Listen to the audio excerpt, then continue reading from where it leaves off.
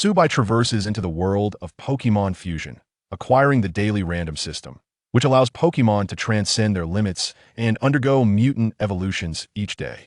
Is Pikachu now so robust it cannot be defeated? Has Infernape unlocked the form of the Great Sage? Can Lucario evolve to its maximum potential? Even more astonishingly, he finds himself engaged to Cynthia, the Sinnoh champion. Consequently, his journey as a trainer spirals into chaos, leaving even Arceus unable to predict what his Pokémon will become. This is a madcap adventure that defies all logic, with every new day presenting unexpected delights. Chapter 1. The Final Opportunity. At J University, the Pokémon Major's sophomore final examinations commence. Subai stands outside the battle arena, cradling Pikachu, feeling a sense of urgency. Inside the arena, a Krogunk is glaring menacingly at him. The trainer of this Krogunk is the examiner. In 10 minutes, it will be Subai's turn. How can he face it? This Krogunk's ability is overconfidence, having already defeated 4 opponents. Should he charge and head first? The examination scores are based on battle performance. If Pikachu is swiftly defeated, Subai will surely fail, and a second failure will result in the loss of his diploma. With a heavy heart, he gently pats Pikachu's head. For the first time in 2 lifetimes, Subai feels the unpredictability of fate. 3 days prior, he arrived in this world of wondrous creatures, having taken over the life of a namesake academic underachiever. The original owner had no family, only a Pikachu left by his mother. Initially, Subai dismissed the original's poor grades, thinking, with my decade of experience as a fan, I could easily write my name backward if I fail again. Yet today, that Krogunk delivered a harsh reality check. This world, despite the existence of Pokémon, is largely indistinguishable from Blue Star. Without a diploma, Subai cannot even become a legitimate trainer, as formal trainers require a degree in Pokémon studies. Due to the excellent public safety in Longwa, there are no criminal organizations like Team Rocket for Subai to join. Beep. Crisis detected, activating the full random system reward. Beginner's gift pack. 1 chance for the chosen one's random. HM Machine X1, Pokédex X1. Upon hearing the electronic voice, Subai felt elated his long-awaited golden finger had finally arrived. He hurriedly communicated with the system in his mind. System, what functions do you possess, and what is the chosen one's random? Beep. Host, it is advised to use the chosen one's random opportunity on Pikachu to navigate the current predicament. What will happen to Pikachu? Your Pikachu will remain Pikachu, but its base stats, abilities, and moves will be entirely randomized. Since it is a chosen one's random, it will only improve. Do you wish to proceed? Yes. Use it. With only this one Pokémon, enhancing its strength even slightly would be beneficial. Detecting random target. Pikachu base stats. HP, 35, attack, 55, defense, 40, special attack, 50, special defense, 50, speed, 90, total, 320 individual values, HP 20, attack 10, defense 1, special attack 30, special defense 21, speed 28 level, 12 beginner ability, static held item, none moves, thunder shock, quick attack, tail whip, electro ball, randomizing. With a ding resonating in Subai's mind, the system indicated the randomization was complete. A flash of light, visible only to Subai, flickered over Pikachu. The Pikachu in his arms shook its little head, feeling a surge of power. Randomized target, Pikachu base stats, HP, 110, attack, 80, defense, 170, special attack, 90, special defense, 120, speed, 90, total, 660 individual values, HP 31, attack 31, defense 31, special attack 31, special defense 31, speed 31 level, 19 intermediate ability, speed boost held item, magnet moves, volt tackle, quick attack, iron tail, electro ball. Subai gasped. Sister system, you truly are my saving grace. Please refrain from jesting. Host, please select an HM machine. Upon hearing the system's voice, Subai couldn't help but smile as he exchanged for the HM Surf. 5 minutes later, Subai, clutching Pikachu, stepped onto the battle arena, surrounded by whispering classmates. The intensity of this final examination had been overwhelming, and many hoped for Subai to perform poorly. This would bring them some comfort. Subai, why not just apply for a retake? You might end up with a weaker opponent, and spare us all the time, a heavily made-up girl holding a Meowth remarked, eliciting laughter from the crowd. The supervising teacher, seeing that Subai's final Pokémon was indeed Pikachu, could only shake his head in resignation. Krogunk, finished this quickly with Dragon Claw. Though he wished to use Earthquake outright, regulations required him to give the student a fair chance. Calmly, Subai ordered Pikachu to dodge just as Krogunk lunged forward, missing entirely. On the observation platform, a man and a woman stood watching. The man was sweating profusely, while the woman appeared stern. They had witnessed the entire examination. Director Lee, perhaps we should leave this Subai as notorious for his poor performance and likely won't impress. The man, Subai's homeroom teacher, Old Gao, said, attempting to flatter while wiping his brow.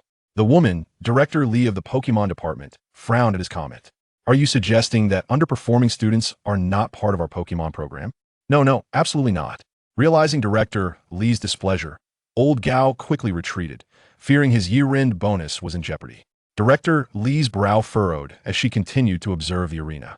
Pikachu's speed was accelerating at an unprecedented rate, far exceeding what an ordinary Pikachu could achieve. Within the arena, Subai commanded Pikachu to repeatedly use Quick Attack, evading Krogunk's assaults.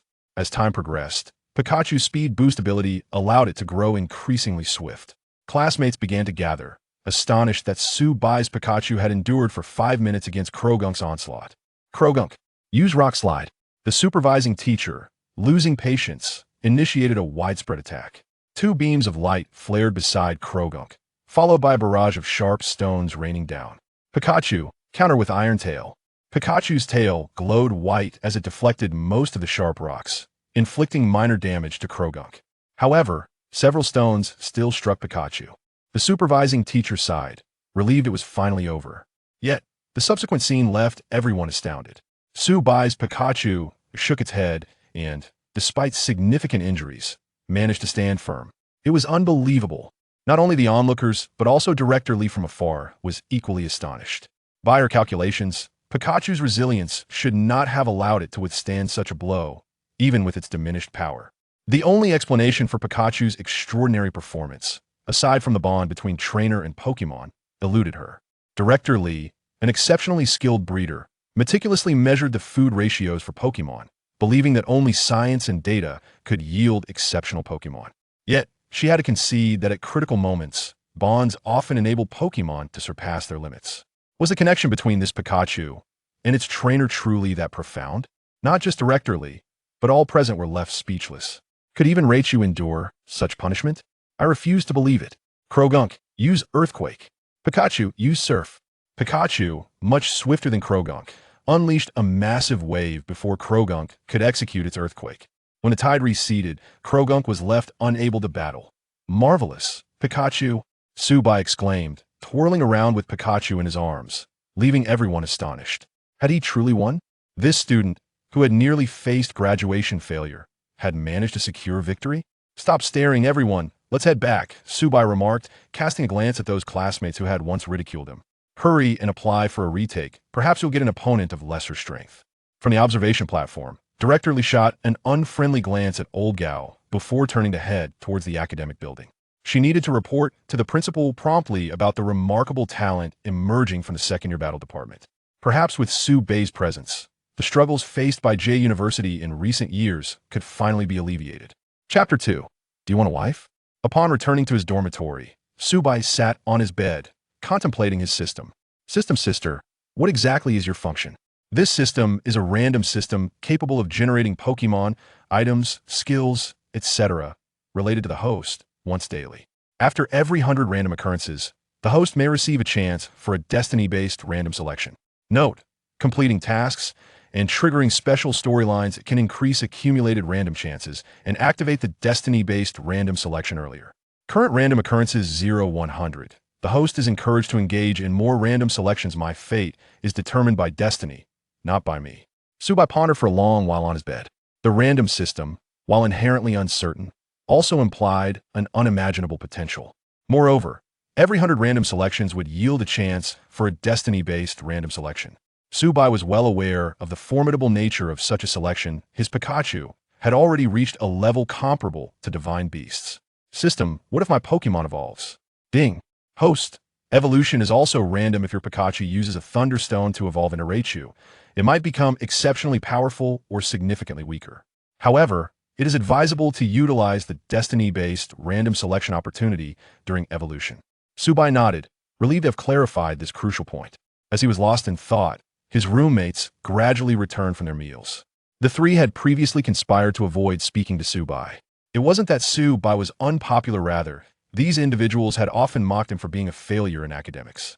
Now that he had transformed into the only genius who defeated a teacher this year, the psychological gap was too vast for them to accept. "Come on, Pikachu." Pikachu chirped happily as it climbed on his Subai's shoulder. Ignoring the coldness from his roommates, Subai relished the solitude, tidying his belongings, fastening Pikachu's Pokeball at his waist, and departing the dormitory. With the final exams concluded and no need for a retake, he headed straight home. As he walked toward the school gate, Subai accessed Dragon Study Network. At J University, the Pokémon department operated on a dual system of credits, and accumulating enough failures would result in the loss of a graduation certificate, while insufficient credits would yield the same outcome. Furthermore, failing courses would deduct corresponding credits. Subai had failed a total of 9 subjects, each costing him 20 points, leading to a current credit total of 180 points.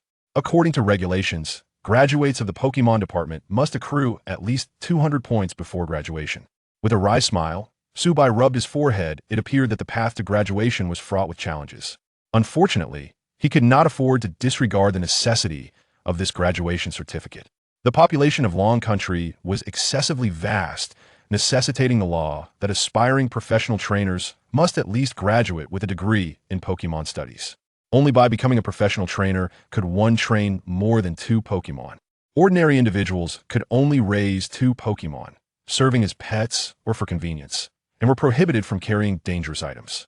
Unless one was confident enough to challenge a gym with 2 Pokémon and achieve at least a top 4 finish in the annual Alliance competition, they would not earn the qualification of a formal trainer. Ding! Detecting a change in the host's circumstances, a long-term mission has been issued. Redemption of the academic underachiever. Please accumulate sufficient credits within 2 years. Current progress 0380. Mission rewards. Each credit earned will accumulate a random occurrence. Advancing the destiny-based random selection, the host is encouraged to engage in more random selections. My fate is determined by destiny, not by me. Subai silently praised the system for its thoughtfulness. He could earn credits while also accumulating random chances. Lost in thought, his phone suddenly rang. "Hello, Uncle Chi. You rascal. I heard from the principal at school that you defeated the Invigilator. Has the prodigal returned?" The caller was Chi Shijun, the principal of J University and one of the 4 kings of Long Country, a good friend of Subai's father, who had looked after Subai over the years. For years, Subai had struggled academically, causing Chi Shijun considerable concern. He had contemplated offering assistance, but the training system for Pokémon talents in Long Country was exceedingly strict. Examination results were entered immediately into the Dragon Study Network, and the examiners were not teachers from the school, so even Chi Shijun was powerless. Now that Subai had finally made progress, Chi Shijun felt relieved. Subai was puzzled as to how Chi Shijun had learned of his victory, as he had not seen him during the examination. "Uncle Chi, how did you know I defeated the Invigilator?" "Director Li Hui informed me." She observed not only your battle, but all the battles of your class. "Sisterly?" Director Li was relatively young and was known for her gentle and vibrant demeanor in front of students, prompting them to affectionately refer to her as Sisterly. "Why did Sisterly come to watch our battles?" "That's not something you need to concern yourself with. You'll find out when the semester starts. Study hard. Your spot in the Pokémon department was secured due to your parents' status as martyrs. You must cherish it." "Don't worry, Uncle Chi, I will definitely cherish it. Is there something you need from me?" Fortunately, Subai's manner of speaking and behaviors closely mirrored those of the original host, and with the original memories at his disposal, Chi Shijun detected no discrepancies. "I heard you performed well on your exam, so I thought I'd reward you. Do you want a wife?" "What?" Subai was momentarily taken aback. Chi Shijun then explained that during his father's studies in the Sinnoh region, he had arranged a betrothal for Subai, and the girl was now arriving from Sinnoh. Subai needed to meet her. "Absolutely not." Subai shook his head vehemently while on the phone. In this world, there existed not only Pokémon, but also characters and regions from original anime works, and as a transmigrator, Subai certainly would not settle for just any girl. "Uncle Chi, among the girls from Sinnoh, my only goal is the Sinnoh champion Cynthia. I have no interest in anyone else." There was a brief silence on the other end of the line, followed by Chi Shijun's laughter. "Haha, I see. Well, that's that. I have a performance match this afternoon, so I don't have time to deal with you." "Uncle Chi, you have a performance match? Can I come to watch?" "Of course. How could I forget about you? Qi Shijun informed Su Bai that his opponent for the afternoon's performance match was the newly crowned champion Wukong from Sinnoh. It was surprising that Wukong had just become champion at this time. Glancing at the QR code sent by Qi Shijun, Su Bai's mind sparked. System, I haven't used my random occurrences today, right? Can I randomize this QR code? Ding. Detecting that the host has obtained a random item. VIP seating admission QR code for the champion performance match. Note, if the host randomizes this item, the system will eliminate all possibilities of the host attending the match in person, including but not limited to meteors destroying the stadium. Perhaps I should reconsider. Su Bai had initially intended to exploit a bug, randomizing the QR code and then requesting Qi Shijun to send him a new one, but it seemed that would not be feasible. System, do I have anything worth randomizing at the moment? Ding. Detecting that the host can currently randomize skills. Supreme Laziness Mastered, Supreme Bragging Mastered, Supreme Shamelessness Mastered, Culinary Skills of Long Country Proficient. Would you like to randomize? Ding. Detecting that the host possesses items. 1 backpack, 1 mobile phone, 1 set of clothing. Would you like to randomize? I choose to randomly select my own skills. These skills appeared rather futile thus. Opting for randomness seemed the prudent choice. Ding.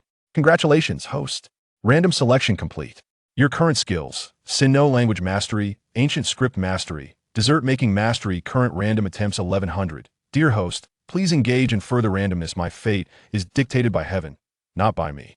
Soon after, Su Bai felt an influx of knowledge within his mind, encompassing the various grammatical structures of the Sinnoh language, numerous ancient scripts, and a plethora of dessert recipes. The 4 skills had been condensed into 3, yet their value had significantly increased. Although they were not immediately applicable, they were nonetheless better than nothing. Pikachu, allow me to introduce you to the formidable battles of true masters, Su Bai proclaimed, affectionately nuzzling his Pikachu perched on his shoulder. He then exited the school grounds and hailed a taxi to the city sports arena. The venue was already teeming with spectators and security personnel, but with the QR code issued by City Lord Qi, he smoothly traversed the VIP entrance into Hall 1. Hall 1 boasted the finest view, typically reserved for the entourages of competing athletes. Upon entering, Su Bai discovered the presence of another one he recognized as the Sinnoh champion, Cynthia. Chapter 3. The fiancée is Hilda donned a sky blue sleeveless shirt, her delicate arms resembling fine jade, while cascades of golden hair tumbled down her back like a waterfall. With a serene countenance, she exuded an intoxicating allure akin to fine wine. Excuse me. This is a viewing area reserved for friends and family. I believe you may have taken a wrong turn, Hilda remarked, crossing her arms and addressing Su Bai in the language of Sinnoh. Her voice, as graceful and cool as in the animations, held a hint of sweetness. A smile crept across Su Bai's face. His newfound proficiency in Sinnoh was proving beneficial. Greetings, Miss Hilda. I assure you, I am in the right place. King Qi of Long Country is my uncle, and I am part of his entourage. Su Bai's gentlemanly use of the Sinnoh language sparked a flicker of interest in Hilda. However, her curiosity piqued. How could this young man possibly know her? You must be from Long Country, right? Your Sinnoh is quite commendable, but how do you know me? Naturally. Hilda recognized the renowned Sinnoh champion, Valkyrie Hilda. Su Bai offered a slight smile, but Hilda appeared taken aback. Thank you. While I do take pleasure in the title of Valkyrie, I have yet to compete against the champions of the Elite Four, so your title is somewhat premature. At Hilda's words, Su Bai nodded. It was reasonable, as Wukong had recently claimed the title of king, and Hilda had yet to be crowned champion. No wonder she seemed a touch less formidable and a tad more endearing than her animated counterpart. Hilda scrutinized Su Bai. A sense of familiarity washing over her. Had they crossed paths before? I feel as though I've seen you before. What is your name? I'm Su Bai. Su Bai, Hilda pondered, her eyes suddenly sparkling with recognition. Is Dr. Suja, the esteemed mythologist from Long Country, your father? He is my father. In the recesses of the original owner's memories, Su Bai recalled that his father, Suja, had sacrificed himself in a certain relic when Su Bai was but 8 years old. Upon hearing Su Bai's revelation, Hilda's tone shifted to one of realization. No wonder you look familiar. With a smile gracing her lips, Hilda began to observe Su Bai with a discerning gaze. He was quite handsome, exuding a certain charm. His features refined and dignified, aligning perfectly with her expectations. Miss Hilda, why do you gaze at me so? Su Bai felt a twinge of apprehension. Could it be that my father wronged you in the past, and now you seek to settle the score with me? Hilda chuckled at Su Bai's words, her laughter as delightful as a spring breeze. Yet, Su Bai refrained from indulging in that moment, reflecting on how his father seemed to have landed him in a predicament. Miss Hilda, do you know my father? Are you genuinely unaware, or feigning ignorance? Hilda regarded Subai with a smile, her gaze unwavering. I truly do not know. Well, if you are really curious, I suggest you wait until after the match and ask King Chi, Hilda replied before gracefully settling onto the sofa. Her eyes turned towards the battlefield outside. Subai longed to inquire further, but suddenly the arena erupted with excitement, the spotlight flickering and swaying. The match had commenced, and King Chi and Wukong had taken their respective positions on either side of the battlefield. Subai's attention was drawn to the arena. All right, let us begin a new venture. Go, Macamp. As the host, King Chi released his dazzling green Macamp. His secondary occupation as a streamer had led to this classic opening line. Go, Bronzer. Wukong unleashed his Bronzer. Given that this was an exhibition match, both competitors had summoned only one Pokémon. With the referee's signal, the battle commenced. Bronzer, use Iron Defense. Macamp, use Dynamic Punch. Upon hearing King Chi's command, Macamp spun around, delivering a dynamic punch that struck Bronzer. Although Bronzer swayed, it ultimately held its ground, shimmering with a faint green glow. The dynamic punch could bypass the opponent's ability changes, indicating that Wukong had been outmaneuvered by King Chi. Hilda raised an eyebrow, casting a sidelong glance at Subai. Her interest piqued. Just moments ago, Subai had uttered the same command. Could this young boy have the ability to anticipate Wukong's moves? It seemed unlikely. Hilda had heard of Long Country's laws. Prior to becoming a formal trainer, opportunities for battles were scarce. How much experience could he possibly have amassed? Moreover, Wukong was an expert in tactics and anticipation. It was not so easily done. As the nephew of King Chi, Subai must have learned from his uncle's habitual strategies. Yet, Hilda understood that this likelihood was slim. In the next moment, Subai uttered two more words. Thief. Macamp then consumed a figgy berry, reducing the power of its psychic-type moves. Under King Chi's command, it withstood Bronzer's electric beam and used Thief to snatch the leftovers. He predicted correctly again. King Chi, an established champion of Long Country, dominated the match, leveraging his extensive experience against the less seasoned Wukong. Long Country's strategic mindset and development tactics were renowned worldwide, and King Chi was a master of this art. Bronzer. Use Tackle. Hilda's eyes narrowed. Tackle was an uncommon move, one she had only encountered in the legends of Sinnoh. It seemed improbable for Bronzer to have learned such a technique. This was an exceedingly rare skill, so rare that even Hilda, with her vast knowledge, was unaware of Tackle's effects. Tackle, the higher the defense, the greater the damage. So this was Wukong's trump card. It was a mystery how he had taught Bronzer this move. As Subai observed the battlefield, muttering to himself, his words rippled through Hilda's thoughts. How did he know? Was it possible that King Chi valued this nephew so highly that he had provided him with such intensive training? This Subai indeed possessed a wealth of knowledge. Seeing Macamp painfully kneeling, yet still holding on to its fighting spirit, Subai smiled faintly. It's over, double return.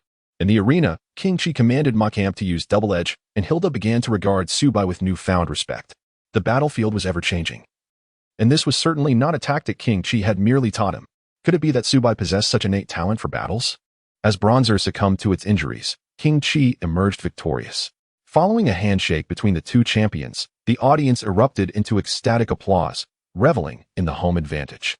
After a series of promotional activities, including photographs, King Chi made his way to viewing hall number 1.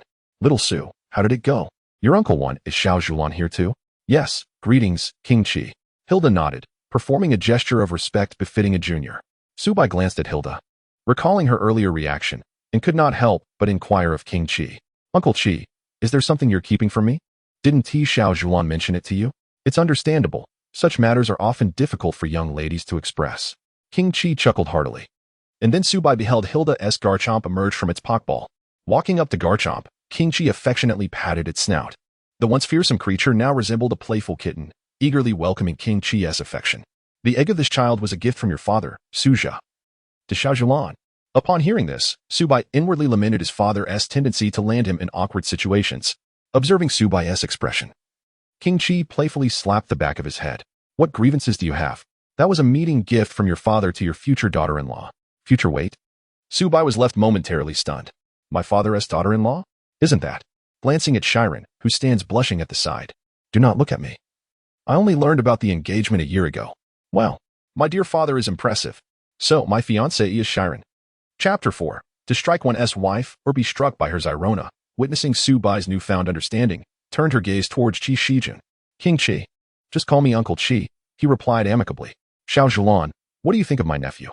Zhulan was Zyrona's Chinese name, and it seemed Qi Shijun was quite familiar with her elder, speaking in a relaxed manner. All right, I will address you as Uncle Qi, Zyrona nodded slightly, then glanced at Subai. I hope to engage in a Pokémon battle with Mr. Subai. With me? Subai was taken aback, not expecting such a request from Zyrona. Qi Shijun shook his head vigorously. Xiao Zhulan, according to the laws of Longhua, Subai is not yet a professional trainer. He only possesses a Pikachu. Rest assured, Uncle Qi. We will each use only one Pokémon, and if you agree, he may borrow one of your Pokémon. Zyrona confidently proposed the idea of a rental battle. She sought to personally verify Subai's capabilities. Despite being a girl with strong opinions, Zyrona was not averse to the concept of a marriage contract. Subai's image was appealing, his demeanor somewhat adorably foolish, aligning with her preferences. Yet, she needed to discern whether Subai's earlier display was indicative of his genuine strength or merely a lesson imparted by Qi Shijun. While she did not demand an invincible husband, if his previous actions were merely a ruse to win her favor, that would be unacceptable. Mr. Subai, do you lack the courage to accept the challenge? No, I accept the battle.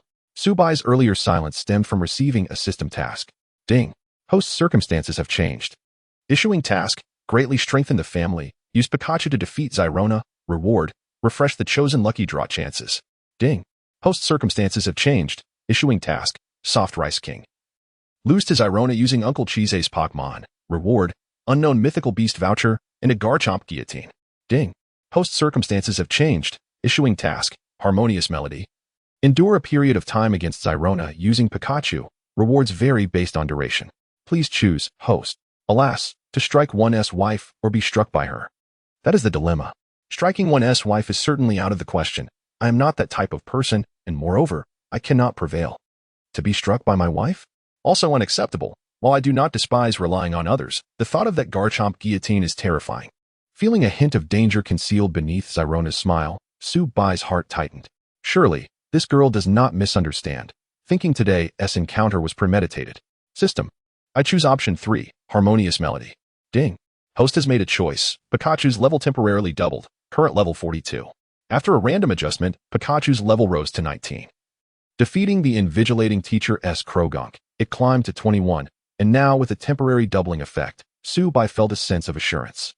Although still overshadowed by Zyrona's Pokémon and level, Pikachu's tenacity was undeniable. Miss Zyrona, I accept the challenge, but I will use Pikachu. Upon hearing Subai's declaration, everyone regarded him as if he had lost his senses, especially Qi Shijun. Kid, are you serious? Don't act foolishly. Uncle Qi, I appreciate your concern. But engaging in battle with my fiancée, while borrowing your strength, would compromise my manhood.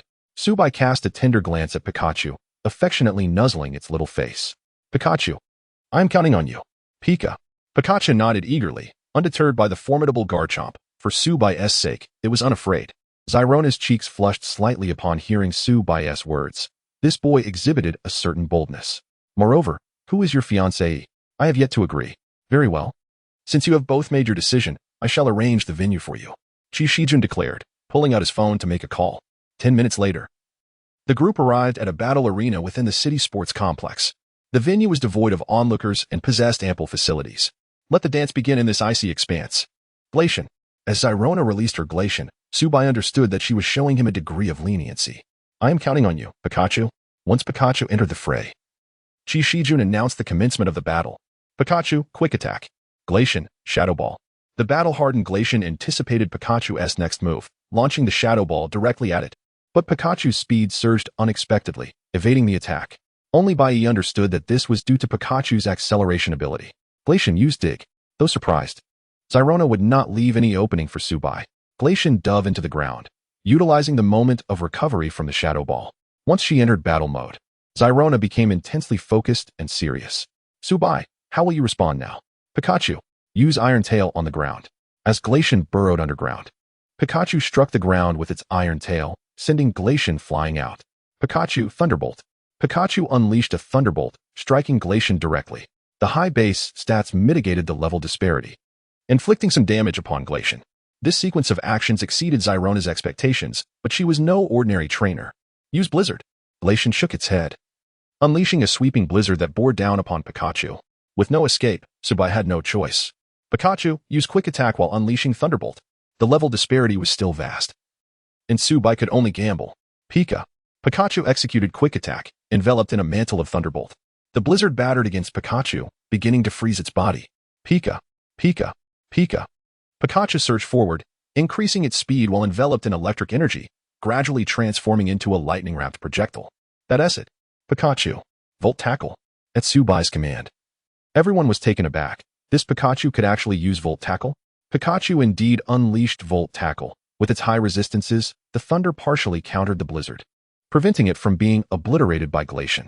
This spectacle surpassed everyone's expectations. Even Zyrona, who had rarely faced defeat since her debut, found herself momentarily stunned on the battlefield. Volt Tackle finally collided with Glacian. As the smoke cleared, Glacian appeared charred and disheveled, yet still standing. Use Feint. Zyrona smiled slightly. Glacian executed a light kick, landing a second priority feint directly on Pikachu. Subai rushed forward to embrace his incapacitated Pikachu.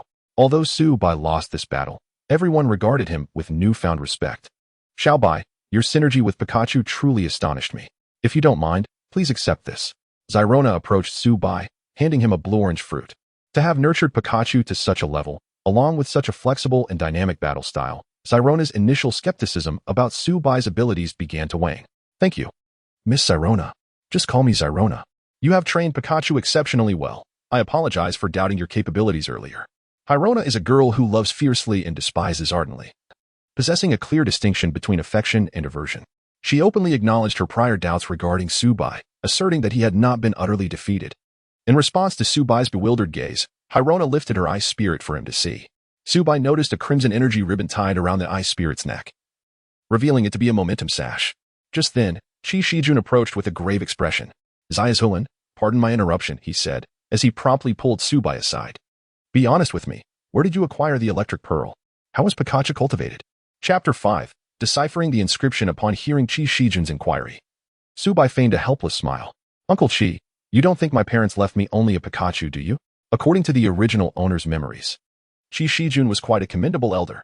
To avoid any misunderstandings and to put Subai's mind at ease, he had never inquired about what Subai's parents had left behind over the years. Oh, I see. Wait, that doesn't add up. Qi Shijun realized another inconsistency in Subai's story today. I never mentioned anything about Zayazhulan to you. How did you know about her? You even know she's aiming for the Sinnoh Championship? Uncle Qi, the Champion League Challenge in Sinnoh is readily available online. Hashirona is quite popular among our friends. Subai replied with a mischievous grin. But I truly don't know what our relationship is. Perhaps it is fate. Your shamelessness truly comes from your father. The words you speak are exactly like those he used when pursuing your mother, Qi Shijun said with mock annoyance, giving Subai a light tap on the back of his head. Since you know the girl is popular, you should make an effort. Hashirona will be staying in Dragon Country for a few days, so seize the opportunity. Training? What training? Go ask her. Everything's not on me. Should I even arrange your marriage? After saying this, Qi Shijun turned and spoke a few words to Hashirona, whose face noticeably flushed, yet she seemed to offer no rejection. Soon after, Qi Shijun called away all the accompanying personnel, leaving only Subai and Hashirona together. How about we head to the Pokémon Center to restore Pikachu and Glacian's stamina first? Sure. Hashirona donned a mask and sunglasses, tucking her golden hair beneath a hat, and followed Subai out of the city's sports arena to the nearest Pokémon Center. While Pikachu and Glacian were recovering, Subai and Hashirona waited in the CAF of the center. Although Hashirona was not yet a widely acclaimed champion of Sinnoh, her remarkable beauty was undeniable. Despite being largely concealed by her hat and mask, her alluring figure still attracted numerous gazes. In under 10 minutes, Subai had already intercepted 3 individuals attempting to strike up a conversation with her. Hashirona, do you experience this kind of attention when you travel in Sinnoh? Not really. I usually stay with my Garchomp or in ruins and libraries, rarely venturing into bustling areas like this. Subai suggested they wait in a private booth, and Hashirona nodded in agreement. Upon entering the compartment, the waiter presented the menu, which Subai handed to Hashirona first. Hashirona furrowed her brows, her gaze flitting across the menu through her sunglasses, revealing her indecision. Shall I help you order? That would be great. Thank you. Hashirona smiled brightly. Handing the menu back to Subai, he ordered her an iced coffee with whipped cream and chose moo milk for himself, along with an ice cream cake for dessert. Once the waiter departed, Hashirona removed her sunglasses and mask, resting her chin on her hand while gazing at Subai with a slight smile. Your earlier demeanor, in the words of your Dragon Country, could it be described as jealousy? Subai was momentarily taken aback, unsure of how to respond. This marked Hashirona's decisive offensive. After the coffee arrived, Hashirona ceased teasing Subai, taking a sip before retrieving a fragrant notebook from her pocket. Since I have plans for tomorrow, I wish to complete my work today, if that is all right. Of course, please proceed. Subai gestured politely, and Hashirona expressed her gratitude before donning a pair of intellectual gold-rimmed glasses and beginning her work. Subai took a large sip of his milk, quickly averting his gaze. Despite the CAF being well air-conditioned, he felt a slight warmth in the booth. When the dessert arrived, Hashirona's attention finally shifted from her notebook to the sweet treat, prompting Subai to engage her in conversation. Hashirona, may I inquire what you have written in your notebook? It's nothing much. You can take a look. Hashirona was fully engrossed in her cake, allowing Subai to pick up the notebook. Inside were meticulously transcribed ancient texts, specifically various unknown totems, with elegant yet sharp handwriting, likely penned by Hashirona herself. In the past, Subai would have struggled to comprehend this, but thanks to the system's random proficiency in ancient scripts, he found reading it effortless. The legendary Pokémon, Dialga, who governs time, and Palkia, who governs space. This treasure, the adamant orb, can enhance Dialga's power. People. Upon hearing Subai's seemingly knowledgeable interpretation, Hashirona halted her spoon mid-air, gazing at him in astonishment. You can understand it? Just a guess. I have a keen interest in mythology and ancient texts, often visiting the library to read relevant books. Subai intended to impress, as shared interests could foster deeper connections. Besides, with his fiancée before him, could it truly be considered mere pretense? Unbeknownst to him, his casual remark stirred significant waves within Hashirona's heart. Subai, please translate it for me. Initially seated across from each other, Hashirona now moved to sit beside Subai, eagerly taking up her pen and notebook, her eyes sparkling with anticipation. Surprised by her eagerness, Subai responded, You can't comprehend it? What about your earlier reaction? This inscription was recently unearthed in the Sinnoh region. I was just attempting to decipher it. Realizing he had overstepped, Subai noticed Hashirona gazing at him intently, her fragrant scent enveloping him. Please, Subai. I truly hope you can assist me. Hashirona clasped her hands together, resting them against her forehead, her voice soft and pleading. Oh no, another offensive round from Hashirona. No Pokémon enthusiast could resist her charm, and neither could Subai. All right, but I only dabble in it. I may not be accurate. That's fine. So do I. Subai did not dismiss her words outright, but in Hashirona's mind, he possessed the capability to attempt deciphering. The two sentences he had just interpreted were proof enough. With Hashirona's approval, Subai began to feign expertise in his explanation, discussing the ancient speculations surrounding the adamant orb and some time-space legends. As Hashirona listened, taking notes, her emotions became increasingly complex. As a scholar of mythology, she found Subai's interpretations increasingly credible, yet she remained baffled as to how he understood them. Like father, like son, she mused. Subai's father, Dr. Suja, was a renowned mythologist in Dragon Country, admired even by her grandmother. It was only logical that Subai, at his young age, could possess such knowledge. Moreover, the mythological research in Dragon Country far surpassed global standards. While the world believed that Tianguan Mountain was the origin of the world, in reality, Dragon Country had already established a complete mythological system by the time Tianguan Mountain was formed. Yet, even with such context, Subai's display left Hashirona in awe. To cultivate Pikachu to such excellence while simultaneously possessing profound knowledge in mythology was no small feat, Subai. How do you manage it? As she contemplated this, Hashirona felt not only admiration but a hint of pride swelling within her. That's about it. Thank you so much, Subai. Hashirona tilted her head, offering a sweet smile that could melt the harshest winter.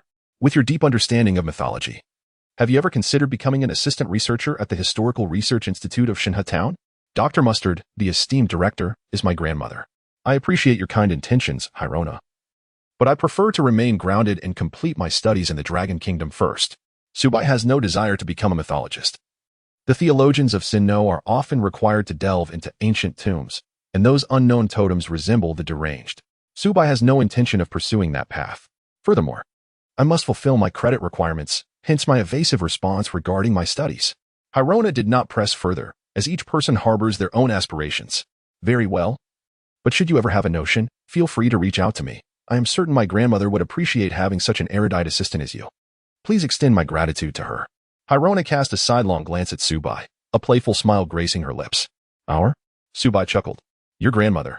Chapter 6. Ice cream cake. Once the matter was resolved, Cynthia, free from her burdens, joyfully indulged in ice cream. Observing her adorable demeanor, Subai thought to himself that he had struck gold.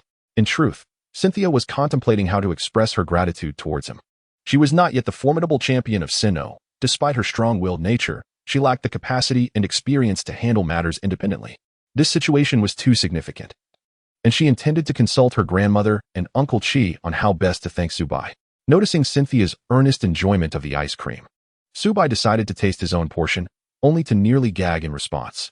His refined dessert-making skills not only equipped him with the ability to create, but also to discern flavors, akin to the likes of Zydangia and Yukihira Soma, though he did not possess their extraordinary talents.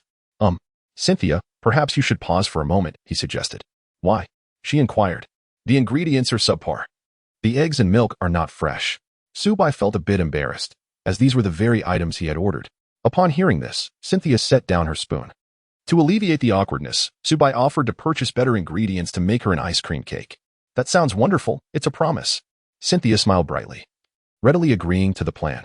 At that moment, an announcement informed Subai that Pikachu and the others had completed their tasks. He recalled Pikachu and Glacian, and the two departed from the Pokémon Center. As they walked, Subai seized the opportunity to pose a question that had been on his mind. Cynthia, what brings you to the Dragon Kingdom this time? I am here to train at the Origin Temple. The Origin Temple? Are you not familiar with it? Subai was indeed aware of this temple, located on the outskirts of J City. He had visited it with classmates in the past. Cynthia explained that while the Origin Temple appeared to be a tourist attraction, it was, in fact, a place of secret martial arts transmission. The Dragon Kingdom is renowned as the birthplace of dragons and martial arts, teeming with dragon-type Pokémon. Here, masters of techniques can transform certain moves into profound martial arts secrets. Once a Pokémon has viewed these secrets, it can learn moves it previously could not. For instance, Wusong's Bronzong learned its tackle move from a drunken master, who adapted the move into a form of the Drunken 8 Immortals technique. So, you plan to visit the Origin Temple tomorrow? Yes. Will you accompany me? Of course, I will accompany you. First, let us find you a place to stay. Cynthia nodded at Subai's words, but her expression suddenly grew serious. However, before we search for accommodations, we must attend to a more pressing matter. What matter? We need to make the ice cream cake for me. The mere mention of ice cream caused Cynthia's face to light up with anticipation, even with her mask obscuring part of her features. Subsequently, Subai led Cynthia into the Qingdao Plaza of J City. After shopping extensively, he glanced at her and asked, "If you don't mind, would you like to come back to my home? I can prepare it for you." Sure. The two hailed a small cab and leisurely admired the cityscape as they made their way to Subai's neighborhood. Upon entering, Subai noticed a distinct smell of dust lingering in the air. My apologies, I live in the dormitory, so the house is empty. I hope you don't mind. He opened a window and quickly tidied the sofa, inviting Cynthia to take a seat. The house was not disorganized, but the absence of residents had left it somewhat dusty and lacking warmth. Feel free to watch television, or you may peruse the research papers left by my father in the study. I'll tidy up a bit, and then begin preparing your ice cream cake. That's fine. I can help you clean up, Cynthia offered, but Subai gently declined. Regardless of their relationship, it was their first meeting, and Cynthia was still a guest. Thus, out of courtesy, Subai could not allow her to assist him. Pikachu, why don't you keep Cynthia company for a while? Subai released Pikachu, while he filled a basin with water and grabbed a cloth and mopped ahead into the study. Half an hour later, Subai emerged to find Cynthia engaged in teaching Pikachu. The secret to shadow clone lies in rapid repetitive movement, creating afterimages. Thank you for your hard work. The study is spotless now. Not at all. This little one is quite charming. I'll get started now, if you don't mind. The study was impeccably clean, and Cynthia smiled as she picked up a book, engrossed in her reading. Pikachu, adorably pushing a small cloth, busily maneuvered around the floor. In less than half an hour, Subai had finished tidying up and began preparing the cake. He whipped fresh milk with egg whites and sugar, adding various colors of freshly squeezed fruit juices, freezing them to create different ice creams. Mastery of whipping techniques and ingredient proportions was essential. While cooking was simple, achieving perfection required patience, as even a slight miscalculation in mixing or sugar could result in a vastly different flavor. As the ice cream froze, Subai started baking the cake layers. Fortunately, the original owner was a foodie, so the house was well equipped with kitchenware.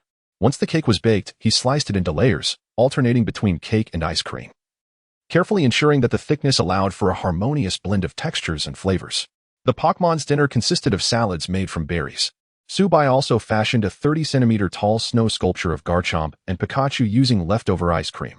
Garchomp exuded a commanding presence, while Pikachu stood beside him, brimming with fighting spirit. Dinner is served. Thank you for your efforts. Cynthia removed her glasses, stepping out of the study, looking somewhat fatigued yet relaxed. Her usual aloofness softened by a more approachable demeanor. Wow, it's beautiful. Soar through the skies, Garchomp. Cynthia immediately spotted the snow sculpture of Garchomp and released him. Thankfully, the ceiling in Subai's home was sufficiently high. Upon emerging, Garchomp caught sight of the snow sculpture resembling him. Garchomp, this was made by Subai for you. And Pikachu too. Pika. Pikachu happily leaped onto Subai's shoulder, nuzzling his face affectionately. That's wonderful. I'm glad you like it. Everyone, come out. Cynthia released her Pokémon, Lucario, Gardevoir, Glacian, Roserade, and Togekiss, all gathered around the snow sculpture of Garchomp, filled with admiration. Garchomp's cheeks flushed with rare color. And he turned to glance at Subai. You've got some sense, kid. Gardevoir floated over, eager to take a bite, but Garchomp shot her a glare, causing her to retreat in disappointment. All right, sharing is what matters most. If we don't eat it soon, it will melt. Upon hearing Cynthia's words, Garchomp cast a reluctant look at his snow sculpture and then back at Subai. Don't worry, I'll make you another one tomorrow. Garchomp nodded and carefully used his fins to separate the ice cream, distributing it among everyone. Subai placed Pikachu's portion of ice cream in front of him, shared out the berries, and then handed a corner of the ice cream cake to the eagerly awaiting Cynthia. Give it a try. Thank you. Cynthia eagerly accepted the ice cream cake. I'm diving in. As she took a spoonful of the ice cream cake, her eyes squinted in delight. The ice cream was cold and sweet, while the cake was soft and rich, yet neither overwhelmed the other's flavors and textures. Savoring both the ice cream and the cake brought her immense happiness. The ice cream cake was a double delight. It's delicious. Cynthia felt as if she were enveloped in a blanket made of cake, akin to lying in ice cream, ready to melt away at any moment. Subai also cut himself a piece and took a bite. He was astonished. The system's randomly assigned skills were truly remarkable. Subai had never tasted such a delectable cake before. What a delightful surprise. Chapter 7, Night and Dawn in the evening, as Subai washed the dishes. He pondered the words spoken by Sharona during their dinner. After meticulously studying the materials left by Subai's father, Sharona discovered that the historical records of Pokémon in the Dragon Kingdom were extensive and rigorous. The earliest mention of Pokémon dates back to before the reign of King Wu, when the Phoenix King was said to have called out from Mount Chi in the west. Could it be that this world had Pokémon so long ago? It remained uncertain whether Subai's father had ceased his research at this point, or if the records of Pokémon in the Dragon Kingdom simply stopped here. The original owner had little interest in such matters, resulting in these documents gathering dust in the study.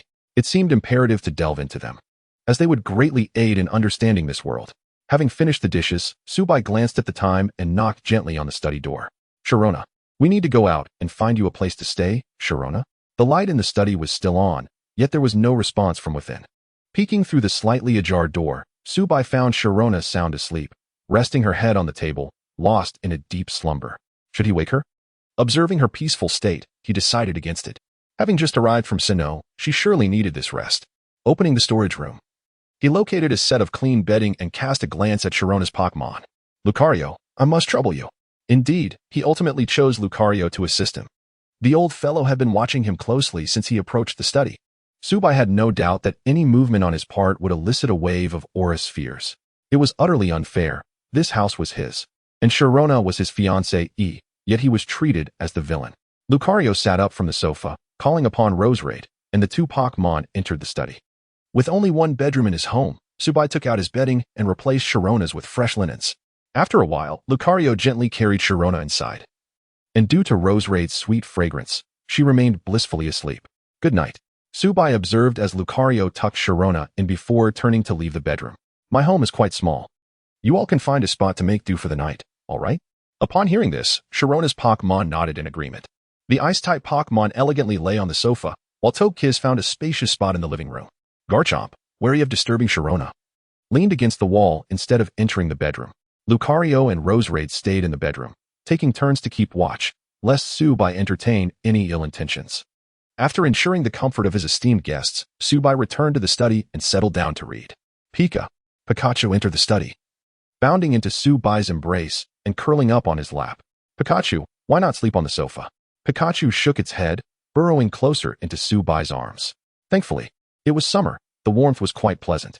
Subai gently stroked Pikachu as he resumed his reading. Indeed, Pokémon had existed since ancient times. During the Warring States period in the Dragon Kingdom, there were bronze artifacts resembling Pokeballs. By the Tang Dynasty, the technology for ceramic and jade Pokeballs had reached its pinnacle, regarded as the predecessors of modern Pokeballs. Historical texts brimmed with references to Pokémon, detailing divine assistance granted to virtuous emperors. For instance, the illustrious Lu family had a descendant who commanded Rayquaza, employing a technique to strike the enemy forces. His adversary, Amang, was believed to have received the aid of Celebi. The Dragon Kingdom had consistently been at the forefront of the world. And given the altered global landscape compared to Blue Planet, the historical calamities that plagued the Dragon Kingdom were significantly fewer. Yet, regrettably, the existence of Pokémon allowed for many phenomena to be easily explained through their presence, greatly diminishing the realm of human imagination. Consequently, numerous exceptional literary and cinematic works either did not come to fruition or had been lost to time. Notification. Current time, 0000. Host has refreshed random attempts. Current attempts available. 1. Notification. Task completion reward, harmonious melody.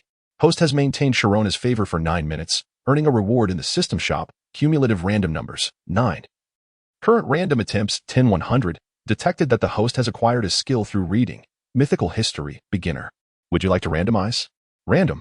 Subai opted for randomization. And with his proficiency in ancient script and the foresight of a time traveler, this entry-level skill of mythical history proved of little consequence. Notification. Congratulations, host, on successful randomization. You have acquired the skill, simple drawing proficient, current random numbers, 11-100. Please continue to randomize. My fate lies not in my hands. Not a bad deal. Subai felt a wealth of artistic knowledge flooding his mind. Though merely basic drawing skills, it was still a commendable talent. Grabbing a piece of paper and pulling a pencil from the holder, within 5 minutes, an adorable Pikachu sprang to life on the page. Pikachu, do you like it? Pika. Upon seeing the drawing of itself, Pikachu joyfully squeaked, playfully climbing over Subai and engaging in a light-hearted tussle. Oh, that tickles, Pikachu. You seem quite happy, don't you? Subai embraced Pikachu, burying his face in its belly and inhaling deeply. Delightful. Perfectly satisfying. System, open the shop. The system shop opened, showcasing an array of everyday items. Pokémon tools, skill machines, berries, and more. Everyday items were priced at approximately 80 of market value, though the status of Pokémon tools remained uncertain. At present, only berries and everyday items were unlocked for purchase. The system balance was empty, permitting Subai to recharge his cash into the system balance, albeit with a hefty 20 transaction fee. In essence, purchasing items equated to their original prices, with only system rewards and randomly generated funds being deposited into the system balance.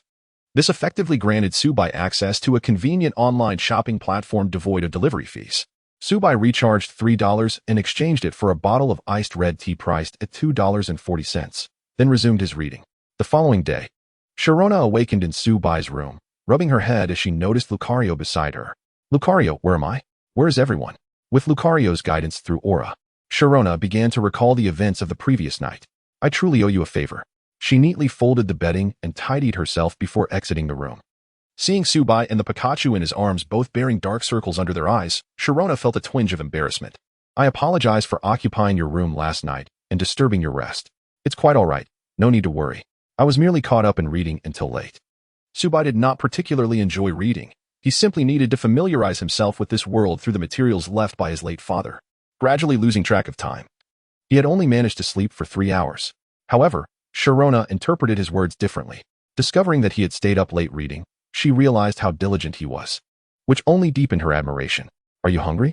I can head downstairs to the convenience store and grab us some sandwiches. I noticed one nearby yesterday. That won't do. I cannot be so dismissive of you. Besides, I never skimp on meals. Subai first attended to his morning routine, having already purchased new toiletries for Sharona the previous day. After cleaning up, he prepared breakfast, egg drop noodle soup, a quintessential dish of the Dragon Kingdom, emphasizing a light flavor. He also had Japanese sukiyaki seasoning and teriyaki sauce at home, ensuring Sharona would find the meal to her liking. With a sumptuous breakfast, the entire house was instantly enveloped in warmth, and the fearsome Garchomp appeared less intimidating. The Pokemon's breakfast consisted of a delightful berry stew. Pikachu relished this dish, and Garchomp and its companions savored every bite. Who would have thought that not only were you an exceptional cook, but also an adept nurturer? Cynthia gazed tenderly at the Pokemon, which are notoriously finicky eaters. I have yet to witness them consume food prepared by anyone else. No. Subai has purely mastered the essence of culinary improvisation. As long as my ingredients are sufficiently diverse and the dish is not unpalatable, one can always find their favorite ingredients within. Fortunately, with the vast array of berries available in the system shop unlocked by the system, Subai was able to procure such a multitude of berries. Shall we head to the Origin Observatory after breakfast? Excellent. Chapter 8. The mysterious secret transmission. Upon stepping out of the door, Subai hailed a small horse-drawn taxi. The driver, noticing Sharona's remarkable figure and her partially concealed beauty, gave Subai a thumbs up. Young man, off to the Origin Temple for a visit? Yes, indeed. Ah, youth is truly wonderful. But honestly, there's not much to see inside, just a chaotic array of symbols on the walls that can be quite bewildering. Perhaps I would recommend you choose another destination. Don't let the young lady down with a lackluster experience. The driver was exceedingly warm-hearted, and Subai recognized his good intentions. The chaotic symbols he mentioned were likely the secret transmissions of the Origin Temple. Sharona and Subai exchanged a glance, both revealing a hint of delight on their faces. Thank you, sir, but we are indeed drawn here by reputation and would like to see it for ourselves. Very well, leave me your number. And should you wish to explore elsewhere later, just give me a call. Sure. Subai noted down the driver's contact information, and the vehicle halted at the parking lot of the ticket office at the foot of the mountain, unable to ascend further. After purchasing their tickets, Subai and Sharona began their leisurely ascent. The Origin Temple was situated at the entrance of the vast Shifang mountain range. It was referred to as the entrance because beyond lay an unending expanse of wild natural terrain, where the mountains were cloaked in dense vegetation, teeming with countless wild and wondrous Pokémon. Access was generally restricted to the public. As today was not a weekend, the tourist crowd was sparse, allowing glimpses of Pidgeys and Dojuos flitting through the trees, and occasionally, one might spot a Farfetch'd or a Bidoof leaping between the branches. This is delightful, Subai. Thank you for accompanying me. It's nothing. I have a day off too, and wanted to explore a bit. Subai's words were not a mere flattery towards Sharona. Rather, he was an inherently restless person, and unfortunately, the original owner of this body had few friends. Had it not been for accompanying Sharona to the Origin Temple, he would have been at a loss for how to spend his day. Moreover, Subai was eager to witness the so-called skill transmissions. When do you plan to train your second Pokémon? No rush. I believe in fate. Rather than capturing more Pokémon, I prefer to nurture my current companions to their fullest potential. Sometimes, having too many partners can lead to favoritism. Subai playfully teased the Pikachu perched on his shoulder, eliciting a joyful squeak as it nuzzled against his cheek. A faint spark of electricity coursed through Subai, causing his body to momentarily stiffen. Unexpectedly, Pikachu had learned a new move. Sharona, could you lend me a hand? What is it?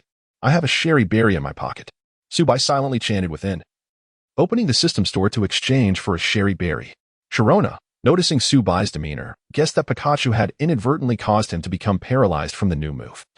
And without hesitation, she reached into her pocket to retrieve the berry, offering it to Subai. Upon tasting the sherry berry, the mildly spicy flavor invigorated his taste buds, and Subai felt the paralysis lift. Observing his slightly disheveled state, Sharona couldn't help but stifle a laugh, then gracefully continued her ascent like a delicate deer. Upon entering the Origin Temple, Sharona sought out the Taoist priest she had previously arranged to meet. The priest nodded and led them into the main hall. As Subai's gaze lifted, he beheld the so-called inheritance. Excuse me, is this the secret transmission?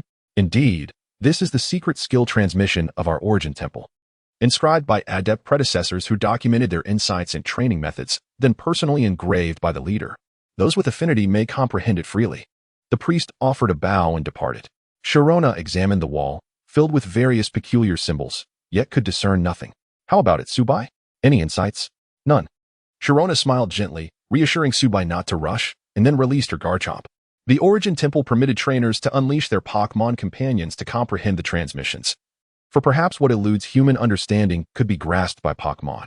That makes sense. Come forth, Pikachu. Subai summoned Pikachu, joining in the comprehension. Observing the focused expressions of Garchomp and Pikachu, Subai felt a tinge of curiosity. Have you discerned any moves? Pikachu shook its head in dismay, indicating it was utterly lost. Garchomp, however, proudly raised its head, exclaiming, I see nothing, what of it? Subai chose to disregard it and continued to comfort Pikachu. Don't worry. If you can't see anything, that's perfectly fine. Subai, do you feel? Sharona hesitated, then tentatively asked, do you think these symbols are familiar? Yet upon closer inspection, you can't recognize a single one? Upon hearing Sharona's words, Subai fell into contemplation. These patterns were undoubtedly some form of script. And while Sharona found them familiar, Subai shared the same sentiment. Subai began to calm his mind and scrutinize the symbols. The more he observed, the more his lips subconsciously curled into a smile. At first glance, he genuinely did not recognize the symbols, but when viewed from different angles, they transformed into unknown totems. With his proficiency in ancient languages, Su Bai's familiarity with these unknown totems surpassed that of the average scholar, thus granting him heightened sensitivity. Initially, he had felt nothing while skimming through the symbols, but now, upon careful examination, he discerned a pattern and began translating the unknown totems. As he comprehended them, Su Bai felt as though these totems had come alive, playfully rearranging themselves into patterns and comprehensible text. Thus, he uncovered the secret of the Origin Temple's transmission. It was no wonder it could be boldly inscribed here. Without a certain level of fate and depth, one could not truly understand. The effect of the unknown totems combination resembled that of a martial arts manual, combining imagery and text, rendering it remarkably digestible. Su Bai searched for suitable moves for Pikachu and Sharona-esque Garchomp until he stumbled upon a Dragon-type move. What moves does Garchomp currently possess? This little one? It knows moves like Draco Meteor, Dragon Claw, Dig, Swords Dance, Dragon Dance. As her primary partner, Sharona could list Garchomp's moves effortlessly. Listening to such a luxurious repertoire, Su Bai inwardly marveled at her wealth. Swords Dance could significantly enhance Garchomp's attack power, nearly maximizing its offensive capabilities. Yet he felt that Dragon Dance, which could simultaneously boost both attack and speed, would be more fitting for Garchomp. Upon hearing Su Bai's thoughts, Sharona nodded in agreement, adding that Garchomp could learn both Swords Dance and Dragon Dance, choosing which to use based on the situation. In this world, Pokémon were not limited to learning just 4 moves. Unfortunately, this little one can't learn Dragon Dance. What if I could help Garchomp learn it? Su Bai leaned closer to Sharona. And how would you repay me? How could you possibly? Before Sharona could finish, her astute mind quickly grasped Su Bai's implication. You understand? Of course. Su Bai pointed to a section in the upper left corner of the wall. This area contains the secret teaching of Dragon Dance, allowing Dragon-type Pokémon that typically cannot learn it to acquire the move. After speaking, Su Bai approached the corner to request paper and pen from the staff, beginning to draw, illustrating how the Dragon-type energy should flow within while using Dragon Dance. Along with the corresponding movements, he detailed everything meticulously. To make it easier, Su Bai even tailored the Pokémon in his drawings to resemble Garchomp. Thanks to the drawing skills granted by the system, Su Bai's sketches were vivid and lifelike, allowing a trainer like Sharona to comprehend them at a glance. Xiao Bai, your artistic skills are truly remarkable. It's merely a simple sketch. Why not show it to the Garchomp? Chapter 9. The poacher Sharona nodded and subsequently handed over the diagram drawn by Su Bai to the Mega Sharpedo. Thanks to Su Bai's concise and accurate illustration, coupled with the fact that Mega Sharpedo is a Dragon-type Pokémon, it comprehended the energy flow of Dragon Dance almost instantaneously. Observing the enhanced aura of Mega Sharpedo and the glimmering red light of its fins, Sharona realized that this was a clear indication of the attack and speed boost gained from mastering Dragon Dance. She was astonished that, despite all their efforts, the Dragon Dance that had eluded her and Mega Sharpedo had been learned so effortlessly. Su Bai, is there anything you cannot accomplish? Mega Sharpedo was equally astonished. Noticing Sharona and Mega Sharpedo gazing at him simultaneously, Su Bai inquired curiously, why are you looking at me like that? Can you tell me how you recognize these patterns? Su Bai explained to Sharona that these designs were merely the unknown totems inverted. Upon closer inspection, Sharona confirmed his assertion. While it seemed a trivial alteration, the true rarity lay in recognizing these subtle variations and successfully translating them. Sharona felt she had gained a sufficient understanding of Su Bai's knowledge, yet was taken aback by how much deeper his expertise in ancient texts was than she had anticipated. Such proficiency could scarcely be attributed to mere talent or hard work. However, Sharona was astute enough to recognize that everyone harbors secrets. Since Su Bai chose not to divulge his, she refrained from inquiring further. After all, secrets are best uncovered through personal exploration. In the ensuing time, Sharona guided Mega Sharpedo in practicing Dragon Dance based on the esoteric techniques provided by Su Bai. Meanwhile, Su Bai assisted Pikachu in practicing the volt switch recorded on the wall. Even with secret techniques, one must adhere to fundamental principles. For instance, no matter how much you try to make Groudon memorize the secrets of the wall, it still would not learn fly. Time flew by swiftly while learning alongside their Pokémon, and before long, evening had arrived. Mega Sharpedo and Pikachu had nearly mastered their respective moves, but it was prudent to remain at the Origin Pavilion to solidify their skills overnight. Fortunately, Sharona had already reserved a room at a hotel facility near the scenic area. Although it was somewhat expensive, its proximity to the Origin Pavilion was advantageous. That evening, while Su Bai was bathing Pikachu, the system suddenly issued a mission. Ding! Detected that the host is staying at the Origin Pavilion Hotel, unlocking a spontaneous mission. Enjoy a night tour of the Origin Pavilion. Mission content. Invite Sharona to admire the night scenery of the Origin Pavilion. Mission reward. mastery in Pokémon breeding and healing. Why would such a mission be issued? Are you a random system or a dating system? Inviting a girl to observe the night view in the depths of the mountains at this hour? What do you take me for? 10 minutes later, Subai stood at the door of Sharona's room and knocked. Sharona, are you resting? The door opened, revealing Sharona in casual attire, enjoying a strawberry chocolate ice cream. What's the matter? Are you having trouble sleeping? Do you want to go see the night view? After contemplating for a moment, Sharona nodded and closed the door. Half an hour later, the door opened again, and Sharona emerged wearing a new black sleeveless blouse, looking as though she had applied light makeup. As the two strolled along the mountain path under the night sky, they listened to the unique melody of the evening, gazing at the stars above. The scenery was imbued with a distinct charm.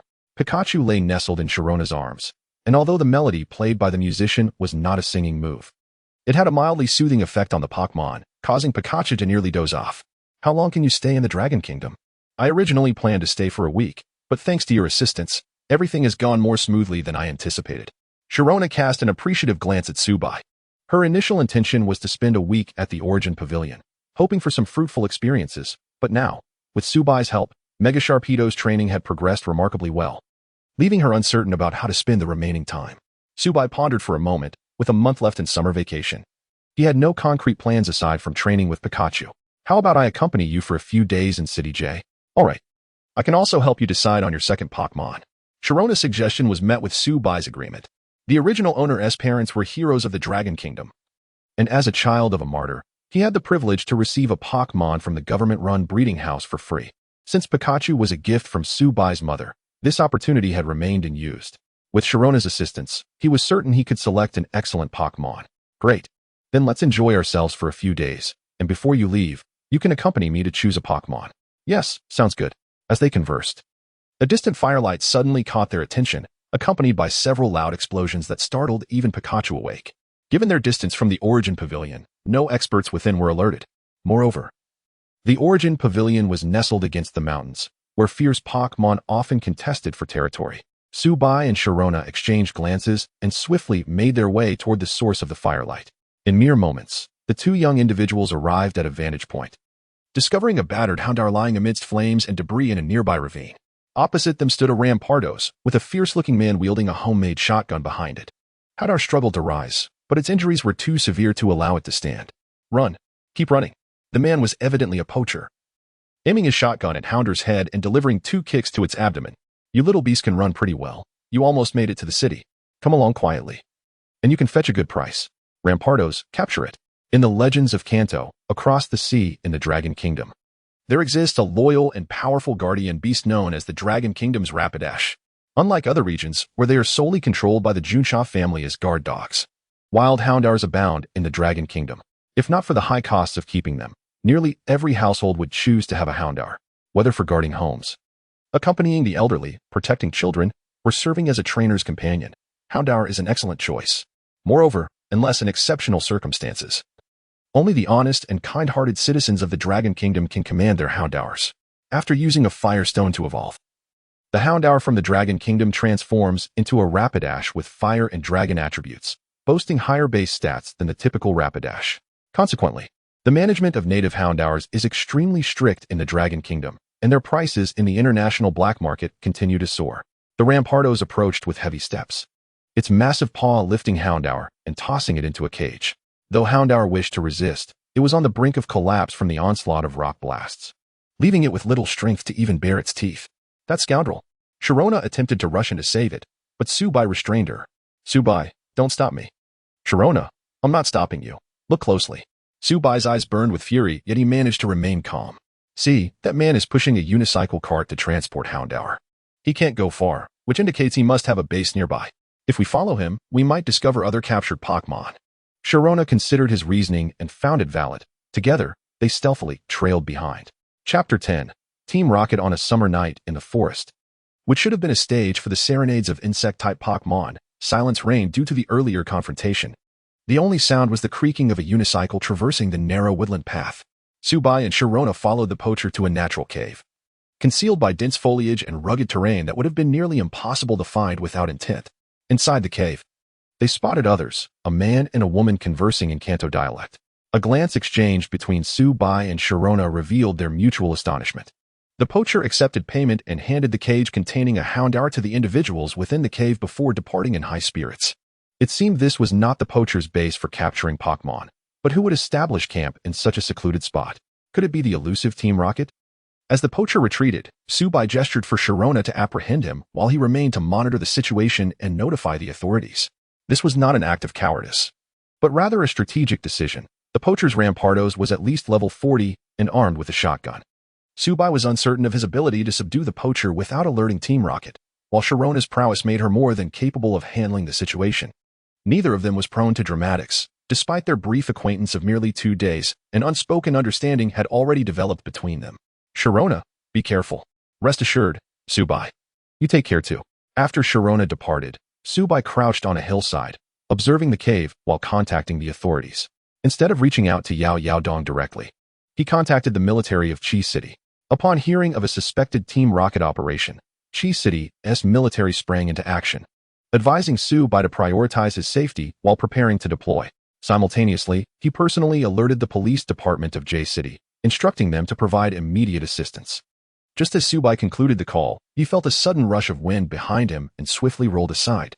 Dozens of poison needles struck the spot he had just vacated, causing the nearby flora to wither instantly. Pikachu leaped down, its electric pouches sparking in readiness. Casting a vigilant gaze into the shadows. Who dares to launch a sneak attack? Subai demanded, only to see a man and a woman emerge from the thicket. Since you have so earnestly inquired, we shall graciously enlighten you. To prevent the World Cup from being compromised, to safeguard the peace of the world, and to embody the essence of love and true villainy, we are the charming yet nefarious duo of Team Rocket. Musashi, Kojiro, we traverse the galaxy. Subai was momentarily taken aback. Team Rocket? If it were indeed these three. Their ability to navigate numerous challenges to reach J City and establish such a significant secret base would not be surprising, considering their elite skills in disguise. Team Rocket. Return to Kanto. The Dragon Kingdom does not welcome you. Musashi tossed her hair back, seemingly impressed. You're not afraid of us and can converse fluently. Not to mention, you're quite handsome. How delightful. Little brother, it is unforgivable to spy on another's secret lair. Kojiro tossed a rose into the ground before Subai. Realizing the gravity of the situation, Subai stepped back slightly, adopting a stance conducive to evasion. Musashi and Kojiro, along with Meowth, had committed numerous misdeeds before encountering Ash, stealing many Pokémon, until they met Ash and Pikachu, leading to their unexpected transformation into reluctant allies. Had he known it would come to this, he would have had Sharona leave a Pokémon for him. Fortunately, Team Rocket had yet to acquire advanced technology. Pikachu could certainly handle them. Arbok, use Bind. Weezing, unleash your tackle. Pikachu, Thunderbolt. As the two Pokémon charged forward, Pikachu unleashed a Thunderbolt, rendering them momentarily incapacitated. Pikachu, use Iron Tail to finish them. Following Subai's command, Pikachu struck with its tail, sending them flying. As they lay on the ground, Musashi and Kojiro stared in disbelief. Subai too felt that these two seemed rather underwhelming. The trio exchanged awkward glances. Let me take care of this. All for the sake of Boss Sakaki. I'll go wild. Meowth charged forward, claws drawn, only to be met with another Thunderbolt from Pikachu, crashing into Musashi and Kojiro and resulting in a violent explosion that sent them soaring into the distance. How annoying. As they disappeared from sight, Pikachu looked quizzically at Subai. Pika? Does my Thunderbolt have explosive properties? It's nothing, don't worry about it, Pikachu. That was merely their passive skill. Let us investigate further. Subai entered the cave with Pikachu just as Sharona returned, dragging the unconscious poacher, bound securely, with Lucario displaying evident disdain. The poacher's shotgun was bent beyond recognition. Sharona smiled slightly, as if seeking praise. How was that?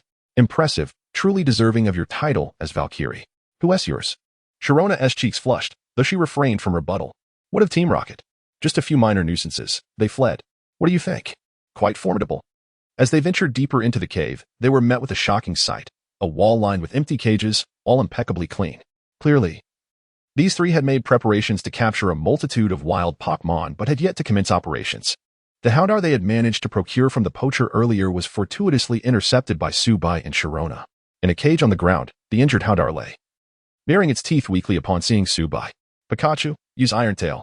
Pikachu shattered the cage, and Houndour sprang forth, colliding into Subai. Quick to react, Subai sidestepped and grasped the Houndour by the scruff of its neck. Attempting to unleash a spark, the Houndour instead expelled a cloud of black smoke. Sharona voiced her concern. Subai, it's all right. Houndour only trusts trainers from the Dragon Kingdom, so I must handle this. It's severely injured and requires immediate care. Gently, Subai placed Houndour on the ground and produced a blue-orange healing item. Good boy, don't be afraid. The one who harmed you has been captured. And you are safe now. Chapter 11. The second Pokémon, the stubborn little cat-eye dog, continued to struggle. Its cries gradually transforming into pitiful whimpers as the pain from its wounds sapped its strength. All right, I will let you go, but you must not bite me. Subai released his grip on the cat-eye dog and placed a blue-orange in front of it. Little one, you are quite obstinate. Rest assured, we mean you no harm. Eating these fruits will help you recover your strength more swiftly. Pikachu seized the blue-orange, using its small paws to split it in half, devouring one half while offering the other to cat-eye dog. The creature cautiously sniffed at the fruit and, observing Pikachu eating, lowered its guard a little before gingerly picking up the blue-orange and consuming it. Subai produced several more blue-oranges, dividing them equally between Pikachu and cat-eye dog. After consuming a few, cat-eye dog appeared less weak. Only then did Subai accept the medicine from Sharona, turning to face cat-eye dog. Good boy, extend your tongue. Cat-eye dog took a small step back, still hesitant to fully trust Subai, though its hostility had lessened. This is medicine. It will only heal if sprayed on your wounds. Subai remained patient, smiling at cat-eye dog. They locked eyes for a moment, and ultimately, cat-eye dog relented, extending its tongue obediently. Subai sprayed the medicine onto cat-eye dog's tongue, much to Sharona's confusion. Xiaobai, why not apply the medicine directly to its wounds? The thick, dense fur of cat-eye dog serves as a natural barrier against external liquids, and the heat emanating from its body causes moisture to evaporate, making direct application ineffective.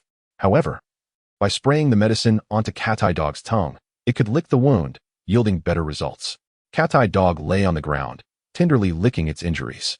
Observing this, Sharona shot a playful glance at Subai. And you claim you cannot nurture Pokémon? Subai genuinely could not, as this knowledge was imparted by the system's nurturing guide. The city guards had arrived, but they remained outside the cave to afford the young one some privacy. After cat-eye dog had licked its wounds, Subai applied some infection-preventing ointment. Such compliance often leads to more instances, and cat-eye dog enjoyed Subai's care, eventually dozing off in his embrace. It was not until the arrival of the reinforcements, Junsha, that the blaring sirens disturbed cat-eye dog's slumber. Startled, cat-eye dog leaped from Subai's arms and began to dart about the cave in a frenzy. It took Subai quite some time to soothe it again. However, this was a positive sign, indicating that cat-eye dog was recovering. The pair exited the cave, witnessing Junsha negotiating with the J City police. Thank you for reporting so promptly, King Chi. Wang, you should not thank me. Rather, express your gratitude to my nephew. This Miss Junsha was named Wang Junsha, the captain responsible for Pokémon-related crimes in the J City police. The Long Kingdom also had the Junsha family, but their members were merely ordinary law enforcement officers, lacking the privileges of their counterparts in other regions. In the face of the Long Kingdom's bloodline, the Junsha lineage held less power. Though the girls bore a striking resemblance upon birth, they were not identical.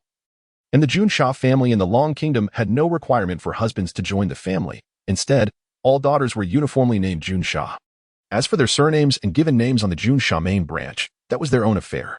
That evening, Subai and Sharona were summoned to the police station for an investigation. Cat-eye dog, still traumatized, did not trust others and could only be held by Subai. To spare his beloved nephew from further trouble, King Chi decided to accompany them throughout. Wang Junsha asked Subai a few questions, hoping he could provide a description of the perpetrator. Subai promptly requested paper and a pen. As he swiftly sketched a vivid image of a man, a woman, and a Meowth, King Chi was taken aback. Kid, when did you acquire such skill? Uncle Chi, do you truly believe I do nothing in school? Subai chuckled, then scribbled down a few keywords beneath the drawings. Talking Meowth, red long hair, especially the last note. When encountering a suspect, directly inquire about their identity. It may yield remarkable results. Afterward, without further explanation to the bewildered King Chi and Wang Junsha, Subai departed the J City police station with Sharona. The three rocket fools were not inherently bad, yet they were endeavoring to engage in mischief. Subai held a fondness for them, but prioritized expelling them from the Long Kingdom first. Though late, the summer nights in the Long Kingdom were a culinary paradise. The enticing aroma of grilled skewers wafting from a nearby street made Subai's stomach grumble. The scent of lamb skewers also caught cat-eye dog's attention, causing the foolish creature to forget its fears as it stared longingly at the vibrant lights in the distance, its tail wagging eagerly as drool pooled at its mouth. Subai scooped up the dog, ruffling its fur before glancing at Sharona. Would you like a late-night snack? I'm a bit tempted. Then come with me home. Subai first took Sharona back to his residence. Although enjoying barbecues at a stall had its charm, Sharona's beauty was too captivating to risk unnecessary attention or trouble from drunken ruffians. Thus, Subai opted for takeout. 10 pounds of spicy crayfish, 10 pounds of fragrant crayfish, and 200 skewers of beef and lamb. Naturally, Subai and Sharona could not consume such quantities. These were meant for their Pokémon companions. In reality, the portion for each was quite modest. Once the takeout arrived, Sharona released her Pokémon. Subai had only Cat-Eye Dog and Pikachu. Carefully, he removed the meat from the bamboo skewers, allowing Pikachu to enjoy its meal at a leisurely pace, while tossing Cat-Eye Dog a spiced crayfish.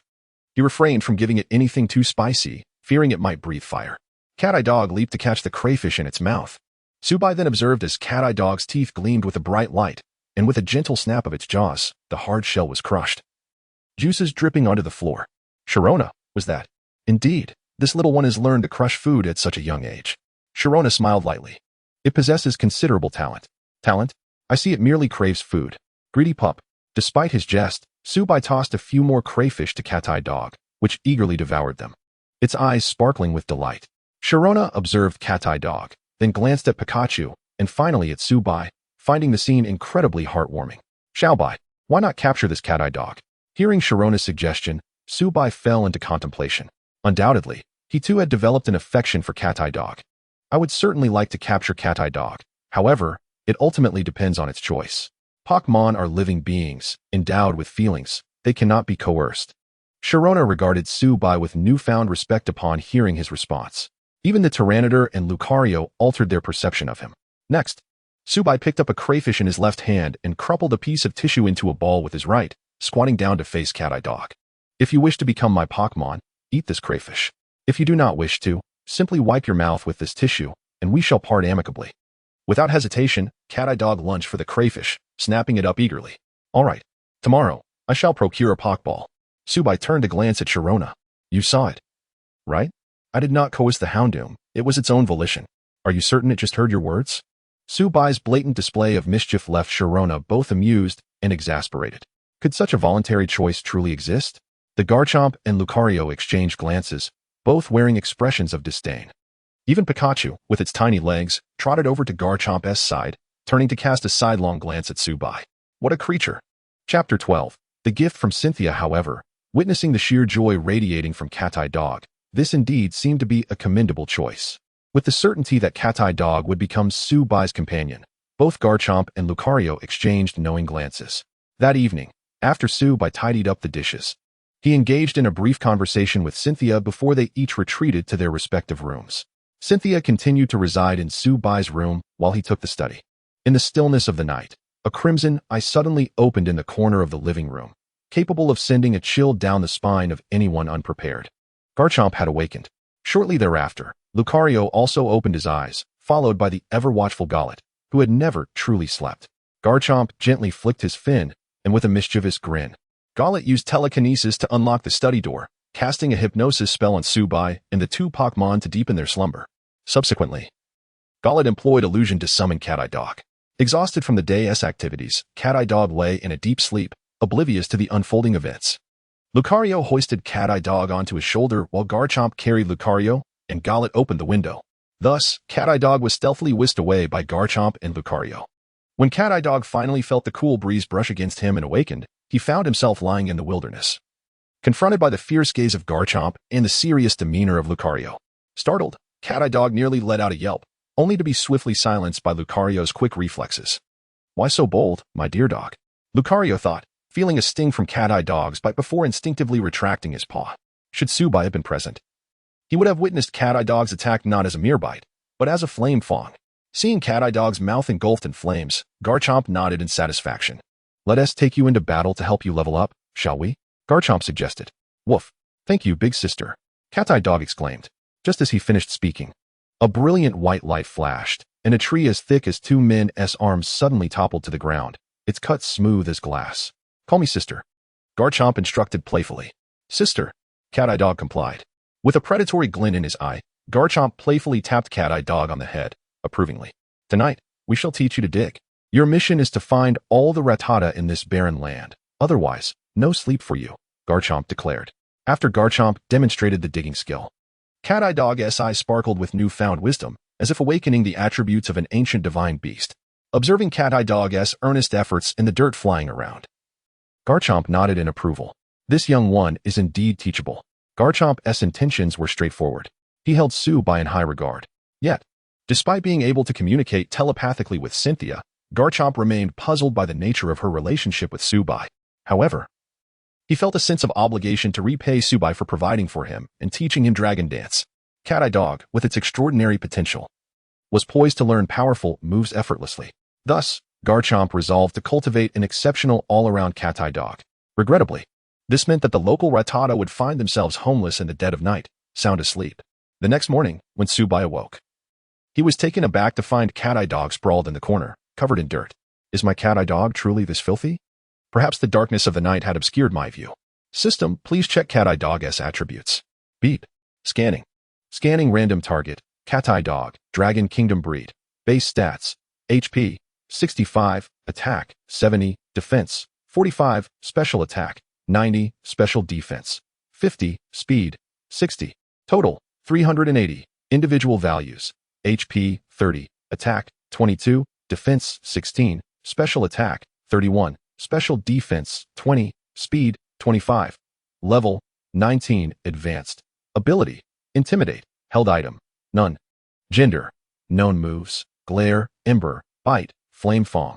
Inherited move, dig. The Dragon Kingdom's Cat-Eye Dog boasted 30 additional base stats compared to ordinary Cat-Eye Dogs, with 20 in special attack and 10 in defense. Thus, the Dragon Kingdom's Speedy Dog was better suited for both offensive and defensive roles. Beep. Host currently possesses one randomization option. Would you like to forfeit random Cat-Eye Dog? Yes. What a troublesome system. If I had checked carefully, I might have let you randomize my Cat-Eye Dog. Any randomization should wait until I have the chosen one's luck. System, what does the rating behind the level signify? Beep. The system analyzes current world data and delineates ranges based on Pokémon levels. 115. Beginner, 630. Advanced, 145. Gym Leader, 660. Elite, 175. Champion, 690. God level, Sister System. Could you help me check Cynthia's Garchomp's current level? Scanning random target. Garchomp, base stats. HP, 108. Attack, 130. Defense, 95. Special attack, 80. Special defense, 85. Speed, 102. Total, 600. Individual values. HP, 31. Attack, 31. Defense, 31. Special attack, 31. Special defense, 31. Speed, 31. Level, 78. Champion. Ability, rough skin. Held item, citrus berry. Gender, known moves, Dragon Claw, Dig, Dragon Rush, Superpower, Draco Meteor, Earthquake, Dragon Fong, Poison Fong. Inherited moves, Dragon Dance, HM, Swords Dance, Earthquake, Spikes. Stealth Rock. Garchomp suddenly opened his eyes and glanced at Subai. What are you looking at? Subai quickly averted his gaze. At that moment, a Dragonite appeared at the window, breaking the tension. Startled by the sudden arrival of Dragonite, Subai was momentarily taken aback, only to see Cynthia emerging from her room, phone in hand, as she opened the window to receive something from the Dragonite. Apologies for leaving your address without permission. No worries. What would you like for breakfast? I'll prepare it. Take your time. Cynthia smiled as she settled onto the sofa, tearing open the package and beckoning Subai to join her. As Subai approached the coffee table, he noticed it contained a Pokeball crafted from round citrus fruits. Do you like it? Cynthia generously offered the Pokeball to Subai. Handmade by the Iron Master from Hibby Town, a gift for you. I can't accept this. Subai was astonished. Even in the world of anime, the handmade round citrus Pokeballs crafted by the Iron Master from Hibby Town were rare treasures. Though handmade Pokeballs had long been replaced by machines, and pure round citrus fruits had been substituted with low-cost eco-friendly materials, the handmade Pokeballs made from pure round citrus undoubtedly represented the finest quality. Such handcrafted balls restored Pokemon's energy more effectively and provided a more comfortable habitat for them. Thank you, Cynthia. I truly cherish this gift. It's unfortunate that you can only nurture 2 Pokemon at the moment, so I'll have to make do with just 1 ball for now and let Pikachu wait. Cynthia expressed a hint of regret. I eagerly anticipate the day we can battle in full. Chapter 13. Challenging the Origin Gym. It is of no concern. Pikachu itself is not particularly fond of remaining confined within a Pokeball. Subai promptly shifted the conversation. While the prospect of an all-out battle with Sharona was undeniably charming, Subai would not be so impulsive as to agree without due consideration, especially since he currently possessed only 2 Pokemon. He had recently captured a Rockruff with his new Pokeball, and the creature was exuberant, resembling a playful husky. When Sharona purchased this Pokeball, she registered it under Subai's identification number, having discreetly inquired with Chi City's military. The Dragon Kingdom maintains stringent regulations regarding Pokeballs. Each one is assigned a unique number, and trainers from outside the kingdom are prohibited from purchasing them. Thus, Sharona could only bestow one Pokeball upon Subai. After enjoying their breakfast, they returned to the Origin Pavilion, where Pikachu and Garchomp continued their training in Volt Switch and Dragon Dance. Upon evolving into an Arcanine, Rockruff would gain the Dragon type and the ability to learn Dragon Dance. However, it was not yet ready for such advancement. By noon, both Pikachu and Garchomp had thoroughly memorized their moves, and the two departed from the Origin Pavilion. Where to next? I wish to explore the local gym. Pokémon trainers are invariably intrigued by unfamiliar gyms, especially those like Sharona, who revel in battles.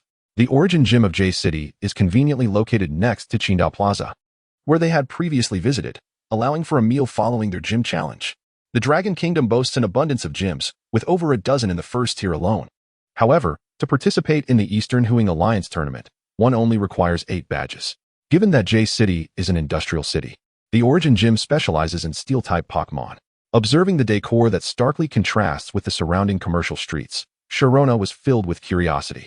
Sharona, do you wish to challenge the gym? While I am indeed interested, I would prefer to observe your battle technique first. Is that acceptable? Of course, no problem.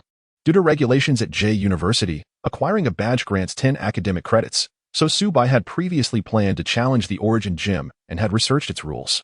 The gym mandates a 2-on-2 format, which suits him perfectly. Without trainer qualifications, one cannot challenge the gym. However, students specializing in Pokémon are permitted, allowing Subai to meet the gym leader with ease. The gym leader, named Wukong, appeared to be a middle-aged man nearing 50. After verifying Subai's student ID, he readily accepted the challenge. Go, Magnemite. Learning that this was Subai's first gym battle, Uncle Wu adhered to regulations by deploying a Magnemite of modest level.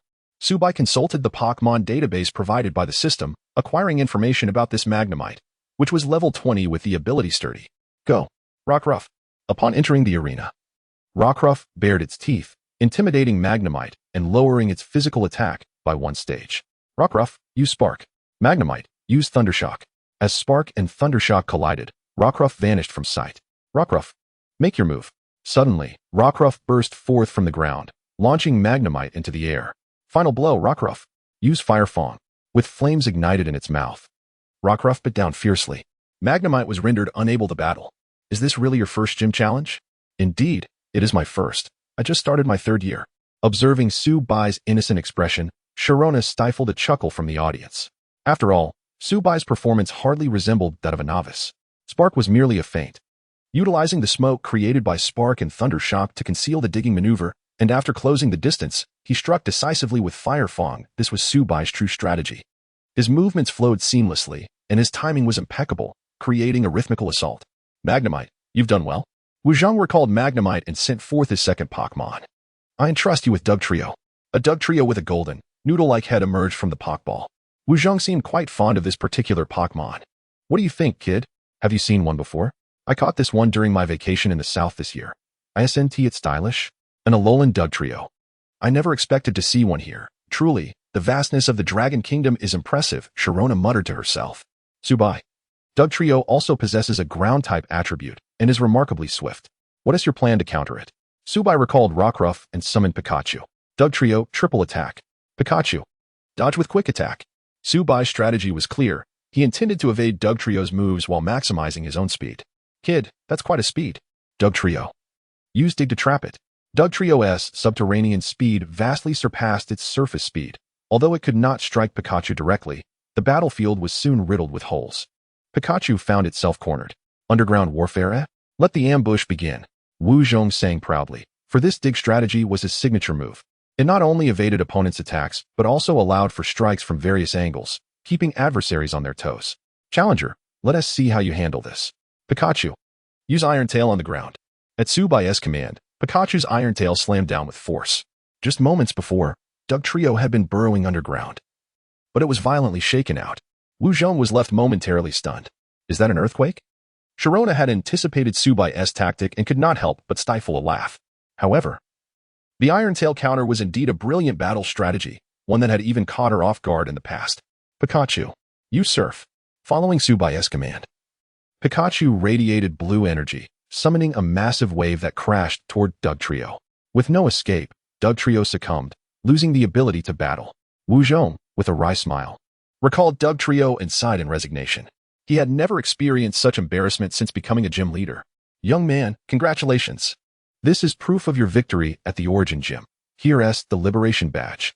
The star-shaped badge bore a design of crossed hammer and steel lance, exuding an aura of weight and authority. Would you care to join my gym as a coach? 80 a day, meals included. Thank you for the kind offer. Tsubai accepted the badge, ensuring its safekeeping, and expressed that he would consider it. Beat. Host has acquired item. Liberation Badge. Current random attempts, 1. Would you like to randomize? No. Host's current total random attempts, 10-100. Please randomize more. My fate is not solely in my hands. On the street, Tsubai held the badge, gazing at the sun for an extended period. What do you think, Sharona? An excellent battle. I am increasingly eager to face you in combat. Chapter 14. Encounters of life opportunities undoubtedly await. As two individuals strolled through Chinda Square, they paused for a midday meal of hot pot. Tsubai recalled that the amusement park in J-City seemed quite appealing. Shall we visit this afternoon? Certainly. After their lunch, they arrived at the most renowned entertainment venue in J-City, the Wukong Seat Amusement Park. Contrary to their expectations, the park was not teeming with crowds due to it being a weekday, but the summer vacation ensured that it was still bustling with excitement. Before them loomed an immense roller coaster, and Xylona felt a surge of exhilaration. The park earned its name, the Wukong Seat Amusement Park, because it housed the highest roller coaster in the Dragon Kingdom, thanks to the influence of Pokémon. The rides here were far more thrilling and engaging than those Tsubai had encountered in his past life. Gazing up at the seemingly endless tracks, Tsubai swallowed nervously. Noticing his reaction, Xylona chuckled playfully. Are you afraid, little Bai? Can you handle this? Of course I can, Tsubai declared, turning to approach the roller coaster.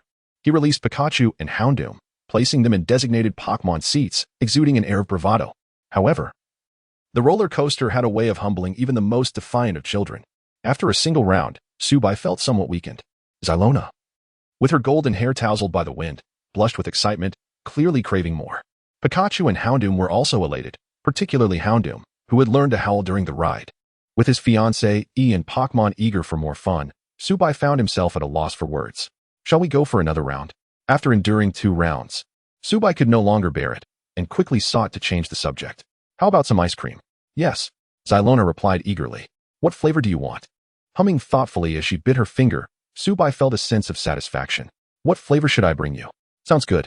Xylona beamed as she handed Pikachu to Tsubai, watching him head towards the ice cream stand. Excuse me, could I have your contact information? A relatively clean-cut young man approached Xylona, phone in hand, his face flushed.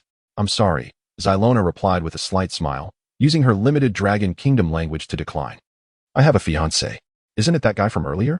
He asked, undeterred. No worries. Can't a goalkeeper keep a goal from being scored? As he stepped closer, he suddenly felt a chill at his neck. Garchomp had appeared beside him, its sharp fin poised dangerously. Please step away, Xylona said, her expression darkening. The young man quickly turned and departed. Xylona's mood brightened once more as she recalled Garchomp, gently massaging Pikachu beneath its electric pouch. Pikachu responded with a delighted squeak, drawing the attention of several children nearby. Oblivious to the events unfolding, Tsubai reached the ice cream cart, where he encountered a familiar pair along with a Meowth. It's you, Team Rocket. Those pesky little rascals from the Dragon Kingdom. The trio shot a venomous glance at Tsubai, their teeth grinding in frustration. Their wanted posters had been plastered everywhere, vividly depicting their likenesses, and they felt as though they were staring into a mirror. To make matters worse, passers-by frequently asked them, "Who are you?" exposing their identities as their opening lines had become second nature. Lacking funds to return home, they had no choice but to set up shop in this busy area. Hey, what do you want from us, little rascal? Haven't we suffered enough because of you? No misunderstandings. I'm here to buy ice cream. 2 triple scoop cones, vanilla, chocolate, and strawberry. Don't forget the crunchy topping. Tsubai placed a 20 yuan note on the cart, and the trio quickly prepared his ice cream. Thank you for your patronage. Tsubai replied curtly, accepting the ice cream and turning to leave. While conducting business, the trio behaved relatively honestly, avoiding any trouble. Xylona's eyes sparkled with joy as she savored the ice cream, though she felt something was slightly amiss. It's delicious, but it seems a tad inferior to what you make. Should I prepare it for you again when we return home? Yes. They continued their revelry until nightfall. with the amusement park aglow in vibrant lights. At this hour, the carousel was not only enchanting but also truly romantic. Xylona sat in the princess carriage, resting her chin on her hand, gazing quietly outside. "What are you thinking about?" "Oh, nothing much. Just reflecting on how marvelous encounters in life can be." Xylona smiled faintly. And Subai, brushing an itch on his nose, remarked, "There's an old saying in the Dragon Kingdom. Seeing a beauty beneath the lantern light is tenfold more enchanting than in broad daylight." I always thought it was an exaggeration, but now I realize it's true. Do you think I don't understand your banter? Xylona tilted her head playfully at Subai as the carousel came to a halt. Stepping down from the princess carriage, Subai extended his hand. Xylona delicately placed her slender hand in his, allowing him to assist her down. Garchomp and Lucario's Pokeballs trembled eagerly, but Xylona soothed them with her other hand. However, once on the ground, she instinctively withdrew her hand. Subai made no effort to retain it. There was no need to appear overly eager, like a clumsy fool who had never held a girl's hand before. Although it was indeed his first time, her hand felt wonderfully soft. "What are you pondering?" Faced with Xylona's inquiry, Subai could not divulge the truth. "I was contemplating your earlier words." Indeed, all lives intersect, giving rise to something new. Xylona regarded Subai, deeply resonating with his sentiment. Upon returning home, Subai prepared a chocolate lava cake for Xylona. Although she initially felt a twinge of disappointment at the absence of ice cream, after just one bite, she abandoned her desire for it. While ice cream remained her favorite, this cake was simply divine. Later that night, Garchomp stealthily took Houndour out for training, but this time, Subai was aware of it. He had yet to use his random chances for the day and was contemplating what to utilize. "System, may I use today's amusement park ticket stub for random generation?" Ding. "Host, you must use an item of greater value." "System, what about this old phone?" Subai retrieved his old phone, which contained only a few outdated photos and 8 gigabytes of study materials. The old photos featured former classmates and scenic views, lacking any true value. And the 8 gigabytes of seeds had already been transferred to his computer. Ding. "Congratulations, host, you have obtained the item, Pokeball, Black Market Ball." Chapter 15. The Baby Cup. The Black Market Pokeballs bear no distinguishable features compared to ordinary ones, save for the absence of coating, rendering them impervious to official scrutiny. Due to their illicit nature, they are only obtainable in unregulated locales, hence the moniker Black Market Balls. Subai, still unfamiliar with the pricing of Pokémon items in this world, surmised that such contraband would undoubtedly command a hefty price. Even though no resources exist to ascertain their value, he decided to keep it for potential use in capturing formidable Pokémon in the future. In the ensuing days, Subai accompanied Cynthia on a delightful holiday in J City, wherein they occasionally engaged in battles, often resulting in Cynthia's overwhelming victories. However, during this period, his Corgi Pokémon exhibited remarkable growth, becoming increasingly adept at digging and mastering the Morning Sun move, inspired by Roserade's optical synthesis technique. Pikachu, while not acquiring new moves, significantly refined its battle skills. A week swiftly passed, and Cynthia received news from the Sinnoh League. One of the Elite Four, Ms. Kion, who also serves as the provisional champion, had returned from a family visit and was prepared to accept Cynthia's challenge for the champion's title. Should she triumph over Kion, Cynthia would ascend to become the champion of the Sinnoh League. During this week, Subai posed various inquiries to Cynthia, allowing him to approximate the timeline of his transference. If one were to equate the current moment to the anime's chronology, it would likely correspond to 1.5 years before Ash commenced his journey. At this juncture, aspiring champions need not engage in a relentless rotation of battles against the Elite Four without respite. After defeating one member, challengers are permitted to recuperate at Pokémon centers before proceeding to challenge the next. Cynthia, possessing minimal luggage, merely a few changes of clothes, decided to leave her daily necessities at Subai's home upon his suggestion. Thus, they bought tickets for a flight to the capital city that very day. The international airport in the capital features designated takeoff platforms for flying Pokémon. Upon arrival, Cynthia would board her Garchomp for a direct flight to Mount Crown. "Subai, I am returning to Sinnoh. I thoroughly enjoyed our week here," she said, smiling. "Indeed. I too had a wonderful time," Subai replied, placing a plate of his favorite shrimp and 3 flavored dumplings in front of her. "Dumplings on the way in, noodles on the way out. Do give them a try." He also distributed specially crafted energy cubes to Cynthia's Pokémon, including Pikachu and Corgi. "Garchomp, you must give it your all, and Pikachu and Corgi, make sure to eat well." During this week, Subai had remarkably produced several culinary masterpieces, including a household berry blender, a bag of Tai rabbit milk candies, and a case of Laogan chili sauce. With the berry blender, he began experimenting with energy cube production, achieving a commendable success rate.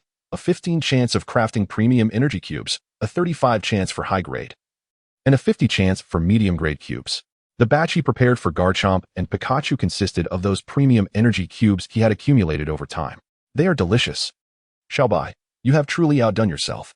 Garchomp and the others are quite pleased, she remarked, appreciating the effort. Although Cynthia could not yet afford to train her Pokémon without restraint, she spared no effort in ensuring that the energy cubes and Pokémon food were of the highest quality, leading Garchomp to develop a discerning palate. She had never witnessed her Pokémon savoring someone else's energy cubes with such gusto. There was also a large jar of energy cubes, specifically crafted for Garchomp, made from premium yellow energy cubes using the 1UF fruit, which would be ready for immediate battle upon her return to Sinnoh. Subai then produced a glass jar containing over 30 translucent, bouncy energy cubes. Where shall I place this? He inquired. Thank you, Xiaobai. Just put it in my bag, Cynthia replied, focused on her dumplings, not even glancing at him. Subai made no hesitation and placed it directly into her bag. As the week drew to a close, the two had grown considerably closer. I shall take my leave now. Do remember to watch my match, Cynthia urged. I will cheer for you, my Valkyrie. You shall undoubtedly claim the championship, he encouraged.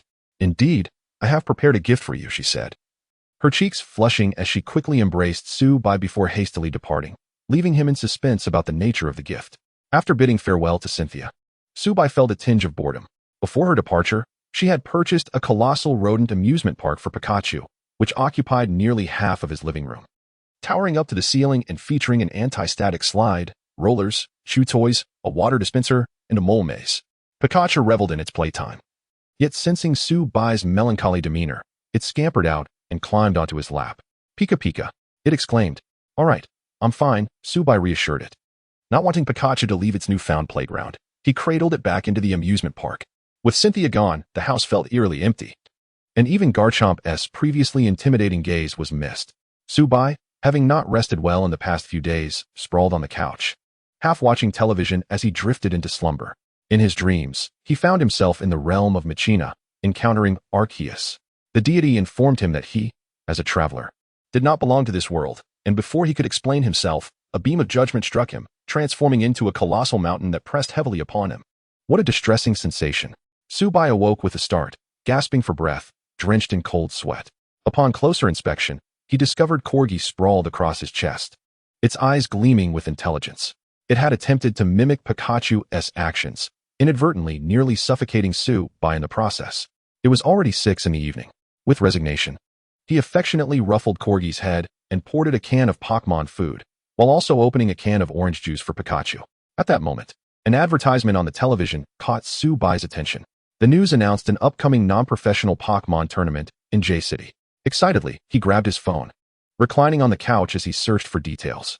The event was named the Health Cup, and despite its official title and considerable scale, it was sponsored by a subsidiary of the Duin Corporation in J City. As it was non-professional, anyone could participate as long as they possessed 2 Pokémon. Registration could be completed by scanning a QR code on the FIANCÉE app. Prizes included the latest Duin observation lens and a Duin brand fishing rod. Subai's interest peaked, as he recalled that, according to the regulations of J University's Pokémon department, achieving a top 4 finish in a non-professional city-level event would yield 10 academic credits, with additional rewards for the champion. Chapter 16. A challenge arises. The preliminary round of the competition is set to take place in 3 days, on Saturday, and Subai has ample time to prepare. Although it is the Baby Cup, thorough preparation is still essential. Securing credits in the Pokémon department of J University is no easy feat, and many students are likely eager to seize this opportunity for extra points. Subai dialed Chi Shijin's number. The phone rang only twice before Chi's voice came through. Hello, what is the matter? Uncle Chi, do you have any Pokémon that can learn Thunderfawn? The TM for that move is hard to come by. You're looking to teach it to your Arcanine, aren't you? Not quite, Subai replied. Chi Shijun informed him that although this competition is labeled as an amateur event at the city level, it is essentially an internal contest among the students of the Pokémon department at J University, unless an exceptionally skilled trainer from outside shows up. The top 4 contenders are likely to be from J University itself. As the principal, I must treat all my students fairly, Chi added. But Uncle Chi, there are other Pokémon departments besides ours in J City, like J Normal University and J Pokémon Academy, not to mention colleges from nearby cities. Are you that confident? Confidence is my own affair. If you wish to win, it depends on your own efforts. With that, Qi Shijun hung up and called directly. Hey, Xiaoli, please keep track of the outstanding students participating in the Health Cup in a few days. We need to prepare for the National University Pokémon League after the semester starts. These will be our seed players. Alright, that's all. After giving his instructions, Qi Shijun opened a streaming app. With the summer break beginning and no professional league to compete in, he could focus solely on streaming. Let us start a new series. Pokémon Mo Edition meanwhile, upon hearing Qi Shijun hang up, Subai sighed and gently patted his Arcanine's head, calling out to Pikachu, Pikachu, let us go train. Pikachu swiftly dashed out from its resting place and leaped onto Subai's shoulder. After grabbing a bottle of juice from the fridge and purchasing 2 bottles of Moo Moo milk and 2 cans of Pokémon food from the system shop, Subai, along with Pikachu and Arcanine, made his way to the Origin Gym located next to Qingdao Plaza. Today marks his first day of work. After negotiating terms with Uncle Wu, Subai took on a part-time coaching role at the gym, which included meals and access to the gym's facilities. In the Dragon Kingdom, using Pokémon moves indiscriminately on the streets is prohibited, with penalties imposed on trainers who do so. For battles, trainers can go to specialized battle arenas commonly found along the streets. If they wish to train their Pokémon special moves, they can do so at gyms or accredited fitness centers. This arrangement suited Subai perfectly. As a coach, he would receive a daily wage of 70, along with the opportunity to train and shower at the gym. Upon entering the gym, apprentice Xiao Lu hurried over. Mr. Su, you finally made it. What's going on? Subai asked, sensing a tense atmosphere in the gym today. After some inquiries, he learned that a challenger had arrived. There are actually 2 gyms in Origin City. Origin Gym, led by Uncle Wu, a retired soldier known for his integrity and formidable strength, enjoys a good reputation, thus thriving in business. The other gym, Gold Source Gym, is an offshoot of a club and lacks the credibility and quality found at Origin Gym. Yet, Gold Source Gym frequently challenges Origin Gym. Jigua, the trainer at Gold Source Gym, has consistently lost to Uncle Wu in previous encounters and has returned once more. Unfortunately, Uncle Wu is not present today. Did you inform them that our gym trainer is unavailable and suggest they come back another day? I did, but Gold Source Gym came prepared this time. Xiao Lu replied with a resigned smile. They insisted on a duel among gym members if the trainer is absent. Their lady trainer is here, and her Meowstic is formidable. Our trainers are no match for her. I'll go take a look. Subai approached the battle arena and spotted a familiar face seated there. It was Yuan, his class monitor, who had previously mocked him during the final exams, adorned in heavy makeup. According to the original owner's memories, their instructor, a rather unsavory man, had a penchant for ogling the pretty girls in class, which is why Yuan had been made the class monitor, given her impressive Meowstic. Therefore, she had become accustomed to wielding authority both at home and school, and she greeted Subai with disdain. Isn't this Subai? I never imagined this gym would stoop so low as to employ a failing student like you as a coach. It's time to shut down, isn't it? What brings the illustrious class monitor to Origin Gym? Did you pass your retake? Subai's blunt words struck a nerve, causing Yuan's expression to sour. Enough chatter. I am here representing Gold Source Gym to challenge Origin Gym. Are you accepting my challenge? Indeed, the rules are one-on-one. Do you have any objections? In the Dragon Kingdom, a healthy competitive system exists between gyms. If multiple gyms operate within a city, official challenges are permitted, and the challenge party cannot refuse. Official rankings are established based on victories, with results made public and resources allocated according to rankings. This system ensures the quality of gyms and prevents trainers from becoming complacent once they establish a gym. No objections. Let us begin. Yuan briskly moved to the challenger's position. As a soon-to-be junior, she felt a twinge of nervousness about challenging a gym coach. But seeing that the coach was Subai instilled her with confidence. In her mind, Subai's passing of the final exams was merely a stroke of luck granted by a tired proctor, and she believed he posed no real threat alongside his Pikachu. Go, Meowstic. Teach him a lesson. Pikachu, I'll rely on you. Pikachu dashed onto the battlefield, crouching low, its electric sacs crackling with energy, ready for the fight. Meowstic. Shadow Claw. Quick attack, Pikachu. In a flash, Pikachu executed quick attack, interrupting Meowstic's Shadow Claw and sending it flying. Meowstic cried out as it was struck by a powerful thunderbolt, leaving it charred and defeated. Watching her Meowstic collapse, Yuan's expression turned to one of disbelief. Meowstic is unable to battle. The winner is Subai, the gym coach. The referee promptly declared the result. Yuan shot a glare at the referee, recalled her Meowstic, and stormed off the battlefield. After the victory, the gym staff quickly gathered around Subai. Coach Su, you're incredible. Yes, Coach Su. Could you be the one to earn the Origin Gym badge? Truly impressive. Pikachu is amazing. Subai smiled as he graciously acknowledged their praises. Leading Pikachu into the training room. They needed to reinforce Pikachu's Volt Tackle and Volt Switch, while Arcanine would focus on improving its reaction speed. Once Uncle Wu returned, he would inquire about training methods for Thunderfawn. Chapter 17. The First Baby Cup upon the return of Wukong. He immediately sought out Subai in the training room. Little Su, you've worked hard. I intend to give you a raise. No need for that, master. As the gym's coach, it is my duty to fend off challengers. However, I would like to inquire if we have any training methods for Raichu in our gym. Wukong felt immensely pleased at Subai's words. He was not swayed by momentary trivial gains, but instead seized the opportunity to cultivate his Pokémon. And he spoke with grace. Subai was indeed a child with great potential. However, upon hearing Subai's question, Wukong's expression turned troubled. There were no training methods for Raichu in the gym, but Subai had contributed significantly, so it would be remiss not to reward him in some way. Little Su, while we lack the skills training for Raichu, I can teach you something else, Wukong said, releasing a Steelix. With its formidable visage, fierce red eyes, and massive, sturdy body, this was Wukong's true powerhouse. This child excels in Iron Tail. Let us demonstrate it to you. Steelix opened its gaping maw, revealing few teeth, and let out a roar before its tail glowed with white light and came crashing down to the ground. Subai felt the entire arena tremble as the rocky terrain was struck, creating a crater approximately 6 meters in diameter and nearly 1 meter deep. The eyes of the Arcanine sparkled with excitement, its tail wagging fervently. It was utterly enamored with this move. Wukong explained to Subai that while Pikachu could also use Iron Tail, its execution leaned towards slashing, whereas Arcanine's tail was more suited for a smashing motion. Subai nodded, appreciating the insights. Indeed, a Steel-type gym could distill such nuanced techniques from a single move.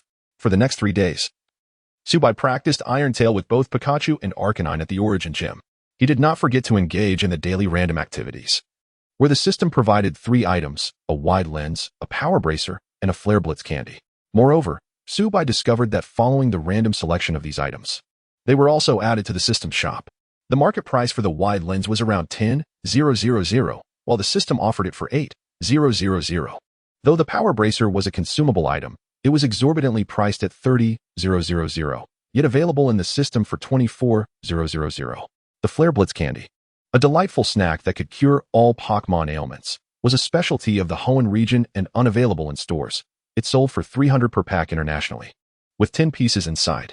In contrast, this snack was affordably priced in the system shop at 20 per pack, containing 4 pieces. It appeared that certain rare items needed to be unlocked through randomization. With Pikachu now possessing an electric gym, Subai decided to give the wide lens to Arcanine to enhance the accuracy of Iron Tail. As Saturday arrived, the Health Cup non-professional battle tournament commenced. The group matches were divided into 4 groups, each consisting of 32 participants, employing an elimination format, with only the top 2 advancing to the next round. The group matches spanned 2 days, 3 matches on Saturday and 2 on Sunday. To progress, participants needed to win at least 4 matches to secure second place in their group. The format was undeniably rigorous. Not only confident citizens participated, but students from various universities on summer break also joined. The organizing committee aimed to promote the event by intentionally placing students from different schools into separate groups, as typically, those who advanced in such non-professional tournaments were students specializing in Pokémon studies. This allowed the organizers to package the subsequent knockout rounds as a competition among universities in City J, thereby creating a more enticing narrative. Having registered early, Subai was placed in Group A. The first match commenced at 8 in the morning, and all group matches followed a 1v1 rule, prompting Subai to dispatch Pikachu. His opponent was an office worker utilizing a Budew. With a swift Iron Tail, Pikachu dispatched Budew in a single blow, concluding the battle. At 10 in the morning, the second match began, where Subai faced a girl with a Sawsbuck, its summer form a charming greenish hue. Although the skill lacked sufficient power, Pikachu managed to advance using Volt Tackle. The match at 1 in the afternoon held more spectacle, as the opponent was also from J University's Pokémon department. A year ahead of Subai, wielding a relatively rare Ninetales. Senior, where did you capture your Ninetales? Could you share? Ah, Subai, I've heard of you. They say you're an underachiever, but watching your match, it's not as dire as they say. You're somewhat handsome too, she replied, flipping her hair with a flirtatious tone. Do you fancy Ninetales? If you forfeit, I might just give you my contact details. You can come over to see my Ninetales perform backflips anytime. Pika. Before Subai could issue a command, Pikachu surged forward with a surf, drenching both the girl and her Pokémon. Pikachu proudly hummed, hopping onto Subai's shoulder. You think you can entice our caretaker? You must get through me first. Subai chuckled awkwardly, stroking Pikachu's face. Indeed, Pikachu had become the foremost advocate for their pairing. Let us go home and play with the roller. After 3 matches on Saturday, Subai had advanced to the top 4 of his group. Tomorrow, a single victory would secure his place in the next round. Beep. Detected changes in host circumstances. Issuing task. Forge ahead. Please ensure victory throughout the Baby Cup to claim the championship. Reward. Special attack potion X10. Cumulative randomization attempts. 10. The system had issued a new task, demanding that he triumph to claim the championship. This was precisely Subai's plan. And the allure of the special attack potions was irresistible. Furthermore, the additional 10 randomization attempts would not merely add to his chances, but accelerate the arrival of fortuitous outcomes. Rubbing his growling stomach, Subai resolved to prepare a meal for himself. Thanks to the system's random culinary skills, he could whip up anything that wasn't too outrageous. However, tonight, he opted for instant noodles, as Sharona's match was about to begin in half an hour. Opening his computer, Subai tuned into the live stream of the Masters Tournament of the Sinnoh Champion League featuring Garchomp. Today, he had randomly acquired an air fryer, and he purchased a bag of chicken wings, a pack of fries, and 2 sausages. He set the air fryer to 160 degrees for 15 minutes, flipped them, cooked for another 10 minutes at the same temperature, and finally raised it to 190 degrees for 5 minutes. He prepared a bowl of noodles, serving Pikachu and Arcanine each an energy cube along with 2 chicken wings, and took out the cola he had prepped. Once everything was ready, he popped the cola open just as the competitors entered the arena. Watching Sharona stride into view clad in a classic black trench coat, radiating confidence, Pikachu squealed with joy. Arcanine barked excitedly in response. Subai quickly slurped a mouthful of noodles. After all, his beloved Sharona's beauty was simply too appetizing. Chapter 18. The unbeatable goddess towering majestically. Tianguan Mountain stands as the most iconic landmark of Sinnoh. Upon arriving, traversing the champion's path leads one to the challenge of the 4 heavenly kings. Tonight, at this arena, a decisive battle for the title of Sinnoh champion is imminent.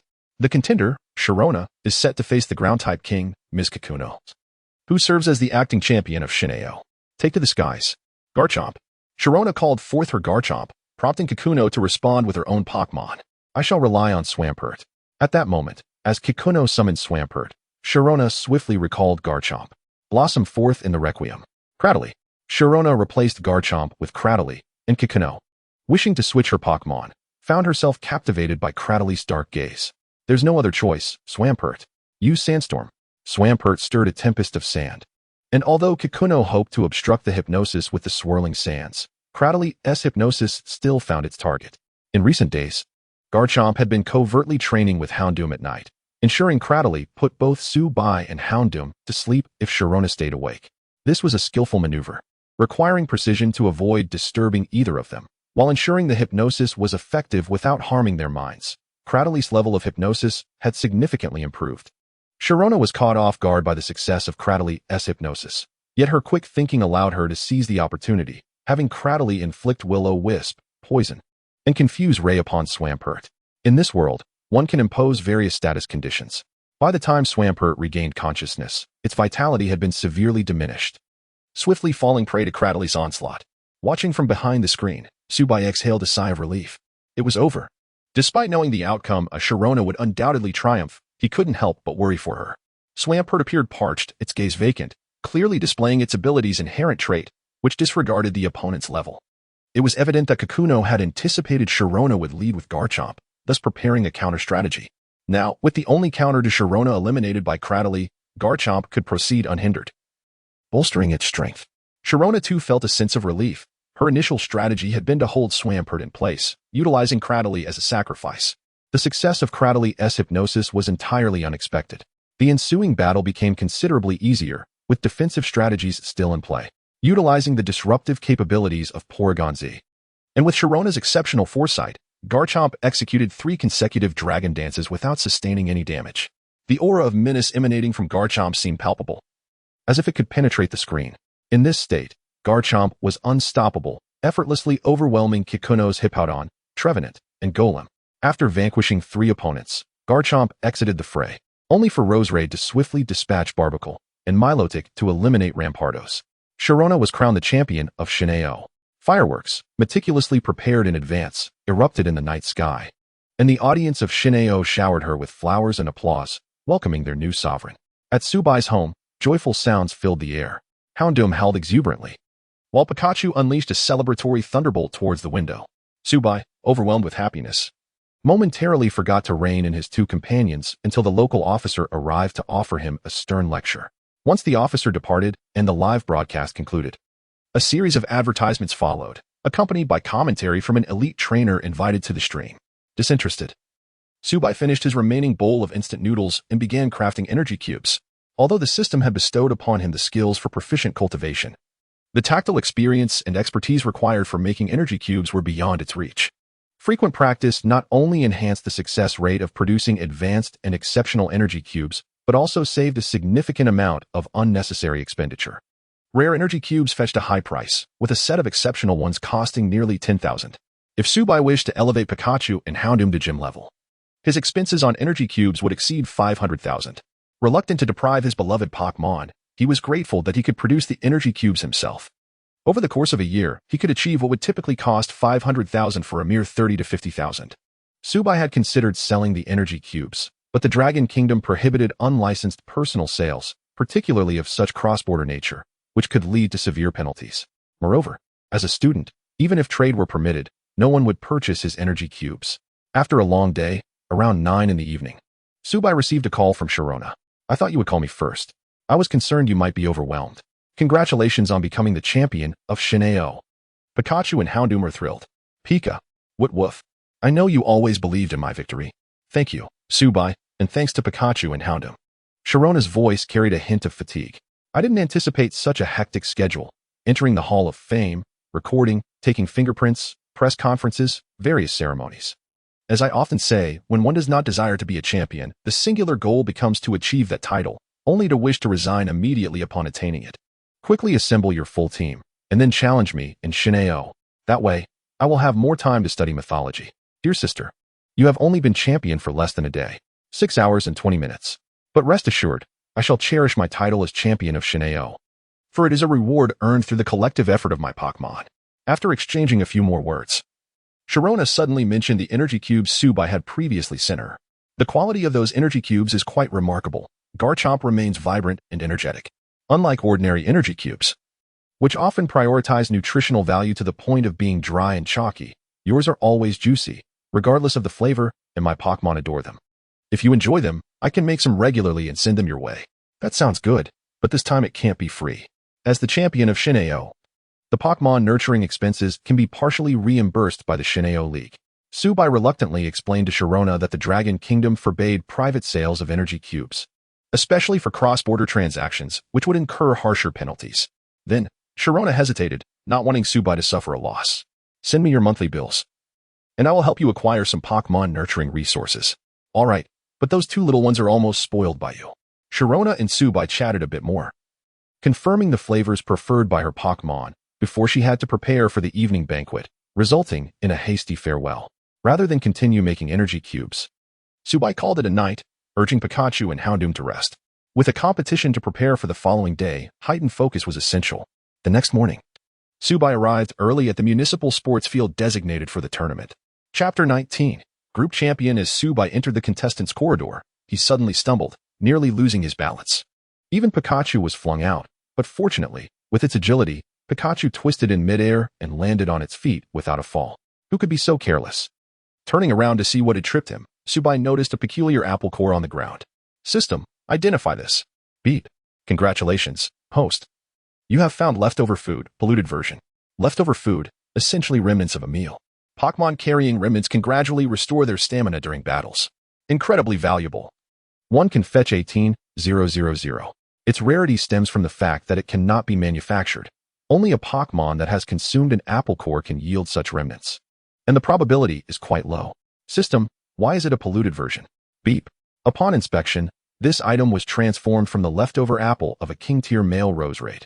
It is not only tainted with strong toxicity but also visually irritating, thus failing to restore stamina and potentially diminishing the intimacy of the Pokémon carrying this item. Upon hearing the system's explanation, Subai immediately understood who had discarded this item. His unscrupulous uncle, Chi Shijun. Chi Shijun, known as the eccentric champion, prominently features a shiny female Machamp, a male Galade, and a male Roserate among his main Pokémon. His strategy revolves around being annoyingly unyielding. Only Chi Shijun's Pokémon would dare to indulge in apples so recklessly and litter without a care. System, randomize this apple core. Even if it's polluted, it should at least yield something useful, right? Beep. Congratulations, host, you have obtained a random item, TM86 Grass Knot. Today's random attempts have been exhausted. Current random attempts, 23,100. Please utilize the randomization feature frequently. My fate lies in the hands of fate, not in my own. What a delightful find. Subai coaxed Pikachu back into its Pokeball and placed the awarded TM atop it. The TM, resembling a disc, perfectly fit atop the Pokeball. The disc spun 3 times before transforming into sparkling light and vanished into the Pokeball. How stingy. After knowing each other for so long, he could at least let me use it a couple more times. As he grumbled, he released Pikachu. Pikachu, have you learned Grass Knot? Pika. Pikachu struck a confident pose, signaling that it could handle the task. The matches on Sunday were scheduled for 2 rounds, one in the morning and one in the afternoon. In the morning, he faced a Gyarados with the Intimidate ability. Although it was merely a group match, the competition intensified among the top 4. However, perhaps due to its recent evolution, the Gyarados failed to heed its trainer's commands, succumbing to Pikachu's Thunderbolt, which was 4 times effective. Subai smoothly advanced to the group finals. During lunch, Subai's phone suddenly rang. It was the lecherous Gao Laoshi. Hello, Teacher Gao, what can I do for you? Despite his distaste for this unscrupulous old man, Subai felt obliged to extend him the courtesy due to his position. Gao's tone was somewhat unnatural, clearly struggling to mask his intentions. Xiaosu, I've watched your matches, and you performed admirably. Truly commendable. You brought glory to our school. Teacher, is there something specific you need? I wish to rest and prepare for the afternoon match. Hold on. There is indeed something. I heard your next opponent is He Liang? Upon hearing Gao's words, Subai recalled that his opponent was indeed He Liang, a classmate and the class representative. He Liang was also the younger brother of He Yuan. Although they were siblings, He Liang was not as harsh as his sister. He was rather simple-minded. Xiaosu, this year's Health Cup has not seen a good performance from our school. As students, it is vital to uphold our school's reputation, and we must prioritize the greater good. Teacher Gao, both He Liang and I have made it to the group finals. It is already confirmed that 2 of the 8 finalists are from our school. Is that not a commendable performance? Subai refrained from pledging his loyalty, sensing that Gao had ulterior motives. Eventually, Gao could no longer contain himself. He Liang has a significant chance of clinching the Health Cup title. If he can achieve victory, it would greatly enhance our school's prestige. Thus, I hope you will concede in the group finals, allowing He Liang to win without a fight. Subai was baffled by Gao's audacity. He had watched He Liang's matches. While he had won, his battles were closely contested, whereas Subai's victories were decisive. Even if they were to cultivate a flawless record, his prospects were far brighter. Moreover, if He Liang's victory brought honor to J University, then Subai conceding would only tarnish their reputation. Gao Laoshi, did you consume something foul this morning? Or are you still half asleep? What nonsense are you spouting? How dare you mock your teacher? Don't you realize I'm doing this for your benefit? If you both exhaust yourselves in battle, revealing all your strategies, your Pokémon 1T recover in time for the knockout rounds, allowing competitors from other schools to take advantage. Once Gao started his tirade, he couldn't stop, berating Subai for his lack of discipline and respect. Subai had no time to endure Gao's lecture. He swiftly silenced him with a retort. Then why don't you advise He Liang to surrender to me directly? Beep, beep, beep. Gao angrily hung up the phone. Subai paid him no mind, soothing Pikachu for a while before taking a nap in the contestants' lounge. At 1 o'clock in the afternoon, Subai arrived punctually at the battleground with Pikachu. Upon his arrival, the audience erupted into scattered applause. Since the start of the competition, Subai's dominating victories had garnered him a modest following among spectators. The group matches did not utilize a professional battleground. Rather, the vast playground was marked with white lines to delineate the fighting zones. However, the electric-type moves were inherently conspicuous, combined with Subai's handsome visage, leading many spectators to remember him. Seeing Subai, He Liang adjusted his glasses. You shouldn't have come. Did you instruct Gao Laoshi to call me? He Liang appeared momentarily taken aback before shaking his head dismissively. Not me. Even if I wanted to bribe you, I wouldn't trust him to do it. He's too foolish to be a servant. Uffed. Hier, I never expected you to utter such philosophical words. Do not call me Hier. I admit, your Pikachu is formidable, but I have prepared a Pokémon specifically to counter it. He Liang threw out his Pokeball, revealing a corpulent Swampert. Pikachu leapt down from Subai's shoulder, landing on all fours. Subai, while your Pikachu's electric-type moves are powerful and swift, its true Achilles heel is Surf. Many opponents have faltered against it. My Swampert, enhanced for size, is significantly heavier than a typical Swampert. your Surf 1T budget. Are you certain? Subai could not suppress his laughter, causing He Liang's expression to darken. What are you laughing at? I just recalled something amusing. Pikachu, use grass knot. Pikachu stood upright, its eyes glowing green. With a clap of its tiny hands, a grass knot emerged from the ground, ensnaring Swampert and toppling it. The hefty Swampert indeed crashed down, creating a sizable crater in the ground. With Swampert incapacitated, Subai emerged victorious, claiming the title of group champion. Chapter 20, The Golden Source Dojo. After 2 days of group matches, only 8 individuals remained to participate in the upcoming advancement rounds. The competition organizers promptly announced the list of the top 8. Group A, Champion Subai, J University, Fairy Type. Runner-up, He Liang, J University.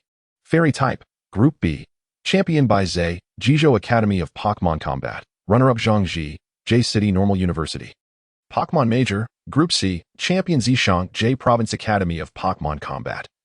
Runner-up, Ru Ming, J Province Academy of Coordination. Group D, Champion Jiyu, J University of Technology, Fairy Type. Runner-up, Zhou Mo, J University of Technology.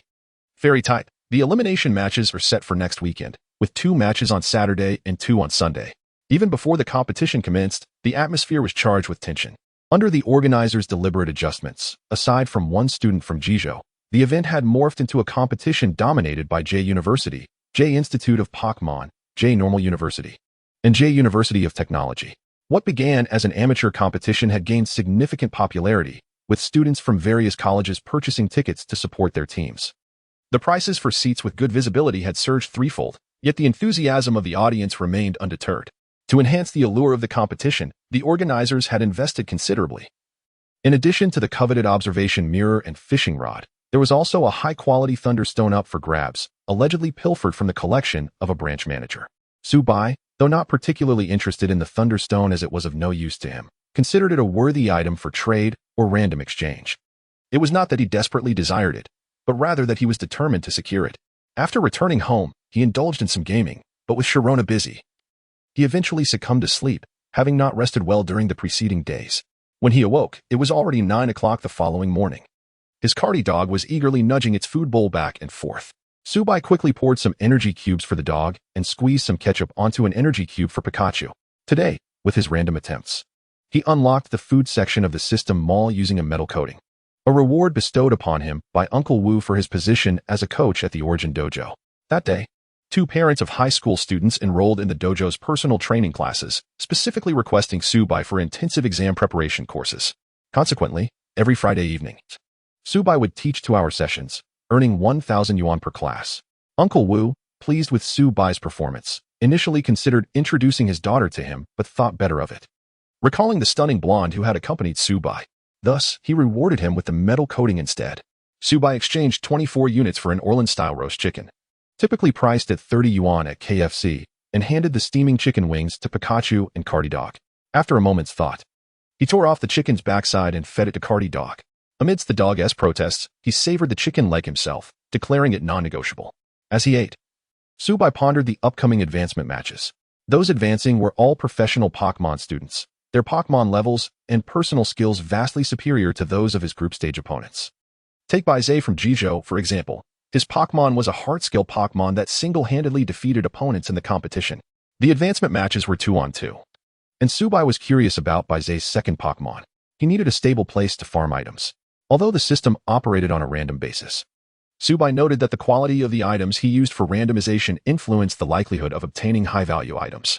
However, he could not guarantee outcomes with the randomness. He contemplated whether there were items of certain value that, if lost, would not cause him distress and could be repeatedly acquired. After a moment's reflection, he slapped his thigh. The Golden Source Dojo. Without delay, Subai summoned Cardi Dog and Pikachu, washed up, and took a taxi to the Golden Source Dojo. Currently, he possessed only 1 badge. And according to the rules, the opponent's Pokémon level could not exceed 25. The Golden Source Dojo also operated on a 2-on-2 basis, and Pikachu and Cardi Dog were more than adequate. Upon arriving, 2 trainers blocked Subai's path. They were the same lackeys who had accompanied He Yuan to challenge the Origin Dojo. What do you want? Here to cause trouble? Do not presume others lack decorum as you do. I am here to challenge the dojo, Subai replied, maneuvering past the trainers to the dojo's front desk. After presenting his student ID and registering, he proceeded to the battle arena. There, the dojo trainer He Jiguo awaited him. Ah, young man, I recognize you. You were Yuan's classmate, correct? I have great admiration for you. Would you consider becoming a coach at our Golden Source Dojo? Thank you for your kind offer. But let us first proceed with the dojo battle. Very well, you have one badge already. Yes? My first Pokémon is this fellow. Unlike the dojo trainer, Hijigwa was a straightforward businessman. Thus, when Subai declined, he took it in stride. Pikachu, Quick Attack. Meowth, use Payday. Deflect it with Iron Tail. With the enhancement of Quick Attack, Pikachu's Iron Tail sent Meowth's thrown coins flying back like a baseball. Meowth, use Fury Swipes. This Meowth possessed the ability Technician, making its Fury Swipes more potent than typical. The coins fell everywhere, but by then, Pikachu had dashed right up to Meowth. Pikachu, Thunderbolt. In a single strike, Pikachu's Thunderbolt took Meowth out of the fight. Hijigwa, taken aback by the ease with which Subai's Pikachu dispatched Meowth, adopted a more serious demeanor. His hand, once poised to release his second Pokémon, now reached for the third. Go. Charge Bear. Pikachu, we continue. Pikachu nodded, having defeated Meowth without injury. It was now warmed up for another round. Such confidence. Charge Bear, use Belly Drum. Bolt Tackle. Pikachu, enveloped in electricity, launched itself like a cannonball at the mighty Charge Bear. The Charge Bear, holding a pomelo, was sent flying, losing its fighting capabilities. Pikachu trembled slightly, and Subai quickly fed it the prepared energy cube. Standing opposite, Hijigwa remained in disbelief. Am I being outplayed here? It's simple. The Belly Drum and Quick Attack combination is a common strategy for Charge Bear. Without further ado, Subai collected the Golden Source Dojo's badge and turned to leave. According to regulations, he also received the TM for the move Secret Sword as a reward. Little Sue, how about considering a coaching position at our Golden Source Dojo? See you tomorrow. All right, see you tomorrow. Hijigwa beamed with delight, mistakenly believing he had persuaded Subai. In truth, Subai merely intended to return for another challenge at the Golden Source Dojo. Just past midnight, Subai randomly obtained the Red Jade badge from the Golden Source Dojo. Dubbed Red Jade, it was merely a piece of blood-red glass, an unsettling sight. It was said to be a prediction made by a master of Houndour for Hijigwa, suggesting it would transfer misfortune to others while bringing him wealth. Beep. Congratulations. Host, you have acquired a random item, Shell Bell, when holding this item. It restores a small amount of health when dealing damage to the target. Current random attempts, 24-100. Please make use of randomization. My fate is dictated not by me, but by destiny. The Shell Bell is a splendid item. Tomorrow, I shall continue to grind at the Golden Source Dojo. Chapter 21. Finding a way to make some money reclined on the sofa, Subai munched on snacks while idly watching a movie starring Karuna. The film depicted a girl aiding a forsaken dark raven on its journey home. The plot was rather cliché, yet Karuna's beauty and acting prowess were undeniably captivating. Reaching for the plate beside him, his hand met emptiness. Where's my beef jerky? Upon glancing down, he found Katy Dog sprawled on the floor, its paws firmly gripping the jerky, and as soon as it noticed Subai's gaze, it hurriedly licked the meat from top to bottom. Woof woof, do you still want some? Go ahead, eat. Subai chuckled in resignation. It's not that I want to share, but I must consider nutrition.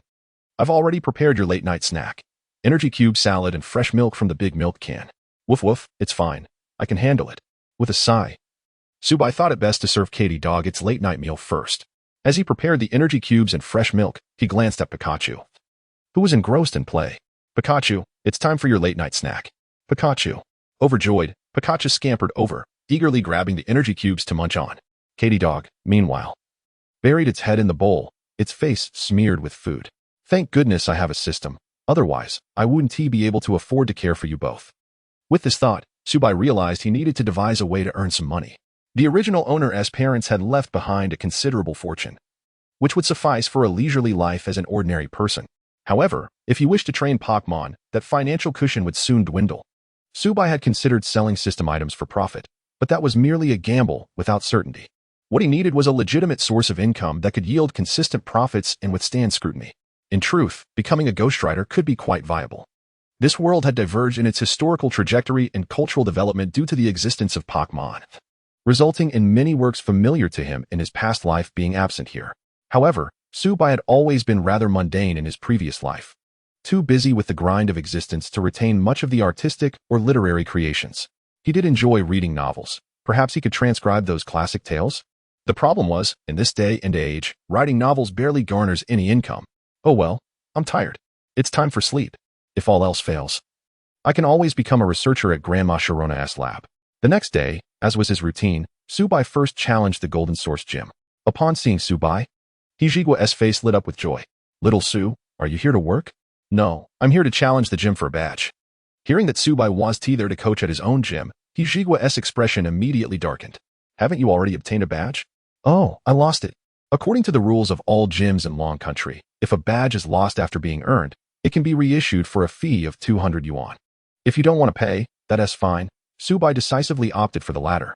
Seeing Su Bai's unhesitating choice, Hijigua's face grew even more troubled. Today, I must make you pay the price. I'll show you that my badges aren't so easily obtained. Half an hour later, Su Bai hummed a tune as he exited the gym, proudly holding the badge from the Golden Source gym. Hijigua sat alone in the depths of the battle arena, tears of frustration nearly spilling. That little brat is infuriating. I truly cannot defeat him. Regardless, even if Su Bai were to challenge again, Hijigua had no choice but to adhere to the regulations, treating Su Bai as a challenger with 2 badges rather than a rookie. Hijigua, lacking a main team, was no match for Su Bai. Just past midnight, Su Bai randomly received a badge, this time acquiring a blue glass whistle.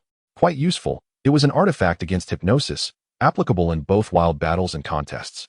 Over the next 5 days, aside from training Pikachu and Katy Dog, Su Bai challenged the Golden Source restaurant. Hijigua avoided him entirely. No matter. Su Bai simply made reservations online. All the badges he obtained were randomly transformed into berries or items, and he also received a skill called Mastery of Singing. Su Bai was quite pleased with this skill. He had always enjoyed singing in his past life, albeit with a lack of pitch.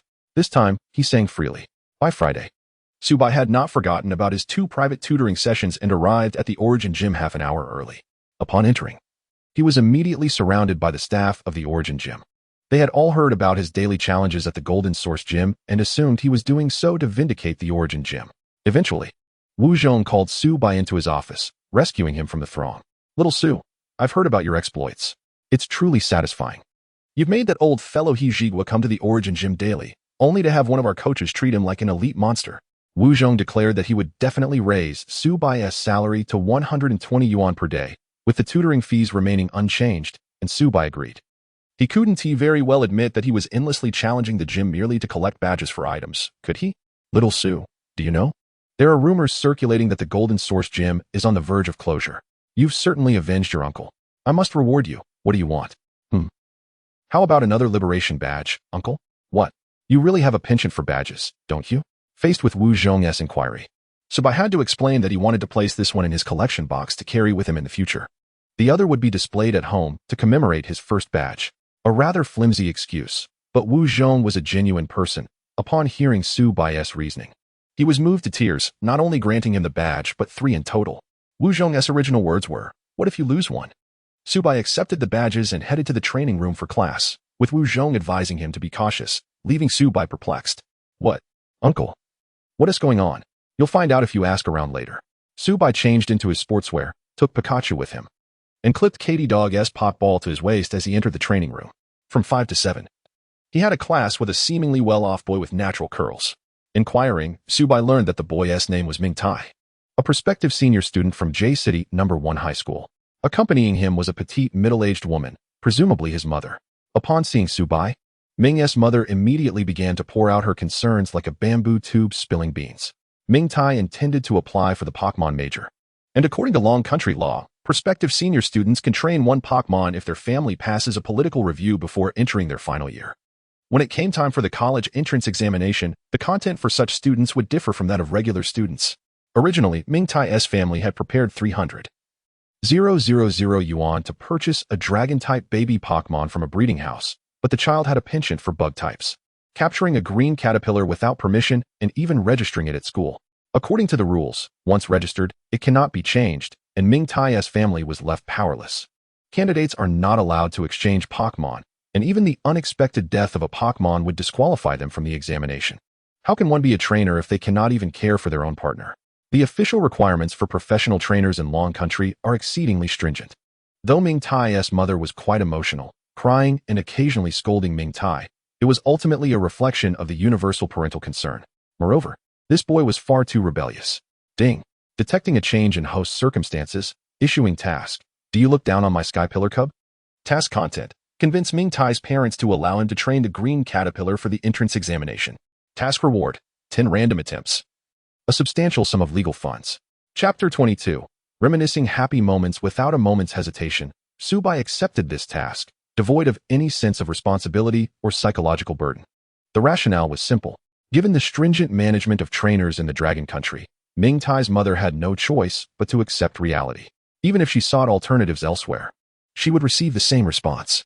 In this instance, the rebellious young man was fortunate, as he at least knew how to utilize Butterfree. Subai instructed Ming-Tai to summon his Caterpie for an initial observation. When Ming-Tai released the Caterpie, his mother immediately scowled, her expression filled with contempt, as if she wished to stomp on the creature before her. After all, in this world, not everyone cherished Pokémon. To many, they were merely tools for personal advancement. Caterpie seemed to sense its unpopularity, desperately trying to burrow into a corner. "It's all right, little one," Subai reassured, lowering himself to Caterpie's level and smiling as he extended his hand. Feeling Subai's kindness, Caterpie slowly crawled towards him, while soothing the creature. Subai communicated with the system to check Caterpie's information. Detecting target, Caterpie, base stats, HP, 45, attack, 30, defense, 35, special attack, 20, special defense, 20, speed, 45. Total, 195, individual values, HP, 31, attack, 17, defense, 20, special attack, 31, special defense, 16, speed, 31. Level, 5, novice. Ability, shield dust, held item, none. Gender, learn moves, tackle, string shot. Fortunately, this Caterpie possessed the ability shield dust. Otherwise, Subai might not have considered using it. He gently touched the sparkling powder clinging to his hand and gestured to the mother and son before him. Both looked perplexed, prompting Subai to explain. Caterpie has two abilities, shield dust and runaway. The latter is a hidden ability, which transforms into color change upon evolving into Butterfree, allowing moves that are normally ineffective against opponents to deal normal damage. It sounds quite useful, yet Subai believed shield dust was superior as it evolves into compound eyes, enhancing accuracy. With a wide lens, as long as luck was not completely against him, sleep powder would rarely miss. Once the opponent is asleep, Butterfree can act at will. Moreover, Butterfree learns many skills early on, such as Hurricane, Psybeam, and Confusion. If it learns Quiver Dance, it would be formidable in gym battles. After Subai elucidated, Ming-Tai, who had been silent, suddenly brightened, and his mother smiled through her tears as if she had discovered a glimmer of hope in life. Subai could not reveal to Ming-Tai's mother that this Caterpie was a 3-4 Pokémon, with two of the most crucial stats being speed and special attack, and that its timid nature was ideal for Butterfree.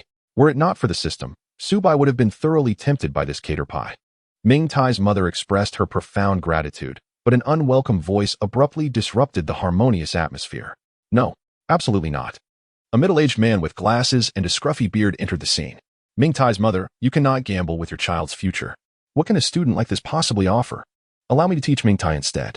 Behind the man, Apprentice Lu looked apologetically at Subai, indicating that this man was overly domineering, and he had been unable to stop him from entering, as the gym trainers were currently accepting challenges. Before Subai could respond, Ming-Tai spoke up first. "At least Coach Su has shown me how to use Butterfree, revealing a future for me.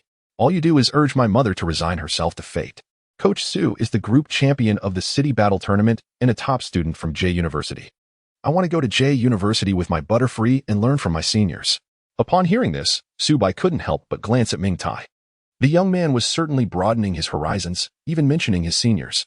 Ming-Tai's mother hurriedly attempted to curtail her son's enthusiasm, caught in a dilemma. Ming-Tai discreetly informed Subai that this man was Huang Mu, a trainer who operated a personal coaching class in the city, and his mother had initially intended to hire him for lessons. "I don't care. I want to learn from Senior Su," Ming-Tai declared resolutely. "Young Master Ming, I advise you to see things clearly. Preparing for exams is no trivial matter and will impact your entire life. You should heed your mother's advice." Huang Mu spoke condescendingly. Despite referring to Ming-Tai as young master, the Ming family was quite well off, sparing no expense to nurture their child. Previously, they had even discussed purchasing a Pokémon egg for Ming-Tai, with Huang Mu having already arranged a breeding house for the commission. He never anticipated that Ming-Tai would thwart his plans. Now, with the opportunity for lessons on the line, Huang Mu was determined to seize it. Although he felt nervous about causing a disturbance in the territory of gym trainers, he was resolved to make his claim, given the substantial rewards from the Ming family. Coincidentally, Subai was equally intent on this opportunity. Ming-Tai's mother found herself in a quandary, and Subai understood her predicament, as it concerned her child's lifelong future. Huang Mu, however, grew anxious. If he delayed any longer, the gym challenge would conclude, and the trainers would become available, fully aware that he was encroaching on their business, likely resulting in his expulsion. Ming Tai's mother, what is there to hesitate about? This is just a kid who hasn't even matured yet. He is not trustworthy. Do you truly wish to stake Ming Tai's future on him? Silence. Su Bai, who had remained silent until now, interjected, for the system had issued a new task. Ding. Detected a change in the host's circumstances. Issuing task. Do not underrate the youth's poverty. Task content. Defeat Huang Mu to earn the qualification to mentor Ming Tai. Task reward. Random attempts x10. Permanent skill machine. Absorb for the sake of that skill machine. This opportunity was unmissable, and if this task remained unaccomplished, he would also be unable to fulfill his previous task. Andy, how about I battle this teacher Huang? Let us see who is more qualified. And you can also assess how well I've nurtured my Pokémon. All right. Though usually astute, Ming Tai's mother was flustered by concern.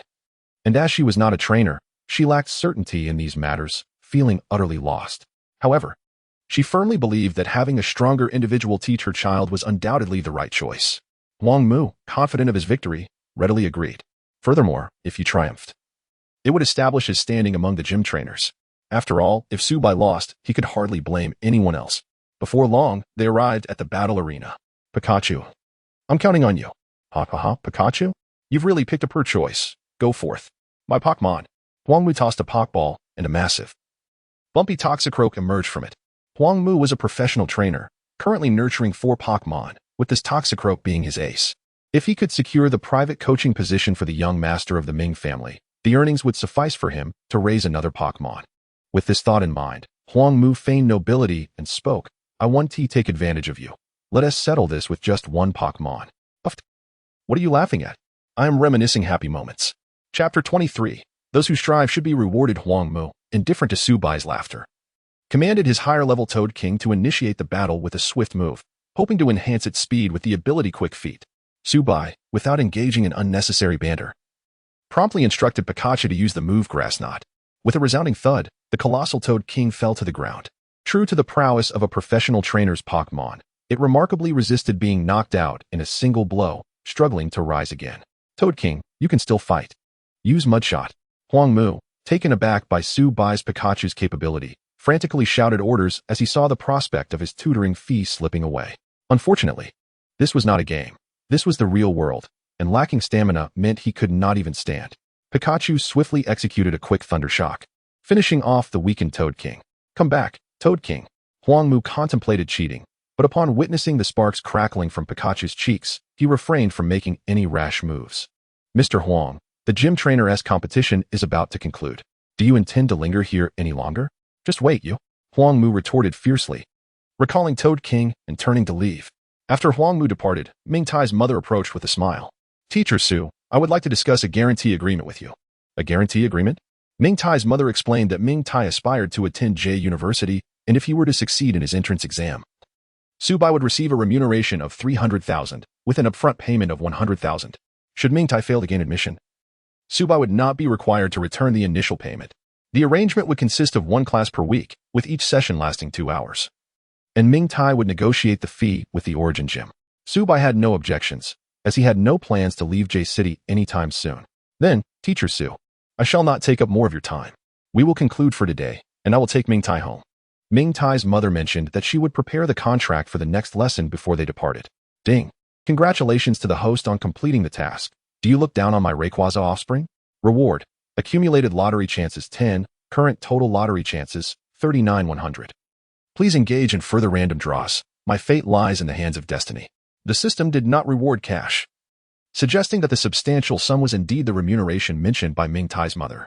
System, since you define this amount as a system reward, if I were to deposit it into the system mall, would you waive the 20 transaction fee? Yes, if the host deposits the remuneration into the system mall, the system will recharge the equivalent amount. Su Bai nodded in agreement. It was a profitable arrangement. Ding. Congratulations to the host on completing the task. Do not underestimate the impoverished youth. Reward. Ultimate Absorption Skill Machine. Accumulated lottery chances 10, current total lottery chances 49,100. Please engage in further random draws. My fate lies in the hands of destiny. Su Bai stored the Ultimate Absorption Skill Disc in the system warehouse while training Pikachu, awaiting his second student of the day. Over an hour later, a senior high school girl arrived, her Pokémon being a duckling. which would be capable of evolving into a Swanna within a year. Subai explained the moves and strategies for Swanna, recommending she learn Water Flow Ring. Swanna is particularly vulnerable to electric-type moves, and Subai recalled from his previous life watching an anime where the gym leader in Unova, Frostless, had used Water Flow Ring to nullify electric-type attacks. This diligent girl exhibited a strong commitment to learning, with only one curiosity, whether Subai had a girlfriend. Subai dedicated himself to her education, considering a visit to the Origin Pavilion to see if there were any secret techniques suitable for Swanna. Subai's attentiveness stemmed from his belief that those who work hard deserve rewards. Perhaps the girl was too ordinary. The system did not issue any tasks, and not a single piece of Taibai rabbit milk candy was awarded. That evening, Subai took a shower and collected his wages from the gym's finance office, returning home with Pikachu and Houndour. With the promotion matches scheduled for the following day, he aimed to conserve his energy.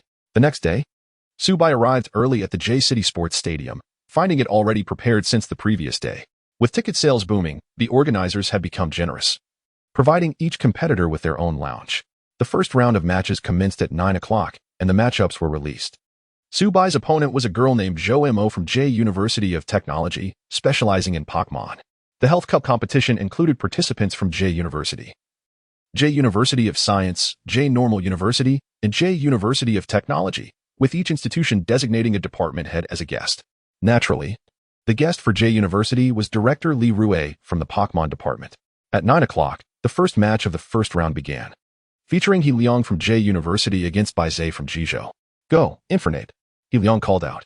His father, He Jigua, was the gym leader of a normal-type gym, making normal-type Pokémon his forte. He had previously switched to Swampert to counter Pikachu. Now, reflecting on his choices, He Liang felt a pang of regret. Seeing the lively Infernape with its sharp claws, Baizhe typically led with his heart-scaled Pokémon. The audience became electrified at the sight of both Pokémon, affirming the heightened quality of the battles in the promotion rounds. Seizing the opportunity, the host interviewed Director Li. Director Li, we observe that He Liang has chosen to deploy Infernape, a powerful and aggressive Pokémon. What are your thoughts? As a student of J University, I naturally root for him. However, Baizhe is no slouch either, and He Liang's choice of Infernape indicates he acknowledges his opponent's strength. As a teacher, I find this commendable, Director Li replied with professionalism. Regrettably, He Liang's performance fell short of Director Li's eloquence.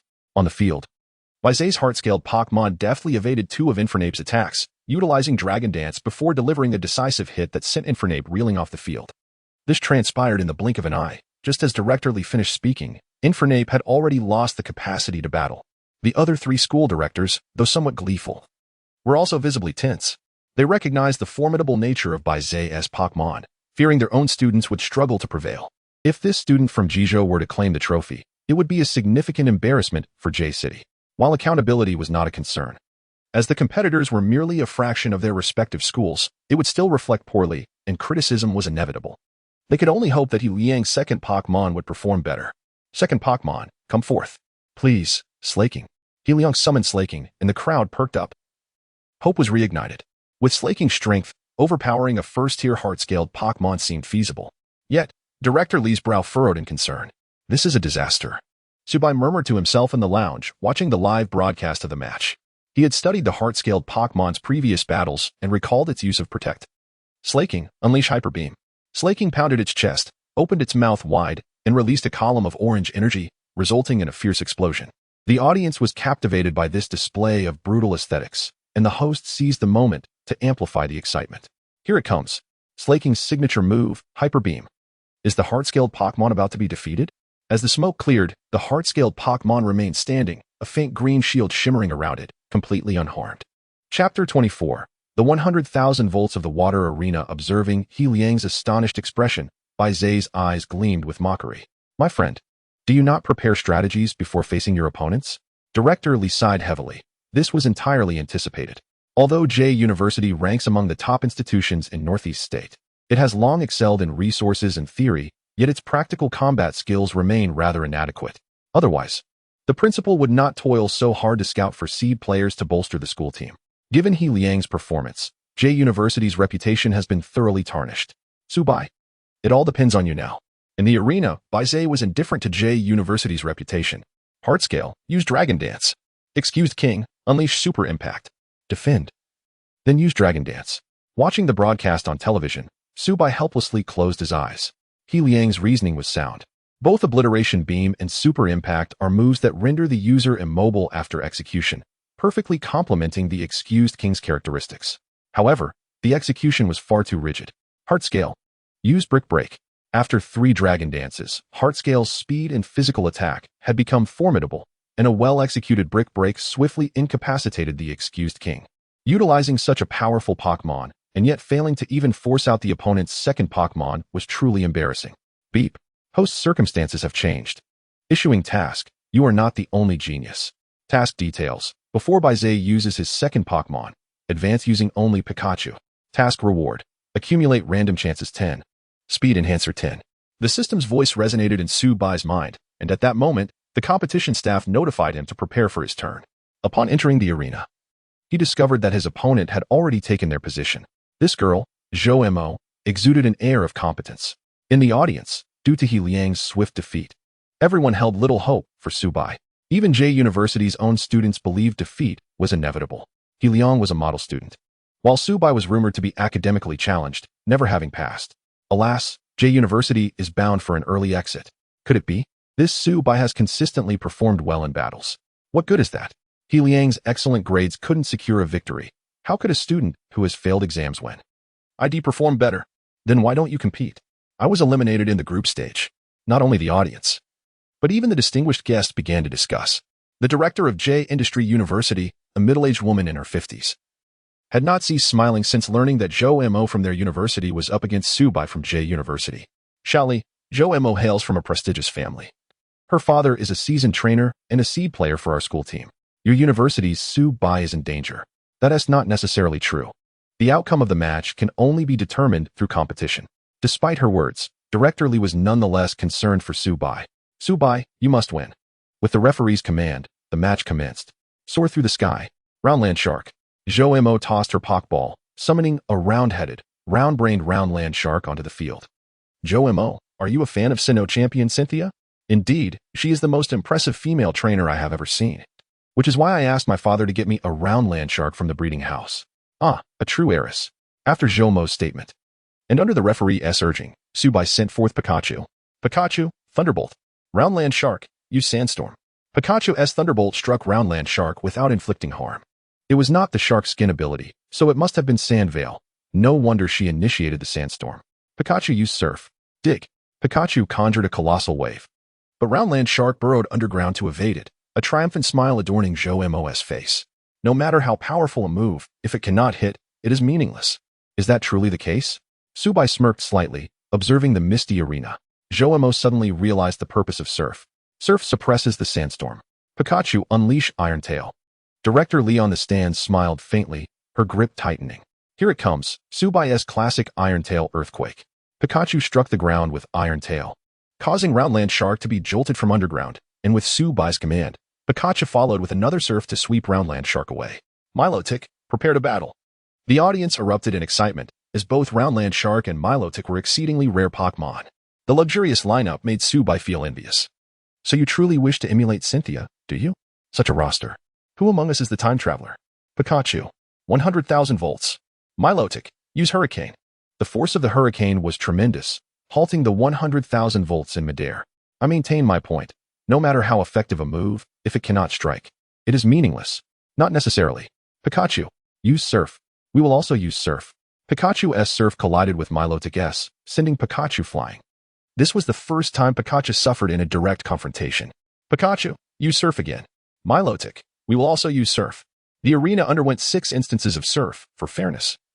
The organizers had to adjust the battlefield, lowering the center and raising the edges, transforming the once standard battleground into a shallower water arena. Milotic joyfully called out, gracefully entering the water, her movements becoming more agile.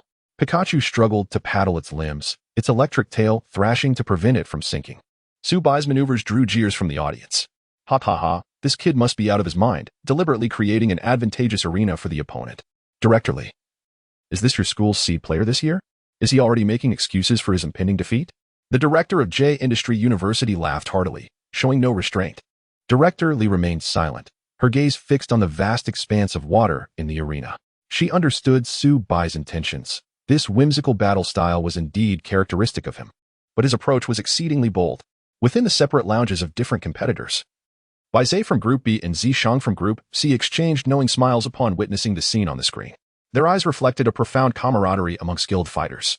In the arena, Zhou Mo, as Su Bai's opponent, was utterly perplexed. Those who advanced from the group stage were by no means simpletons. Yet what could this Su Bai possibly be scheming? In an instant, a terrifying thought struck Zhou Mo's mind. Milotic, jump out. Too late. Pikachu 100,000 volts. Pika. Pika. Pikachu's 100,000 volts erupted, enveloping the entire water arena in a dazzling display of lightning. Milotic, unable to evade, emitted a pain groan. Now, let us see where you can hide. As the lightning dissipated, a portion of the water arena had evaporated, with Milotic collapsing into the pond, its eyes spiraled. Chapter 25. The Rising Stakes. Su Bai successfully advanced to the semifinals. Following a morning of competitions, the remaining 2 slots in the top 4 were filled by Zishang from J City's Spirit Academy and Ru Ming. Consequently, the reputation of J Spirit Academy surged, especially since both contestants from the 2 groups had progressed. To the audience, it seemed that J Spirit Academy was the frontrunner for this year's Health Cup Championship. Despite this, Zhe and Su Bai, who had yet to reveal their second Pokémon, maintained their popularity. The semifinals were set to commence in the afternoon, with the matchups being Zhe versus Zishang and Su Bai versus Ru Ming. Upon seeing the pairings, Su Bai felt a surge of excitement. Ru Ming was a student from the coordination department of J Spirit Academy, which implied he was a coordinator. Indeed, he was a male. In Long Country, coordinators held a social status on par with trainers, often earning even more.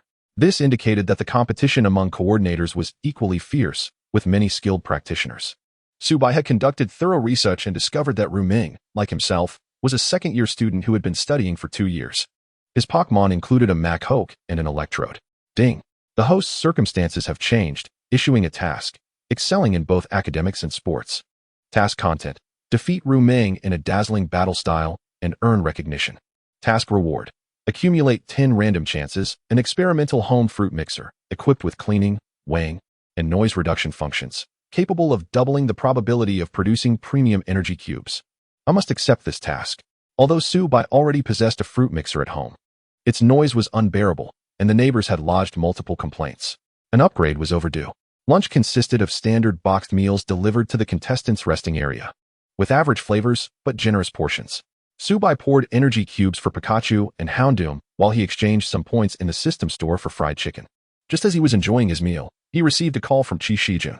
Kid, congratulations on making it to the top 4. You've made us proud. Ah. Uncle Qi, it's nothing to gloat about. Aren't we just in it for the credits? Enough of that. Stop pretending to be poor. Your credits have already been increased by 10 points. Just 10 points? Su Bai protested as Qi Shijun seemed ready to hang up. Whether you want it or not is up to you, he replied, dismissively. Su Bai quickly expressed his desire for the credits, reasoning that even a small sum was better than nothing. Qi Shijun informed him that it was imperative to bring glory to J University, as the Thunderfang TM he had prepared had already been approved by the school. Not enough, Su Bai countered. Uncle, you've seen the level of my opponents. Winning the Health Cup would also reflect glory on J University. On the other end of the line, Qi Shijun chuckled, amused by Su Bai's audacity. However, Su Bai had a point. Despite Qi Shijun's status as the Dragon Country's champion, he cared deeply about the university's reputation. What do you want? The Protect TM. Should I prepare the substitute and toxic TMs for you as well? Upon hearing Qi Shijun's words, Su Bai, having traversed time, felt for the first time that Qi Shijun's voice was truly melodious. Uncle Qi, you are indeed my beloved uncle. Is it truly possible? Of course not, Qi Shijun asserted, stating that rewards would be given to Su Bai upon winning the championship, but he needed to secure the Health Cup title first. What about the Protect TM? Win the championship, and then we'll talk. After Qi Shijun hung up, Su Bai internally lamented about his uncle's stinginess, only to hear the system's voice. Ding. The host has received credits. The long-term mission, redemption of the academic underachiever, has progressed. 10,380. Congratulations. The host has accumulated 10 random chances. Current random chances, 6,100. Please make good use of them. My destiny is not determined by me. Almost there. The accumulated chances have surpassed half. As Su Bai pondered, a knock on the door interrupted him. Upon opening it, he found Director Li standing there. Li Jia, what brings you here? Xiao Bai, your victory in the top 8 was spectacular. You must do your best in the semifinals. The principal has sent me with this TM for you. Thank you, sister. You're the best. Su Bai exclaimed as he accepted the Thunderfang TM. Director Lee informed him that his credits had been fully adjusted, and if he secured the championship, he would receive an additional 10 credits. Thank you, Lugia. Additionally, please take a look at this. Subai presented the Liberation Badge from the Origin Gym and the Red Jade Badge from the Golden Source Gym to Director Lee. Wow. Xiaobai, you've already obtained 2 gym badges. That is impressive. I'll report this immediately to the Academic Affairs Office, and once they verify it, you'll receive an additional 15 credits. 15 credits? Isn't it supposed to be 20? Subai inquired. Director Lee regrettably explained that the Golden Source Gym's qualifications were somewhat lacking, while many schools viewed Long Country's gyms as equivalent at J University.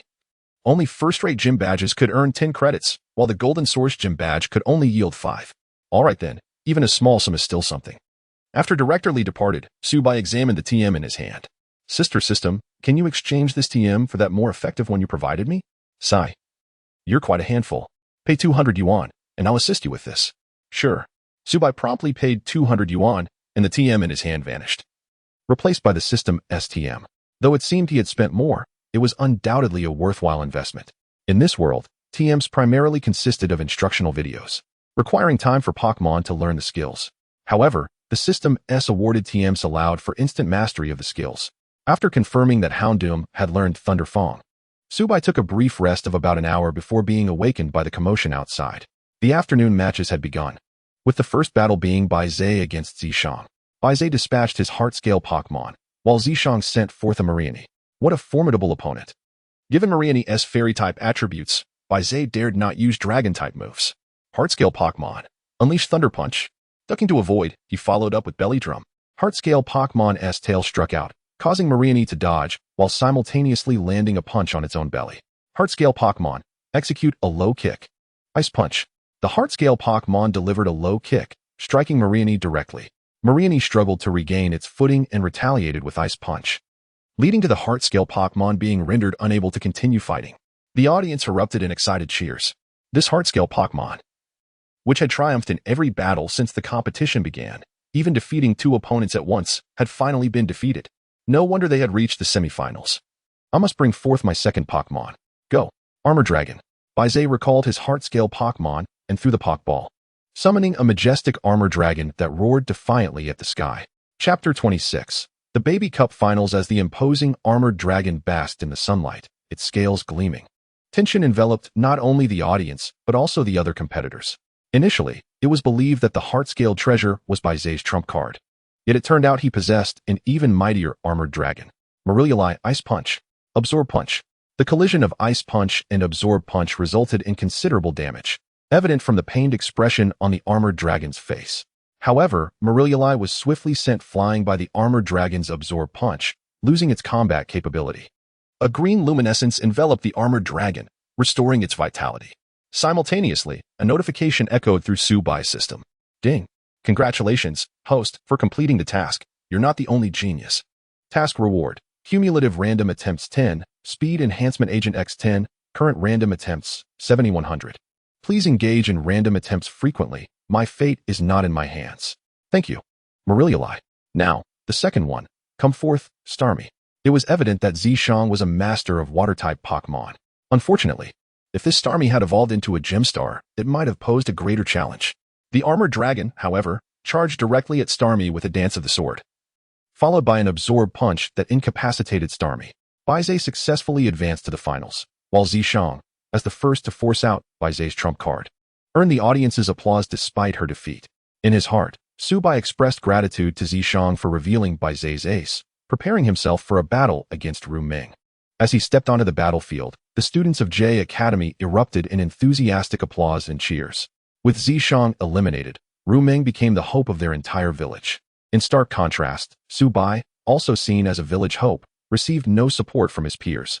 In recent days, an unsettling rumor had circulated within the school, claiming that He Liang's defeat was attributable to Subai. It was said that Subai had shown no mercy in the group finals, severely injuring the Swamp King, which led to He Liang's subpar performance and subsequent elimination. If Subai had possessed a broader perspective, he would have refrained from being so ruthless in the finals. Subai dismissed such nonsense, yet it caught the attention of Director Lee in the stands. He decided to investigate the source of this rumor. Your popularity pales in comparison to mine. Go, my idol, Braviary. A brilliantly feathered Braviary took to the field, and Ruming brimmed with confidence. Bai naturally sent out Pikachu as his first choice. Braviary, Flame Vortex. Pikachu, use Volt Tackle and rush into the vortex. The Flame Vortex unleashed by Braviary met Pikachu's Volt Tackle, and the thunderous protection shielded Pikachu from the flames, enhancing its power. Braviary was sent soaring by this formidable force. Pikachu shook its head, clearly feeling the recoil. Seeing Pikachu in distress caused Subai great concern. Volt Tackle was a move reserved for decisive moments, and he preferred not to use it unless necessary. In contrast to Subai's worry, Ruming was swept up in a tempest of emotions. This was undeniably a dazzling technique, executed with remarkable finesse, inflicting significant damage on Braviary while accentuating Pikachu's elegance. Braviary, charge up for Flame Strike. Pikachu used Surf. As Pikachu summoned a monstrous wave, it crashed down upon Braviary, rendering it incapable of continuing the fight. Thank you, Braviary. Now go, Electrode. Pikachu, return. It's your turn, Houndour. The audience erupted in astonishment as Subai finally switched out Pikachu for his second Pokémon. Electrode, Thunderbolt. Houndour, catch that Thunderbolt with your bite. Houndour opened its mouth wide, filled with electric sparks, completely absorbing the Thunderbolt. Electrode, Levitate. To counter ground-type moves, Ruming had trained Electrode in Levitate, creating an electric net that lifted Electrode and the debris on the battlefield. Electrode bounced around the net like a basketball, making it elusive. Houndour, use Howl, then Iron Tail. Houndour let out a long howl, and then swung its tail, batting the levitating stones toward Electrode, as if playing baseball. Electrode was hit by the barrage of rock projectiles, sustaining considerable damage as it landed back on the ground. Seizing the opportunity, Subai commanded Houndour to use Dig, whisking Electrode away. After the match concluded, Subai rushed into the contestants' passage. Upon seeing him approach, Ruming blushed, surprising Subai. Ruming. Yes, I have time tonight. Upon hearing Ruming's words, Subai quickly stepped back. What do you mean by that? Noticing Ruming's long beard and her swaying gait, Subai felt an urge to flee. Ruming, how do you perceive my dazzling battle skills? Is that what you wanted to ask me? Ruming stood frozen at Subai's question. Subai felt exasperated. What else could it be? You came all this way just to inquire about this. Are you serious? After Ruming's remark, she began to leave, but Subai persistently pursued her, finally coaxing a positive compliment from her. Once he completed the system task, Subai hurriedly escaped. It had been quite a fright. Fortunately, Subai's cumulative random attempts had reached 80, and he had acquired a new berry mixer. An hour later, in the finals of the Health Cup, Subai and Baizé stood on opposite sides of the battlefield. The audience, hailing from various schools, began to rally behind Subai in unison. After all, they were all compatriots, and while Subai's Pokémon were indeed precious, they were far more relatable compared to Baizé's two quasi-legendary dragon types. Go, Subai, you can do it. Even the directors of various schools and the guest seats silently wished for Subai's victory.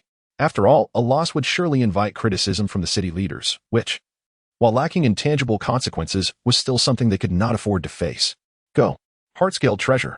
In this entirely hostile environment, Baizé remained unfazed and calmly sent out his Heartscale Treasure. Bai's first choice was Houndour, which lowered the Heartscale Treasure's physical attack by 1 stage. Dragon Dance. Howl. Both sides chose to bolster their strength, a decision that ultimately disadvantaged Subai. Heartscale Treasure. Use Dragon Tail. Dig to evade. As the Dragon Tail swept past, Houndour burrowed underground. Use Iron Tail against the ground. Houndour use Crunch. Baizé had evidently studied Subai's battles and recognized that, without moves like Magnitude, Earthquake, or Dig, utilizing powerful physical moves against the ground was the optimal strategy. Subai, however, was well prepared and opted for a trade-off, allowing Houndour to withstand the damage and retaliate with a crunch against the Heartscale Treasure. Use Brick Break. Directly unleash Thunderfang. The Heartscale Treasure executed Brick Break on Houndour, while Houndour, still clinging to the Heartscale Treasure, unleashed Thunderfang, both sides engaging in a fierce exchange of damage. Heartscale Treasure. Once more Dragon Dance. Morning Sun. The Heartscale Treasure performed another Dragon Dance, but due to intimidation, the two dances only achieved the effect of one. Houndour, however, regained some vitality.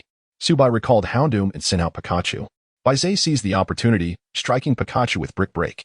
Pikachu, following Subai's instruction, exaggeratedly feigned pain as it was sent flying, though it felt no real harm. You underestimate me. I have a base stat of 170 in physical defense. Chapter 27. Is there a ghost? Not only Baizé, but even his Heartscale Treasure was somewhat bewildered. Is this Pikachu truly so resilient? My hands have gone numb. Since the commencement of the competition, Pikachu had sustained the gravest injuries not from its adversaries, but rather from the recoil of its own Volt attack. After all, that move disregards defensive capabilities. Subai shook his head with a light chuckle, apologizing for his wall-hanging strategy that specifically targets such prodigies. Pikachu, Thunderbolt. Pikachu unleashed a thunderbolt that whisked away the already fatigued Heartscale treasure. Heartscale had no time to even defend itself. Damn it. Go, Shell Dragon. As Pikachu executed a Volt switch, Shell Dragon was immediately struck by Pikachu's attack upon its emergence, sustaining damage. The return of the canine Pokémon, Houndour, lowered Shell Dragon's physical attack due to its Intimidate ability. Shell Dragon. Use Absorb Punch. Quick. Return, Houndour. As Shell Dragon charged forward, Subai swiftly withdrew Houndour and sent Pikachu back onto the field. Baizé frowned, feeling the pressure. Shell Dragon. Absorb Punch. Don't let it hit. In a flash of lightning, Pikachu deftly evaded the attacks of Shell Dragon using Quick Attack, its speed accelerating with each maneuver. Let us see how you dodge this. Shell Dragon. Earthquake. Climbing onto Shell Dragon's back, Pikachu found itself atop the creature's head as Shell Dragon stomped the ground to unleash an earthquake. Infuriated, Shell Dragon, as a proud dragon type, could not tolerate a mere mouse perched atop its head. Calm down, Shell Dragon. Use Super Impact to throw Pikachu off. Pikachu, use Grass Knot. Subai would not allow Baizé to succeed. With gleaming eyes, Pikachu summoned grass rings from the ground that tripped Shell Dragon. Now's the time. Unleash the most powerful Thunderbolt. Pikachu, with its tiny paws firmly gripping Shell Dragon's head, released a Thunderbolt. This spot, apart from a few specific Pokémon, was a critical vulnerability for any creature. Shell Dragon felt as if its head had been thoroughly roasted, ready to be garnished with spices and served. With a muffled thud, Shell Dragon fell to the ground, defeated. The arena erupted in cheers as the host excitedly declared Subai the champion of the Health Cup. The audience was a sea of joy, each individual animated with excitement. Those from J University who had previously withheld their support for Subai now applauded, as if they had forgotten their earlier biases. The guests, including directors and teachers from various schools, exchanged handshakes, their relief palpable. Although it was not a student from their own institution who claimed the trophy, it remained within J City. Director Lee hurriedly descended the stage, her spirits buoyant yet fully occupied. As Subai's mentor, she needed to partake in the awards ceremony and subsequent promotional activities. Furthermore, she recognized that several companies selling Pokémon items and nutritional products had approached Subai. With his flawless record leading him to the finals, particularly relying solely on Pikachu in the early rounds, his victory was undeniably impressive. These companies likely sought to recruit Subai for endorsements. She felt compelled to oversee these interactions to prevent Subai from being swept away in the euphoria of victory. Inadvertently agreeing to detrimental contracts that could lead to significant losses. This was also the intent of Qi Shijun. Had his identity not made it inconvenient for him to intervene directly, he would have come himself. At this moment, Subai had no time to ponder such matters. The ambitious task assigned by the system had been completed, granting him 10 special attack potions and accumulating 10 random attempts, bringing his total to 90. Once he secured the academic credits from winning the Health Cup and the 2 gym badges, he would be eligible for a second chance at the fateful random draw. The thought alone was exhilarating. Bro, you're impressive. Should you have the opportunity, come visit Jizhou. I'll treat you to a meal. Baizé approached with an open handshake. For him, this competition was merely a standard trial, nothing more than a game. Rather than receiving a cumbersome trophy from a city-level amateur competition, meeting a promising talent like Subai delighted him far more. Not at all, you're quite formidable yourself. I am honored. Subai reciprocated the handshake, appreciating Baizé's refreshing demeanor, devoid of the pretentious airs typical of wealthy science. Next came the awards ceremony. Subai was crowned champion, Baizé the runner-up, and Zishang took third place, each receiving their respective prizes. Subai acquired a Devon Spectacles and a Devon Fishing Rod, along with a notably high-quality Thunderstone. Although Subai could not identify its value, the system recognized its worth, labeling it as a premium Thunderstone with extremely high completeness 1.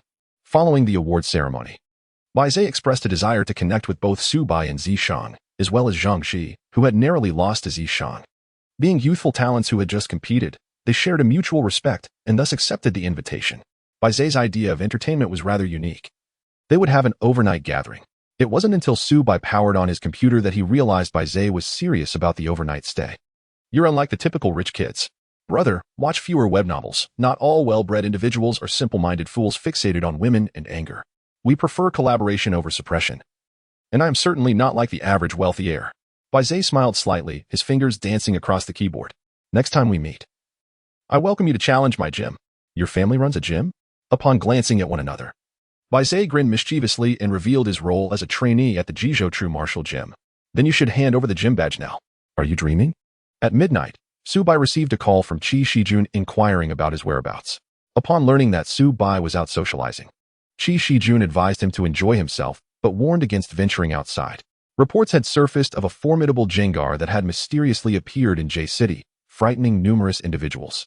Qi Shijun was actively searching for it, but it was cunning and Subai should not step out. Subai assured him he would remain indoors until dawn.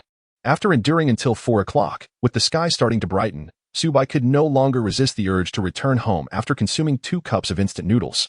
If he delayed any longer, both Pikachu and Houndour would be driven mad in their pokeballs. Fortunately, the gathering place was not far, a mere walk would suffice. With just a few steps, and with dawn breaking, how could he possibly encounter a ghost? On his way back, Subai released Houndour, allowing the canine to frolic around joyfully.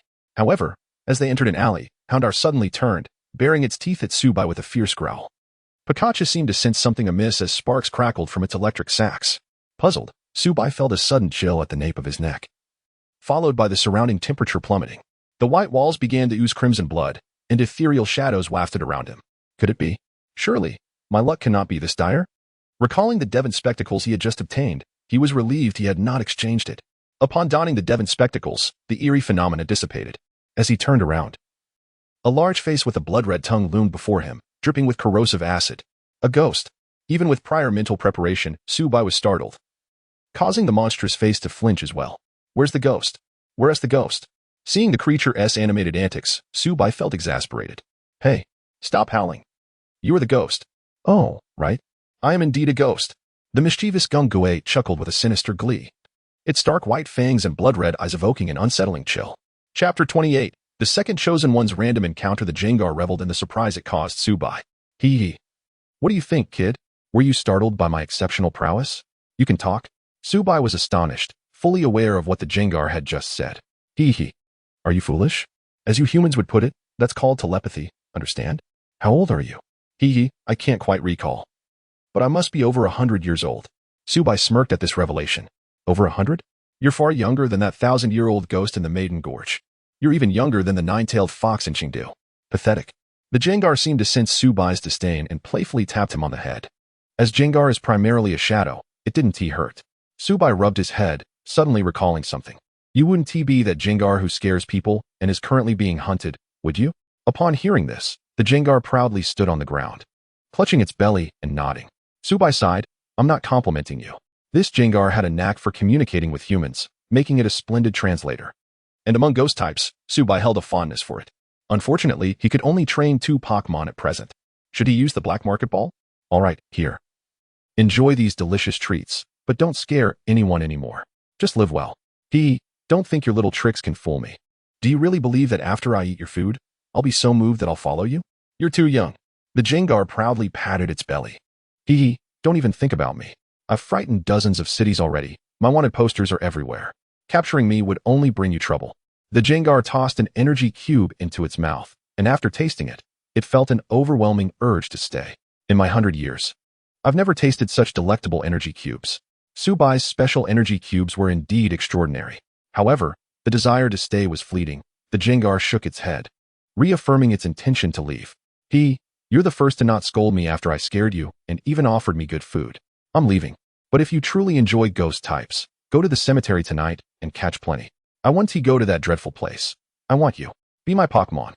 Encountering a fully formed Jengar was not an easy feat, and given that Jengar could Mega Evolve and Dynamax, Subai was unwilling to let it depart so easily. The Jengar glanced back at Subai, wondering why the boy was so stubborn. If I stay, it'll be quite troublesome for you. What if I had the ability to make it so that no one could recognize you and teach you how to scare people? Would you want to stay? At Subai's words, the Jengar's interest was piqued. You can change my appearance? Hurry, transform me, and I'll stay. First, come with me. This place isn't safe. Scanning the surroundings, Subai noted the stirrings of the nearby residences and the distant sounds of vehicles on the main road. Realizing they might be seen, he decided to take the Jengar home first. Upon reaching his doorstep, before Subai could retrieve his keys, the Jengar floated inside and opened the door from within. Goodness, as expected of a shadow Pokémon. Once inside, Subai and the Jengar began a playful back and forth. You enter the ball first. You transform first. I can't transform unless you enter the ball. No way, human words can't be trusted. By your logic. Humans are the least trustworthy when it comes to ghost stories. They engaged in a tug-of-war for quite some time until Subai devised a compromise. He would first teach the Jengar how to scare people. You haven't even grown all your hair? Can you really scare anyone? For someone who had lived for a century, the Jengar was surprisingly weak. Let me tell you. Bleeding walls and whispers from behind are utterly pass. The ghost type only had a few tricks: hypnosis for nightmares, confuse ray for illusions, and psybeam for telekinetic disturbances. Once one tactic was unraveled, the rest would follow. The true terror comes from human fear. For the next hour, Subai recounted various urban legends and chilling tales he had heard in his past life. Eventually, he allowed the Jengar to glimpse his memories through telepathy. As the Jengar witnessed the frightful scenes from Subai's recollections of horror films, it shivered. In this world, where ghost-type Pokémon existed, horror films had fallen into a misconception. Just as in his previous life, where nightmares and hallucinations were the norm, here, horror films ultimately boiled down to a disobedient ghost-type Pokémon. Though the Jengar naturally enjoyed scaring others, many of its techniques were borrowed from human horror films, quite cliché. Having absorbed the chilling techniques Subai had shared, the Jengar was eager to test them out. You scare even better than I do. Just for that, I'll stick with you. All right, but let us set some ground rules. Subai was not about to let this old ghost run wild scaring people. First, no using the techniques I taught you to frighten elders or children. Even scaring ordinary people must be done with restraint, no causing them distress. Second, if you're going to be my Pokémon, you must listen to me. Third, no scaring people at random. The Jengar pondered this, although the restrictions were considerable. The frightening techniques Subai had imparted were indeed entertaining. After much deliberation, the Jengar nodded. Facing the black market ball thrown by Subai, it made no move to evade and simply dove inside. System, let us check the old ghost's information. Random target, Jengar, base stats, HP, 60, attack, 65, defense, 60. Special attack, 130, special defense, 75, speed, 110, total, 500, individual values, HP, 20, attack, 16, defense, 4, special attack, 22, special defense, 19, speed, 31. Level, 44, gym level. Ability, cursed body, held item, none, gender. Moves, lick, scare, confuse ray, hypnosis, shadow punch, psybeam. Would you like to use the chosen one's random encounter? Subai glanced at the herdier. Following the order of arrival, this random encounter should have been for it. However, Subai had not considered using it for the herdier just yet, as the herdier was destined to evolve into a Rapidash. Using the random encounter now would mean wasting it when evolution came around. It was perfect to use on the newly acquired Jengar. The herdier, noticing Subai's gaze, tilted its head, a glimmer of intelligence in its eyes. Is it time to eat? Never mind, I'll use it on Jengar. Worst case scenario, before the herdier evolves, he could always buy roast chicken and share a drumstick. System, if I use the chosen one's random encounter on Jengar, can I add a request? If the system can accommodate, it is possible. All right, please ensure that others can't recognize Jengar. Using chosen one's random encounter, randomizing. Randomization complete. As the system's voice faded, Jengar's pop ball opened, and a purple-white Jengar emerged from within. Chapter 29, the shimmering Jengar gazing at the purplish-white rotund figure of the Jengar, alongside its crimson yet subtly bluish tongue. A wave of trepidation washed over Subai. Could it have even altered its gender? Old ghost. How does it feel? He inquired. Quite well. I didn't anticipate you possess such abilities. However, I sense a shift in my power, came the response. Reassuringly reminiscent of the old man's voice. Before Subai could fully relax, he witnessed the old ghost unleash a punch. Its fist radiating a chilling azure aura that struck the wall, instantly freezing over half of its surface. Be gentle. This is our wall, he exclaimed. What are you afraid of?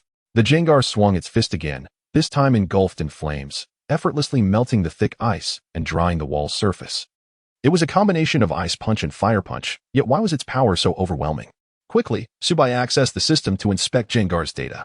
Detected random target, Jengar, shiny, base stats, HP, 60, physical attack, 110, physical defense, 60, special attack, 145, special defense, 80, speed, 130, total, 585. Individual values, HP, 31, physical attack, 31. Physical defense, 31, special attack, 31, special defense, 31, speed, 31. Level, 31 gym level. Ability, strongman. Held item, wide lens. Gender, learn moves, shadow punch, thunder punch, ice punch, fire punch, substitute. Hypnosis, toxic, strange light, will-o-wisp, psychic. Though the level had diminished, fear not. Cultivation could commence anew. It was merely a trade-off of level for shininess, with no loss incurred. The pressing concern lay in that staggering physical attack. Was a physical attack of 110 high. One could only say it was decent. And with the strongman ability, coupled with such speed, Jengar, as a versatile specter, could indeed master a plethora of physical attacks. Beyond the inherited shadow punch and the farmer's 3 punches. It could also learn moves like brick break, poison jab, absorb punch, critical hit, and phantom strike. Furthermore, it had left only one special attack skill for me, psychic. It seemed the intent was to mold Jengar into a powerhouse of physical offense. Fortunately, the debuffing skills were commendable, encompassing sleep, poison, confusion, and burns, along with substitute. Subai pondered and concluded that it would be prudent to teach Jengar some special attack skills. Just when they would presume Jengar to be a special attacker, I would unleash a devastating shadow punch, leaving the opponent in a state of panic. Moreover, Jengar's special attack was already superior to its original state. With this in mind, Subai decided to teach Jengar the ultimate absorption skill he had earned as a quest reward. Hee, kid. I want to go out and scare someone. Go ahead, wait for me to select a target for you to frighten. After some contemplation, Subai dialed up Old Gao. Hello? Little Sue, what can I do for you? Came the drowsy voice of Old Gao from the other end, though still in bed. The sight of Subai's name on the caller ID prompted him to answer with utmost courtesy. Teacher, the health cup has concluded. Reflecting on my previous attitude towards you, I plan to visit soon. I know it's inconvenient to go to school. Would you be so kind as to share your residence with me? Old Gao paused momentarily. Then his demeanor shifted to one of pride. Subai's prior attitude had irked him, leading him to arrange for gossip about Subai at school, branding him a disorganized and undisciplined student who did not prioritize the greater good. The outcome had been remarkably effective, nearly raising the alarm of directorly from the Pokémon department. However, upon Subai's victory, Old Gao had been unsettled, losing sleep over the fear that Subai might expose the incident wherein he had coerced him into match fixing. To his surprise, Subai not only refrained from disclosing it, but also sought reconciliation, indicating that he was indeed wise. Little Sue, the teacher will be home these days. Feel free to come over. I am thrilled about your championship victory. You are the pride of J University. Just come, and please, do not bring any gifts. You are too kind, teacher, Subai replied before hanging up. He logged on to J University's official website, locating Old Gao's image in the faculty section, and showed it to Jengar. Tonight, we shall pay a visit to this individual and instill fear. Refrain from causing harm to the elderly or the weak. That would suffice. Be cautious to avoid any fatalities or getting caught. Jengar chuckled mischievously and slipped into the shadows. That evening, Subai purchased some fruit and visited Old Gao. Upon seeing Subai, Old Gao merely offered him some meager fruit, made no effort to invite him for a meal, nor displayed any inclination towards reconciliation, merely stating a few pleasantries before ushering Subai out. He had completely forgotten his earlier attempts to tarnish Subai's reputation. Subai patiently endured Old Gao's incessant chatter for over 10 minutes, reminding himself that he was merely paying his respects to the teacher. Subai departed. Yet Jengar remained behind in Old Gao's residence. That night, Old Gao was plagued by nightmares, envisioning himself peacefully asleep when he heard his wife calling from the door. Upon exiting the bedroom, he was startled to find his wife in the living room, drinking water. The voice and sound of the door creaking continued from outside. Just as fear gripped him, his wife in the living room suddenly opened her gaping mouth and devoured him, awakened by a jolt. Old Gao realized it was just a dream, with his wife peacefully lying beside him, as he cautiously confirmed her humanity. He had barely begun to rise when his parents and in-laws burst into the room, arguing animatedly while brandishing a hospital report. Following inquiries, Old Gao received the shocking revelation that he had been switched at birth. His brother-in-law was the biological child of his parents, while he himself was the offspring of his in-laws, making the wife he had lived with for over a decade his own sister. To compound the tragedy, the child they had together was not his, but rather the result of infidelity. In the dead of night, Jengar floated invisibly in Old Gao's bedroom, reveling in glee. Old Gao's nightmares were the result of Jengar's combination of hypnosis and strange light. As for Old Gao's wife and child, Jengar had heeded Subai's instruction to avoid harm, merely putting them to sleep with hypnosis. Bark, bark, bark. The sound of barking emanated from the entrance. It was the family's Houndour, capable of scent detection, sensing something amiss and began to alert. Subsequently, it was nearly drained by Jengar's ultimate absorption. Hehehe. That kid told me not to harm humans, but he never specified I couldn't torment their Pokémon. At this moment, Subai lay at home, conversing with Cynthia. He bore no grudge against Old Gao and was unaware of the rumors he had spread. Otherwise, he would not have issued Jengar the command to refrain from harming Old Gao's family. The only individuals around Subai who could be deemed antagonistic were Old Gao and He Yuan, with He Yuan residing at the Jinyuan gym. Concerned that Jengar might cause trouble there, he opted for Old Gao instead. After all, instilling fear was Jengar's nature, and Subai could not impose overly strict limitations. It could only be said that Old Gao's own misdeeds had summoned a ghost to his door. Chapter 30. The beginning of the semester in the following half-month. Gung-Gue would venture out every night and return joyfully during the day. Subai had advised Gung-Gue to take it easy, but Gung-Gue found it immensely entertaining. During this period, Subai engaged in daily random selections, yet none yielded anything of significant value. The 15 credits from 2 badges and an additional 10 credits for winning the Health Cup were already secured. By the start of the semester, Subai's new round of cumulative random selections reached 40 times, nearing the halfway point for a third fortunate draw. During this time, Subai also taught 2 classes to Ming Tai, and under Pikachu's deliberate leniency, Ming Tai's Caterpie evolved into a Metapod. The girl who used a duckling told Subai that after learning to use Water Gun to fend off Thunderbolt, she no longer needed his assistance. After the semester commenced, Subai received some peculiar news. His advisor, Doghead Lao Gao, had become neurotic due to persistent nightmares and resigned to enter a psychiatric hospital. Initially, Subai felt a twinge of guilt, but upon learning from Director Lee that Doghead Lao Gao had been spreading idle gossip about him, he thought Gung-Gue had shown remarkable restraint. However, as the psychiatric hospital was populated with numerous supportive and security-providing psychic Pokémon, Gung-Gue was unable to enter and thus reluctantly spared Doghead Lao Gao. Subai was indifferent to who the new homeroom teacher would be. As he was now a junior, students in the J University Pokémon department would be divided into specializations. The main categories were combat, breeding, observation, and coordination. Regardless of the specialization chosen, it did not exempt students from learning about other fields. The coursework would simply lean more towards their chosen specialty. Teachers would provide recommendations based on each student's performance and preferences, but the final decision rested with the students themselves. Subai opted for the breeding specialization. The combat specialization was highly rigorous, only allowing students with no previous failures to choose it, while the observation specialization encompassed too many diverse subjects. And the coordination specialization proved too exhausting. Moreover, breeding students could obtain a professional breeding qualification certificate and could sell their crafted energy cubes to the school for profit during their studies. Upon the commencement of the semester, Subai applied for a day student status, attending classes during the day and returning home at night. Monday morning's classes included 2 lectures titled Theory of Berries, focusing on the cultivation, growth, functions, and processing methods of berries. The breeding specialization courses were meticulously detailed, dedicating an entire morning just to blue orange and sweet peach. By noon, Subai, feeling fatigued, took Pikachu to the cafeteria for lunch. He had confined his cardy dog in its Pokeball, fearing it would misbehave if brought along, and leaving it at home might lead to chaos. Thus, the poor dog had to make do, though Subai had already fed it. Subai purchased 2 portions of Pokémon food, giving one to Pikachu, while occasionally sneaking some onto the floor. The moment the Pokémon food touched the ground, it mysteriously disappeared. Gung-Gue was hiding in Subai's shadow, devouring the vanished Pokémon food. Just as he was indulging, Subai received a message from Sharona. Sharona informed Subai that her grandmother, Professor Mustard Seed, had accepted J University's invitation and would be delivering a lecture on Sinnoh history that afternoon. Subai was intrigued and promptly expressed his intention to attend, subsequently messaging Director Lee. After the Health Cup, due to special considerations from Qi Shijun, Director Lee was already aware of the profound relationship between Qi Shijun and Subai, as well as Subai's circumstances, and thus shared her contact information with him for assistance. Hey, Director Lee, is Professor Mustard Seed from Sinnoh coming to our school for a lecture today? Didn't he expect you to be so well informed? Are you planning to attend?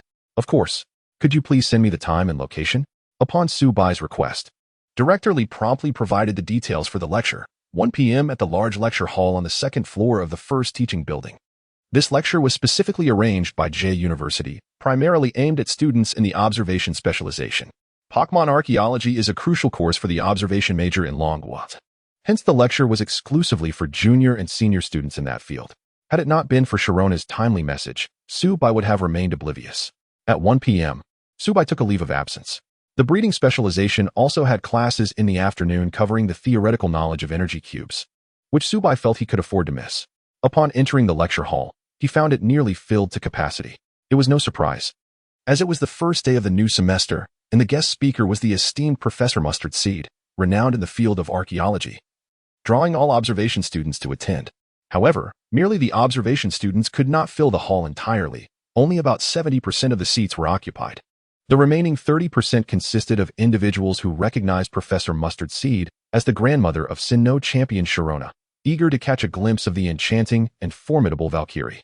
Following her coronation as Sinnoh champion, Sharona's popularity had soared in Longwa, particularly among male university students, where her acclaim rivaled that of the rising star Karuna from Kalos.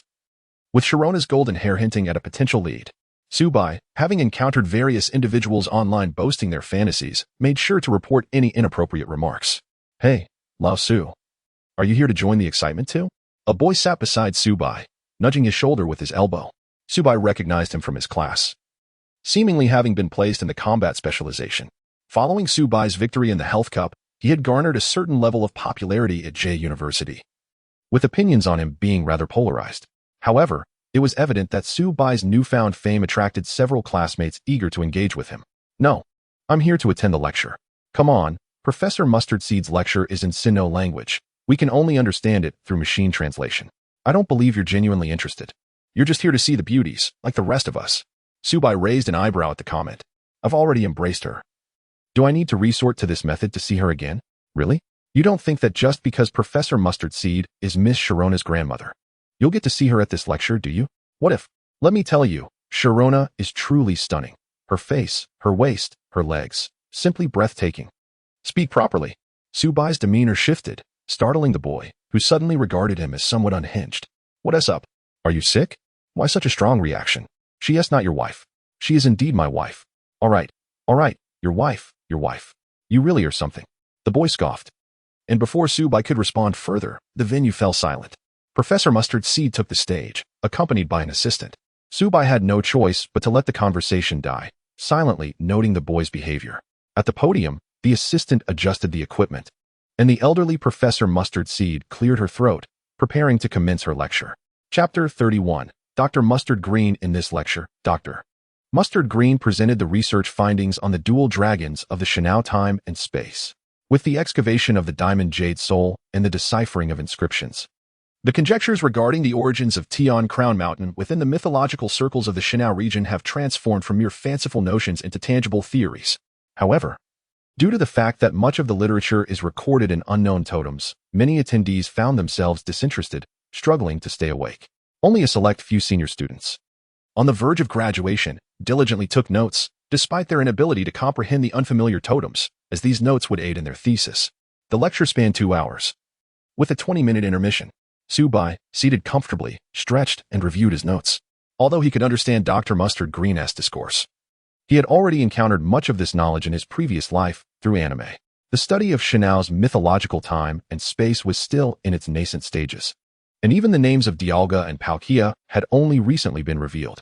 To stave off drowsiness, Subai had brought a notebook and pen to record the essence of Dr. Mustard Green's speech, translating it into dragon language to maintain his engagement. A student, who had previously made a passing comment about the YY Hyrule, glanced at Subai's notebook and was taken aback by the alternating script of dragon language and Sinnoh language. "Wait, you can understand Sinnoh language?" he queried, incredulous. "Indeed, it's quite simple. You comprehend those bizarre patterns as well?" Subai chose not to engage further. Yet the student persisted, clearly unperturbed. "It seems you've done your homework. Are you all right?" As Subai attempted to rise and relocate, fearing the contagion of this individual's exuberance, he was halted by a firm grip. "Hey, Su, don't leave just yet. I'm Wang Dalin. Given that we were once in the same class, would you be willing to sell me your notes? I can trade you information or resources, even money. I recall you registered for the battle major. So why not switch to observation if you were so keen on this?" To this, Wang Dalin dismissed Subai's inquiry, claiming ignorance. He pointed to the senior students, wearing glasses and comparing their phones with textbooks, all preparing to incorporate Dr. Mustard Green's lecture into their theses. However, not everyone understood Sinnoh language, relying on translation software to decipher it word by word. If he could obtain Subai's notes, he could impress the passionately knowledgeable senior students. "Come on, Su. Help me out here. I beg you, sell me the notes." Wang Dalan pleaded. Just then, a sharp, cutting voice interrupted. Isn't that Wang Dalan and Su Bai? What are you two doing together? This is our observation major's lecture. Why are you here? It was He Yuan, who had registered for the observation major after the class division. Especially you, Su Bai. Who let you in? I recall the cultivation department had classes this afternoon, right? Her eyes were filled with animosity towards Su Bai, who had bested He Liang in the health cup and continually challenged their Jinyuan dojo, resulting in a significant decline in their win rate. Thanks to Su Bai, Jinyuan dojo had nearly lost all its recruits to Origin dojo. I'll inform the instructor right now that you are skipping class and mingling in our observation lecture, she declared. No, class representative, please spare Su Bai. Besides, the Shinao people are still present. Let's not embarrass ourselves. Recognizing the need to maintain composure in front of others, He Yuan relented with a nod. Su Bai. Wait for it. Once the lecture ends, I'll be reporting you, she threatened. Are you still in elementary school? How old are you to be telling on someone? But suit yourself. I entered here with full transparency. He Yuan huffed and took a seat directly in front of Su Bai, determined to keep an eye on him to prevent any premature exit and to ensure she could report him for skipping class. As Su Bai calmed the shadowy Gungue beside him, he handed over his notes to Wang Dalan. The lad had defended him earlier and seemed amicable. Here are the notes. Remember, those symbols are not just bizarre patterns. They are known as unknown totems, a type of Pokémon often used by ancient peoples to record legends in history. If you're aiming to impress, be professional. Got it. Thanks, Su. From now on, you're my good brother, Wang Dalan exclaimed, accepting the notes. He then whispered, by the way, I noticed the back door is open. When the lecture wraps up, the crowd will be chaotic. You should make a swift exit. That lady won't catch up with you. Don't worry, I've already secured my absence, Su Bai assured him. Wang Dalan expressed admiration for Su Bai's ability to obtain leave on the very first day. 10 minutes later, Dr. Mustard Green returned to the stage. Before I begin explaining new concepts, does anyone have the courage to summarize what I just presented? Not a single hand was raised in the entire lecture hall. This was hardly surprising. The study of fairy mythology was inherently elusive, and the unknown totems were particularly cryptic. Moreover, Dr. Mustard Green had spoken exclusively in Shinao language, leaving few attendees with any understanding. They merely enjoyed the visuals. The senior students diligently taking notes were primarily focused on citing Dr. Mustard Green's remarks for their papers, preoccupied with strategies to reduce plagiarism. Seated in the front row were Director Li and Qi Shijun, who exchanged awkward glances. Dr. Mustard Green stood sternly at the podium, contemplating reprimanding the students but ultimately sympathizing with them. She could only lament the waning interest in mythology, reluctant to draw attention to himself. Su Bai finally raised his hand out of necessity. He couldn't let his fiancée's grandmother falter on stage, could he? Upon noticing Su Bai, Dr. Mustard Green's eyes gleamed with recognition. This student, please stand and share your thoughts. Professor, are you referring to me? Su Bai asked, not yet having risen when He Yuan in front of him sprang up, brimming with excitement. Dr. Mustard Green is calling me. This is my chance. Though she knew little, she was resolute in forging a connection with Dr. Mustard Green. I'm quite attractive, perhaps Dr. Mustard Green will take a liking to me and consider me as her graduate student. Ah, my apologies. Please sit down. I meant the gentleman behind you. With a serious expression, Dr. Mustard Green concluded her statement, prompting Wang Dalan beside Su Bai to stifle a laugh. He Yuan returned to her seat, shooting daggers at Wang Dalan and Su Bai. Unfazed by her glare, Su Bai stood and performed a slight bow towards Dr. Mustard Green. He greeted her first in Shinao language. Hello, Dr. Mustard Green. Hello, Su Bai. Please, proceed. Chapter 32. Be my assistant. Upon hearing the name Su Bai, Director Li immediately turned to glance. Indeed, it was Su Bai. Wasn't this young man merely here to listen? Could he actually answer questions? Qi Shijun did not turn around, but cast a sidelong glance at Director Li. She nodded, confirming that it was indeed Su Bai. Many students were astonished. They had not anticipated that Dr. Jizelin, renowned in the realm of global mythology, would recognize Su Bai and treat him with such kindness. Su Bai, maintaining a humble demeanor, nodded in acknowledgement and calmly recounted the gist of Dr. Jizelin's earlier lecture, primarily focusing on the legends surrounding Dialga and Palkia. Moreover, he thoughtfully translated a short text in the language of Sinnoh that Dr. Jizelin had presented into the language of dragons. The students present looked at Dr. Jizelin with a mix of skepticism and intrigue. Finally, Dr. Jizelin smiled slightly and nodded, confirming that Su Bai's recounting was indeed accurate. This revelation sparked a mild commotion among the attendees. Did you hear what Dr. Jizelin just said? She declared it was completely correct. Could it be that Su Bai possesses such profound knowledge of mythology? Is his command of the Sinnoh language truly so impressive? Perhaps. I have heard that his father is. Just then, Qi Shijun cleared her throat, and the venue fell silent once more. Dr. Giselin removed her headphones and beckoned to Subai. Little Su, come here and assist me with translation. Of course, Doctor, Subai replied, swiftly moving to a corner of the stage and taking the microphone. Dr. Giselin nodded and continued her lecture, while Subai provided simultaneous translation, echoing her words as she spoke. The audience's gaze towards Subai grew increasingly fervent, especially among the senior female students in the observation program, who were eager to glean insights for their thesis on elven mythology. Once the lecture concluded, Dr. Giselin returned to the lounge, and Subai was requested to follow her. Director Li finally exhaled a sigh of relief. Thank goodness for little Su. Otherwise, today could have been quite embarrassing for everyone. Qi Shijun approached Director Li and inquired, Did you provide little Su with the time and location of the lecture? Yes, Principal. He called me, and I thought it would be beneficial for him to engage in learning. Director Li's voice grew softer as she spoke. In the next moment, Qi Shijun uttered the very words she had dreaded. Is it permissible for this boy to abandon his own coursework to seek attention in another's field, and you permitted this? Why yes. Director Li thought to herself that this was a disaster, especially with the upcoming summer classes. However, to her surprise, Qi Shijun offered her a knowing smile. The former principal has retired. I shall step in, and you have held the position of head of the Elven department for 3 years now. After saying this, Qi Shijun turned and made her way to the VIP lounge.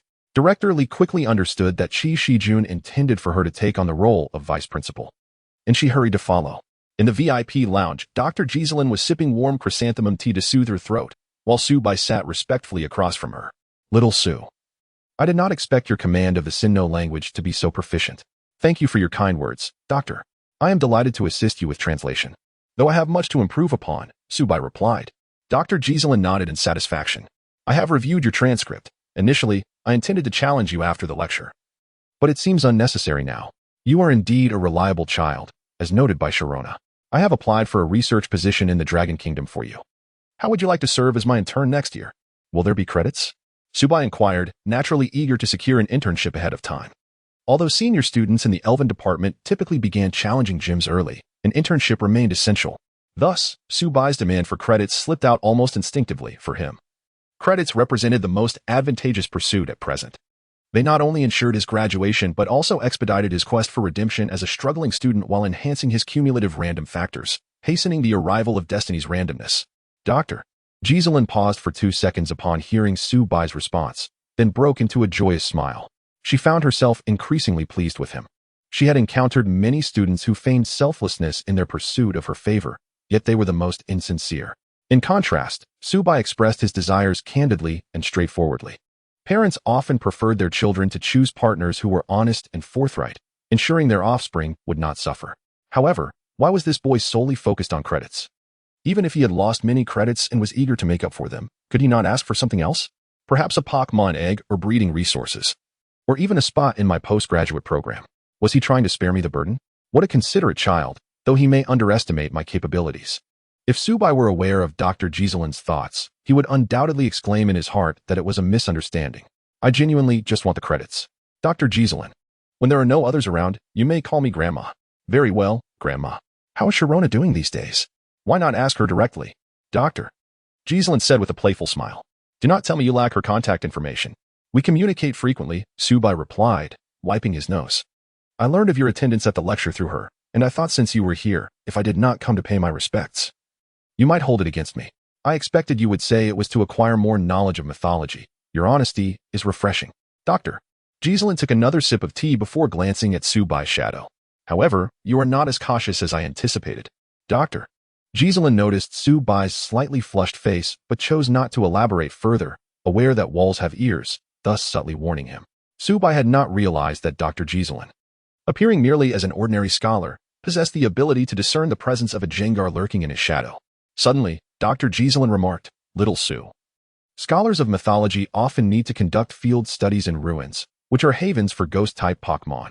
I have honed my skills to recognize them effortlessly. This is a talent that cannot be learned by others. Grandma is impressive, Subai nodded, reassured by Dr. Giselin's words, indicating that she could detect the Jengar concealed in his shadow, while others could not. As long as he remained cautious around trainers frequently interacting with ghost types, he would be fine. Just then, Qi Shijun and Director Li entered the room. Dr. Giselin, thank you immensely for conducting this lecture. Chapter 33, The overprotective grandmother as Qi Shijun entered the VIP lounge, he immediately expressed his gratitude to Professor Giselin. Ever since the discovery of the Diamond Jade Soul in the Sinnoh region, Qi Shijun, as the president, had long wished to invite the esteemed Dr. Giselin, a luminary in the field of Sinnoh mythology, to deliver a lecture. Although Qi Shijun maintained a cordial relationship with Dr. Giselin, it felt somewhat inappropriate to request such a globally renowned professor to teach a regular class for the students. Nevertheless, not wanting his students to miss this invaluable opportunity, he mustered the courage to ask. To his delight, Dr. Giselin agreed. I truly appreciate your willingness, Dr. Giselin, Qi Shijun said. It's nothing. My visit to your dragon country is primarily to see this young man, and the lecture to J University's students is merely a side endeavor, Dr. Giselin remarked, glancing at Subai before turning her attention back to Qi Shijun. However, my dear Qi, you ought to keep an eye on your students specializing in observation. Mythology, which encompasses legendary Pokémon, is a crucial branch for Pokémon observers, and they cannot afford to neglect it. Dr. Giselin was known for her forthright demeanor. Despite Qi Shijun's esteemed position as a prominent figure in Dragon Country, in personal matters, he was considered her junior, and thus could only nod in agreement. Noticing Subai's stifling laughter, Qi Shijun shot him a sideways glance. What are you still doing here? Adults are discussing serious matters. Why are you meddling? Uncle Qi, I helped our school win the championship. What about the promise you made to me? Subai replied with a smile. Qi Shijun glared at him with feigned irritation. Are you looking for a beating? I've told you to call me president at school. Besides, did you become stronger for my sake? Now get lost. We'll talk later. My dear, what are you doing? Are you bullying my grandson-in-law? Dr. Giselin interjected, her mood visibly darkening. She was exceedingly pleased with Subai. To her, he was honest, charming, and spirited, with a genuine interest in mythology. Although she was uncertain of his strength, his ability to secure a championship for the school indicated promising talent. Such a wonderful grandson-in-law deserved her affection. Before he left, his father entrusted him to you. Is it too much to ask for you to look after him? Remember when you went to Wukong University as an exchange student and peeped on Lugia while bathing? His father took the blame for you? Have you forgotten? In that time. All right, old lady, enough. I'll give it to him. Subai was unaware of this backstory, feeling a newfound respect for Uncle Qi. However, he also recognized the amicable relationship between Dr. Giselin and his family, which allowed for such candid exchanges. Dr. Giselin huffed. You don't need to give it to him. I will. After all, I haven't even given my grandson-in-law a meeting gift. Now, my dear grandson, what did Xiao Qi promise you? Protect, substitute, toxic skill discs, and credits. Don't try to extort me.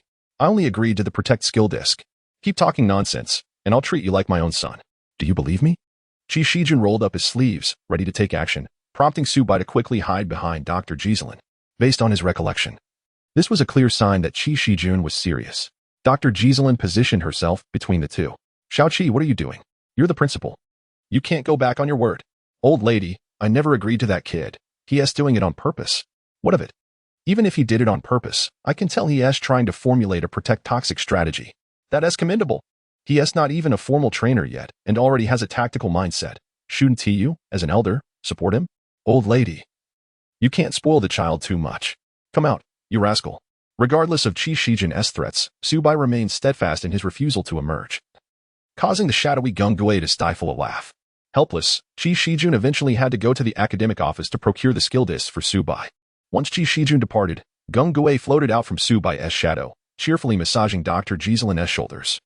Gung-Gui recognized Qi Shijun as the formidable human who had chased it away that fateful night, and witnessing Qi Shijun in a moment of discomfort brought it immense joy. What a polite and kind child, Dr. Giselin remarked, casually slapping a cursed talisman onto Gung-Gui's ample belly. For someone who frequently delved into ruins, such items were commonplace, and she often collected them in abundance. Good child, return now. Don't trouble your trainer, she instructed. Gung-Gui nodded and promptly retreated into Subai's shadow. Dr. Giselin felt increasingly pleased with Subai. It is said that Pokémon grow to resemble their trainers. If Gung-Gui could be trained to be so well-mannered and obedient, then Subai must surely be a bright and kind-hearted boy. Thank you, Grandma, Subai said, pouring a cup of tea for Dr. Giselin. Uncle Qi is quite good to me. I know, but I still hope you grow up quickly, Dr. Giselin replied, gently tapping Subai on the head. She informed him that after returning, Sharona had practically praised him to the skies. However, if Subai wished to be with Sharona, he needed to mature swiftly. Although both Dr. Giselin and Sharona did not expect Subai to possess extraordinary strength, a certain level of competence was necessary. At the very least, Subai should be capable of assisting Sharona when she faced challenges. I hope my intentions are not perceived as forcing growth, she mused. Don't worry, Grandma. I won't let you down, Subai assured her. Indeed, but from now on, do try to refer to Xiao Qi as principal, after all. He is the principal and a king. I understand, Grandma. After inquiring, Subai learned that Dr. Giselin would remain for one day, staying at J University's hotel overnight and departing the following morning. He decided to visit her again the next day. Just then, Qi Shijun entered the room, holding 2 skill discs, Substitute and Toxic. The most precious skill disc, Protect, was not available in J University's insurance warehouse and would require a special application to the provincial office or a direct purchase from a specialized shop. Qi Shijun informed Subai that he would handle the Protect skill disc in a couple of days.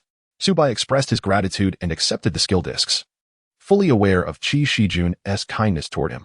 After bidding farewell to Dr. Giselin, Subai exited the VIP lounge. Upon reaching the entrance of the teaching building on the next floor, Subai spotted Wang Dalin waiting in the corner. What? Are you waiting for me? Chapter 34. The Grudge of Su by Wang Daling. Upon noticing Subai's gaze, hurriedly approached him. Subai observed that he no longer held the notebook, clearly having delivered it. So did it go well? You are amazing, Bai. I truly underestimated your capabilities. From now on, you shall be my good brother. Wang Daling exclaimed excitedly, recounting his successful attempt to flirt with a senior. Thanks to his previous commendable performance, Subai's popularity among the senior students had soared. Wang Daling claimed to be Subai's good friend and, armed with the notebook he falsely claimed was his own and the professional knowledge Subai had imparted regarding the mysterious totem, he managed to capture the attention of several seniors, despite his rather average appearance. He chose to present the notebook to the most stunning among them. Brother, I must express my gratitude properly. How about I treat you to a meal? He suggested. No need for a meal, but, Subai chuckled, causing Wang Daling to shiver in anticipation. At Subai's insistence, they proceeded to the battleground to engage in a Pokémon battle. Subai, can we skip the battle? I know a great barbecue place. Let me take you there, Wang Daling pleaded. No way. We must battle. Otherwise, when the seniors ask you anything later, do not come looking for me, Subai insisted, firmly grasping Wang Daling. Reluctantly, Wang Daling sent out his first Pokémon, a Hypno with a pure demeanor and a bright yellow hue. As expected, it was said that Pokémon often mirror their trainers, and trainers tend to capture Pokémon resembling themselves. Hypno, use Hypnosis. Thunderbolt. In an instant, Pikachu unleashed a Thunderbolt, defeating Wang Daling's Hypno. Observing Wang Daling retrieving his Hypno, Subai urged him to bring forth his second Pokémon. Today, Subai was determined to decisively defeat Wang Daling, who had audaciously fantasized about being like Cynthia. If it weren't for the fact that Wang Daling had not said anything excessively outrageous, Subai would have definitely sent out Gungui that night to scare him, ensuring he dreamt of being harassed by numerous Beautifly, rendering him unable to recover for a lifetime. Brother Bai, do I really have to send out my second Pokémon? I beg you, Wang Daling lamented. No way. If not, don't expect my help with the ladies in the future. Faced with Subai's insistence, Wang Daling, with a sorrowful expression, revealed his second Pokémon. It was a cracked white eggshell adorned with red and blue patterns. The top of the shell opened like petals, and a Pokémon with an angelic smile emerged. Ching Ching. Bakubi. Wang Daling, feeling despondent, lamented his treatment of Bakubi, who was so small and yet had to endure a thunderbolt. Bakubi, I am truly sorry. Subai, unable to bring himself to harm such a tiny and adorable creature, decided against it. After all, Bakubi was a divine Pokémon, and he had relied on luck to obtain it. Subai thought that perhaps forging a good relationship with this Bakubi could bring him a stroke of luck. Upon hearing that Bakubi would not be harmed, Wang Daling quickly scooped up Bakubi and showered it with affection. Although Bakubi did not understand why its trainer was suddenly so excited, it was delighted to be close to the trainer it adored. After leaving the school grounds, they arrived at a nearby barbecue restaurant, where Wang Daling waved his hand generously, encouraging Subai to eat to his heart's content. To demonstrate his sincerity, Wang Daling even booked a private room. Bakubi joyfully jumped on the sofa, leaping from one spot to another, which kept Pikachu busy as it tried to protect Bakubi from harm. Even if Pikachu failed, Bakubi would be alright, especially with Gungui around. Now, tell me, why did you wait for me and treat me so generously? What is the matter? Subai was not convinced that Wang Daling's kindness was solely for the purpose of courting girls. Wang Daling rubbed his hands together and grinned. Subai, do you know that after the class division, we will be assigned dormitories before this weekend? I'm aware. What do you mean? Subai inquired. I would like to share a dormitory with you.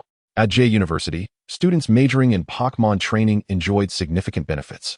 transitioning from 4-person rooms to 2-person accommodations that were larger and more conducive to caring for Pokémon. Moreover, roommates could be chosen. Wang Daling had made up his mind the moment he saw Subai. He wanted to be his roommate. Typically, students specializing in battle sought out those in breeding to ensure their Pokémon received the best care. Likewise, breeding students favored dating or rooming with those in battle specialization. Akin to how doctors gain expertise through patient interaction, breeding students could only develop strong abilities by caring for Pokémon, and battles served as the ultimate demonstration of their progress. It was truly a win-win situation. Furthermore, Subai's championship win at the Health Cup was sufficient proof of his prowess in both battling and breeding. Now, he could also assist Wang Daling in pursuing seniors. Thus, Wang Daling resolved to seize this opportunity. Upon hearing Wang Daling's proposal, Subai chuckled softly. That is indeed a compelling reason. But I'm afraid I am a day student. That's all right. Day students also have their own dormitories. Subai, I still want to share a room with you. If you don't return to stay, I'll have the whole room to myself, which is even more convenient, Wang Daling exclaimed excitedly. If you don't come back, I can bring girls to the dorm at night, and that will save a lot of money. Fine, I agree to your request, Subai sighed in resignation. Although he would not be returning to the dorm due to the system's secrets, he had to consider the roommate situation. After all, this arrangement would last for 2 years. And he needed to stay on campus to finalize his thesis before graduation. Having a compatible roommate would indeed be beneficial. Wang Daling's personality was quite agreeable, especially with a Bakubi by his side. Speaking of which, Subai picked up Bakubi. Wang Daling's Bakubi was quite friendly, having just played joyfully with Pikachu. Given that Subai carried Pikachu's scent, Bakubi was also amiable towards him. Rubbing Bakubi gently, Subai silently invoked the system. System, initiate today's random draw. I'll exchange it for that bottle of cola. Subai immediately activated today's random opportunity. Beep. Congratulations, host. Fortune favors you. And you have obtained a precious random item, Zeering. Gasping in delight, Subai looked at the Zeering that had suddenly appeared on his left wrist, concealed beneath his clothing, and began contemplating the prospect of returning to stay on campus every day. Chapter 35. Invitation. Oh, my little darling, you are simply adorable. Subai embraced Bakbai, showering it with affectionate kisses. Bakbai, evidently unafraid of Subai, joyfully wiggled its short arms and legs. Hey, Sugu, that is my Bakbai. Wang Daling interjected somewhat awkwardly, as he had never been so affectionate towards Bakbai himself. Observing Wang Daling's wistful expression, Subai promptly returned Bakbai to him. Here you go. Look at you, being so stingy. I'm not stingy, it's just that. All right. No need for explanations. Subai waved his hand dismissively and picked up his Pikachu. You have Bakbai, and I have Pikachu. But how about this? I really like this Bakbai. Although I don't reside at the school, I can help you nurture it. Really? Wang Daling exclaimed with excitement upon hearing Subai's words. The prowess of Subai's Pikachu was well known, and the prospect of having Subai assist in Bakbai's upbringing seemed to promise an extraordinary future for the Pokémon. Subai gently touched the Zeering hidden within his sleeve, smiling as he nodded. Having just met Bakbai, the little creature had already bestowed upon him so much luck, and he felt compelled to treat it well in return. While Subai was not particularly superstitious, he believed in the unique bond shared with Pokémon. If one treated them kindly, they might just reciprocate with good fortune. Moreover, Bakbai was undeniably charming. After dinner, Subai returned home with Pikachu and Houndour. Once at home, he received a call from Sharona. Hello? I heard from Grandma that you attended a lecture and were quite active during it. Sharona's voice was soft and melodious, as she had just concluded a battle performance and was now lazily reclining on her bed, her golden hair cascading around her. The only things occupying her attention were her conversation with Subai and the ice cream at her side. After hearing my words, Grandma decided to assess you today. And she was very pleased. I can feel it. Grandma is really kind to me. Sharona refrained from correcting Subai's wording this time and softly teased him about being shameless. Subai was indifferent to the remark, as Sharona informed him that he was now the chief assistant at the Mustard Seed Research Institute's branch in Dragon Country. With this title alone, Subai could directly apply to the archaeology department at Wukong University after graduating from Dragon Country. If Subai was not fond of archaeology, he could switch majors based on his abilities once at Wukong University, which he believed would not pose a challenge for him. Do you like this surprise? I love it. I adore everything you give me. How vain. I'll make some special energy cubes and have Grandma bring them back for you tomorrow. Great. Sharona readily agreed. Recalling how much the energy cubes Subai made were favored by her Pokémon, especially the fierce Garchomp. She had even stolen a taste herself that day. The sweet and tangy flavor was far superior to her own creations. However, Sharona quickly added, make sure to rest and don't overexert yourself. Don't worry. You haven't sent me your expenses recently. Honestly, I have very few expenses, especially since you've already purchased gifts for Pikachu and Houndour. Subai had access to his system marketplace, and given that he often spent time alone, his personal expenditures were minimal. As for Pikachu and Houndour, nurturing resources did require some investment. Fortunately, Sharona had already prepared everything needed for them, including 6-dimensional attribute potions, protein powder, and various nutrients, all tailored to match her own Pokémon. Subai could produce energy cubes himself. Thus, while Pikachu and Houndour enjoyed champion-level training, Subai had hardly spent any money. Pouting, Sharona lay on her bed, her delicate feet kicking the mattress in mild frustration. She truly appreciated Subai's efforts, especially the special energy cubes, which were undoubtedly the result of countless hours of dedicated study and resource investment on his part. Although they shared a close bond, she wondered if it was fair to accept his generosity without reciprocating. Since becoming a champion, Sharona's appearance fee for casual exhibition matches began at $1 million, adding to her already comfortable lifestyle. Yet, she found herself uncertain about how to navigate their dynamic. She understood that relationships required mutual effort, a lesson her grandmother had consistently imparted, but Sharona lacked experience. Romantic entanglements seemed overly complicated. She would rather engage in a Pokémon battle. Why don't you come to Sinnoh? I can host you. Sure, I'll come over during my break. Faced with Sharona's invitation, Subai did not decline this time. He could sense the emotion in her tone. After chatting a bit longer, they hung up. Sharona finished the last bite of her ice cream. Reminiscing about the taste of the ice cream cake Subai had made her, and rolled over on her bed, hugging her pillow and smiling sweetly. Meanwhile, Subai activated his berry blender to create energy cubes. After a night of diligent crafting, he produced several hundred special energy cubes, primarily made from restorative berries, as well as sweet peaches, bitter melons, cherry berries, sour pears, and zero berries to alleviate status conditions. Once packed, Subai fed Pikachu, Houndour, and Jingu before heading back to school to find Professor Mustard Seed. Grandma, could you please take this to Sharona? Did you make these? Professor Mustard Seed inquired. Noticing the large jar of special energy cubes, she immediately sampled one, her eyes lighting up with delight. You have this level of skill? Yes. I particularly enjoy nurturing Pokémon. Sharona's Garchomp and others really love them. Professor Mustard Seed nodded in approval as she accepted the energy cubes. Afterwards, she mentioned that she would find an opportunity to introduce Subai to Dr. Yamanashi in Shinsuna Town. Although Professor Mustard Seed possessed extensive knowledge, Dr. Yamanashi's expertise in Pokémon nurturing would undoubtedly provide Subai with invaluable guidance that exceeded her own. Seeing Subai's dedication to Sharona, Professor Mustard Seed quickly grew fond of him. When he eventually met Dr. Yamanashi, he should learn diligently and be sweet-tongued, as Dr. Yamanashi managed the distribution of the starter Pokémon in the Sinnoh region. Understanding the goodwill behind Professor Mustard Seed's intentions, Subai felt grateful. Dragon Country, vast and bountiful, was home to virtually every Pokémon species imaginable, even those from distant regions like Unova and Kalos. However, the starter Pokémon remained elusive, obtainable only through official breeding facilities with high fees. Thank you, Grandma. All right, go back to class. Chapter 36, School Team Selection exiting Dr. Jishalin's temporary office. Subai made his way to the training grounds before heading to class. The courses in the battle department encompassed not only combat training but also physical conditioning for trainers, with the majority of classes taking place on the training field. Sugu, what brings you here? Take this, Wang Dalan exclaimed, sprinting over, sweating profusely. With a Togepi in his arms and a Hypno following behind, Subai handed him a small glass jar containing approximately 30 pink intermediate energy cubes. Wang Dalan hurriedly accepted it, opening the lid to inhale the sweet, pure aroma emanating from within. Sugu, did you make this? Yes, since Togepi is still young. I primarily used sweet peaches as the main ingredient, complemented by the root berry, which enhances closeness and reduces physical attack. This will help Togepi bond with you more closely. The aftertaste of the root berry is the mildest among fruits that enhance intimacy, making it safe for a little one like Togepi to consume. Moreover, once it evolves into Togekiss, it will be a special attacker, rendering physical attack irrelevant. This is a week's supply. I'll prepare more for you next week. Sugu, this is too precious. Just wait, I'll pay you. Wang Dalan exclaimed, quickly rummaging through his bag for money.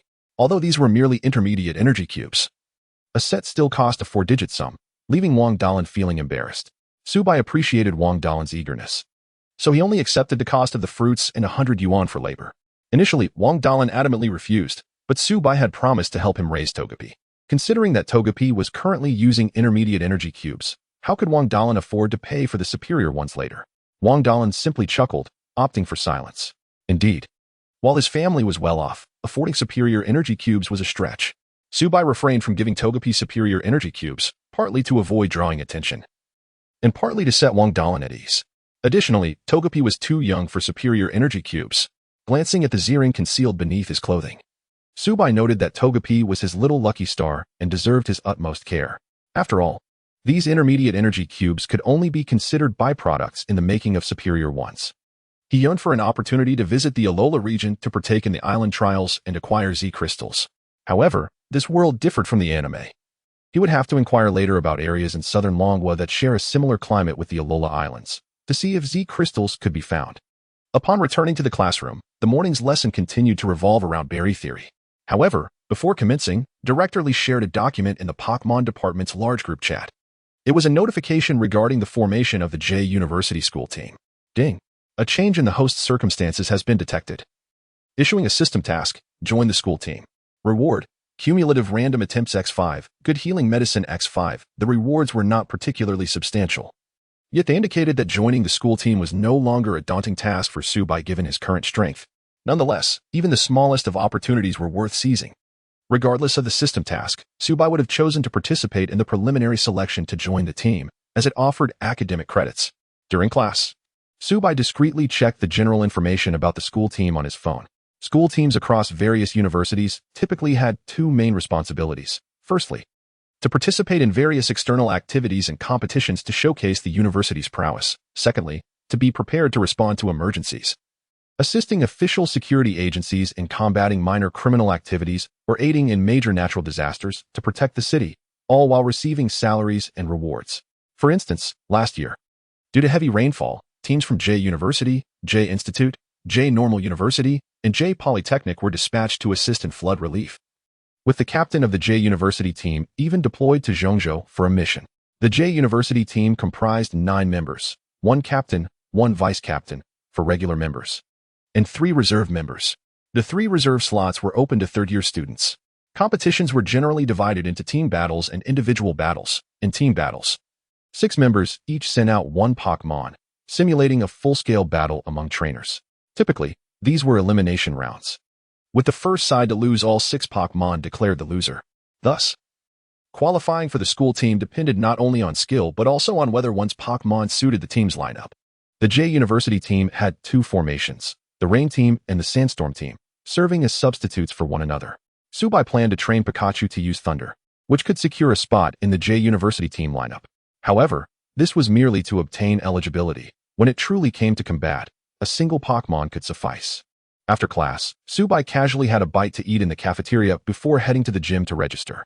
Coincidentally, the school team coach was Director Lee, who also served as the vice-captain. The team leader was Chi Shijun, who was mostly absent, spending more time away from the team than present. Li Jia. I'm here to register, Subai called out. Wait outside for the director. Li Ruyi playfully nudged Subai and pointed to 2 senior students in the corner. They were the evaluators for this preliminary selection, and only by withstanding 10 minutes under their scrutiny could candidates advance to the elimination round. Understanding, Subai strode over, intending to casually point to one of them when a voice interrupted from nearby. Hold on. The crowd turned to see a poised young woman, impeccably dressed and perpetually smiling. Approaching, Director Lee recognized her as Huasi Lai, the captain of the school team and the class monitor of the 4th-year battle class. Xiaohua, what is on your mind? Apologies, Li Laosher. I have something to discuss. Huasi Lai offered a slight bow of apology to Director Lee, then turned to Subai with a faint smile. I know you, Subai from the 3rd year. You recently brought home a trophy from an amateur competition. Quite impressive. Hello, senior. What would you like to discuss? Subai replied, maintaining his composure. I've encountered many notable figures, and you hardly intimidate me. Are you attempting to assert dominance? Huasi Lai waved her hand dismissively. I want to offer you a chance. Hey, you two come here. The 2 boys, upon hearing Huasi Lai's call, hurried over. Captain, they greeted in unison, exhibiting a disciplined demeanor, suggesting that Huasi Lai ruled the team with an iron fist. Director Lee remained silent, despite being a teacher and the team's coach. She often respected the captain's decisions. You two, restore your Pokémon, Huasi Lai instructed. The boys exchanged glances before complying and departing. Once they left, Huasi Lai turned her attention back to Subai. You, with a Pikachu, defeat their 4 Pokémon, and I will allow you to become a formal team member, not just a reserve. What do you say? Chapter 37. Subai's integrity upon hearing Huasile's words. Director Li felt a sigh of relief within her heart. Initially, upon witnessing Huasile approach with a stern expression, she feared that the latter was intent on targeting Subai, having overseen the school team for many years. Director Li was all too familiar with the scenario where overly talented newcomers face suppression from captains who worried they could not be controlled. Though Director Li held the dual roles of teacher and team leader, the issue at hand concerned the internal unity of the school team, which could not be decided unilaterally by her. Mishandling such matters could easily create rifts, detrimental to teamwork. Fortunately, Huasile proved to be pragmatic. It appeared that this year's captain was indeed a wise choice. However, Subai merely shrugged his shoulders in response. I must decline. The system had assigned him the task of joining the school team, but it did not stipulate that he had to become a regular member or compete in matches. Even by merely being present, he could earn the corresponding credits. Subai saw no necessity to exhaust Pikachu in a meaningless gamble. Huasile was momentarily taken aback by Subai's refusal. As a veteran of the team, she recalled the previous year's J University failing to reach even the top 32. And the year before that was even worse, with no advancement in the provincial group stage. Huasile held a deep affection for J University, which fueled her determination as captain this year to alter their fortunes.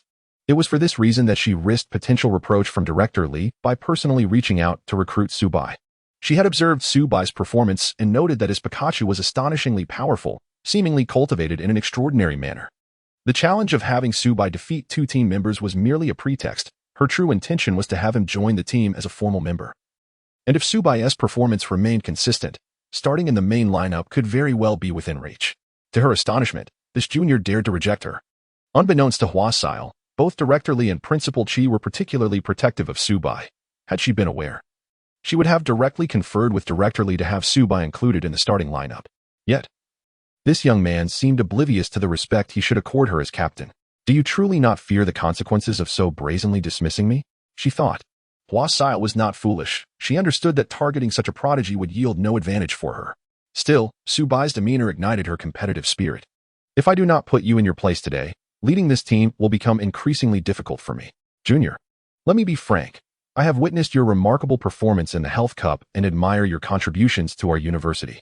I wish to see your skills up close during a match. If you genuinely meet the requirements, I intend to request Director Li to include you in the starting lineup. As she spoke, Huasile produced a luxurious black and gold Pokeball containing her Pokémon. The implication was clear. Junior, I see potential in you and wish to elevate your standing, but you must first prove your worth, lest I be put in a difficult position. I apologize, but my sole desire is to join the school team. Whether I am a starter holds little significance for me, Subai replied, once again declining her offer. In all honesty, Huasile's attitude was quite commendable, yet since the Health Cup, Subai had adopted a philosophy of restraint. If he could avoid exerting himself, he would. He had already shone too brightly, and while it was of little consequence, he preferred not to be recognized wherever he went. In the past, Subai relished the spotlight, but now he cherished solitude. I'm sorry, senior, but my aim in joining the school team is simply to broaden my horizons and earn credits. So let us proceed through the usual channels. Little Sue, although school team members earn uniform credits when competing, those are calculated based on participation and victories, Director Li interjected. Fully aware of Subai's character, he was but a credit slave. Subai's eyes lit up at this revelation. So that means? Indeed, the more you participate, the more credits you accrue. Victories yield double credits. However, only starters and formal members have greater opportunities to compete. Since you, Junior, seem uninterested, then let it be. Huasile turned to leave, but Subai hastily stopped her. Wait, Senior, there is room for negotiation. While I have no interest in being a formal member, I hold a profound affection for J University and aspire to be a vanguard for the team, leading in every battle. I can hardly wait to bring glory to J University by securing victory after victory. Director Li and Huasile exchanged glances, subsequently casting disparaging looks at Subai. Pikachu, perched on Subai's shoulder, nudged his head behind Subai's to hide, feeling embarrassed. How shameful. What has become of your integrity, caretaker? Subai merely shrugged, maintaining that as long as he earned credits, the rest was of little concern. What is the price of dignity? Your enthusiasm is commendable, Junior, and as the captain, I am truly moved. However, this matter is rather complex, Huasile said, twirling the Pokeball in her hand as she surveyed Subai. Surely, you do not wish to be excluded from the starting lineup, do you? Subai's lips twitched. Then let us proceed with the assessment. When shall it commence? Now, she replied. In the training grounds of the gymnasium, Subai stood to the right, while two upperclassmen positioned themselves to the left. A large crowd had gathered around, eager to witness the spectacle. Although the prowess of Pokémon was not inherently linked to the trainer's age due to differences in battle experience and the duration of training, newly classified third-year students typically could not best fourth-year counterparts, especially in a 2-on-1 scenario. Many in the crowd recognized Tsubai's exceptional skills. Yet members of the school team were already the cream of the crop among students. Observers murmured among themselves, skeptical of Tsubai's audacity. Look, that is Tsubai. Challenging two upperclassmen from the school team. Humph. Does he truly believe that winning an amateur tournament makes him invincible? Only one person cheered for Tsubai. Go, Lao Su. Show them what you've got. I brought my Bakubi to cheer you on. It was Wang Daling, cradling his Bakubi, which flailed its limbs excitedly. The two team members dismissed Tsubai, one clad in jersey number 5 and the other in jersey number 6, whispering to each other. Shall I go first? I'll take the lead. How long? 1 minute. The fifth member stepped forward, releasing their first Pokémon, a Wingull. As soon as Wingull appeared, the arena was enveloped in a torrential downpour, indicating that they were the Team S specialist for rainy day strategies. Wingull unleashed Thunderbolt. Pikachu countered with a Thunderbolt of its own, swiftly taking down Wingull. The fifth member's second Pokémon, Psyduck, emerged next. As the rain cascaded upon it, Psyduck appeared invigorated, shimmering with blue light as it leaped energetically. A swift swim ability? No wonder they are formal team members. They can effortlessly execute a basic range strategy with just these two Pokémon, Tsubai mused. Yet he had no fear. While Pikachu might initially lag behind in speed, with its speed boost ability, its velocity would only increase. Moreover, there was no need to compete on speed. Pikachu swiftly used Grass Knot to entangle Psyduck's feet, followed by another Thunderbolt to secure the victory. As the fifth member descended in defeat, Tsubai glanced at the timer. 56 seconds, not bad at all. It had not even reached a minute. And the upperclassmen had indeed kept their word. Chapter 38. The mysterious call. Tsubai did not wish to mock the two seniors, although he did not fear them. It would be unwise to create a rift, as they would inevitably encounter each other again. Yet, what were they thinking? The idea of a 1-on-2 challenge was their captain's, not his, and now they were counting down against him. Since you insist on 1 minute, I shall see you off in precisely that time.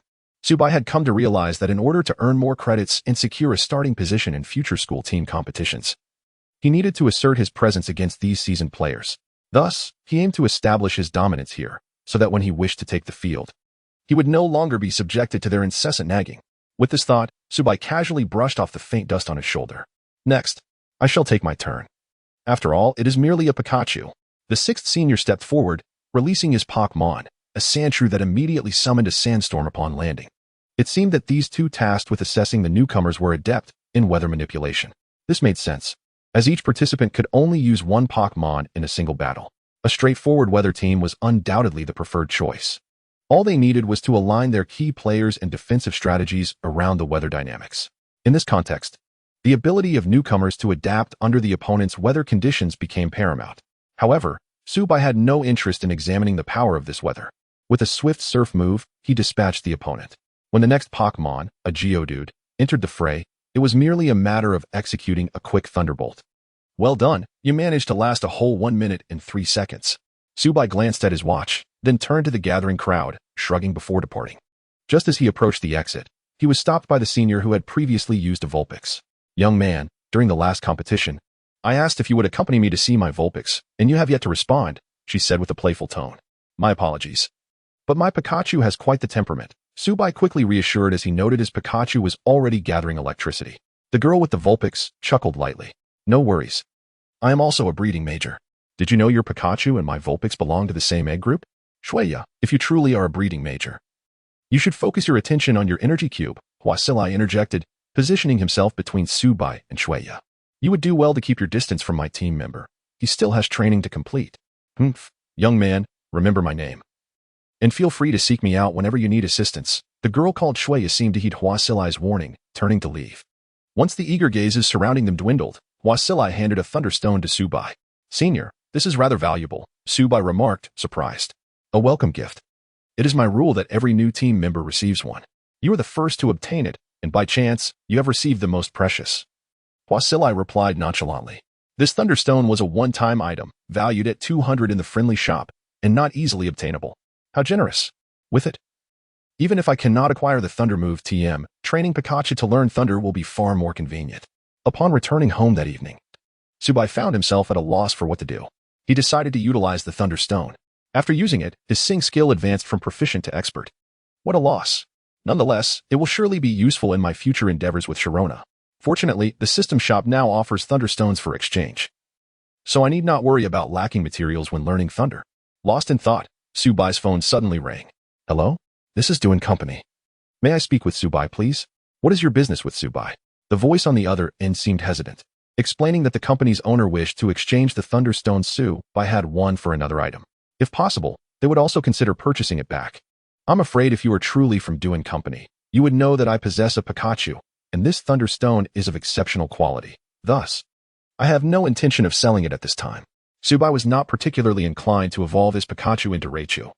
Although there is a chance of obtaining a favorable outcome from the random selection, it is still inherently unpredictable. The random selection merely guarantees that the Pokémon obtained post-randomization will be significantly superior to what was before, but its species, traits, and moves remain uncertain. Pikachu was already quite perfect as it was.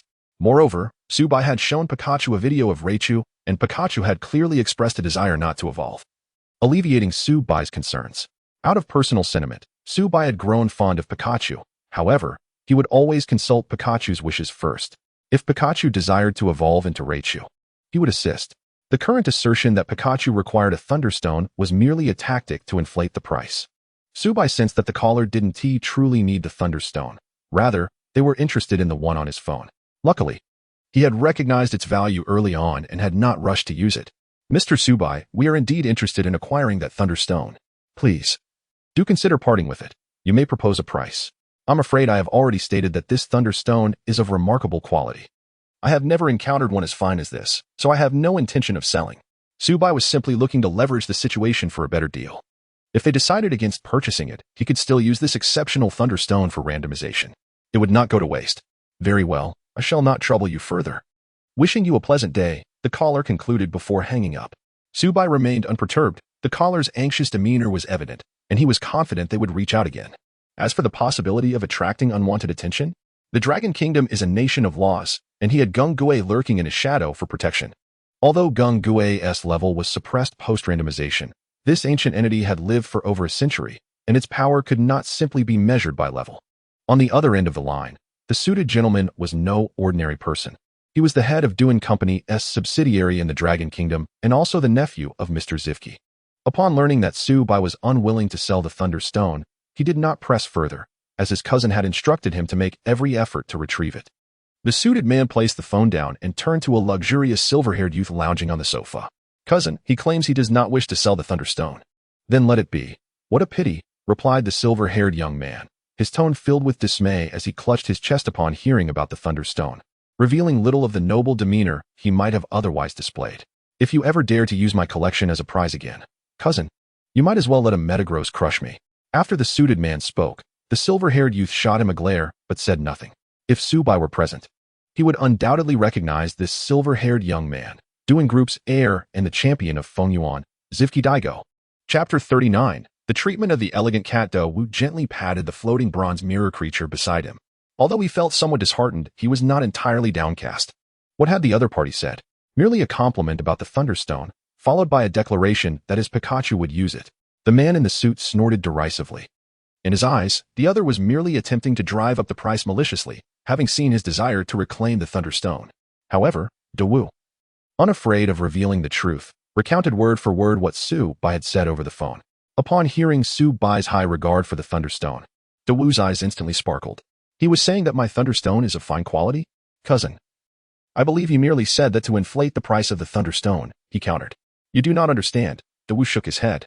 The beauty of stones is an innate artistry. Not everyone can appreciate it. Even Macaulay could not perceive the stone's allure, which troubled Wu greatly. To his surprise, today, he heard a university student from Longwood express a favorable opinion about stones, even if it was just a comment on its quality. It is common knowledge that evolution stones assist certain Pokémon in evolving, yet the stones themselves are often overlooked. Contemplating this, Wu felt a sense of regret for not having encountered such insights sooner. Find this boy's information. I wish to see it, he commanded. The man in the suit nodded and turned to leave. However, just a few steps away, Wu stopped him. That would be rather impolite. You need not concern yourself with this matter. I shall find a time to visit personally.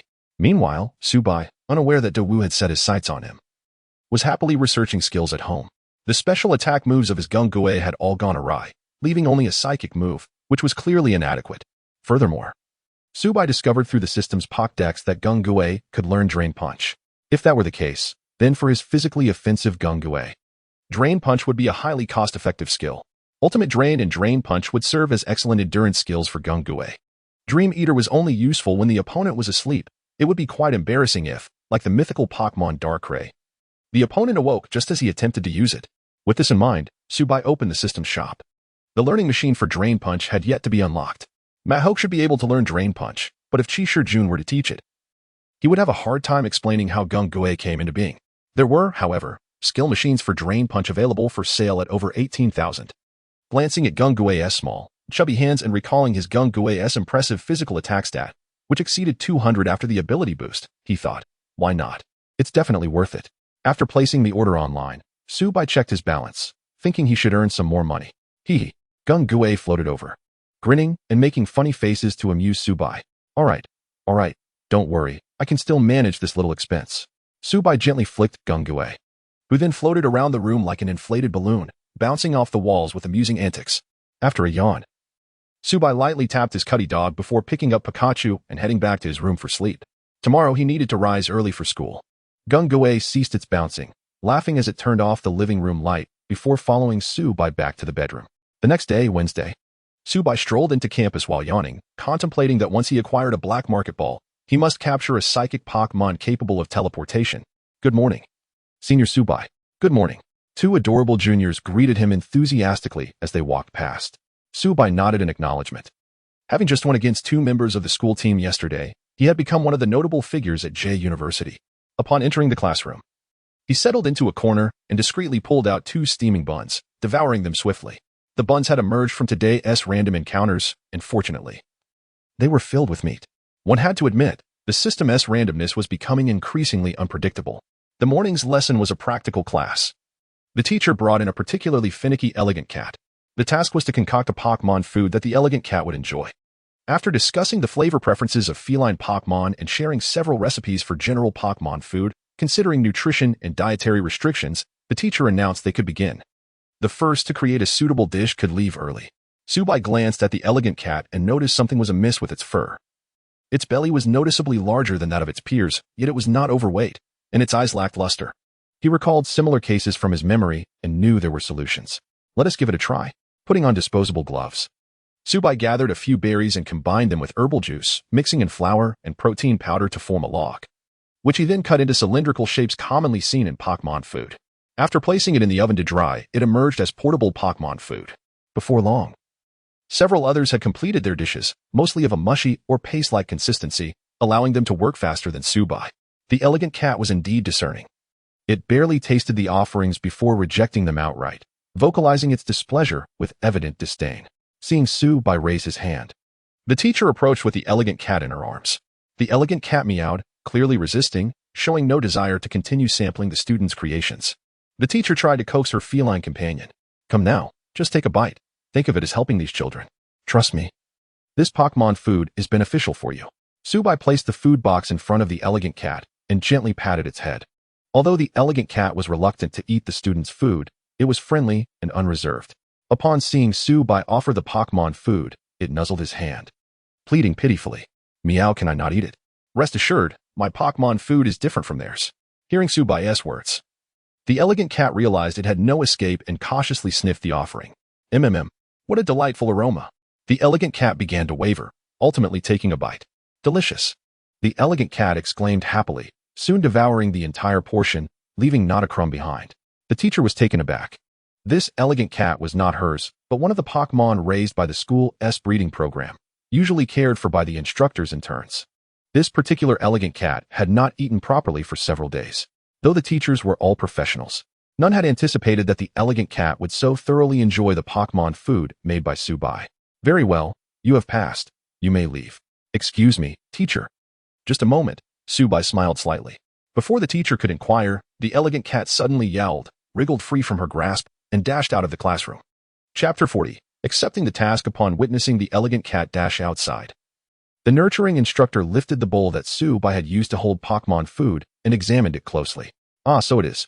You utilize sour pears and cherry berries, complemented by fragrant pomelo. Among these three fruits, the sour pear alleviates the frozen state of Pokémon, the cherry berry dispels paralysis, and the pomelo serves to restore stamina. Consuming these three together would indeed aid in cleansing the digestive system of feline Pokémon. Did you deduce that the elegant cat's lack of appetite stemmed from indigestion and overconsumption? Indeed. Subai could not help but admire the instructor's expertise, merely by scent. She could discern the ingredients he had used. I also added some herbs and a drop of revival herb juice to enhance the medicinal effect. Excellent work, Subai. The nurturing instructor nodded, her appreciation for Subai evident. The other instructors had also identified the elegant cat's issue. However, the digestive aid they prepared was refused by the cat, leaving them perplexed.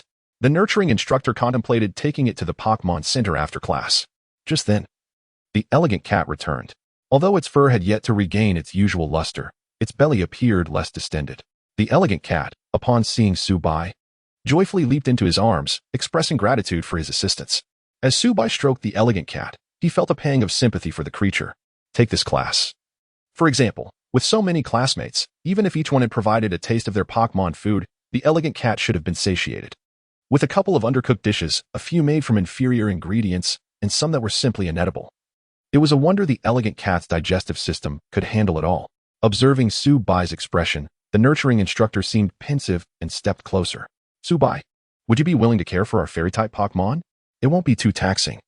You would only need to feed them at noon and record their health status daily. If you are amenable, I shall speak with Director Lee. Will there be credits involved? That decision is beyond my authority, but you may take home any leftover fruits. It's settled then. Subai beamed. As nurturing had now transformed from a low-cost endeavor to a zero-cost one, the fruits were identical, and he could simply make energy cubes from the leftovers upon returning home. The nurturing instructor observed the smile on Subai's face and couldn't help but reflect. This child is remarkably genuine. A few pounds of fruit brings him such joy. His attire suggests he is well off, capable of caring for a card dog, indicating a decent family background. The reason for his elation must not be materialistic. If not for material reasons, then it must be for the spirit. He surely understands that he will have more opportunities to interact with Pokémon, which brings him delight. This child truly adores Pokémon. Unbeknownst to Subai, if he were aware of the nurturing instructor's thoughts, he would surely clarify that she was mistaken. However, it is not entirely inaccurate. Since arriving in this world, Subai's encounters with Pokémon have been relatively few, and he is indeed thrilled at the prospect of engaging with them more. At noon, Subai received permission to assist the instructor in caring for the fairy-type Pokémon. In addition to taking home any surplus fruits, he would earn an additional 5 credits each month. Furthermore, Pikachu and the card dog would also be allowed to dine alongside the fairy-type Pokémon. Quite remarkable, that amounts to 60 credits by the end of the year. After a simple meal, Subai, accompanied by Pikachu, ventured to J University's nurturing house, situated within the campus. The nurturing house is divided into a nurturing area and an instructional zone.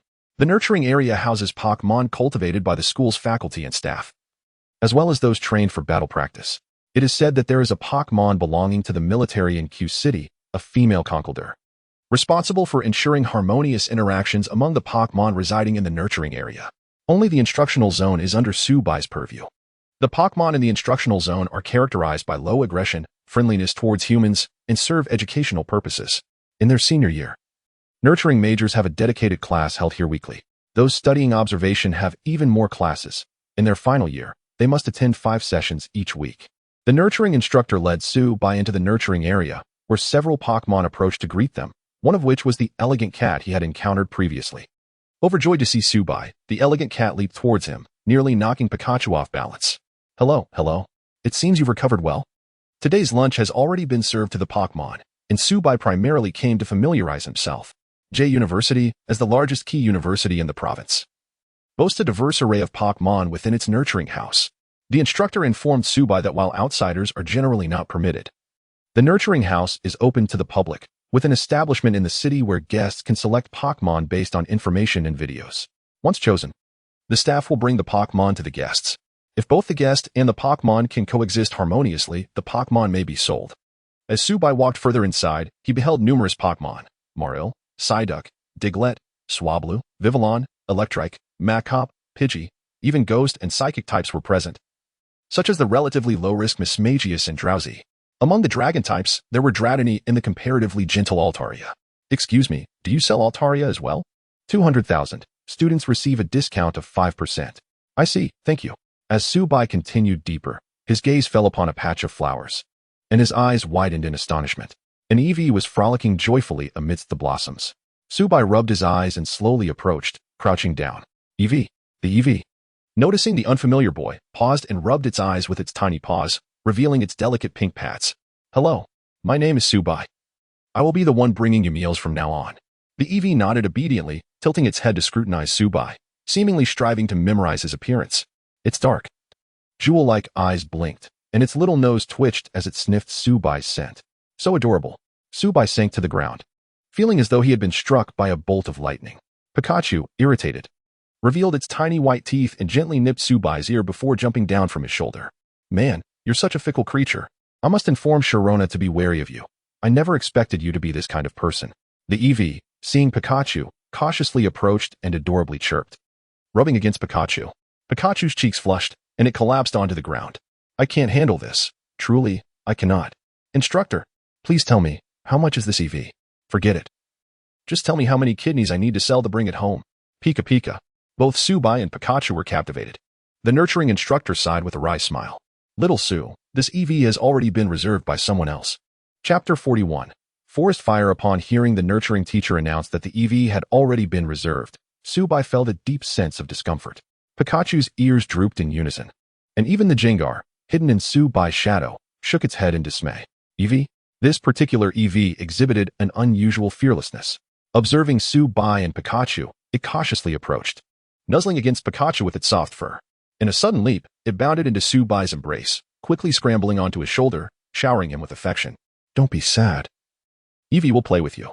Subai, overwhelmed by the cuteness, laid back on the grass, holding Pikachu close.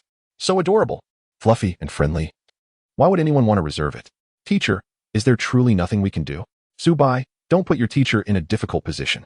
There's genuinely no way. However, Eevee's trainer will not be coming to collect it for a few days.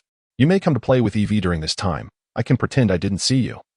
The nurturing teacher replied with a wry smile before turning away. Under normal circumstances, Pokémon reserved at the nurturing center are not permitted to be touched by others. If they interact with someone else before meeting their trainer, it diminishes their bond with that trainer. It's akin to how a newborn recognizes its parents as the first figures in its life. With a resigned sigh, Subai lay on the ground, cradling both Pikachu and the little Eevee in his arms. It was a bit heavy, yet still bearable. No, I must think of a way. I adore this little Eevee. With this thought, Subai called Chi Shijun. Hello? Dear Uncle Chi, what are you up to? Shut up. Chi Shijun's voice interrupted from the other end. Whenever you're this polite, it never bodes well. Spit it out. It's about the Eevee at the nurturing center. No, that Eevee has already been reserved. Don't even think about it. Plus, you already have 2 Pokémon. Uncle Chi, I can pay. I can keep it at the nurturing center until after my graduation. Chi Shijun was unyielding. Money is one matter. The contract is already signed. It's not that I don't care for you, but it's simply not feasible. If you truly like Eevee, I promise to get you one once you graduate. I'm busy, goodbye. Today marked the 5th anniversary of Chi Shijun's live stream, and a throng of fans had gathered in his chat room. Before a vast audience, his Machamp landed 3 critical hits on its opponent. While the opposing Pokémon swiftly awoke from hypnosis, Chi Shijun was visibly vexed. All right, uncle, happy 5-year anniversary, Subai sighed, showering the little Eevee with affection. In the days that followed, Subai visited the nurturing center every afternoon to feed Pokémon, bringing along Pikachu and Houndour to play with Eevee. When he returned on Friday, however, Eevee was nowhere to be found. The nurturing teacher informed him that Eevee's trainer had come to collect it. On that day, Jengar learned the Rain Dance move, and Pikachu mastered Thunder. The thunderstorm, intensified by Eevee's departure, weighed heavily on Subai's heart. He hoped that Eevee's trainer would treat it well. Throughout the week, Jengar also learned Absorb and Nightshade, though no remarkable items materialized. However, due to earning credits, Subai's random accumulation reached 76,100, bringing him closer to acquiring a new lucky draw from the system. Subai contemplated procuring a Firestone for Houndour, either by searching locally or purchasing one online. Life at the nurturing center seemed to offer only the benefits of the berries, yet it was not so simple. Feathers from the Sinnoh bird, teeth shed by the Yorkie, the mucilage from the Slugma, these were all valuable materials. Processed Yorkie teeth became sharp fangs. Slugma mucilage served as an ingredient for potions, and Sinnoh feathers were decorative items. These could be exchanged in the system shop for a modest sum. Over time, This accumulated to nearly 2,000 a month. Moreover, Subai enjoyed spending time with Pokémon, so even when not working, he would linger at the nurturing center for an entire day. At times, he would even stay in the staff dormitory, sneaking out with Jengar at night to seek out the snow cone Pokémon. The white fruits on the snow cone Pokémon were delicious, reminiscent of old ice pops but with a refreshing taste. Yet, he hadn't seen the little Eevee since. On Saturday night, as per his routine, Subai ventured out to gather fruits from the snow cone Pokémon. The late summer, early autumn temperatures remained warm, but tonight was particularly stifling, provoking an inexplicable sense of irritation. Sampling a few fruits exchanged for a premium energy cube significantly uplifted his spirits. However, Subai felt an odd disquiet, sensing something was amiss. Although it was nighttime, the sky was eerily bright, glowing a deep crimson. A gust of wind swept through, carrying a faint scent of char. The Pokémon around him exhibited strange behavior, with Slugma trembling as it burrowed into the water, and Sinnoh lifted its head, gazing fearfully into the distance. Beyond the enclosure stood a colossal, near-elite level Tropius, its demeanor grave. Two swan Pokémon soared high, taking flight without their trainer's command. Turning to follow the Pokémon's gaze, Subai beheld a terrifying scene he would never forget. Flames. The sky was engulfed in fire, as if the very clouds were being scorched, with countless embers dancing in the wind. The Shifeng Mountain was ablaze. Despite being over 5 kilometers away, the flames from Shifeng Mountain were clearly visible, and the intensity of the fire was alarming. Sirens blared along the roads as numerous heroic firefighters drove their trucks, accompanied by water-type and ground-type Pokémon, racing towards Shifeng Mountain. Experts with flying-type Pokémon had already mounted their creatures, hastening to the scene. In an instant, J University's alarm blared, and within 10 minutes, all teachers with water-type Pokémon on duty rushed to the adjacent nurturing area to gather their Pokémon. Chief Swans, Beedrill, and Murkrow soared into the sky, all heading towards Shifeng Mountain. Leading them was Directorly, atop her Tropius, which was accompanied by an elite-level West Sea Kingdra. In the teaching area, no teachers kept Pokémon for training, but it wouldn't be long before someone rushed in. The first to enter was the nurturing teacher, followed closely by the captain of the school team, Huasilai. Subai, quickly gather all your water-type and ground-type Pokémon balls, the nurturing teacher commanded, producing a signal gun and firing 2 shots into the sky. A blue and yellow signal flare ascended, summoning all water-type and ground-type Pokémon in the nurturing area. Together, the nurturing teacher, Subai, and Huasilai began their recovery efforts. Chapter 42. Rescue 7 water-type Pokémon and 4 ground-type Pokémon have been successfully retrieved. Go. Charizard. Huasilai tossed out his Pokeball, and a Charizard landed on the ground, releasing a plume of fire. Subai was taken aback to discover that Huasilai's trump card was such a rare Pokémon. Charizard, let us go? Huasilai mounted his Charizard, while the nurturing instructor summoned a Swablu. Subai approached with Pikachu. Instructor, Senior, let me join.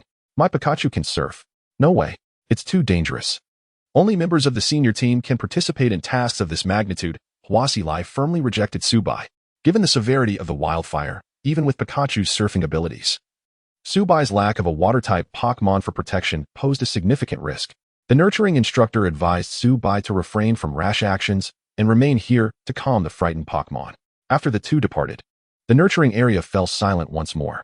Subai glanced at Pikachu, then at the shadowy Jengar, before turning and mounting the last Swablu. Swablu, I rely on you. After spending days in close contact with the nurturing area's Pokémon, Subai had formed a bond with them, and thus Swablu willingly allowed him to ride. With a call, Swablu took to the skies, soaring high above. In the face of such calamity, Subai found it impossible to remain idle. He was not a saint, but he recognized his strong capacity for empathy. He could not bear the thought of witnessing the toll of casualties upon his return, nor could he ignore the potential to save even one more Pokémon or person. Along the way, many professional trainers and capable citizens mobilized to offer assistance, with teachers and students from various schools' Pokémon departments joining the effort. In the sky, Subai spotted 3 familiar figures. Zishang rode her Marl, while Ruming held a Pokeball containing a Milotic, both riding atop a Fiero. Zhangji was mounted on a Gyarados, which skillfully navigated through the buildings using powerful jets of water. Your school actually let you come help? Subai inquired. Not really. We snuck out, Zishang replied, patting her Marl. As trainers, how could we stand idly by? That makes sense. The number of trainers gathering at the base of the mountain increased, prompting officials to erect a protective barrier and allocate some police force to prevent volunteers from approaching the scene. This was a prudent measure in such a large-scale disaster.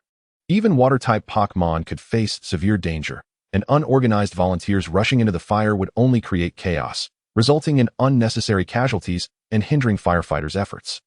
Volunteers were left to direct their Pokémon from behind the safety line. High-level water-type Pokémon could assist in extinguishing the flames. Pokémon like Starmie, Octillery, and Kingler were effective in dousing the fire from the perimeter. Firefighters employed their own Pokémon, such as Kingdra, Whaleword, and Dive, to rescue those who were escaping the flames, even diving into the fire to save Pokémon that had caught fire. These three Pokémon possessed the water availability, rendering them immune to burns. Alongside them, Blastoise, Croconaw, and Gyarados collaborated with fire trucks, unleashing powerful jets of water to shield the city from the encroaching wildfire. Ground-type Pokémon utilized moves like Mudshot and Sandstorm to suppress the flames. During this crisis, Psychic-type Pokémon proved invaluable as well. They conjured Protect Shields, Light Screens, and Mystical Shields to safeguard frontline warriors and Pokémon from the searing flames. The second line of defense was comprised of nurturing instructors from various schools. Their Pokémon predominantly wielded healing moves such as Heal Bell and Aqua Ring, cooling off and treating the Pokémon emerging from the fire. One should not underestimate the second line of defense. The small Pokémon that rushed out were often ablaze, and should they dash into the city while still ignited, the consequences would be dire. The local military, representing the strongest force, could withstand the blaze from one direction single-handedly. This was Su-Bai's first encounter with the true power of a champion-level trainer. The absolute zero of Sister Mijimaru froze vast areas, while Mother Macamp raised clouds of dust to smother the flames. Moreover, Shiny Gardevoir erected expansive light screens to block the flames and prevent their spread. Despite the swift extinguishing efforts, the advance was primarily toward the mountains, as the city needed to establish a fire defense line first. All Pokémon capable of summoning rain began to do so. Gengar, use Rain Dance. Pikachu, Surf. Swablu, Ice Beam. Su-Bai soared through the sky, exerting his humble effort as well. Kid, something feels off. What is it, old ghost? Gengar pointed with a short finger toward a location not far away. That area was engulfed in flames, posing extreme danger. There's human life energy. At least 3 or 4 people are trapped inside. Are they alive? Yes, very much so, but if the fire continues, who knows for how long? Hearing Gengar's words, Su-Bai descended to an inconspicuous spot, recalled Swablu, and allowed Gengar to guide him. Swablu's size was too conspicuous.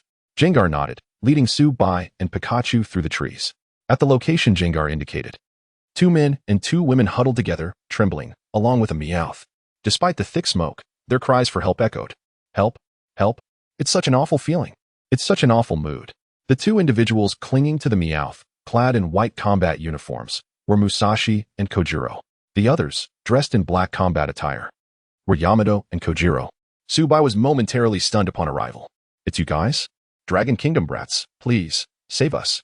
We will never forget your great kindness. Su-Bai was genuinely astonished to find them here. Even more surprising was that the Team Rocket trio spoke fluent dragon language. It's only been 2 months. How have you learned so quickly? Especially Meowth, who could even say, we'll never forget your great kindness. Wait a moment. You all must have some connection to this wildfire, right? Upon hearing Su-Bai's question, Musashi and Kojiro shuddered, while Yamato and Kojiro, still unacquainted with dragon language, remained silent. Since you asked sincerely, we shall graciously inform you. To prevent the world from being destroyed. To protect the peace of the world. Boom. A charred tree collapsed with a thunderous crash, interrupting Team Rocket's dramatic introduction. Watching these 2 fools continue their theatricality amidst the inferno, Su-Bai turned and walked away. Forget it. I want to save you. Chapter 43. A narrow escape. Upon witnessing Su-Bai's imminent departure, Team Rocket was thrown into a state of panic. No, little brat. Please. You cannot abandon us to die. Kojiro and Meowth clung desperately to Su-Bai's legs, one on each side. Although Musashi was reluctant to plead before Yamato, the gravity of the situation left him no choice but to kneel and implore for assistance. Their Pokémon roster consisted solely of Arbok, Weezing, and Meowth. While Yamato and her companions had but a single Rattata, they were utterly incapable of escaping the inferno that surrounded them. The path to safety was obstructed by fallen trees, and despite their numerous attempts, they found themselves trapped. Boom, boom. The sound of 2 more trees crashing to the ground extinguished any remaining hope of escape. Su-Bai wiped the sweat from his brow, acutely aware that he was on the verge of being scorched, given the intensity of the flames. Even if Pikachu were to surf through the flames to create a path, he would surely succumb to the heat long before any avenue for escape could be opened. In a moment of urgency, Su-Bai commanded Pikachu to unleash a surf attack, drenching itself entirely before he recalled it into its Pokeball. Pika Pika. it protested, expressing a desire to stay and accompany him. Be good, Pikachu, Subai admonished, his expression stern as he secured the reluctant Pokémon within the ball. The temperature was far too perilous to risk Pikachu being burned. Subai hesitated to allow Jengar to use Rain Dance, for the move did not constitute true weather manipulation. Jengar's current capabilities were insufficient to control the weather effectively. A localized rain may assist in extinguishing flames outside, but within such an engulfing inferno, the rain would likely evaporate before reaching the ground, resulting in even more dangerous steam. Jengar, do you possess the ability to telekinetically transport us all to safety? Jengar glanced at the group, shaking its head in disappointment.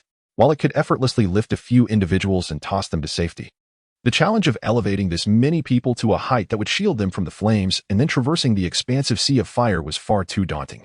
Hiki, those two individuals and that Meowth seem rather appealing, while those two in black do not strike me as virtuous characters. Perhaps we should leave them behind. Jengar's stance was unequivocal. It had no qualms about rescuing Musashi and her companions, but the inclusion of Yamato and Kojiro was a risk it was unwilling to take. In such precarious circumstances, Jengar could not afford to gamble on uncertain outcomes. As Subai surveyed Yamato and Kojiro, then Musashi's trio, he felt the oppressive heat intensifying around them, the air he breathed becoming increasingly scorching. Team Rocket, consider yourselves fortunate. Once again, you evade punishment. Subai released Pikachu once more and gestured towards Meowth and the others. Pikachu, Thunderbolt. Pikachu, though uncertain, immediately executed the command, sending a powerful jolt towards the trio of Team Rocket. The ensuing explosion left them charred and propelled away like a shooting star. Thank you, little hero from the Dragon Kingdom. We are eternally grateful. Though they had been launched once more by Subai, they could not shake the exhilarating sensation that accompanied their flight. Fortunately, the trio had maintained their consistency. Subai recalled Pikachu and turned to Jengar. Old Ghost, take us out using telekinesis. Jengar. With a flourish, Jengar enveloped them in a blue aura, lifting them high above the flames as if they were being hurled from the fiery inferno. As they neared the ground, Jengar utilized its telekinetic powers once more to assist Subai in their descent. Yamato and Kojiro, however, were not afforded such gentle treatment and landed unceremoniously. Of course, neither of them dared to voice their dissatisfaction, for they had escaped the flames. Thank you, handsome. Now, Kojiro and I will take our leave. Didn't I already tell you my name is Kojiro? Enough with the chatter, let us hurry before the Dragon Kingdom police arrive, and we're caught. These two dimwits presumed Subai could not comprehend their dialect, openly conversing in Kanto language. Old Ghost, Hypnosis. Jengar floated gracefully, blocking Yamato and Kojiro's path. And before they could react, it performed a lively dance. The two collapsed instantly. After a thorough interrogation, Yamato and Kojiro confessed their misdeeds. Subai's suspicions proved accurate. This incident was indeed tied to Team Rocket. The saga began with Musashi and Kojiro's failed mission, which led them to resort to selling ice cream. Having amassed sufficient funds, they endeavored to create a Pokémon attraction device, hoping to lure powerful Pokémon from the depths of the mountains. However, they encountered Yamato and Kojiro, who were dispatched by Dr. Namba of Team Rocket to collect soil and water samples in the Dragon Kingdom, driven by a desire to study the region's diverse Pokémon. Yamato and Kojiro, recognizing the wealth of wild Pokémon resources in the area, encountered Musashi, leading to a verbal altercation. At that time, Team Rocket's standing was superior to that of the other two, and when Yamato could not best Musashi in debate, she resorted to sabotage. Thus, the foolish woman destroyed Musashi's Pokémon attraction device, igniting a catastrophic fire. I knew it. Subai commanded Jengar to erase the duo's memories, ensuring they retained only the recollection of being rescued by a wild Jengar. Jengar's expertise lay in illusion, and after extensive training, its skills in hypnosis and confuse ray had reached remarkable levels. Unless the powerful Shinado from the Chi City military personally probed their minds, it was unlikely they would discern any tampering with their memories. Moreover, using psychic abilities to extract memories could inflict damage on the brain, which was prohibited in the Dragon Kingdom's human-centered judicial system. Subai's actions were merely a precaution. Subsequently, Jengar lifted them into the sky. As Wang Jusha directed her team to establish a perimeter, two human projectiles suddenly descended from above. Being familiar with Team Rocket's uniforms, she immediately suspected their involvement in the sudden and suspicious wildfire, prompting her to order her canine Pokémon to apprehend them without hesitation. Chapter 44. The Divine Beast Experience card. From a distance, Subai watched as Yamadu and Little Sanlang were escorted into the police car by Miss Junsha, nodding in satisfaction. You too, just wait to rot in prison. Although he had dealt with these two culprits, the dire situation regarding the raging fire remained unresolved. Fortunately, With the assistance of Pokémon, the isolation zone between Shifeng Mountain and J City had been completed, and the Qixi military had teleported to the other side of the fire scene with the help of Sinnoh. However, the flames were swiftly spreading deeper into Shifeng Mountain. And even the elite Qixi military dared not confront the ferocious blaze alone. This was not a matter of courage, even a champion possessing the strength to move mountains and fill seas, felt insignificant in the face of such natural fury. All the Qixi military could do was employ the absolute zero of Majinxia to slow the flames while utilizing the strength of Macamp and Sinnoh to fell trees and create an isolation zone. Watching the fearless figures amidst the dancing flames, Subai felt his own insignificance for the first time. Was there truly no way out? Even if they managed to halt the fire, the forest would be devastated, leaving countless Pokémon trapped within, unable to escape. Ding. Current time 000. Daily random attempts refreshed. Current random number 78100. Would you like to use it? System, may I preemptively use a selection from the chosen random draw? If there is any hope of swiftly extinguishing this fire, perhaps this mysterious system is the only solution. The system remained silent for a moment, offering no response to Subai's inquiry. I know you can hear me, Subai exclaimed. Gung-Goei was startled and emerged from the shadows, looking curiously at Subai. I can't hear you, but I have nothing to say. What do you want me to hear? Apologies, I wasn't referring to you. Subai helplessly patted the large belly of the old ghost, pushing it back into the shadow. The old ghost sighed in resignation upon returning to the shadows. This young man, having seen so little of the world, was thoroughly rattled by a mere fire, becoming quite disoriented. Without time to attend to Gung-Goei, Subai continued to communicate with the system inwardly. System sister, system aunt, system grandma. Just as he finished speaking, he was suddenly jolted by a surge of electricity. Detected that the host's emotions are overly agitated, engaging in nonsensical speech, initiating electrotherapy. The system's voice exhibited an unusual hint of humanity. System, I beg you. Surely. There are countless Pokémon trapped in that inferno, and I am willing to pay the price. Subai extended his hand, revealing his Z-ring. I will use this for the exchange. Ding. System rewards delivered. Item cannot be exchanged. Ding.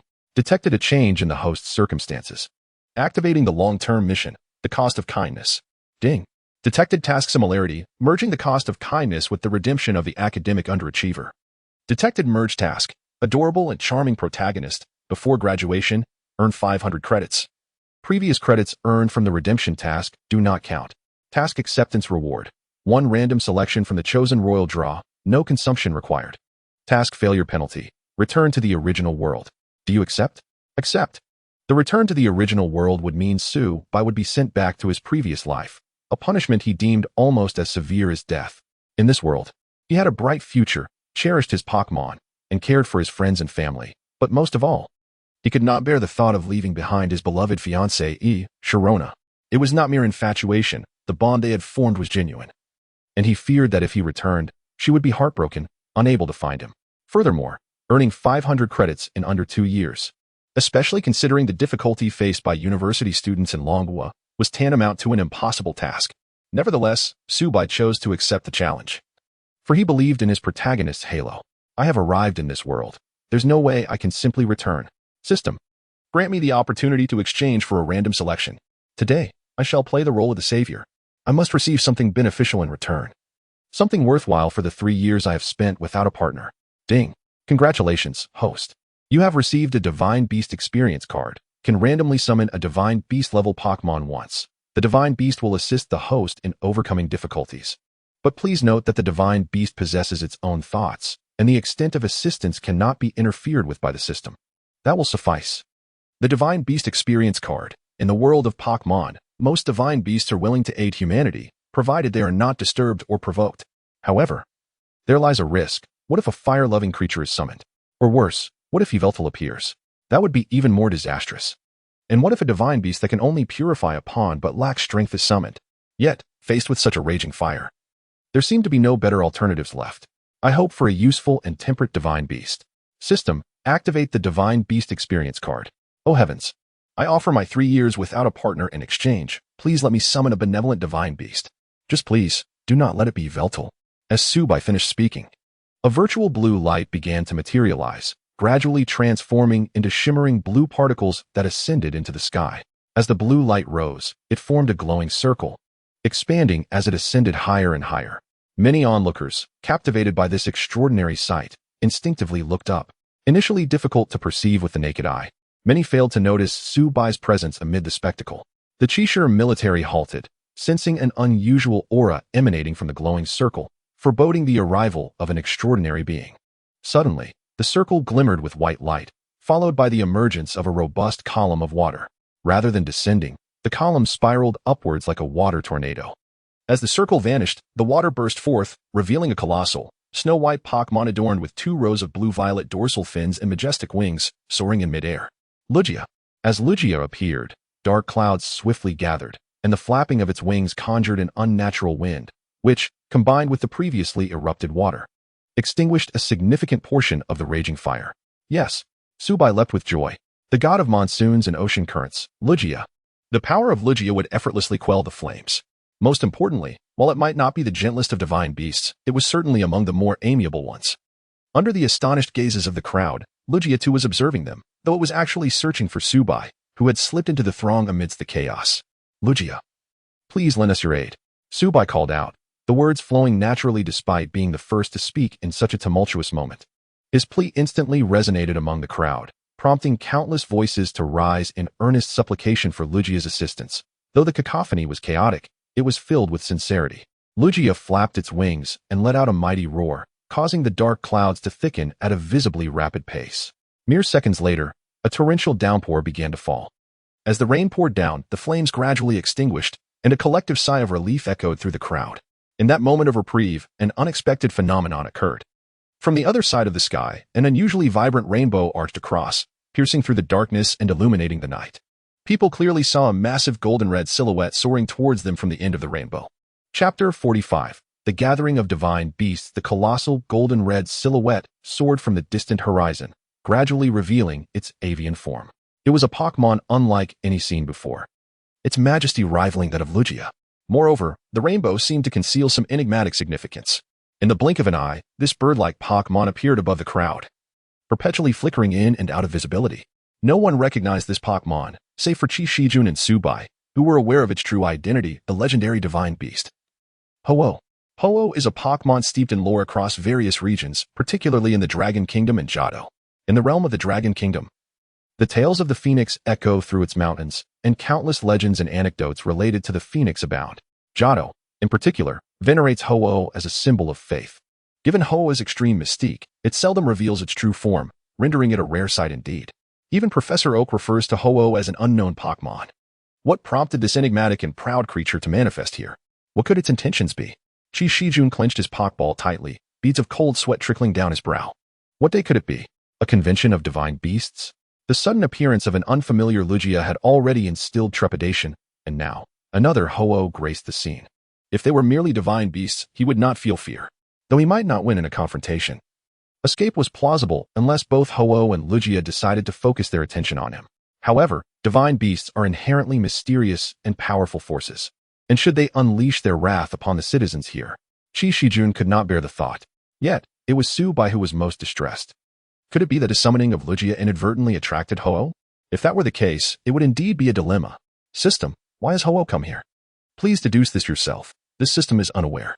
The system's reticence left Su Bai in a state of anxiety, akin to a suspended pendulum.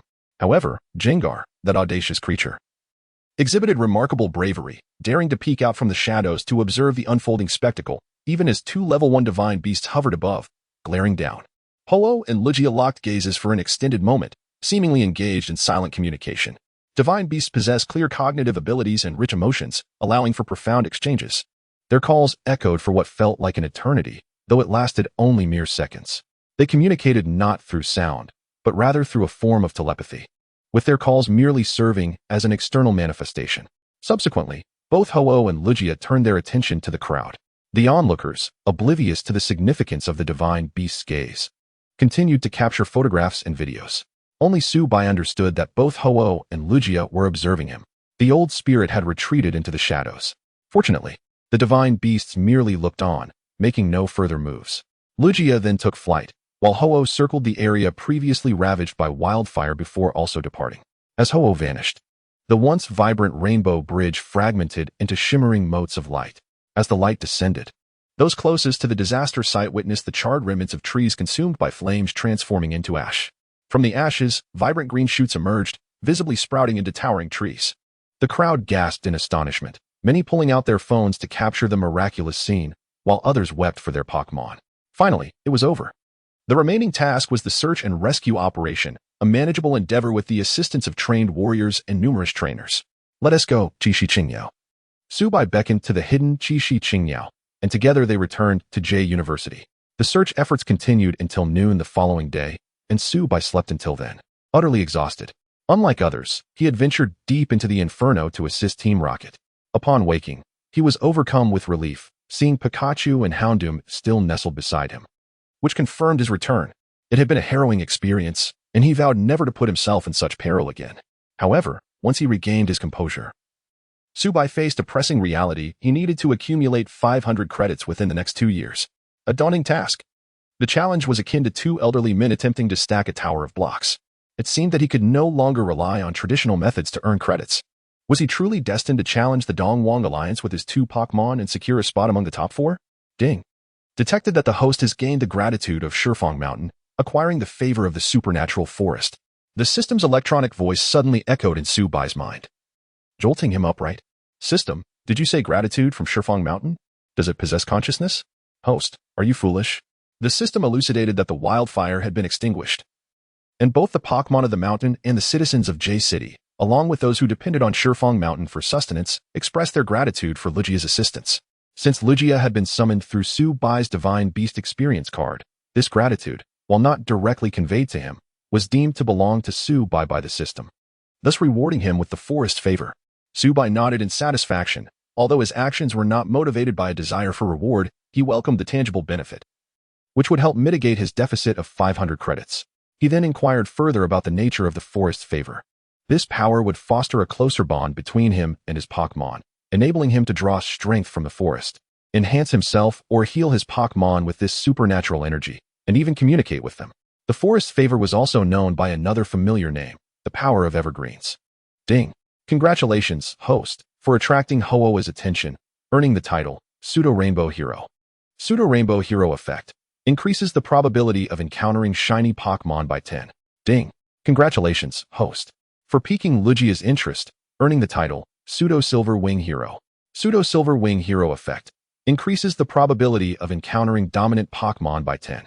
These titles were indeed beneficial, though their utility was limited for Subai. In both this world and the gaming realm, the chances of encountering shinies and dominants were inherently low. A mere 10 increase was, at best, a modest enhancement. Furthermore, with 2 Pokémon already in his possession, he was unable to cultivate more at present. It would only prove useful when he became a full-fledged trainer and sought to capture additional Pokémon. Beyond these buffs, Subai was more intrigued by the implications of the system's words. Ho-Oh's attention? Lugia's interest? What could these 2 divine beasts possibly want from him? While it was understandable for Lugia to focus on him, given that he had summoned it, he found himself questioning the relevance of Ho-Oh's interest in him. Chapter 46. A single punch regarding the revelations from the system. Subai found himself at a loss. If they were fixated on him, so be it. With 2 colossal divine beasts looming, how could they possibly pose a threat to an aspiring trainer like himself? This simple thought brought him a semblance of calm. In the coming week, Subai resolved to accumulate credits by any means necessary. He even went so far as to have Gungui steal toilet paper from Qi Shijun, attempting to sell it to him when he found himself in a predicament. However, Qi Shijun had Shinado deliver it directly to him instead, a miscalculation on Subai's part. He had overlooked the fact that Qi Shijun's Shinado was male. Rubbing his sore and swollen backside, which had been kicked, he reflected on his hasty actions. Over the past week, Subai had even cleaned the public restrooms at school, managing to earn just 5 credits. Continuing down this path was not a viable solution. Perched atop an ancient tree in the Shifeng Mountains, he nibbled on the fruits delivered by his friend, the long-tailed monster, feeling quite despondent. With the blessings of the forest, or rather, the power of eternity, Subai had frequently visited the Shifeng Mountains over the past week, forging friendships with many Pokémon. On one occasion, he inadvertently ventured deep into the mountains and encountered a formidable boss Kuduola, a creature of near-champion rank. Hastily, he called upon the power of eternity to communicate. "Spare me, O Great One." To his relief, the boss Kuduola merely glanced at him, issued a warning cry, and turned away. As for the naturally gentle and endearing Pokémon, their rapport with Subai was quite amicable. If he were to disregard strength for a moment, he could easily assemble a formidable team without resorting to violence. Yet, thus far, Subai had yet to decipher the intricacies of the power of eternity. It wasn't that he couldn't utilize it, but rather that he was unaware of its operational principles, like the act of breathing. He knew he was inhaling and exhaling smoothly, yet if tasked with explaining how to breathe in or out, he would falter. The same went for the power of eternity. It merely required intent, defying any explanation. Cardi Dog lay beneath the tree, surrounded by a plethora of berries, indulging greedily.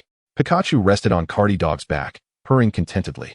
Suddenly, Subai's phone lit up with a message, a registration confirmation. In 2 days, a performance-based non-professional tournament would be held in L City, Province L. And Subai had already signed up. The message confirmed his successful registration. After a week of deliberation, he concluded that participating in the tournament was the most advantageous course of action. According to J University's regulations, winning the championship in a non-professional event would yield credits, 10 for city level and 20 for province level. Moreover, L City hosted a water-type gym, a top-tier establishment akin to the Origin Gym. Subai had researched it and found that although it was a 3-on-3 battle with Pikachu's abilities, he could likely avoid revealing Jingu. The gym battles did not require challengers to disclose their Pokémon or their numbers, as long as one was strong enough. One could compete in a 6-on-6 battle with just a single Pokémon. If all went well, that would secure him 20 credits. With this thought in mind, Subai's mood improved slightly. He finished the fruit in his hand and summoned Jingu with a telekinetic push to help him descend from the tree. Upon exiting the mountainous region, Subai decided to visit J University's breeding center located in the city. Today, a lucrative deal awaited him.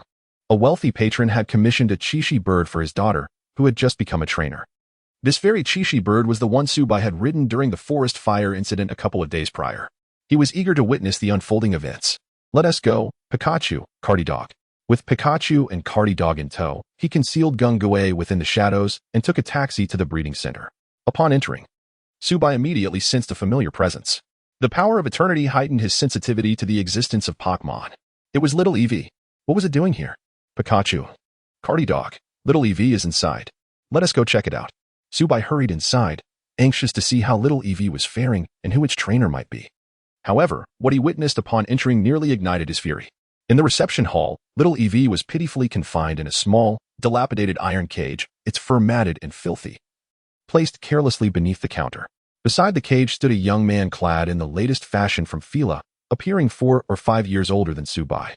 He was haggling with the store manager, Zhang Shu. This is unacceptable. You must refund me today. Lu Xiao, I truly cannot process a return. Besides, it's not easy to come across a cherished Pokémon like Eevee. Aren't you worried you'll regret this? Subai furrowed his brow and quickly approached. Teacher Zhang, good afternoon. What is going on here? Oh, it's you, Subai. The breeding center was a property of J University, and Zhang Shu held a position akin to an academic vice director. He had encountered Subai before when picking up Pokémon, so Subai's address was appropriate. At that moment, Zhang Shu was being incessantly pestered by the young man named Lu Xiao, and upon seeing Subai arrive, he eagerly shifted the focus of the conversation. This Lu Xiao wants to return Eevee. What is wrong with little Eevee? Subai internally pleaded for the return, but sensed that the matter was more complicated than it appeared. Zhang Shu, aware of Subai's close bond with little Eevee as he had been helping care for the Pokémon in the breeding area, kindly shook his head. Subai, this doesn't concern you. It's best not to inquire further. Upon hearing a familiar voice, little Eevee began to stir in its cage. Though its cries were weak and feeble, Lu Xiao lit a cigarette, exhaling a puff of smoke as he regarded Subai. Who are you? He is a student from J University, Zhang Shu replied, prompting Lu Xiao to nod in acknowledgement. I see he is quite fond of this little one. How about we trade? I really like his Cardi Dog. The dog is my friend. I won't exchange it, Subai retorted, choosing not to engage further with the foolish young man. Lu Xiao, feeling snubbed, resumed his insistence on a refund from Zhang Shu. Hurry up with the refund. I'm not a trainer. I can only keep 2 Pokémon. There is something wrong with your Eevee. I can't afford to wait to exchange for a new one. You could release it, Subai casually suggested, only for Lu Xiao to scoff derisively. I already released it, but it wouldn't leave. Besides, I spent over 200,000 on it. I can't just let that go to waste. What kind of Pokémon is your Eevee? It can't even win a battle. And now you want to refund me? I'll report you. I swear. That's your problem. Subai shot back at him, squatting beside the cage to reach for little Eevee. Since Lu Xiao had already released it, there was no legal bond between them, and Subai could interact with little Eevee without issue. However, as he approached, little Eevee flinched and shrank back into the cage. entirely unlike the affectionate and approachable little creature he once knew. "Little Evie, what's wrong?" "It's me. Don't be afraid. I'm here to see you." Subai reassured it, and upon hearing his familiar voice again, little Evie began to fidget, though it still wouldn't face Subai, merely tentatively reaching out with its tiny paws and sniffing the air. Seeing little Evie's reaction, Subai's heart sank. What has happened to little Evie? Is it blind? Lu Xiao ground his cigarette out in irritation. Even my buddy S Centipede King can't win. It got hit by a poison spray and ended up with a face full of toxins. What a waste before he could finish his sentence. Subai delivered a punch to his face, then tackled him to the ground, unleashing a flurry of blows. Chapter 47. We accept mediation. Subai reclined on the fragrant pink sofa in the lounge of the Pokémon law enforcement unit in City J, seemingly unfazed. An hour prior, he had dealt a sound beating to that scoundrel Lu. The young man was left battered and bruised, and amidst the thrashing, he had attempted to resist with his Pokémon. It was quite astonishing. The first Pokémon he possessed was a Ponyta, which appeared to be on the verge of evolving into a Rapidash. Then, the canine Pokémon, Houndour, lunged at him. And both he and his Pokémon were thoroughly overwhelmed. It seemed that Houndour had even managed to learn a new move in the fray. Jingshu, ever the capable breeding house manager, prioritized deleting the surveillance footage over breaking up the fight. Ultimately, it was a passing customer who called the authorities, leading to Subai's current predicament. Pikachu and Houndour were temporarily entrusted to the care of the breeding house instructor, while Subai had allowed his other Pokémon, the old ghost, to wander off and cool its heels elsewhere, as its presence was deemed irregular. Inside the mediation room, the bruised Lu was seated on the sofa, receiving treatment, while his father, Lu Dahu, a rotund man, fumed and shouted in frustration. This was an utter disregard for the law. His precious son had been assaulted, and he was determined to seek punishment for Subai's actions.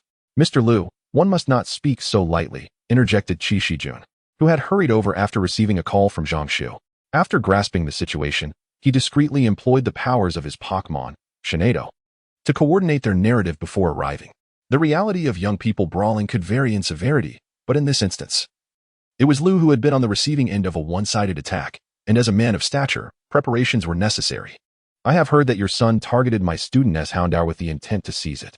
My student acted solely in defense of his Pokémon," Qi stated calmly. "Utter nonsense," Lu Dahu retorted, irate.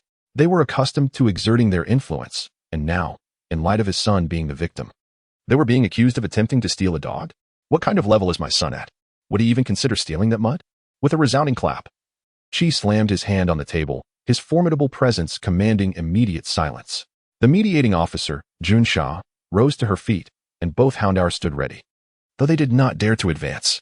Realizing the gravity of the situation, Lu Dahu became aware that he was confronting not only Subai's allies, but also a formidable figure in the realm of Pokémon, the esteemed Qi Shijun, the foremost among the 4 heavenly kings. "Do you wish to engage in violence? This is a law-abiding nation," Lu Dahu exclaimed, attempting to maintain his composure. "Please, Mr. Qi, do not act impulsively," Jun Sha implored, casting a meaningful glance at Qi. "My dear brother, do take it easy. Your beloved nephew is currently in my dormitory, enjoying grapes, not in a detention cell. And Mr. Lu, kindly mind your language," Jun Sha added, as Qi leisurely turned to the water dispenser, pouring a glass for himself. After taking a sip, Qi feigned curiosity regarding the surrounding individuals. "What seems to be the matter? I was merely having a drink. Let us continue our discussion." "Humph. I demand that the young man who assaulted my son be punished according to the law," Lu Dahu declared, taking a seat again, somewhat subdued by Qi's display of strength. "In that case, we could also discuss your son Lu Feng's mistreatment of Pokémon, his attempted abandonment of them, and his failed attempt at fraud. Moreover, I reiterate, it was your son who sought to seize my student S Houndour," Qi countered. "You." Lu Dahu was momentarily speechless. In the Dragon Kingdom, the abuse of Pokémon is a grave offense, even if it pertains to one's own Pokémon. After losing a duel against a Centipede King, his reckless son had neglected to take his injured EV to the Pokémon Center in a timely manner, contemplating abandonment instead. This negligence led to irreversible harm, and the fact of mistreatment was undeniable. A cold smirk crossed Qi's lips. "Additionally, we could discuss your family's habit of walking dogs without leashes. Such behavior is not only illegal but also invites dire consequences. Long-haired dogs evolve in stages and could face repercussions thrice." Unable to contain herself, Jun Sha burst into laughter. "I apologize. I was reminded of something amusing." "Humph. Son, we are leaving." Lu Dahu, realizing his disadvantage, attempted to depart with Lu Feng, only to be obstructed by Qi's imposing figure. "Qi Shijun, What more do you intend to do? Ludava questioned. Nothing. Merely to clarify that concerning your son's unsuccessful attempt to seize my student as Pokémon, we are willing to accept mediation. As your son has yet to sign the mediation document, Chi stated, not even glancing at Ludahu. Furthermore, your son has released EV, and it would be wise for you to keep him in check. I must remind you that my student is the orphan of a martyr, Chi concluded, causing Ludahu's legs to weaken and cold sweat to break out. He was acutely aware that his earlier misdeeds had tarnished his reputation, and the protection afforded to martyrs' orphans by the Dragon Kingdom was formidable. Having recently managed to salvage some of his reputation, Ludahu recognized that every word exchanged in this mediation was being documented. If it were to emerge that his son had abused Pokémon, insulted the children of martyrs, or had been negligent with his pets, the consequences would be dire. Very well, I will sign. Ludahu conceded, biting his lip as he kicked Lufeng. What are you staring at? Go sign. Under the pressure of his father, Lufeng reluctantly scrawled his name on the mediation document. With the paperwork in hand, Chi resumed his demeanor as if nothing had occurred. It was often said that a hero begets a hero, yet Lufeng was a disgrace, and his father, Ludahu, was no better. Should I inform you that the individual you are at odds with is none other than the fiancé of the Sinnoh champion, Cynthia? You might be frightened to learn that, Chi mused. Once outside the unit's building, Lufeng seethed with indignation. Dad, is this how it ends? That little brat beat me, and I am to simply accept this? Silence, Ludahu retorted, striking Lufeng across the face. I have been too indulgent with you. Have you not learned your lesson? But I cannot let this go. Lufeng protested, clutching his face, feeling dazed from the prior beating. The additional slap sent him tumbling to the ground. Observing his son's plight, Ludahu sighed in resignation. It occurs to me that I recall this name. I have sponsored an event this weekend featuring a participant named Subai. I can arrange for you to compete with the finest Pokémon at your disposal. If you seek vengeance, you must learn to defeat your opponent on your own. Chapter 48. A Pokémon not to be disregarded upon the lush and verdant grass. The guests settled into their seats, casting their warm blessings and applause toward the newlyweds in the distance. Sharona, resplendent in her bridal gown, radiated elegance and beauty. Her expression one of shyness as she cradled Pikachu in her arms, accompanied by the fierce Garchomp. Subai, adorned in formal attire, had a ring perched atop the head of his speedy hound. In the background, the snow-white Tian-crowned mountain stood majestically, with a rainbow arching across the horizon. Subai. Subai? Subai. Ah. Subai groggily opened his eyes to find the familiar, weathered face of Chi Shijun before him, and he leapt up from the sofa. Uncle Chi, what are you doing? I was in the midst of a delightful dream. Foolish boy, dreaming of marrying a wife, are you? Hurry up and get out of here. Don't embarrass yourself. Chi Shijun pointed disdainfully at the drool at the corner of Subai's mouth, as if wishing to bury him in shame. The boy's carefree demeanor mirrored that of his father, though his eyes were undeniably reminiscent of his mother. Wang Junsha stood at the doorway, arms crossed, struggling to suppress her laughter. 2 lively events in a single day, how delightful. It was no wonder Subai had succumbed to slumber. The lighting in Junsha's room was exquisite, and the sofa was irresistibly soft and comfortable. Furthermore, like Sharona, Junsha wore the fragrant Flower Therapy No. 6 perfume. Uncle Chi, where SEV? Already sent back. You'll see it when you return to school. Subai exhaled a sigh of relief, though a hint of embarrassment lingered. Uncle Chi, I truly apologize for troubling you on a Friday. Do you think you should feel embarrassed? You still have the gall to feel that way? Chi Shijun gently ruffled Subai's hair, advising him not to be so foolish in the future. That boy I saw, I felt like giving him a beating too, but next time, be clever. Find a secluded spot, or let Pikachu leap into his arms and say he stole your Pokémon. Chi Shijun tirelessly imparted his wisdom to Subai. Back in the day, whenever your father and I wanted to deal with Zheng Hui at Yuhong University, we did it just like this. Uncle Chi, how imposing. Wang Junsha's brows furrowed. Is it appropriate for you two, the eternally unserious duo, to discuss ambushing someone in front of Miss Junsha? Come now, you two. Can you not be more restrained? Haha, my apologies, Captain Wang. You rascal, thank your aunt. With a fierce glint in her eyes, Junsha regarded Subai, who was far more astute than Chi Shijun. Thank you, Sister Junsha. Such a good boy. If you need anything, come find your sister. Satisfied, Junsha affectionately stroked Subai's face, adopting a demeanor befitting an elder. Observing Chi Shijun's playful gestures toward Wang Junsha, it was evident that she did not overtly reject his advances, and Subai perceived the underlying intentions. This was rather fortuitous upon arriving. Subai had idly glanced at the announcements hanging on the wall. It appeared that Wang Junsha had recently turned 30, having captured 2 elite members of Team Rocket, and was just promoted to captain, further complimented by her striking beauty inherited from the Jusha family, making her a fitting match for Uncle Chi. As for Qi Shijun, his reputation needed no embellishment. The esteemed king of the Dragon Kingdom had few peers worthy of his caliber. Uncle Qi, didn't you mention yesterday that you wanted to invite Sister Jusha to dinner? I could help you choose a place. The Kalos champion, Jimmy, has just opened a Western restaurant in J City, not far from our school. Shall I make a reservation? Yes, do so. Qi Shijun nodded, discreetly giving Subai a thumbs up. How had he not thought of that? Of course, Qi Shijun's subtlety did not escape the keen eyes of Wang Jusha, a professional police officer. However, she did not refuse, her cheeks flushing as she extended the invitation. Little Sue, how about joining us? Not this time. I wish to see little Evie. With Qi Shijun's approving gaze upon him, Subai hastily made his exit. After making a reservation for Qi Shijun, he headed to the nursery to retrieve Pikachu and Cattle Dog. Pika Pika. The moment Pikachu spotted Subai, it leaped into his embrace. Cattle Dog wagged its tail excitedly at Subai's feet, panting and drooling. It was uncertain whether the silly dog missed Subai or was simply hungry. All right. I'm fine. Let us go see little Evie. After greeting Jiangshu, Subai departed with Pikachu and Cattle Dog. As for Gung-Gue, it had been lurking nearby, retreating into Subai's shadow upon his emergence.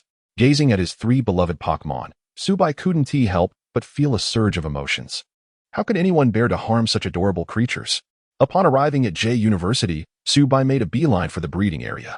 The breeding instructor was there, feeding the Pokémon their evening meal, and upon seeing Subai, he paused in surprise. Subai, you're back? Are you hurt? Thank you. Teacher, I'm fine. It seemed that news of his confrontation with Lu Feng had spread beyond just Jiangshu. Nevertheless, the instructor meant well, and Subai graciously accepted the Pokémon food cart from his hands. Let me handle it. Eevee is in its usual spot. Poor child. The instructor was aware that Subai had returned to see Eevee. He had been quite upset when Eevee was first brought in. But upon hearing about Subai's encounter with the boy who had attempted to purchase Eevee, his anger had subsided. Although he couldn't voice it openly, the instructor felt that Subai's actions were justified. Among the faculty who were privy to the situation, it was widely believed that although Subai currently lacked the authority to nurture Eevee, this particular Eevee was likely destined to be his. While Eevee was indeed precious, a Pokémon that was blind and wary of humans would find few willing to pay a high price for it. Should Eevee evolve, it might alleviate its vision issues. Evolution is a miraculous leap in life, compressing biological evolution that could take decades or even centuries into mere seconds. Such a transformation should remedy Eevee's eyesight.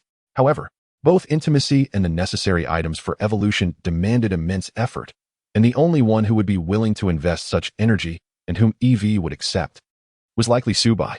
Rather than rushing to the back, Subai allowed Pikachu, Cattle Dog, and Gung-Gue to proceed first, taking the time to distribute the Pokémon's food. The other Pokémon in the nursery were also Subai's friends, and it was a task entrusted to him by the instructor. Given the instructor's trust, Subai was determined not to let it go in vain. With the power of the Evergreen, Subai found his work to be much more manageable, even drawing the attention of Pokémon from neighboring instructors who occasionally visited him to play. Director S. Large Tropius even leaned in to ask Subai for fruit. When one invests genuine care, sincerity is reciprocated. Pokémon, such charming creatures, are truly not to be disregarded. Chapter 49. Healing Eevee. Subai casually plucked a banana from the tropical dragon's neck and consumed it in front of the tropical dragon, simultaneously administering a therapeutic treatment using the power of the everlasting oak. The tropical dragon let out a contented sound and withdrew its neck. The overwhelming presence of a quasi-king level was far too intimidating for the little ones in the training area. After bidding farewell, Subai divided the remaining food and turned towards the depths of the training area, heading for the flower bed. From afar, Subai could hear Pikachu's cries. He hurried over to find Eevee trembling in a dirt hole it had dug with its own move, covered in soil. The once beautiful flower bed, which Eevee adored, was now in shambles. Pikachu was desperately trying to prevent Cardog from digging into the hole while coaxing Eevee to come out, its voice hoarse from calling. Yet, no matter how much it pleaded, Eevee remained unwilling to emerge. Clearly, the blow to Eevee was too great this time. Thank you for your hard work, Pikachu. Subai gently patted Pikachu's head and handed it a sweet peach to soothe its throat. You've done well, Pikachu. Placing Pikachu on his shoulder, he pulled Cardog back by the scruff of its neck and ruffled its fur. Though Cardog meant well, its reckless behavior was rather foolish. Are you really not a husky? After calming Cardog and giving it a box of dog food, Subai knelt down. Eevee, it's me. Could you come out? Eevee, trembling in its hole. Eevee shook its little head vigorously. Come on, Eevee. You know I won't harm you, right?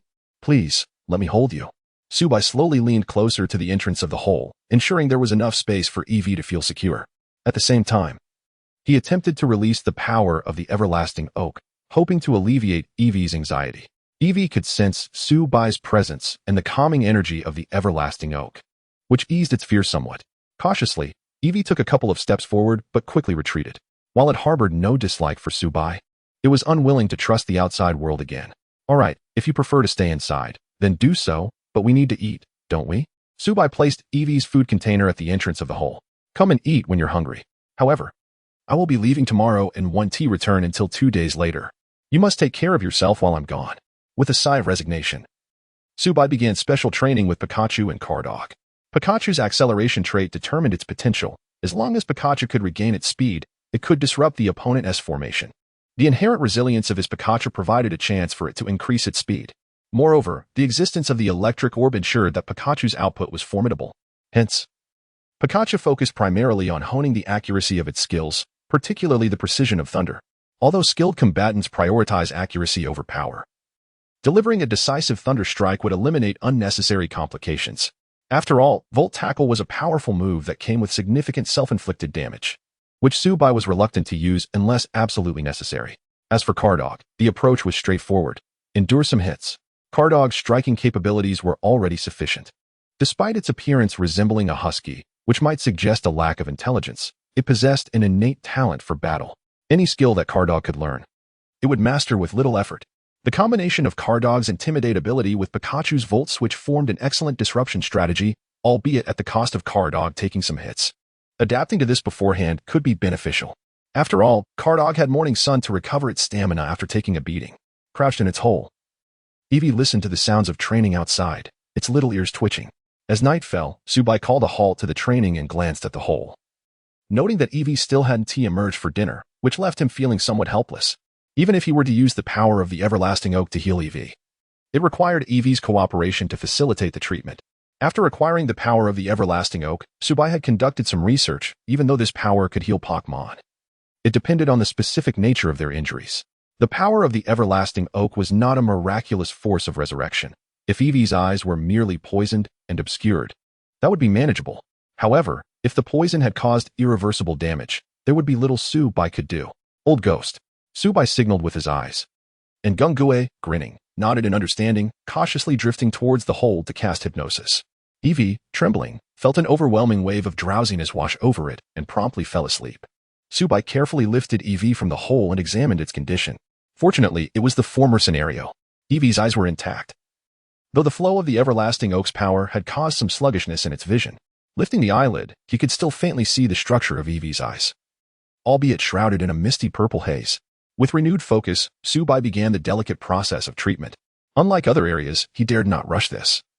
He could only proceed with utmost caution. That night, Eevee dreamed of wandering through a pitch-black tunnel, devoid of light. It was frightened, unsure of how long it had been running in this shadowy place. Just as it felt it could run no longer, a green light appeared before it. Within the green glow were familiar voices: Brother Pikachu, Brother Dog, Uncle Ghost, and most endearing of all, the human boy named Subai. Eevee felt a surge of joy and summoned its last ounce of strength to dash towards the light. When Eevee opened its eyes, it was astonished to find that the once murky view had transformed into clarity. Whether it was the hole it had dug or the lush green lawn beyond, Eevee could hardly believe its eyes as it cautiously took a few steps forward. Emerging from the hole, a blinding light compelled Eevee to squint, and to its amazement, it realized it could see again. With its sight restored, its spirits lifted. Gazing at the vibrant flower bed adorned with blossoms of every hue, Eevee joyfully frolicked among the blooms. Mid-leap, a rumble from its stomach halted its dance, and Eevee blushed as it realized how hungry it was. Having spent the previous day in fear, it had hardly eaten anything. A refreshing breeze of early autumn wafted through, carrying a delicious aroma that made Eevee's mouth water. Looking up, it spotted a food bowl not far away, covered with a lid, emanating an enticing fragrance. Tentatively, Eevee approached, inhaling deeply. Though still apprehensive, the scent offered some reassurance. The bowl not only smelled of food but also bore Subai's familiar scent. Eevee cautiously nudged the lid open and discovered it filled to the brim with Pokémon food, accompanied by a cute drawing of itself, made with blueberry orange jam. This fellow can actually draw quite well. Just one bite? It smells so good. Just one more. I can't stop. At that moment, Subai was on a train to City L, cradling Pikachu in his arms. Chapter 50, The Golden Stone Gym in this world of the Dragon Kingdom. Trains differ significantly from those of my previous life. Though they are referred to as trains, they are, in fact, instant transportation capsules for passengers. The wilderness is dominated by powerful wild Pokémon, and while elevated tracks could be constructed, ensuring their safety remains an unrealistic endeavor. After all, one cannot guarantee that a passing Kangaskhan won't decide to snack on the railway for lunch. Thus, the experience of taking the train translates to sitting within a carriage, where several formidable psychic Pokémon simultaneously employ teleportation to whisk one to their destination. In less than 10 seconds, I traveled from J City to L City. The disorienting sensation of instant travel left me momentarily dazed. Accompanied by Pikachu, I arrived at the local Pokémon Center to check in, followed by a refreshing shower and a brief nap. Having assisted a young EV with its eye ailment the previous night, I hadn't enjoyed a proper night's sleep. As for challenging the local gym, I had already made a reservation while in J City. Due to Saturday being a day off, numerous challengers were present, and I could only secure a slot for the last challenge of the day at 7 in the evening. This timing allowed for ample rest. At 5 in the afternoon, I awoke and, along with Pikachu, Houndour, and Jingu, exited the Pokémon Center. L City, being a coastal metropolis, boasted high humidity, and even in the evening, one could detect a faint hint of fishy aroma wafting through the air. However, the seafood and fruits were indeed delightful. I am not particularly fond of seafood. I prefer meat. Nevertheless, I have developed a taste for grilled squid and sea snails in L City. Pikachu enjoys fish balls dipped in ketchup, while Houndour has a particular fondness for raw oysters. With the ability to crush shells, Houndour consumes anything encased without leaving a scrap behind. I paid little mind to it, viewing it as practice for its moves. From time to time, I would stealthily snatch some delectable morsels from the ground, which Jingu, lurking in the shadows, would eagerly devour with its long tongue. Although L City is adjacent to J City, it is warmer, and despite the autumn season, many people were out enjoying the night market and sampling street food. A sun-kissed, voluptuous beach beauty spotted Pikachu from a distance and rushed over. However, perhaps due to her weight, she lost her balance and tumbled before reaching Pikachu. I quickly stood up to protect my freshly served 20 skewers of squid. Ouch! I've killed myself, she exclaimed as she rose, rubbing her sore body before squatting down in front of Pikachu. Her figure remained untouched by the sea breeze. What a cute Pikachu. Is this little guy yours? Indeed, he is. And you are? I'm just out for a night jog, she replied with an embarrassed chuckle. But the aroma of the barbecue was simply too enticing, leading me here. She glanced around at the bustling crowd, her gaze lingering on a few eager faces, and inquired if I would be willing to share a table with her. At that moment, the vendor approached to take orders, casting a pleading look my way. With no other choice, I acquiesced with a nod. Small business owners venture out at night to earn a few extra coins, and sharing a table with her posed no loss for me. All right. Thank you. The girl promptly plopped down beside Pikachu and began placing her order. The usual 30 skewers of heart, 30 raw oysters, 30 skewers of oily edges, a bowl of instant noodles, and 2 bottles of soda, chilled. No alcohol tonight. It became clear to me why the vendor was so enthusiastic about her. Not only was she a regular, but she also ordered excessively. Her waist was scarcely thicker than my legs when together, and she certainly could not consume all that food. My impression of her diminished considerably. As someone who relishes culinary delights and often spends money on food, I harbor a disdain for wasteful eating habits. However, I refrained from voicing my thoughts as they were personal matters. Pikachu, come back. Don't disturb her meal. Noticing my displeasure, Pikachu leapt onto my shoulder in 3 hops. Houndour remained unfazed, continuing to eat. Hey, don't leave, Pikachu. Why are you being so stingy? The girl huffed, propping her chin on her hand as she looked at me. I'm Xiaoyue. What is your name? Given our brief encounter, there is no need for introductions, I replied, silently thinking to myself, you should be called Big Fish. However, once the food arrived, I realized I had misjudged her. The way she devoured her meal was akin to a locust swarm descending upon a field. With a skewer in one hand and chopsticks for the noodles in the other, she alternated with fluid grace, grease glistening on her lips as beads of sweat trickled down her face. Even Houndour watched her with envy. Woof, woof, woof. You're quite the eater, I remarked, gently nudging Houndour. Just as I was about to order more for him, I noticed Xiaoyue offering 2 oysters to Houndour. Do you like this, little pup? Houndour glanced back at me, and I waved my hand in resignation. Go ahead and eat. Houndour happily indulged in the oysters as Xiaoyue smiled with squinted eyes. Now you can tell me your name. I'm Su Bai. Xiaoyue nodded, wiping her mouth, only to realize her hands were also dirty, which made her feel embarrassed. I handed her a napkin. Do you frequent this place? Not really. I'm usually quite busy. I'm a lifeguard at Golden Sands Beach and have my own work as well. Xiaoyue chuckled. Don't let my appearance fool you. Only by eating well can I swim faster and better. She then proudly showcased her toned abs. As she stood, her exuberance left me momentarily speechless. Oh dear. I must take my leave. Enjoy your meal. After settling the bill, she downed her soda in one go and turned to leave without a second thought. I couldn't help but admire her spirited demeanor. Once Houndour had finished his meal, I strolled leisurely towards the Golden Stone Gym with Pikachu and Houndour. The food stall was not far from the gym, and a leisurely walk took about half an hour. By the time we arrived, Pikachu had sufficiently digested its meal.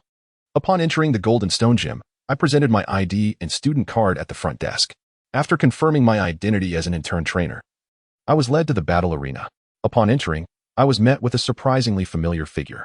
Xiaoyue. Hee. Hello, fellow food enthusiast. Welcome to the Golden Stone Gym. I am the gym leader, Xiaoyue. But you clearly. I began, only to abruptly remember something and slap my forehead. How could I forget? The information on the gym leader did not include a photograph. It merely stated that the gym leader's name was Sinnoh. How could I have overlooked it? Xiaoyue. I have come to challenge the Golden Stone Gym. Please summon your Pokémon. Quite confident, aren't we? However, before the gym battle commences, I must ask, do you have a girlfriend? Chapter 51. The third badge. Upon hearing Xiaoyue's words, Subai helplessly rubbed his forehead. Another one who is tempted by my charm. Being exceedingly handsome truly is an unavoidable burden. I'm afraid I must decline. I already have a fiancée, really? Marriage is the grave of love, my friend. If it were her, I would concede.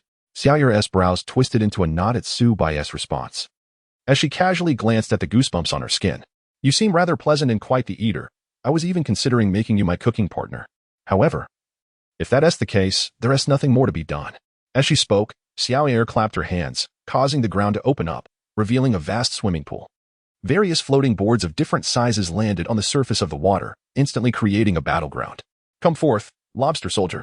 Pikachu, do your best. Pikachu nodded. Leaping onto the floating board, staring down the lobster soldier with fierce determination. Lobster soldier, use bubble beam.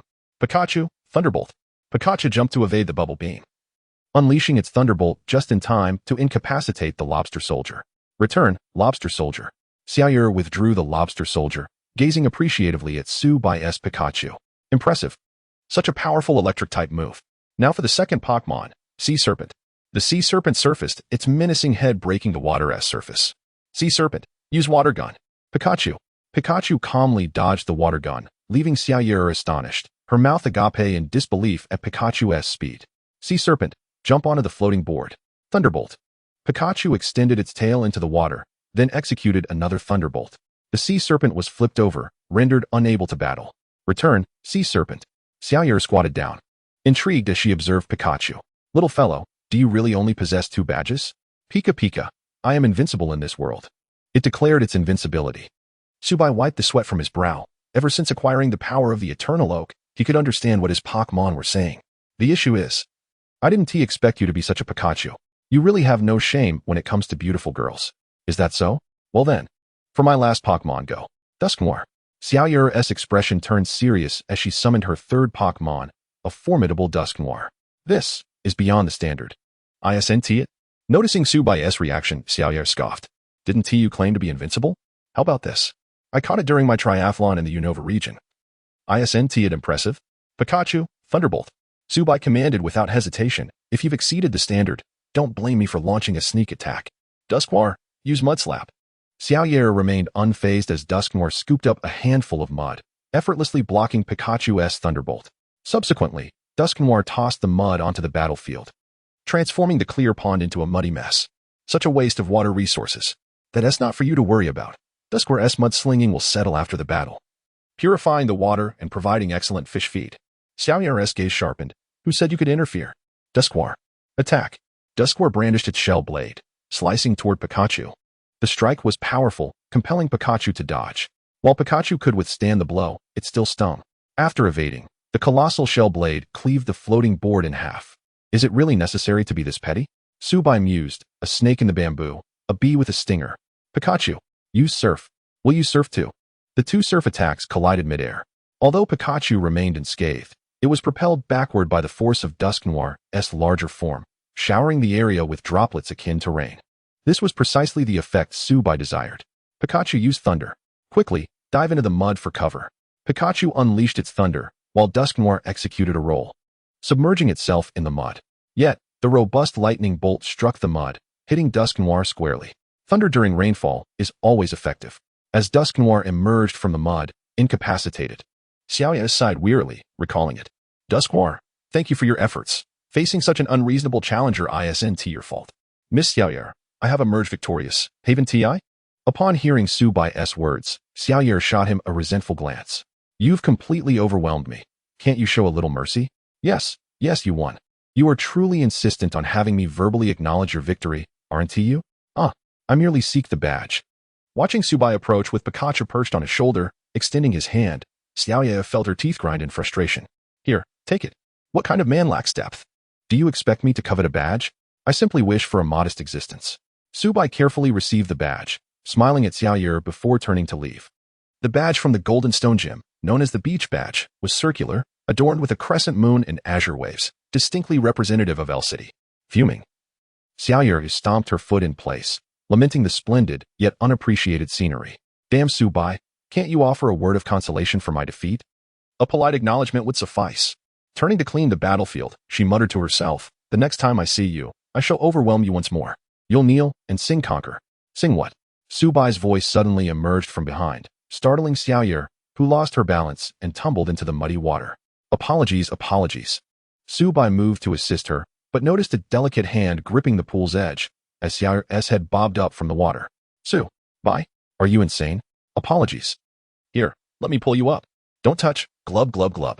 As Su Bai reached out to help Xiaoya, she, in a fit of anger, attempted to swat his hand with her left, forgetting that her left hand was still clinging to the edge. Consequently, losing her leverage, she unexpectedly sank, inadvertently dragging Su Bai down with her. Pikachu, however, was quick-witted, leaping onto the shore just as Su Bai fell, flashing a peace sign. Pika, score. 999. Help. Glub. I can't swim.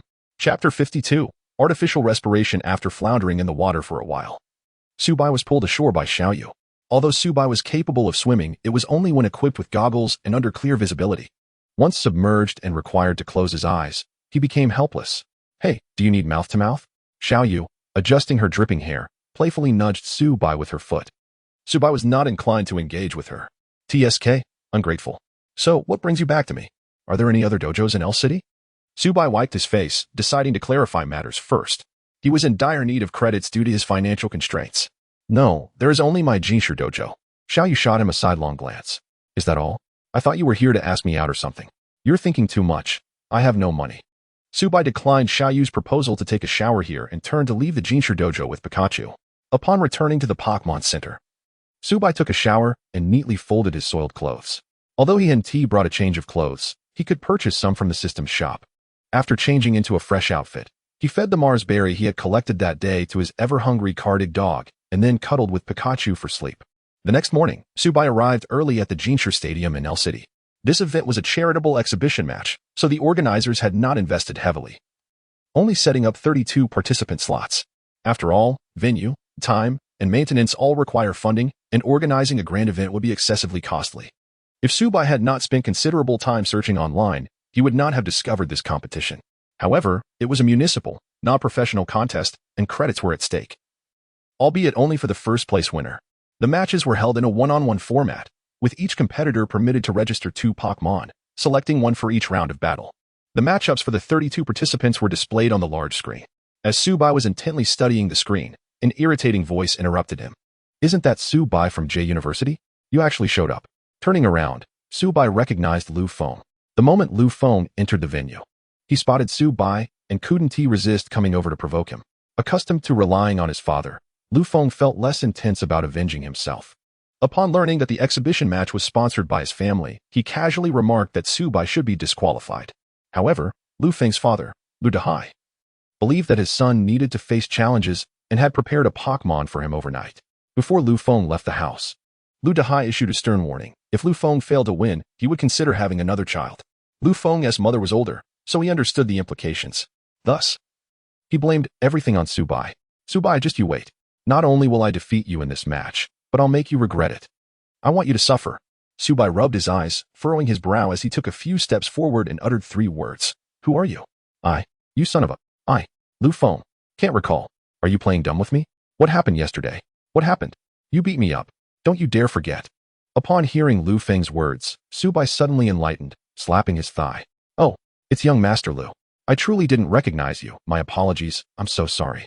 Seeing Su Bai's earnest expression and repeated apologies, Lu Feng was taken aback. Could it be that this fellow genuinely did not recognize him? Listening to Su Bai's apologies, Lu Feng felt a rush of satisfaction. It appeared this guy was still perceptive, afraid of offending him. Since he had said that, perhaps granting him a chance wouldn't be too bad. Consider yourself fortunate. As long as you lose to me in the competition, I will definitely. Sorry. Young Master Lu, I genuinely didn't expect you to show up after being beaten like that yesterday. Upon hearing this, Lu Feng stood frozen in place. You son of a. Speak properly. Seeing Su Bai approach with a gleam of determination, Lu Feng faltered. Listen here, don't act recklessly. This ISNTJ city, no one is here to protect you. This match is sponsored by my father. If you hit me, you won't be able to compete. Doesn't matter. Su Bai grinned menacingly, inching closer. Even Pikachu wore a fierce expression, its electric sacs crackling with arcs of electricity. Su Bai had encountered many braggarts in his past life, loud and blustering, but fundamentally weak, thinking the world revolved around them. In reality, if their fathers didn't pay others, no one would pay them any mind. Just wait. Lu Feng could only leave with a parting threat, turning on his heel. Su Bai made no effort to stop him. They would meet again shortly in the arena. Although this was a non-professional competition, a considerable audience had gathered, for Pokémon battles were immensely popular in this world. Though they didn't rival the grandeur of high-level tournaments, many preferred the thrill and excitement of such contests. Su Bai's first opponent was a trainer wielding a Monferno, and Su Bai sent forth his Cardig dog to battle. As the match commenced, Cardig Dog's Intimidate ability lowered Monferno's physical attack by 1 stage. Upon being intimidated, Monferno suddenly flared up, its fur standing on end, eyes glinting fiercely, muscles bulging, as if its fists had grown larger. Su Bai couldn't help but feel a rush of excitement. Is that the determined trait? Heh, my Monferno is quite tenacious. When faced with lowered abilities, it only grows stronger. I adore it. The Monferno's trainer was a fitness coach, his physique rivaling that of his Pokémon. Unless one was a professional trainer. Few would understand the concept of traits. This coach, for instance, believed Monferno's display was a sign of spirit. Upon hearing his trainer's words, Monferno danced joyfully. Su Bai, who had intended to enlighten the coach, decided against it. Sometimes, this was how it should be between humans and Pokémon. Monferno, use Meteor Mash. Dig. Cardig Dog dodged Monferno's Meteor Mash, then countered, sending Monferno flying. Don't give up, Monferno. Keep it up with bodybuilding. The trainer's words were rather nonsensical, but Monferno still attempted to use bodybuilding midair. As expected from a fitness coach's Pokémon, the movements were exceptionally precise. Unfortunately, while performing in midair, Monferno lost balance and crashed to the ground, succumbing to Cardig Dog's relentless assault and losing its fighting capabilities. As the match concluded, Su Bai shook hands with the coach. It was simply a case of an expert facing an amateur. Each had their aspirations. Not everyone yearned to be a Pokémon trainer. The coach felt satisfied, promoting his fitness classes until Su Bai revealed he was not a local. Meanwhile, Lu Feng's battle also reached its conclusion. Lu Feng's father had prepared a shelter for him, and perhaps due to expert guidance, Shelter's ice shard swiftly eliminated the opposing Flareon. Upon spotting Su Bai, Lu Feng made a gesture across his neck, and, seeing Su Bai's eager disposition, promptly fled the scene. Chapter 53. The Shedinja. In the face of Lu Feng's provocation and threats, Su Bai felt no pressure whatsoever. It was evident that the matchups had been predetermined. Should Lu Feng not falter, Su Bai would likely encounter him in the finals. Su Bai had no time to concern himself with Lu Feng's paternal training plans. After all, he was determined to claim the championship.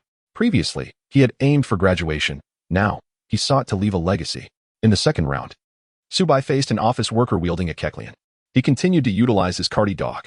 Kecleon proved to be exceptionally accommodating for office workers and students alike, with its teleportation ability saving considerable time during daily commutes.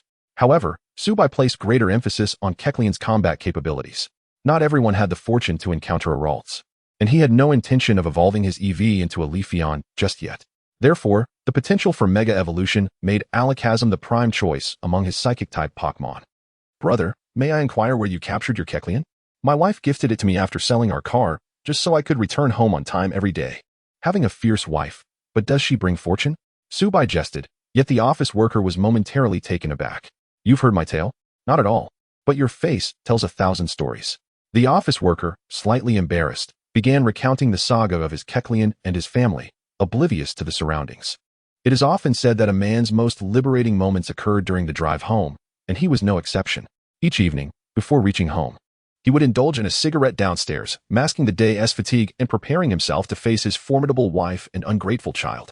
One fateful day, his wife came downstairs to dispose of the trash and stumbled upon him smoking. From that point onward, she resolved to ensure he had no excuse to linger outside. She sold their car and procured him a Kecleon while adopting a large dog herself. Since then, if he failed to return home within 10 minutes after work, both he and Kecleon would face the wrath of his wife. Though my spouse can be quite fierce, it's for my own good. I can now rise an hour later each day, and I've never been late to work again. I brought Kecleon to this competition to gain experience, hoping to evolve it into Alakazam. Once her son matures, I will leave it to him. The office worker continued to ramble until the referee's whistle interrupted him. I'm afraid, brother, though I am touched, could we engage in battle first? Apologies, young lad. I've taken up your time. My Kecleon only knows teleportation. I merely wish to share this story. Glancing at his watch, the office worker realized he had merely 5 minutes left of his lunch break before returning to work. Today is both my wedding anniversary and my son's birthday. As he spoke, his expression transformed from awkwardness to earnestness as he gazed into the camera. This match was being recorded, and competitors and spectators could purchase the footage as keepsakes, albeit at a steep price, which also served as a source of revenue for the organizers. When he mentioned his wife and child, the emotions of this grown man nearly overflowed. My dear wife, I love you. Thank you for marrying me and for bringing our son into my life. Son, this is the big brother who defeated your father. When you grow up, strive to reclaim that glory for me. The cameraman thoughtfully captured a moment of Subai and Cardi Dog. Subai could only smile wryly. I'm merely here to earn credits. What have I done to deserve this? You flaunt your affection while casting me as the antagonist for your son's upbringing? Little did anyone anticipate that this match would give rise to a determined psychic-type champion who, 10 years later, would relentlessly strive to defeat the world champion. Yet faced repeated failures. The office worker concluded his tale with a bow towards Subai. Thank you for being my opponent, Kecleon. Teleport. With that, Kecleon whisked the office worker away, along with his burdens and fatigue, leaving behind a bittersweet reminder for the audience. Subai sighed, offering a subtle salute to the spot where the office worker had vanished.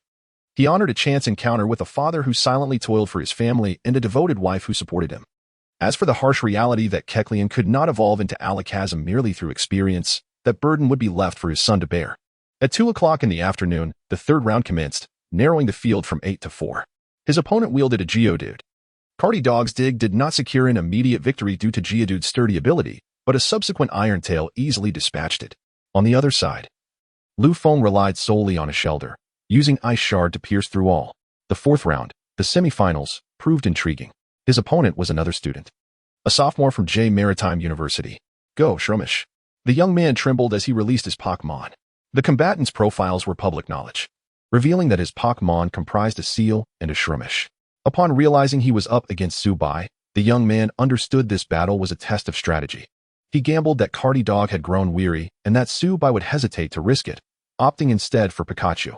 Unfortunately for him, Subai chose to send out Cardi Dog once more. In typical circumstances, a contestant would replace their Pokémon after several rounds of continuous battle due to fatigue. However, Subai defied the norm. With his steadfast resolve, he could restore Cardi Dog to optimal condition after each match. Furthermore, Cardi Dog possessed Morning Sunday. Upon seeing Cardi Dog, the Shroomish user lost all confidence, but still endeavored to fight. Shroomish, use Substitute. Flame Wheel. Recover. Again, Flame Wheel. With the type advantage and Cardi Dog's strength, Shroomish soon succumbed to defeat. An hour later, the finals commenced, with Subai drawing the first turn. He naturally sent forth his Pokémon, Pikachu. Upon spotting Subai's Pikachu, Wukong erupted in laughter. Subai, you've fallen for my trick. Did you think I would use Shellder? You are mistaken. With that, Wukong produced a Pokeball containing a Pokémon specifically designed to counter Pikachu. Go, Shedinja. At the sight of Shedinja, Subai's heart sank. His Pikachu currently possessed moves such as Thunderbolt, Thunder, Volt Switch, Surf, Grass Knot, Quick Attack, Iron Tail, and Electro Ball. This is troublesome. Pikachu lacks moves effective against Ghost or Bug types. Meanwhile, seated at the judge's table, Lugia nodded in satisfaction. His son had finally demonstrated some cleverness. Chapter 54. Dawu visits Lu Feng's Shedinja, a prized possession purchased at considerable expense by Lugia, was nearing the level of a gym leader. Its speed and attack power were impressive. Lu Dehai was deeply invested in his son's pursuit of victory, not out of a desire for the championship prize, but rather to instill confidence and ignite ambition within him. Even if his son chose not to pursue a career as a trainer, it was preferable to idling away at home, causing disappointment. Of course, the notion of simply replacing him if he failed was absurd. Lu Dehai already had an illegitimate child outside, and if Lu Feng couldn't win, it would provide a convenient excuse to bring that child home. As for fairness to Su Bai and the other competitors, this world is inherently unjust. Providing sponsorship and opportunities to compete was already a benevolent act. One must accept their role as a tool in this game. While Lu Dehai contemplated these matters, the battle commenced. Su Bai directed Pikachu to unleash all its available attacks. This world transcended mere data and theory. Sometimes, a bit of faith could yield miracles. Perhaps, with effort, he and Pikachu could achieve success. Unfortunately, due to Shedinja's Wonder Guard ability, none of these moves could inflict damage. The organizers, eager to please the audience and curry favor with sponsors, conveniently introduced Shedinja's ability on the large screen for everyone, though Shedinja itself was not particularly swift. Lu Feng exploited Pikachu's inability to strike and repeatedly employed underhanded attacks such as Night Slash and Shadow Claw. Each assault appeared painful, yet Pikachu, after being hit, would shake its head and stand tall, seemingly unfazed. The rascal, a tanky mage, was quite the sight. While Shedinja's damage to Pikachu was limited, Su Bai's expression remained grave.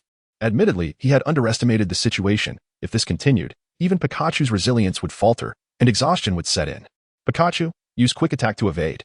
It was a battle of stamina now, and Su Bai hoped that Shedinja's fragile form would tire first. Pikachu did not disappoint. After several exchanges, it grew increasingly agile, making it difficult for Shedinja to land a hit. After a while, Shedinja's speed began to wane. It was fatigued. Lu Feng recognized this as well.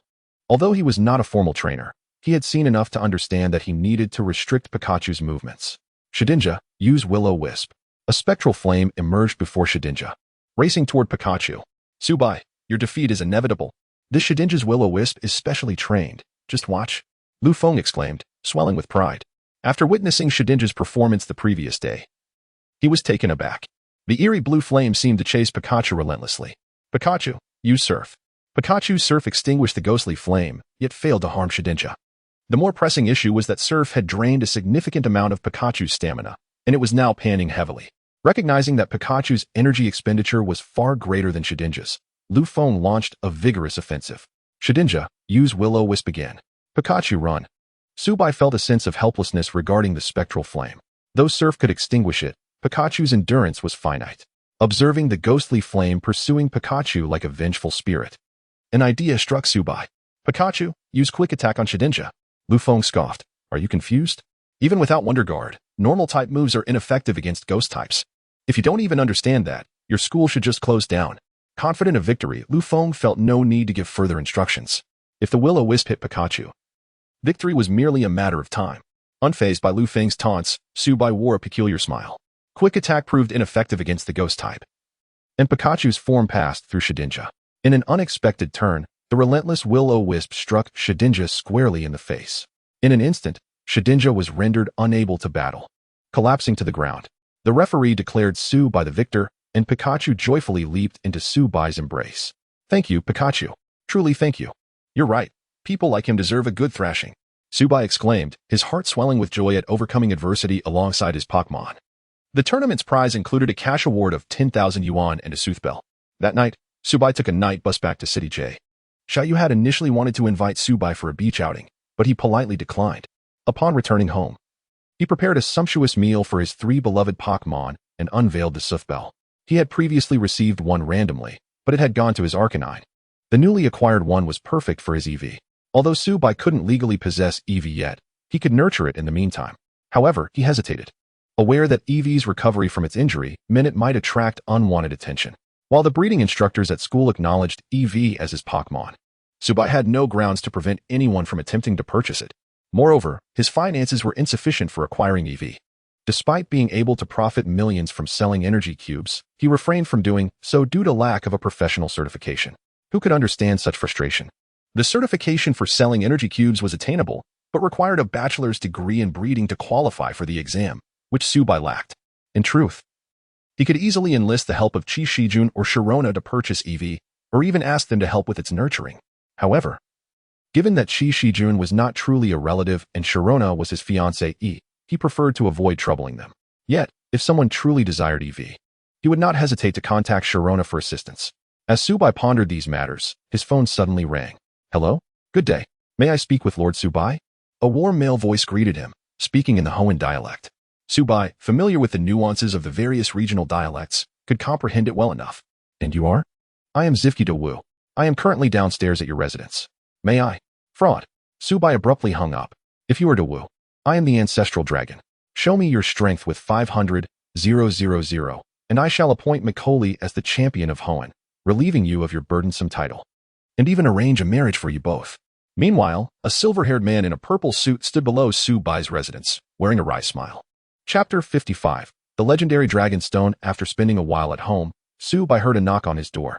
Peering through the peephole, he saw a striking young man clad in a purple suit with a mane of silver hair standing outside. Goodness! It was indeed De Wu. Subai hurriedly opened the door, and De Wu stepped in with a smile. Greetings, Lord Subai. I apologize for my sudden visit. De Wu's command of the Dragon Kingdom language was somewhat rudimentary, yet it did not hinder their communication. For this fervent enthusiast of stones, any skill that aided in his collection was worth acquiring. The Dragon Kingdom, vast and rich in resources, boasted an abundance of precious stones, many of which could only be found in remote and rugged locales. To converse with the locals, De Wu had diligently learned several dialects of the Dragon Kingdom, along with a fair amount of standard Mandarin. Welcome, Champion De Wu, please come in, Subai replied. De Wu had recently stepped down from his championship title, passing the mantle to Mi Kuli, and he continued his quest for beautiful stones, wandering through mountains and rivers. Subai invited De Wu inside and retrieved a bottle of juice from the refrigerator to offer him. De Wu graciously accepted it, bowing slightly. My apologies for disturbing you at such a late hour, Lord Subai. I have heard of your research on stones, which prompted my visit.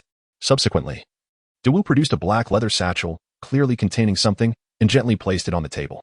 A small gift, a token of my respect. As expected from the young master of De Wu, even his gift bag was a Prada.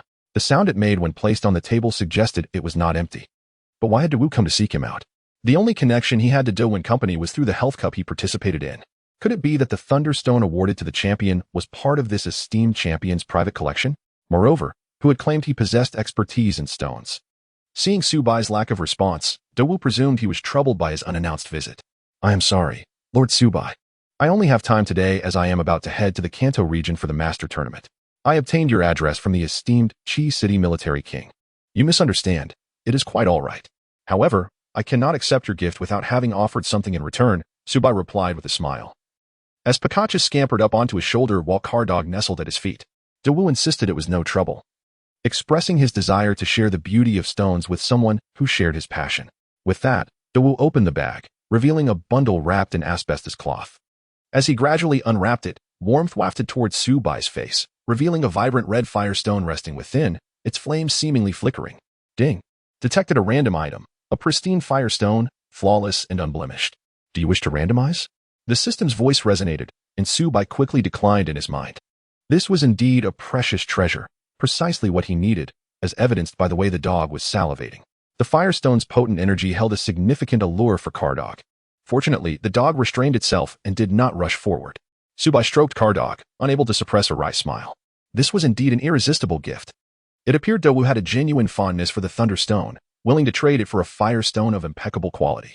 Such an item was not easily obtained, even through the system, which was why Subai had refrained from randomizing the Thunderstone for so long. The system's shop allowed for the purchase of evolution stones, but their quality was random. With this in mind, Subai excused himself and retreated to his study, feigning a search around the room. 2 minutes later, he emerged holding a box that contained the exquisite Thunderstone. In our Dragon Kingdom, there is an ancient saying, to receive without giving in return is impolite. Although it may be a borrowed flower offered to the Buddha, it is nonetheless a token of my sincerity. Champion De Wu, please accept my gift. Absolutely not. De Wu rose to his feet, realizing that Subai had misunderstood his intentions. His visit was not to reclaim the Thunderstone. However, witnessing Subai's inadvertent display of concern deepened De Wu's admiration for him. Subai certainly felt the sting of parting with the precious evolution stone, which could fetch a price of over 1 million. If sold to a collector, it could potentially reach 2 million. While Subai had gained the exquisite Firestone, the thought of returning the Thunderstone still pained him. The reason was simple. He was wary of being poor. Now that De Wu was refusing, Subai felt a surge of anxiety. The most valuable things are often those obtained for free, especially when it comes to high-end evolution stones. Not to mention that even the bag containing the evolution stone was worth a small fortune. Subai found it hard to believe that Dawu had come merely for a social visit. What could Dawu possibly want from him? If one were to consider Subai's most treasured possessions, aside from his own life, they would be Pikachu, Cardog, and Gungue. Then there was his fiancée, Sharona. What on earth was Dawu after? Noticing Subai's guarded demeanor, Dawu was both amused and perplexed. Lord Subai, you are indeed mistaken. I have come for a specific purpose. To be straightforward, I have heard that your father, Dr. Suja, is a scholar of Dragon Kingdom mythology. And your own expertise in stones is quite remarkable. I wonder if you have heard of the Dragon Stone. The Dragon Stone? Subai raised an eyebrow. Taken aback that Dawu's purpose for visiting was to inquire about the Dragon Stone. The Dragon Stone, a unique artifact of the Dragon Kingdom, could replace dragon scales and had the astonishing ability to grant a single type Pokémon the dragon attribute for Pokémon with dual types. Using the Dragon Stone would randomly transform one of their attributes into the dragon type. Moreover, this transformation was not temporary but permanent. The military king of Chi City possessed a Dragon Stone. Subai recalled having seen references to the Dragon Stone while sifting through the materials left behind by his father. Legend had it that the largest and finest Dragon Stone in history was produced during the spring and autumn period, initially belonging to Chu, then Zhao, and was treasured as a precious jade artifact. It eventually came under the dominion of Qin, where the ancestral dragon inscribed 8 characters upon it. From that moment on, this jadeite was endowed with the magical ability to bestow dragon attributes upon Pokémon, and it was formally named the Dragon Stone in the records of the Grand Historian. This stone was exceedingly rare, yet the Dragon Kingdom did not impose restrictions on its export or sale, nor did it classify it as a material resource. The rarity of the Dragon Stone was not due to the difficulty of extraction or limited production. Rather, it was scattered throughout the Dragon Kingdom like evolution stones, found in various locales, without any concentrated production sites akin to the Super Evolution Island. One might stumble upon a Dragon Stone while casually strolling down the street, or conversely, one might spend their entire life in vain search of one. In short, it was a matter of fate for those who would obtain it. Reflecting on this, Subai's expression turned peculiar, for he realized that he could purchase such an item from his system's shop. Chapter 56. Daigo's friend. The item page of the system mall is not entirely open. However, after Subai acquires or randomly receives an item, it can be repurchased in the system mall. Subai's first Dragon Stone was bequeathed by the original owner's parents. Consequently, Subai unlocked the Dragon Stone in the system mall and is able to purchase it there. Nevertheless, Pikachu's sheer resistance to electric attributes is remarkably advantageous. After the evolution of Windspeed Dog, it will possess the Dragon attribute, so Subai has not placed much importance on the Dragon Stone. Champion Daigo. I have indeed heard of the Dragon Stone. My suggestion is that if you wish to find a Dragon Stone, you might consider exploring west of Hangu Pass or in the Dragon City of the Imperial Capital. Perhaps there is a greater likelihood in these 2 locations. Upon hearing Subai's candid advice, Daigo nodded. His desire for the Dragon Stone was rooted in thorough research. If he were not in a hurry to venture into the Kanto region, these 2 places would indeed be worth a chance. Unfortunately, there was no opportunity in the immediate future. He still had to participate in the Master Tournament in Kanto and a slew of other matters thereafter. Your Excellency Daigo, if you truly desire a Dragon Stone, I happen to possess a few. Subai regarded Daigo favorably. He was generous and worthy of deeper friendship, and Subai was willing to assist him in his pursuits. Daigo's eyes instantly brightened upon hearing that Subai had a Dragon Stone. You have a Dragon Stone? May I see it? Of course. Subai returned to his study, feigning a search, and subsequently retrieved a Dragon Stone that shimmered with a bluish light and was crystal clear. Since he could redeem the Dragon Stone, there was no need to sell the one left by the original owner's parents. It served as a memento. Interestingly, as the Dragon Kingdom has no clearly defined pricing for the Dragon Stone, the system has aligned its price with that of a standard evolution stone, setting it at 100,000. Given that the system mall prices items at 80% of the market rate, Subai managed to acquire it for 80,000. Fortunately, having signed a contract with Ming Tai's mother, he had received a deposit of 100,000 for tuition. Otherwise, he would not have been able to redeem it. Even so, Subai found himself financially strained again. This Dragon Stone must fetch me a good price. Subai presented the Dragon Stone to Daigo, who, upon close inspection, could faintly discern a dragon shape etched upon it. At that moment, Daigo's excitement was palpable. It resembled the Dragon Stone he had seen during his visit to the military family in Chi City. The way Daigo admired the stone brought to Subai's mind the image of Wang Dalin's hypnotic taper. His eyes narrowed, a smile gracing his face, as his fingertips gently traced the stone's surface. How could such a refined gentleman exhibit such peculiar enthusiasm? However, Daigo merely admired the Dragonstone for a moment before graciously returning it to Tsubai without a second glance. This demeanor and character truly exuded the essence of a gentleman. Daigo speculated that Tsubai, at such a young age, possessing a precious Dragonstone, must have a remarkable origin. Perhaps it was indeed a legacy from his parents. If that were the case, then it would be inappropriate for Daigo to pursue its purchase. Observing Daigo's expression, Tsubai smiled and pushed the Dragonstone towards him. It's all right. I have more than one Dragonstone at home. I am willing to let this one go to Champion Daigo. Really? Thank you so much, Lord Tsubai. However, I cannot in good conscience take this Dragonstone without compensation. It's truly no trouble. Consider it a gesture of friendship. That simply won't do. A deal is a deal. Let's not make it awkward. Ultimately, they settled on a price of 120,000. Tsubai had initially intended to gather enough funds to purchase a small EV, but Daigo insisted that since Tsubai had assisted him greatly, he must not let Tsubai go unrewarded. They agreed that Daigo would return home, and in 3 days, someone from the Dou and company would come to Tsubai to finalize the contract. Tsubai generously stated that Daigo could take the Dragonstone immediately. Daigo was deeply touched and requested that Tsubai simply call him Daigo from now on.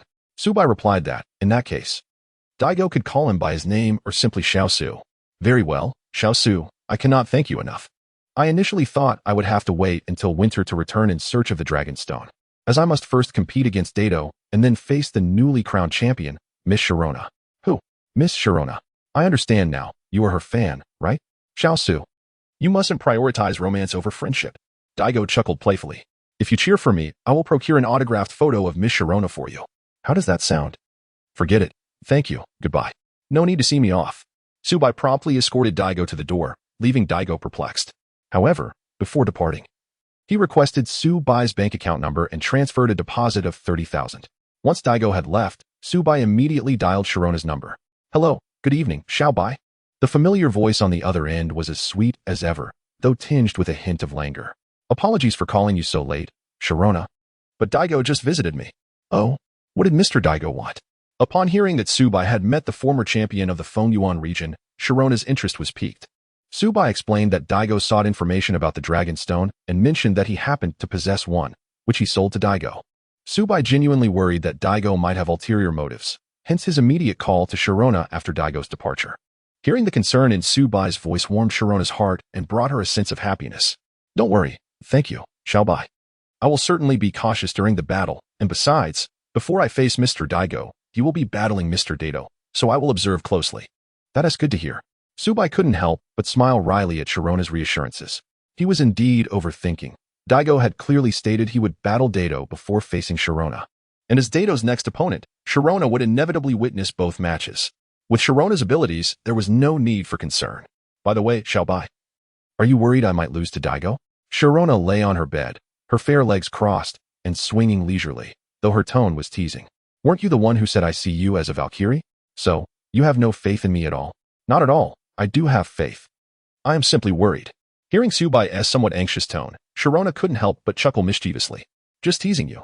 You must come visit Sinnoh soon. Rest assured. I will go during the winter break. After exchanging a few more words, they hung up, looking at the firestone on the table and the eager dog beside him. Tsubai tucked the firestone away and patted the dog's head. Don't worry, I will ensure you evolve soon. Chapter 57. The J University team on a Monday morning. Tsubai arrived at school early, delivering the energy cubes needed by Borkbai to Wang Dalan before heading to Director Li's office. You're impressive, Tsubai. Your speed in earning badges is remarkable, Director Li remarked. His eyes filled with both pride and a hint of concern as he observed the beach badge and the trophy from the L-City amateur competition placed on his desk. Tsubai, I advise you to moderate the pace at which you collect badges. Do you understand? Of course, Tsubai replied, fully aware that Director Li's caution stemmed from genuine care. On one hand, the frequent gym battles were taxing for Pikachu and Cardigan Dog, and on the other, the growth of Pokémon could not keep pace with the number of badges, which could lead to hardships. Tsubai's ability to acquire badges effortlessly was attributed to Pikachu's uniqueness, but also to the fact that his current badge count was insufficient, leading the gym trainers to not challenge him seriously. This included the Jingyuan gym, which he had treated as a score-boosting ground. However, once he achieved 4 badges, the 5th gym battle would allow the trainers to increase the intensity of their challenges. Yet, Tsubai found himself desiring to slow down, though he simply could not afford to. The target of 500 points over 2 years loomed over him, as he must participate in the Dongwang Alliance Conference at East Huang Mountain in Longwa this year and secure at least a top 4 finish. Only by achieving a place in the top 4 could he earn substantial credits and obtain the status of a formal trainer. With formal trainer status, he would be eligible to nurture 6 Pokémon and travel to other regions during his senior year to participate in Alliance conferences. As for internships, he could discuss them with Dr. Giselin later. That should pose no significant issue. Also, Director Li, I wish to adopt an EV, Subai said, privately referring to Director Li as sisterly. Upon hearing his request, Director Li's expression shifted to one of knowing amusement. Well, I have good news and bad news. Which would you prefer to hear first? Good news, please. Have you also learned from my Uncle Chi? Director Li informed Subai that the good news was that the little Eevee's eyes had been miraculously healed for reasons unknown, and the school had decided to entrust its care to a distinguished student within the department. The bad news, however, was that the National University League was about to commence, and only those who received the Best Individual Award during the competition would be eligible to receive the EV as a reward from the school. What do you think? Your Uncle Chi is quite generous. Iasentihi? Sisterly, is that truly generous?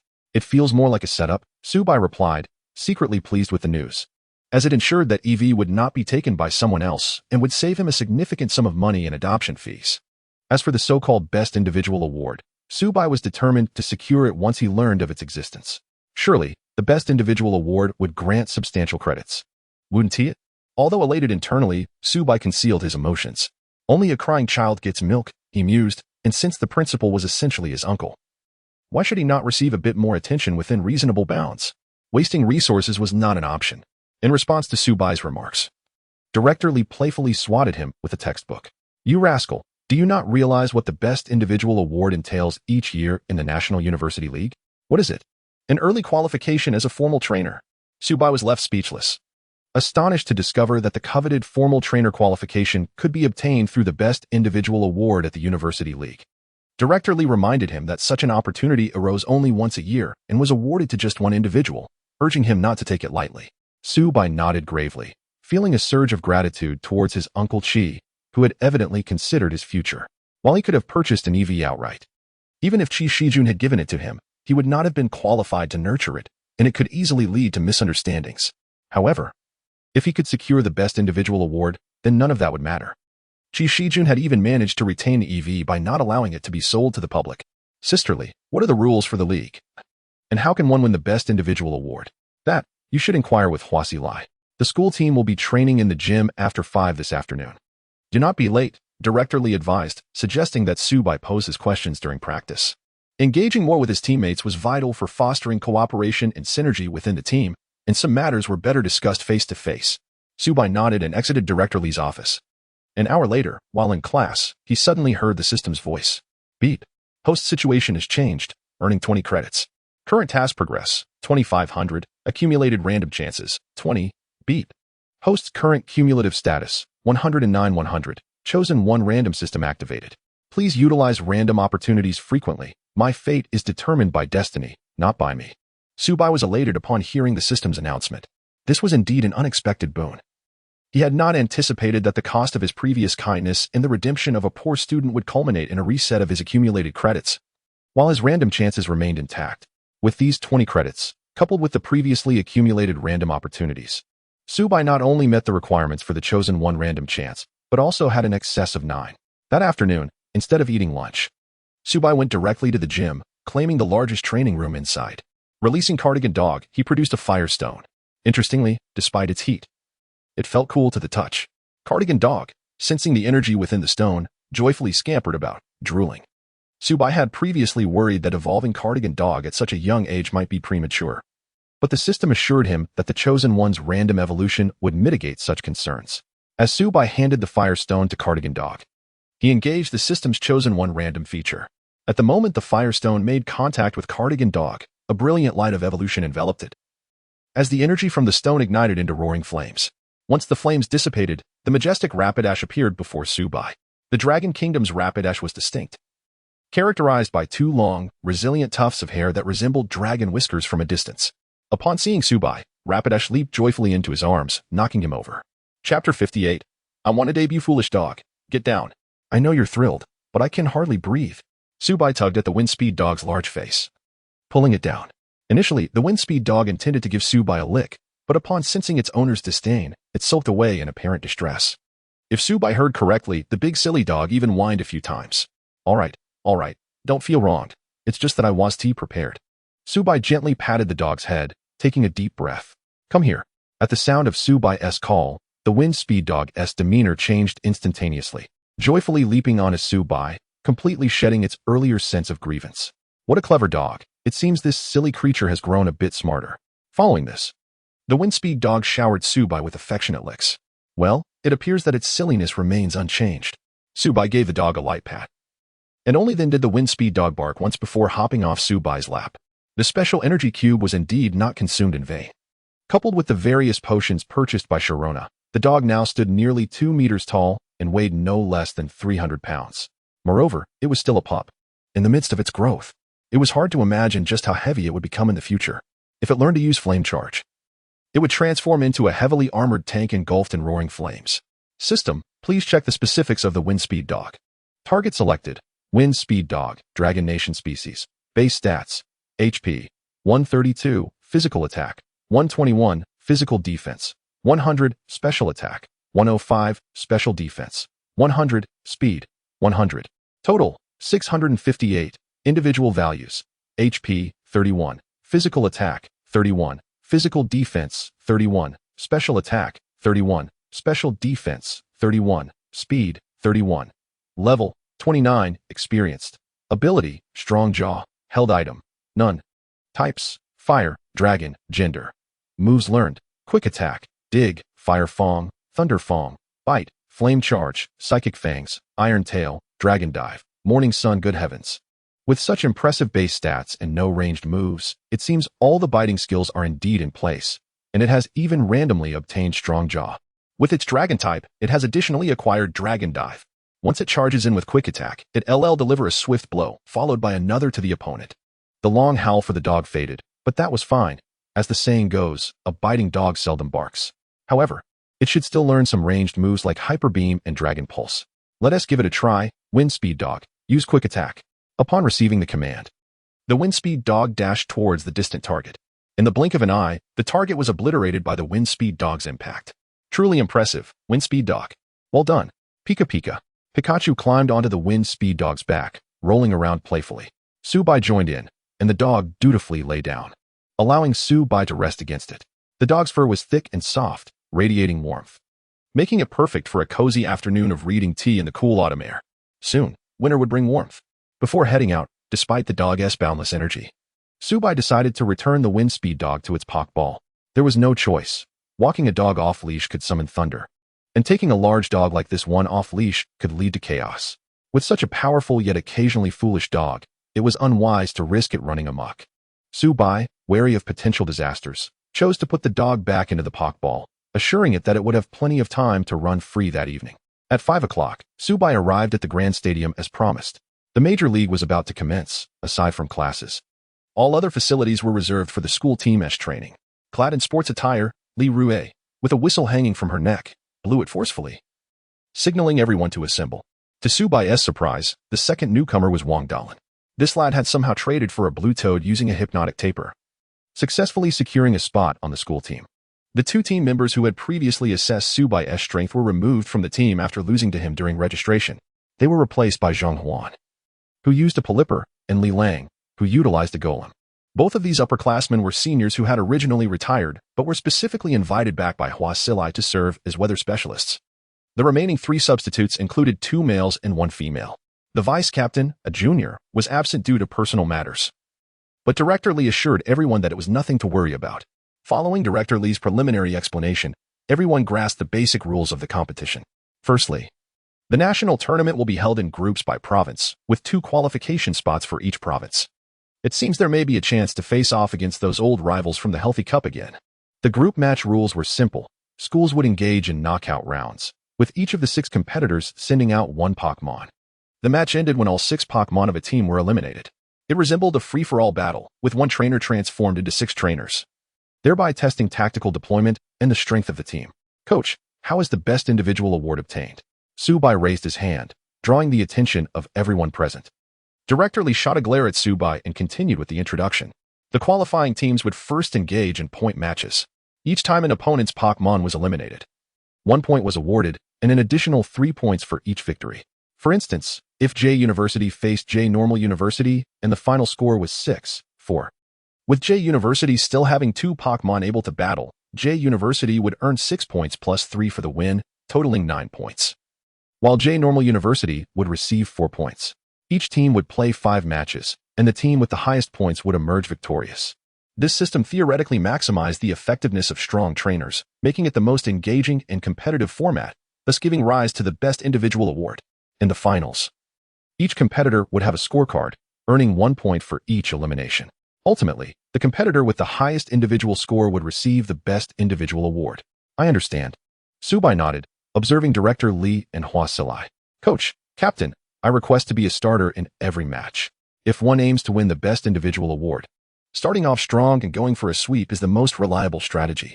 Of course, it must be executed thoughtfully, considering team dynamics and potential unforeseen incidents. Like an opponent suddenly using a similar strategy. But at the very least, achieving a 4-for-1 in each match should be the goal. Hua Silai frowned, remaining silent. However, Zhang Huan and Li Lang clearly expressed their discontent. What audacity! A newcomer demands to start every match, as if he knows his own worth. Exactly. There's no organization or discipline. The Major League values teamwork, and he shows no consideration for the collective. Senior brothers, you are mistaken. Subai turned and smiled at them. My request to start is precisely for the collective's benefit. After all, if I can swiftly take down the opposing team, it means you won't have to step onto the field at all, right?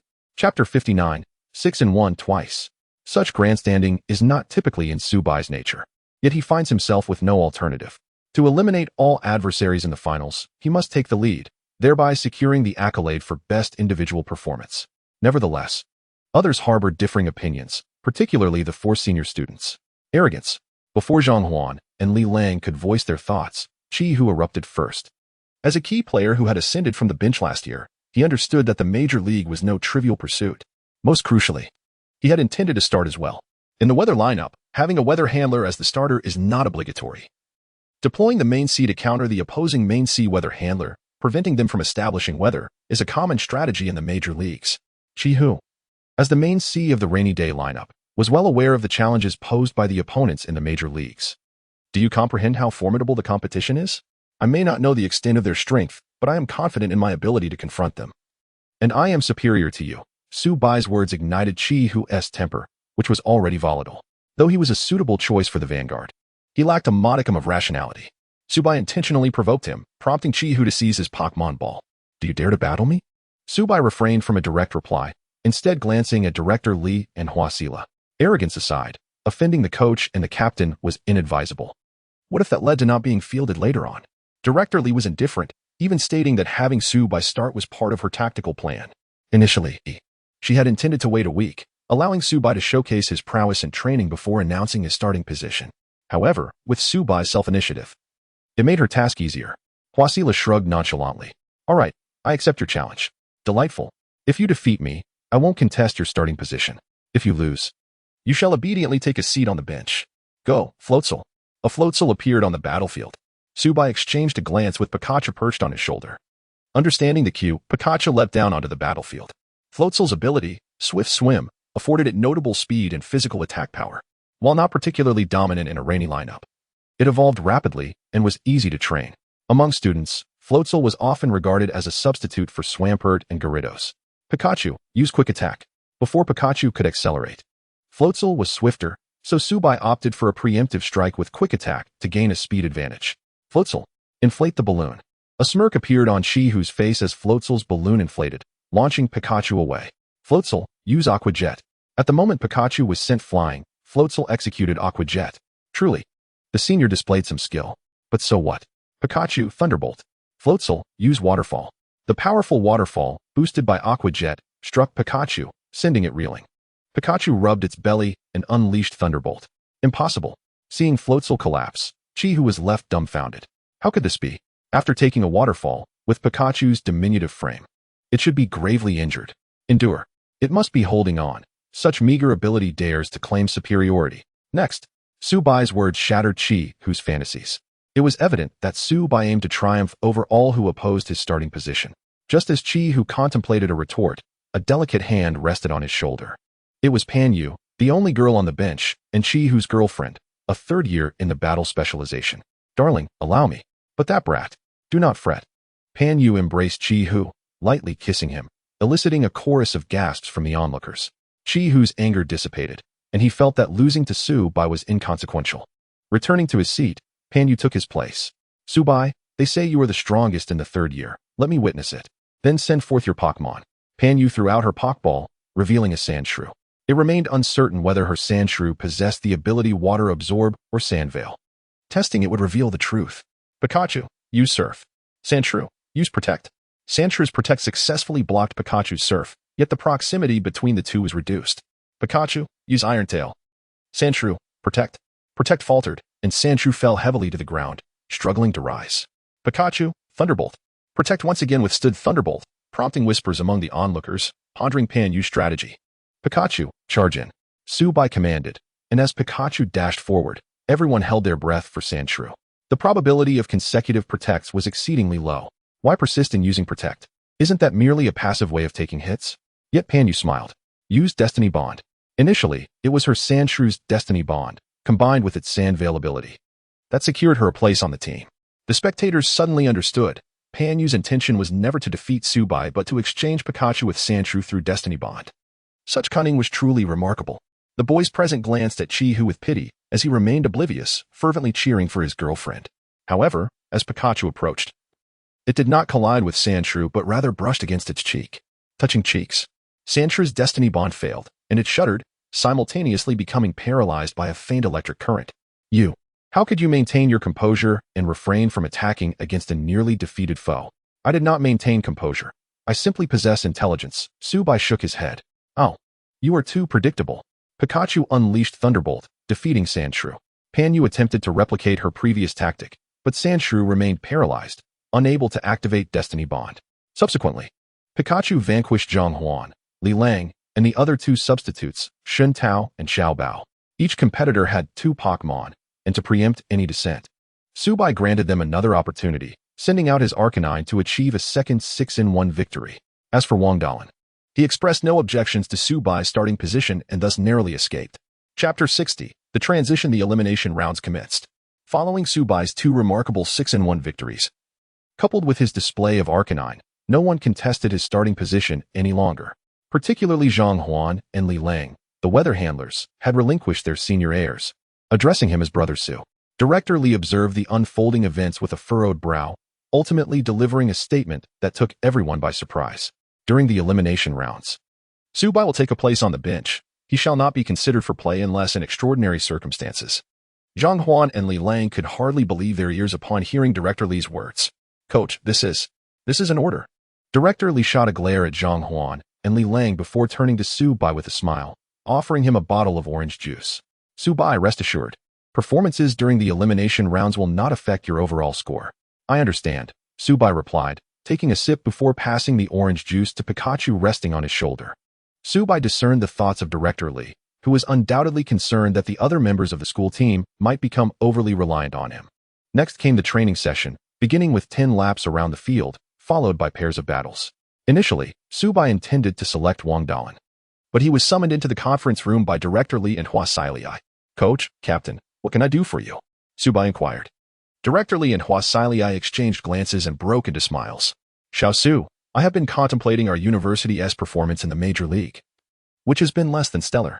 Apart from the individual weaknesses of the players, a more significant issue is our overly simplistic team composition. The advantages of the Rain team and the Sandstorm team lie in their strength and straightforwardness, particularly the Rain team, which is very accommodating to novices.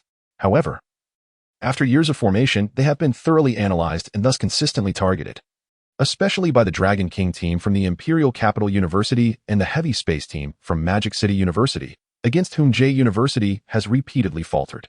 Therefore, after much deliberation, I have decided to integrate the Sunny Day system into the Sandstorm team, creating the Sunny Sand team.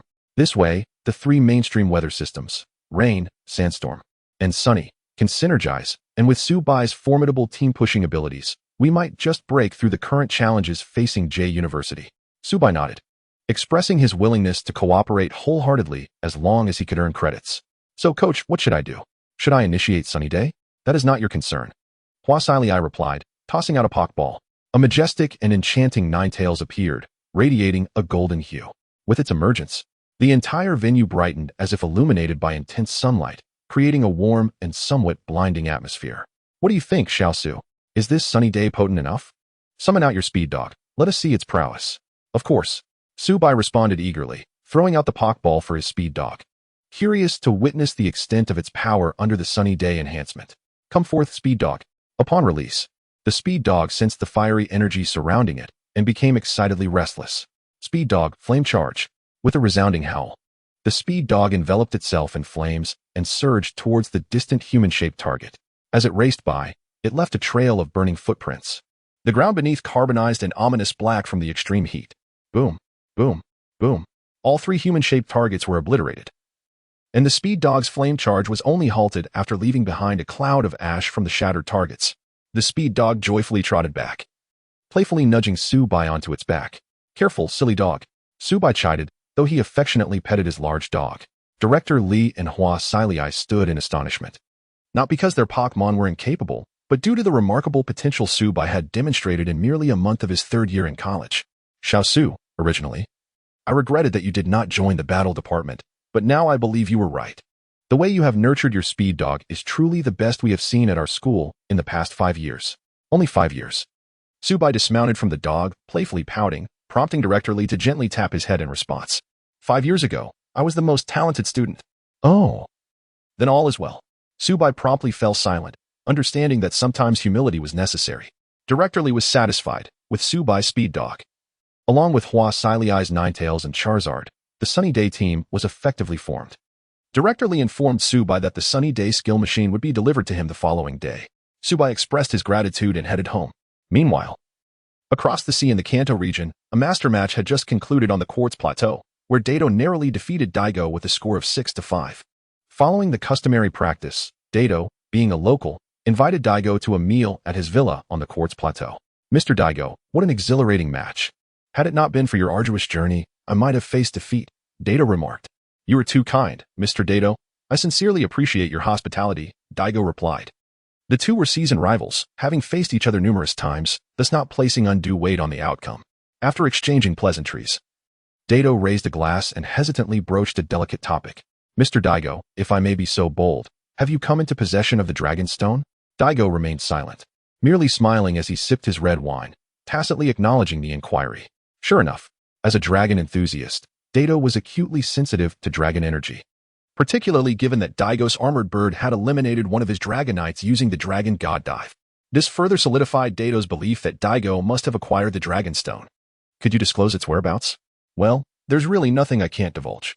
Observing Dato's eagerness, Daigo found it difficult to refuse. The circle of top-tier experts was small. Everyone was aware of each other's circumstances. As a Dragon-type champion, Daigo had only one Dragon-type Pokémon, and he had brought 4 Dragonites to the battle. Reluctantly, Daigo revealed to Dato that he had purchased the Dragon Stone from a university student in the Dragon Kingdom, who presumably possessed another Dragon Stone. Daigo's reasoning stemmed from the fact that when Subai sold him the Dragon Stone yesterday, he displayed no signs of regret or hesitation. Daigo, aware that his relationship with Subai was not particularly close, concluded that Subai's ease in parting with the stone indicated either a lack of attachment or possession of multiple stones. After sharing this, Daigo noticed Dato's eyes gleaming with fervor, his breathing quickening. Mr. Daigo, I implore you to assist me. Of course, I am willing to help. But I must first obtain the other party's consent before introducing you. That is certainly understandable. I am not in a hurry. Dato nodded, though anxious. He maintained his composure and did not press further. Daigo, with a resigned smile, remarked, if you're not in a hurry, could you at least sit down? Chapter 61.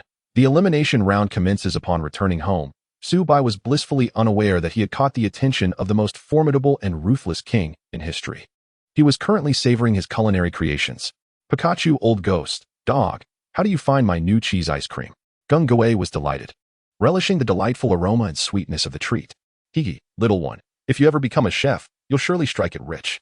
Pikachu favored tangy and sweet flavors. But Subai had a solution. He simply drizzled a layer of sour pear jam atop it. Now that Wind Speed Dog had acquired a dragon type, it had developed a distaste for ice cream. Thus, Subai prepared a large pot of cheese, mixing in energy cubes, diced ham, and bread. It was a caloric explosion, but utterly delicious, especially suited for a growing Pokémon like dog. System, randomize this bottle of intermediate energy cubes. Ding. Randomization complete.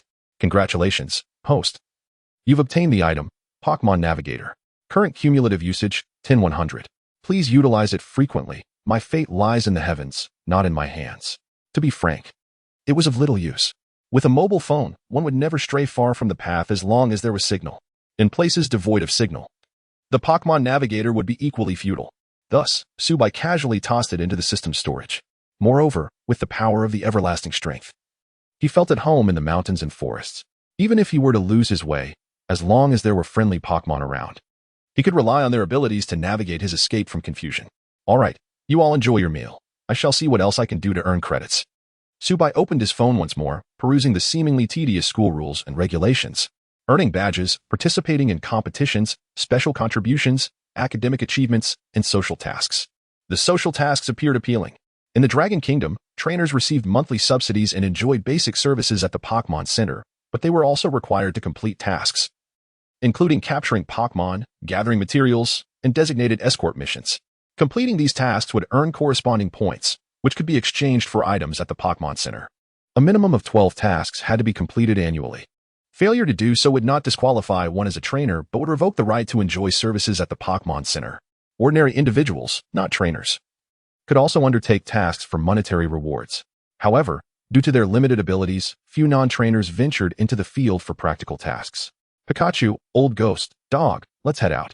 Subai recalled Wind Speed Dog into its Pokeball, took Pikachu along, allowed Gung-Gue to slip into the shadows, and after savoring the last bite of ice cream, turned and exited his home. He was determined to complete tasks vigorously and earn points. With access to the system mall, Subai had modest expectations of the items at the Pokémon Center. What he truly valued were the trainer points. At J University, points could be exchanged for academic credits at a rate of 10-1. In other words, 10 trainer points could be redeemed for 1 academic credit. While somewhat exploitative, it was better than nothing. Arriving at the Pokémon Center, Subai registered his identity as an intern trainer with Nurse Joy, utilizing his student ID from J University's Pokémon department. In the Dragon Kingdom, Nurse Joy's standing was akin to that of Miss Junsha. However, the Joy family was not as dominant as the Junsha family, and the nursing staff was sufficiently numerous. Thus, even those born into the Joy family had to pass a licensing examination to practice. Nevertheless, due to the family's esteemed reputation, nearly every Joy was born an angel, leading to a significantly higher reputation and employment rate than that of Junsha. Young man, here is your identification card. Your intern trainer ID is linked to your ID number. Once you graduate and pass the professional trainer examination, your ID number will become your official trainer ID. After receiving the ID from Lu Joy, Subai expressed his gratitude and turned toward the announcement area. In the announcement area, hundreds of task manuals were displayed, each page detailing 1 to 3 tasks. When he spotted a task of interest, he would tear off the corresponding barcode, proceed to the registration area, scan it, insert his ID, and the task would be registered under his name. Subai opened the most challenging manual, filled with tasks to collect herbs and natural items from the Shifeng Mountains, most offering points below 20. He selected 10 in quick succession, as each person could choose a maximum of 10 tasks per month. During this time, there were few people around, so even though Subai's actions were somewhat exaggerated, he drew little attention, especially as he wore a hat. This hat, obtained from the system mall, was quite suitable for the autumn season, making it less conspicuous indoors. After completing this, Subai turned to leave the Pokémon Center. He could not complete the tasks immediately after selecting them. He had to wait a few days, as the tasks had a generous deadline of 1 month. The reason Subai prioritized item collection tasks was their flexibility. He could simply purchase what he needed from the system mall. For instance, the revived grass was available for 160 in the mall, ready for redemption whenever necessary. By Saturday, Subai submitted all his tasks and earned 200 trainer points, planning to visit the academic office on Monday to exchange for academic credits. Why not go right now?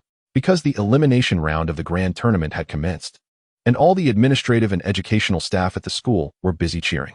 Subai had been placed on the substitute bench by Director Lee, thus affording him the privilege of not having to join the main group. The match between J University and J Agricultural University was the first of the afternoon, taking place at the Grand Stadium of J University, which was the home ground this time. Director Lee instructed Subai to arrive at the venue before the match began. even if he did not have to accompany the main group. After exchanging for his tasks, Subai enjoyed a complimentary lunch at the Pokémon Center and returned to the J University Stadium with Pikachu. As he settled down, the afternoon match was about to commence. In the morning, the match featured J Normal University against J Finance, with Zhang Ji carrying the weight for J Normal, and the giant winged fish achieving a remarkable advantage, allowing J Normal to advance directly to the finals. Due to the excitement generated by the morning match, the audience was eagerly anticipating the afternoon's events, with a continuous buzz of chatter.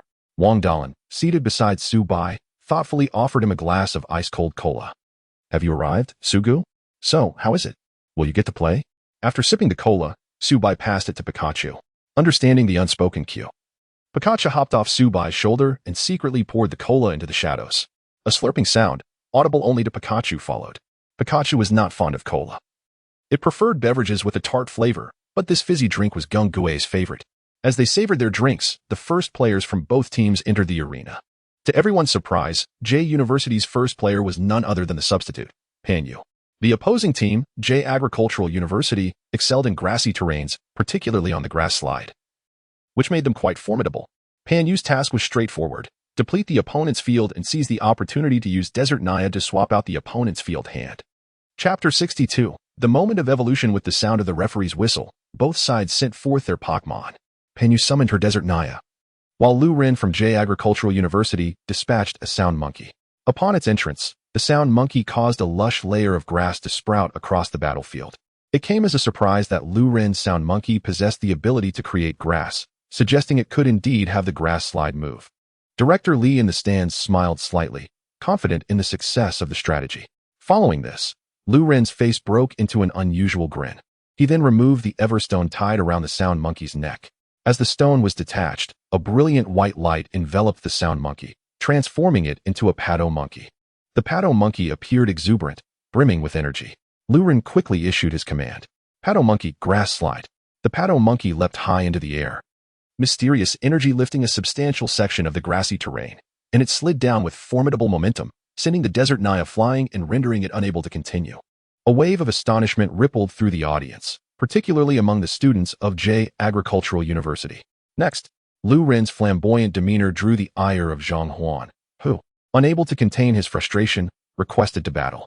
After a moment's consideration, Director Li nodded, cautioning him to proceed carefully. Rest assured, Zhang Huan declared confidently as he took the stage, deploying his Wingull. The moment the Wingull appeared, rain began to pour over the battlefield. Being a seasoned veteran, Zhang Huan was confident. Even the coach of J Agricultural University believed Lu Ren was outmatched. However, the next moment shocked everyone. Grass slide, Lu Ren commanded, and the grass slide obliterated Zhang Huan's Wingull in a single stroke. Zhang Huan stared in disbelief at his fallen Pokémon, grappling with the absurdity of it all. How is this possible? Next, Lu Ren nonchalantly cleaned his ears, his arrogant posture capturing the attention of several cheerleaders from his school. Previously perceived as an ordinary student, it was astonishing to witness such strength. Zhang Huan returned to the stands, his head hung low, standing before Director Li as if in punishment. "I'm sorry, Coach, I've embarrassed myself." "It's all right, you've tried your best. Go rest," Director Li consoled him. Her gaze shifting to Lu Ren and the Pato Monkey, now harboring a more serious expression. The previously unseen vice captain, Feng Yuan, stood up. "Coach, that kid is too arrogant. Let me take him on." Director Li shook her head in silence, rising to call for a pause. Once halted, she turned to Su Bai. "Xiao Su, as a student of the breeding department, do you notice anything?" Su Bai nodded, having observed something unusual about the Pato Monkey. "Coach, captain, vice captain, fellow students, there is something noteworthy about that Lu Ren. I suspect that this Pato Monkey consumed a substantial amount of energy cubes while still a Sound Monkey, and its energy level likely surpassed the requirements for evolving into a Pato Monkey. The Everstone had suppressed its energy to a certain point. Now that it has evolved, the Pato Monkey's energy is released like a flood through an open dam, significantly enhancing its power." Su Bai's expression turned complex as he glanced at the Pato Monkey. This Lu Ren intends to leverage this power to push his team forward. "Is that permissible, Su Bai?" Wang Dalan interjected, prompting a sharp glare from Su Bai. "Think carefully with your limited intellect. The energy that should have been absorbed by the body has been released. What will happen to the Pato Monkey?" "That poor Pato Monkey." Wang Dalan wanted to express his frustration but refrained from confronting the crowd, opting instead to punch his own thigh in frustration. However, even if they realized this, there was nothing to be done. This method was unethical and showed a lack of consideration for one's Pokémon. Even if J Agricultural University lodged a complaint, the officials would not intervene. The situation for J Agricultural University was precarious. Moreover, if the Paddle Monkey continued in this manner, it might forever be unable to evolve into a powerful King Kong. Coach, could this be J Agricultural University's strategy? Unlikely, Director Lee replied, shaking her head. She knew the coach of J Agricultural University, a peer and longtime rival. She believed this was merely the student's personal decision. Subai nodded. Let me take on the challenge. The captain and vice-captain will need to be on guard against the opponent's potential tricks. I am confident I can defeat that Paddle Monkey. Very well, proceed, Director Lee finally conceded, reflecting on Subai's reasoning. It seemed only he, along with Feng Yuan and Hua Silai, could effectively contain the Paddle Monkey. Be careful, Subai, Wang Dalin cautioned, as others echoed similar sentiments. As Subai took to the battlefield, the rain had ceased. In that case, let us go? Pikachu. The speedy Houndour was to remain a hidden ace for J University and could not be revealed yet.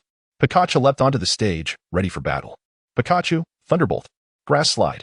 Lu Rin sneered, dismissing Pikachu as merely a small creature, unworthy of enduring a strike from his Paddle Monkey. The grassy terrain guaranteed the Grass Slide would take precedence, and the Paddle Monkey crashed into Pikachu with force.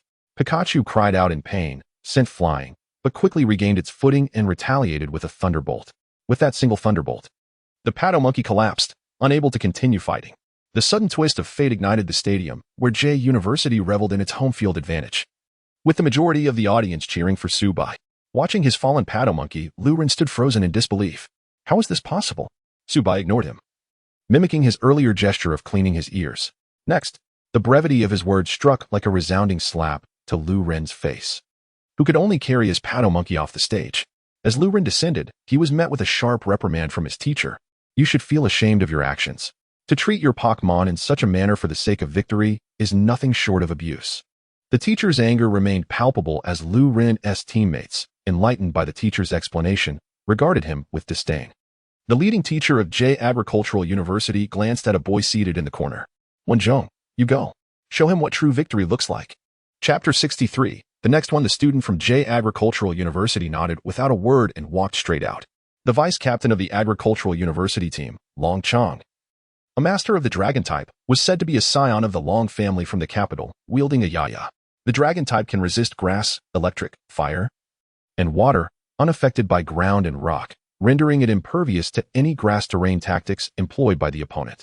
He is the most outstanding defensive player of the Agricultural University. Pikachu, use Iron Tail. Upon seeing Yaya, Subai immediately instructed Pikachu to engage with Iron Tail. Yaya, use Split. Pikachu, having enhanced its speed, bent down and curled into a ball, adeptly evading the incoming attack just as Yaya's Split was about to collide with Pikachu's Iron Tail. With Yaya's strike missing, an opening was created, and Pikachu's Iron Tail struck Yaya squarely on the forehead. A critical hit. Yaya let out a muffled grunt and collapsed to the ground.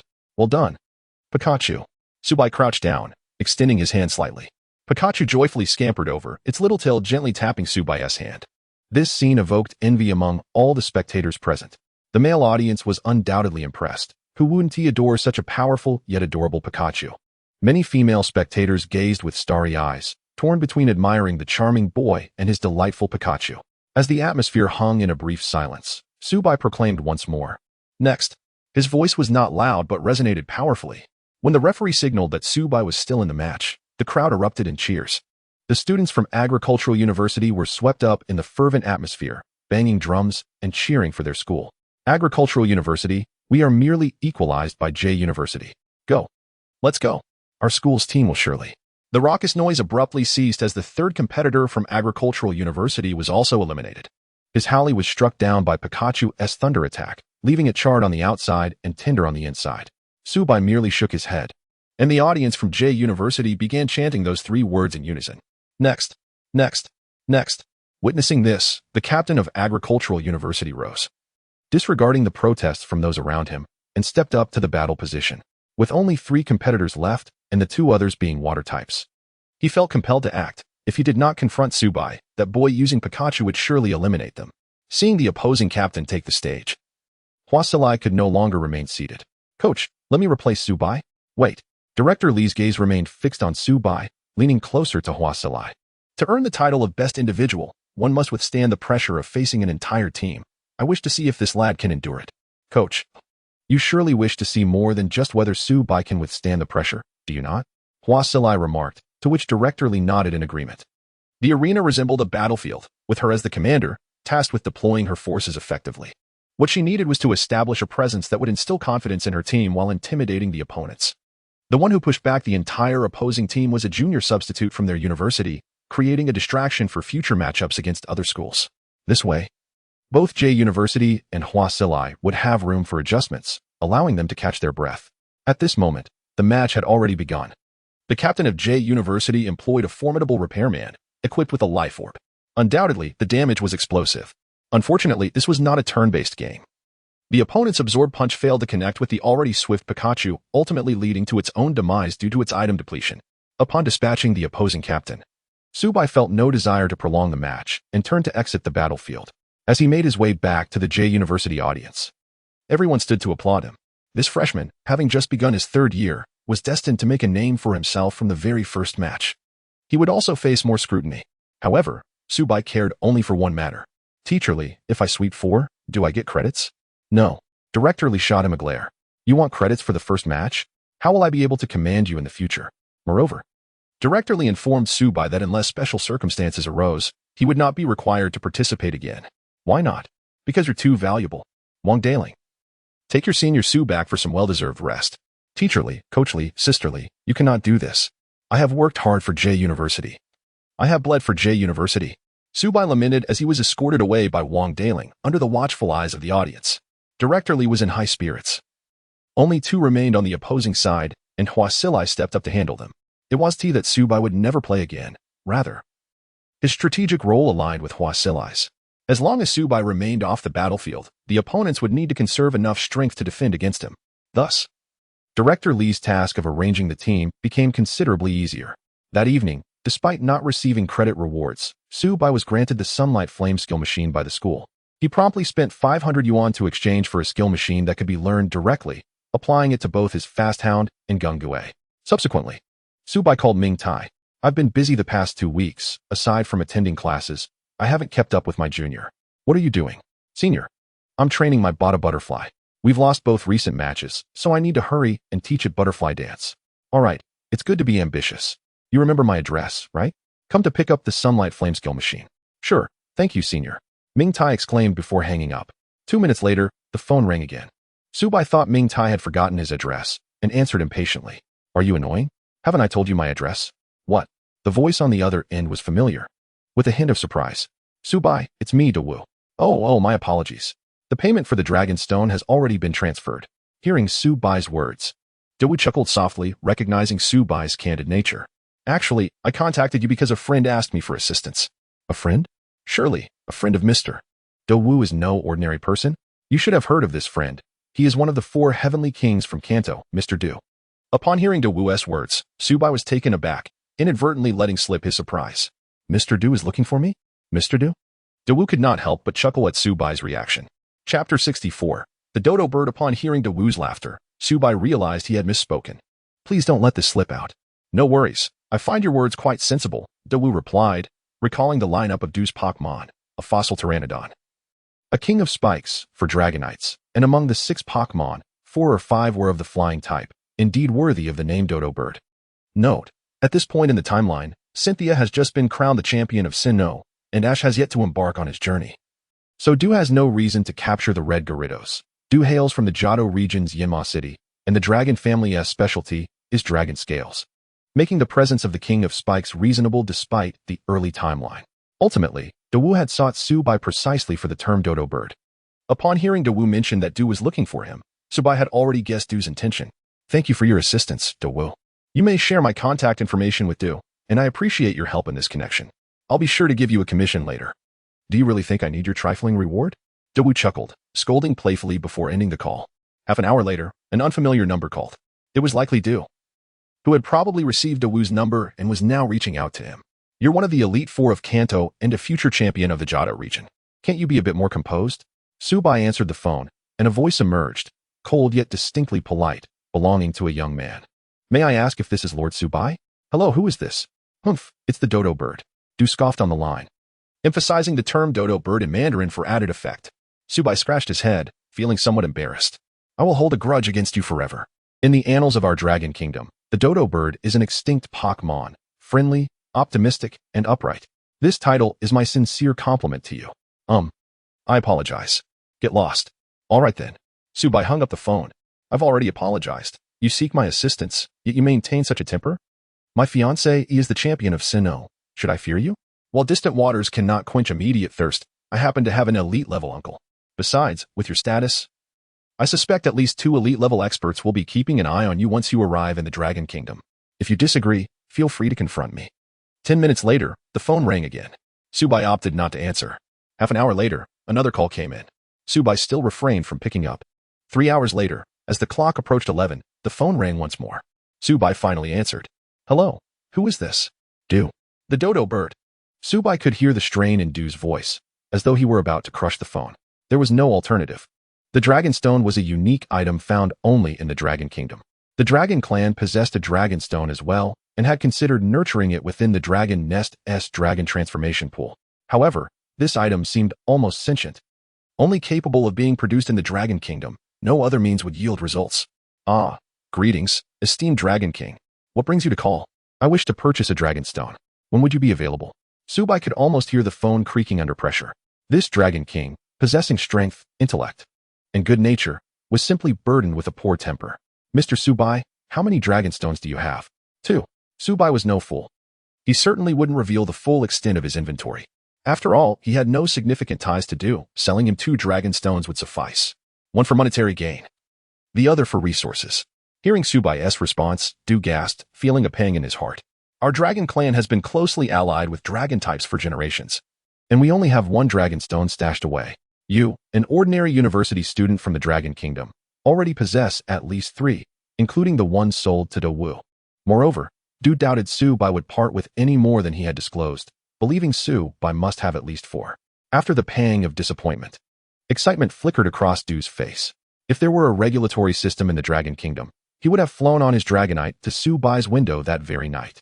When would it be convenient for me to visit? Tomorrow is Sunday. I will be available. Very well. I shall personally visit your residence then.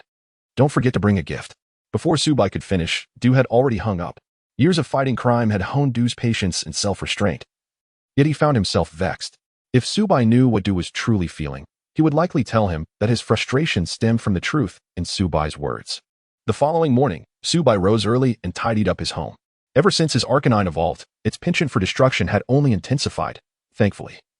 Their residence was spacious enough to accommodate its antics. Stop it, you silly dog. That is the sofa, not a chew toy. And you, old ghost. Quit laughing and grab a cloth to help me clean up. We have guests this afternoon. Why is it that others Jengars can use their clones to assist with chores and even train themselves, while mine just lounges on the couch drinking soda? Never mind. As long as it remained content watching television and refrained from scaring people, Subai felt grateful. Lost in thought, he suddenly heard a crack. Foolish dog. You just shattered another glass. Spit it out. Don't swallow it. Step back. Those shards are sharp. To prevent his Arcanine from getting hurt. Subai quickly gathered the shards of glass and proceeded to ruffle the dog's head. Pikachu is far better. It just runs around in its hamster paradise without causing trouble. After more than 2 hours, Subai finally collapsed onto the sofa, exhausted. At last, it's all tidied up. Since these little cuties came into my life, maintaining order has grown increasingly challenging. However, it does add a touch of homeliness. As Subai rested, Chi Shijun's call unexpectedly came through. Surprised, he had initially planned to meet Du at Chi Shijun's house, ensuring that even if Du sought to confront him, he wouldn't succeed. As for Chi Shijun's inquiry about the origin of his dragon stones, he would simply say he found them in the Shifeng Mountains. Hello? Uncle Chi, what's up, kid? I need to head to Kanto. I'm leaving now. Are you coming? Chi Shijun's words left Subai momentarily speechless. Uncle Chi, why on earth are you going to Kanto? Shiba invited me for drinks this morning.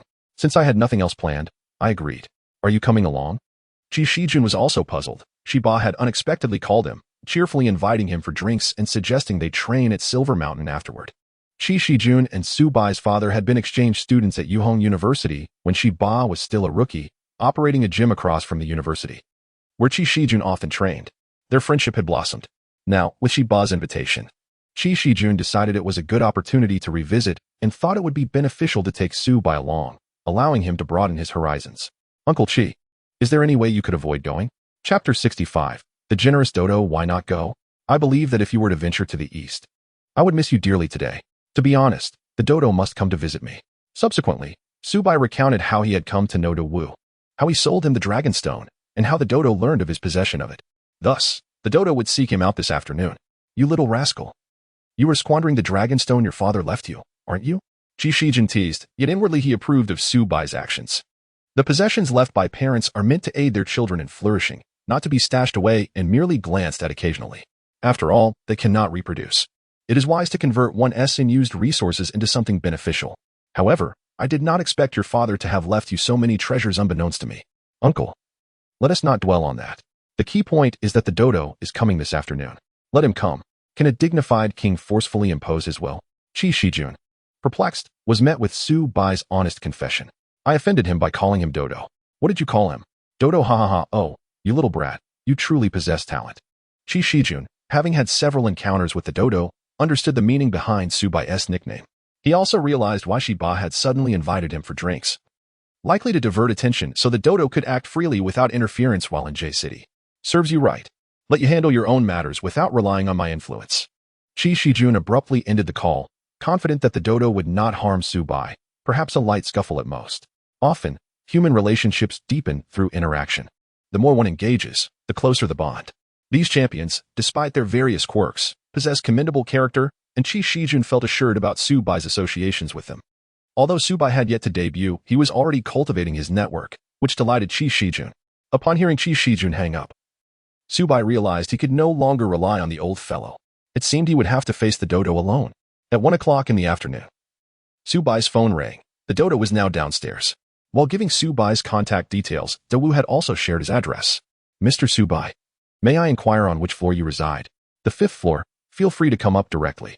Upon finishing his words, a gust of wind rustled through the phone, and a massive dragon silhouette appeared outside his window. Pikachu and the speedy dog braced themselves for confrontation, with the latter's temperature rising. Calm down, pup. He is not our foe, Su Bai hurriedly reassured the speedy dog. Please open the window. The dodo tapped on the glass and said over the phone. Su Bai grimaced but complied, opening the window. Could you not come up the stairs? Of course, but that would be tedious and less entertaining. The dodo climbed through the window and retrieved his Dragonite into its Pokeball. Thank you for your hard work, Dragonite. Once the Dragonite was recalled, the static electricity from Pikachu's cheeks settled. Is this your Pokémon? The dodo crouched before Pikachu, observing intently before finally saying, I have never encountered such a Pikachu. Indeed, Pikachu is my dearest companion. It is irreplaceable to me. Su Bai picked up Pikachu, not wishing to delve further into the matter. That is not my intention. The dodo frowned briefly before relaxing and extending his hand towards Su Bai. Never mind, it is of little consequence. Hello, Mr. Su Bai, I am Yulongdu. It is a pleasure to meet you. The dodo's command of the Dragon Kingdom dialect was impressive, surpassing Wu's. Hello, King Du, Su Bai greeted, shaking hands amicably. In that moment, both sensed a mysterious energy coursing through each other's bodies. Despite being strangers, this sensation fostered an instant familiarity akin to that of longtime friends. The power of eternity? Intriguing. The dodo was taken aback to discover Su Bai was a possessor of the power of eternity.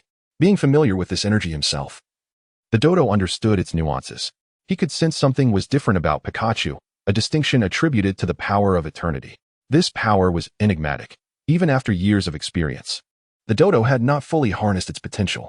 Pokémon themselves are shrouded in mystery, and it was not implausible for Su Bai to have altered Pikachu's essence through the power of eternity. Moreover, to earn its recognition, one must possess a sincere heart, which led the dodo to lower his guard towards Su Bai. King Du, would you like to see the Dragonstone? Thank you. Su Bai, wishing to avoid prolonging the discussion, suggested revealing the Dragonstone, to which the dodo readily agreed. Su Bai headed to his study and retrieved the Dragonstone he had prepared in advance. Upon laying eyes on the Dragonstone, the dodo's eyes sparkled with excitement. Having grown up in the Yulong household, surrounded by Dragon-type Pokémon, he felt an innate affinity for the dense energy contained within the stone.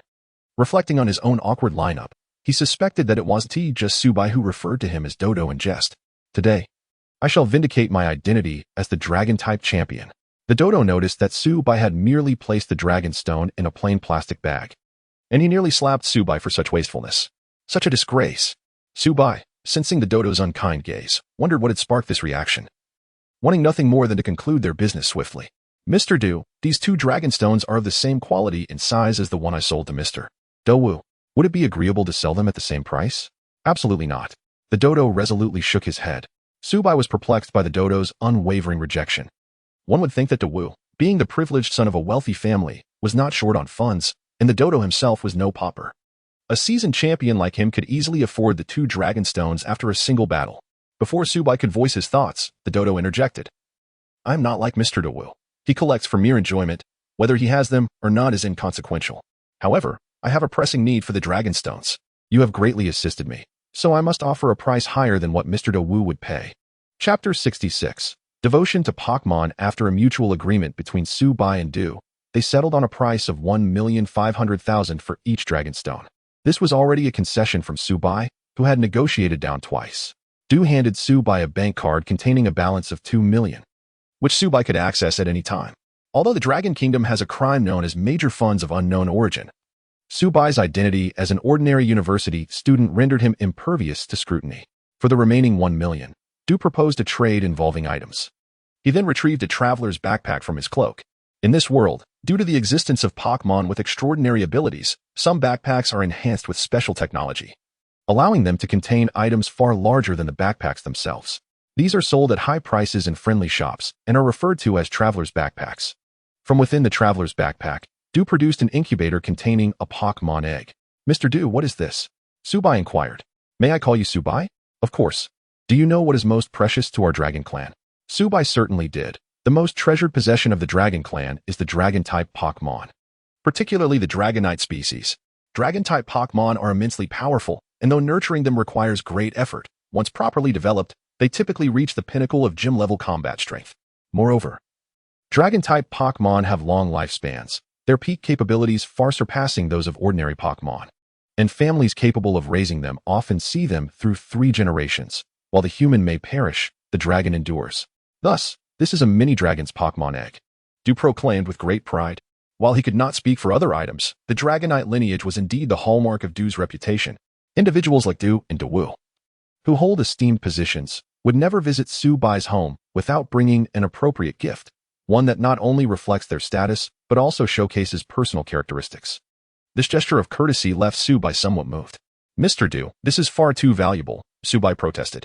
It is nothing. If it weren't for your possession of the power of the evergreen, I would not entrust the mini-dragon to you so readily, Du replied. In truth, Du had initially been uncertain about what to bring to Subai. However, he learned that many from the Dragon Kingdom enjoy bringing local specialties when visiting others. Thus, he selected a lively dragon egg from his homeland, which is abundant in the dragon pool, choosing the most vigorous specimen. Currently, according to market prices in the Dragon Kingdom, a mini-dragon egg can fetch up to 400,000, while one produced in the esteemed lair of the Dragon Clan can sell for 550,000. The 45,000 in the incubator contains enough high-grade energy cubes needed for the mini-dragon's evolution into a Hakuryu. Although Du could acquire special-grade energy cubes easily, as his Pokémon consumed them daily, providing high-grade energy cubes to buy was a gesture of goodwill. While a newborn mini-dragon could digest special-grade energy cubes, doing so would not last long. High-grade energy cubes, however, are adequate for the mini-dragon's evolution and would not hinder its growth, merely slowing it down slightly. Before Subai could express his gratitude, Fiancée approached, nuzzling its large head against Subai. All right, you silly dog, just a moment. Subai gently patted the dog's head and turned to Du, feeling a bit embarrassed. I apologize, my dog eats 8 meals a day, so I must feed it first. Of course, may I also pet it? Du asked.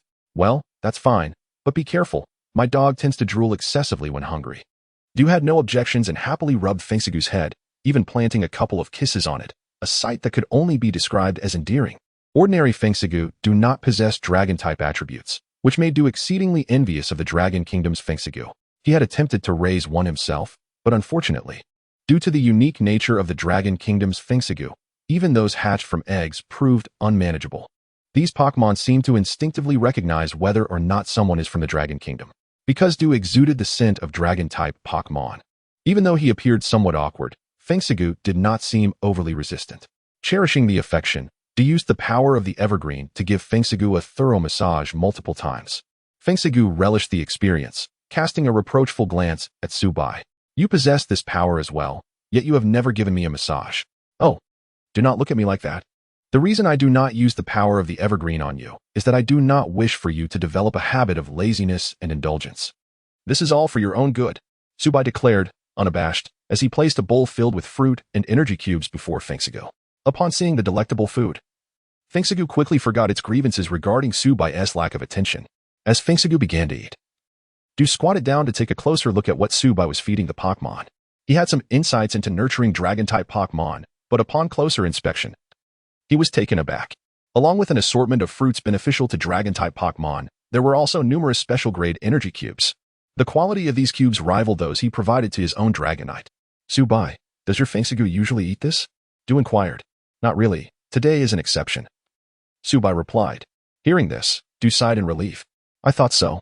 How could an ordinary student like you possibly afford to feed your Pokémon special-grade energy cubes 8 times a day? He understood that Subai, like many young men, was eager to impress in front of someone of Du's stature. And what do you normally feed it? Du asked. I usually prepare fish soup made from king carp bones or fresh milk from the large milk cans, mixing it with steamed fruits and energy cubes for Fiancée. Subai explained. Upon hearing this, Du suddenly clapped his thighs in excitement. What a kindred spirit. You startled me. What is it? Subai asked, bemused by Du's enthusiasm as he shook Subai's shoulders. How did you come up with such a dietary combination? Is it difficult? This is basic knowledge, Subai replied, knowing full well that this knowledge was a reward from his Pokémon nurturing skills. Du, however, insisted that this was not basic knowledge. The food he prepared for his own Dragon-type Pokémon was similar, but it had taken him over a decade of meticulous research to arrive at this conclusion. Subai's discovery left Du astonished at his dedication and affection for Pokémon. Chapter 67. Are you a delusional fan? Du was plagued with doubts as he realized that Subai was not only adept at culinary pairings, but also possessed remarkable skills in the creation of energy blocks. When he beheld the several large jars of premium energy blocks that Subai had prepared, Du found it hard to believe they were crafted by Subai himself. It wasn't until Subai demonstrated the process right in front of him that Du was convinced. Watching the exquisite energy blocks emerge from the fruit mixer, still warm to the touch, he felt an overwhelming embarrassment and wished he could reclaim the high-quality energy blocks he had given Subai. Subai was equally mortified. I didn't intend to embarrass you. Yet, you simply refused to believe me. Du wanted to say something, but words failed him. As he was leaving, he made sure to add Subai on WeChat. In Du's eyes, Subai's youthful accomplishments signified a bright future as a nurturing master, provided he stayed on the right path. Such a person was worth befriending for someone like him, a champion. Hearing from Dawu that Subai was a fan of Miss Sharona from the Sinnoh region, Du offered, would you like me to get you an autograph? Perhaps I could even arrange a meet and greet with her. But as soon as he finished speaking, he noticed a grimace on Subai's face, leaving him puzzled. That expression resembled the one displayed by his Charizard when it was caught sneaking a fruit snack. Could it be that you are a delusional fan? The kind with an overwhelming possessiveness, as rumored online? You're the delusional fan. Your entire family is made up of delusional fans. With that, Subai half escorted Du out of his home. As Du stood outside the closed door, he sighed. What a good kid, yet how does he have such a flaw? I had hoped to recruit him into the international police. No, he thought, I must advise him. With that in mind, he knocked on the door and shouted, Brother, your future is limitless. As they say in your dragon country, the future is promising. However, excessive idolization is not advocated. It's one thing to succeed, but fixating on her could endanger your life. Bang. The sound of his slipper hitting the door was followed by the frantic barking of his Houndour.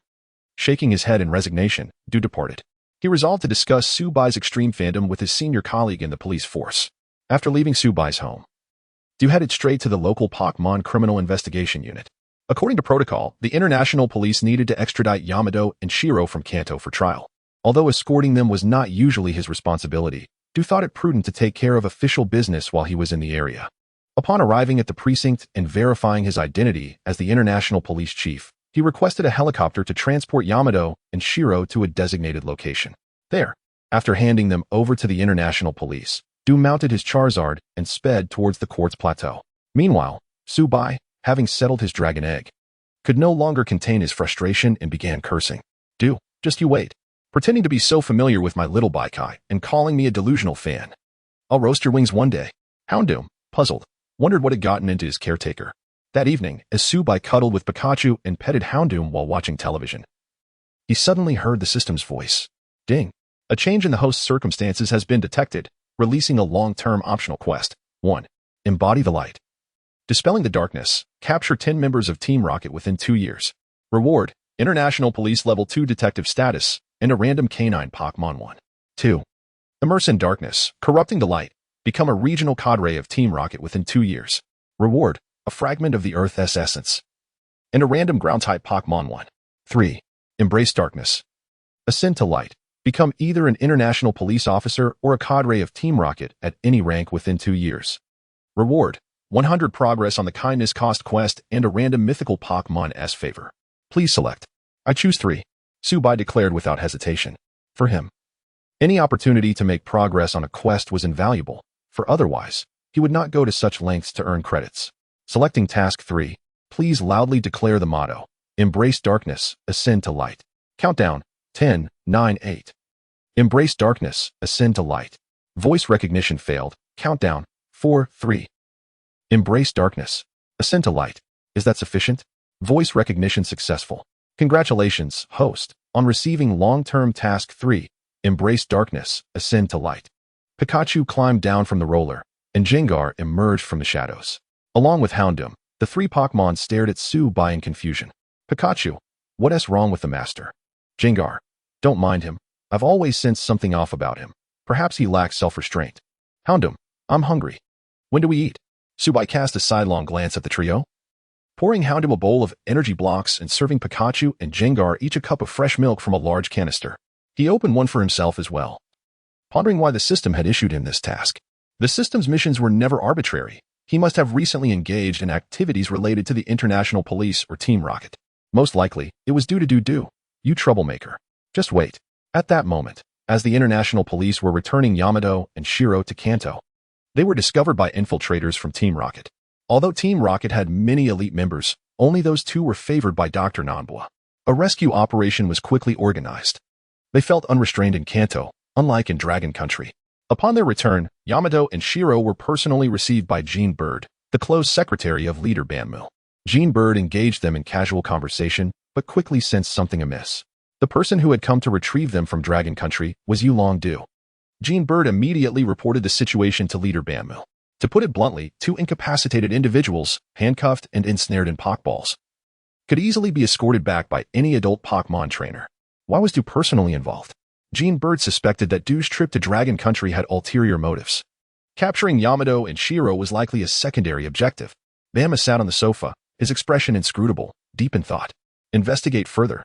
Leader Banmu, I have already conducted an investigation. Jean Bird handed a folder to Banmu. Dr. Nanbua has damaged 80 computers and exhausted 2 3D dragons, temporarily uncovering Du's movements and surveillance footage, which shows that he previously appeared in an ordinary community in Dragon Country. Investigate. Chapter 68.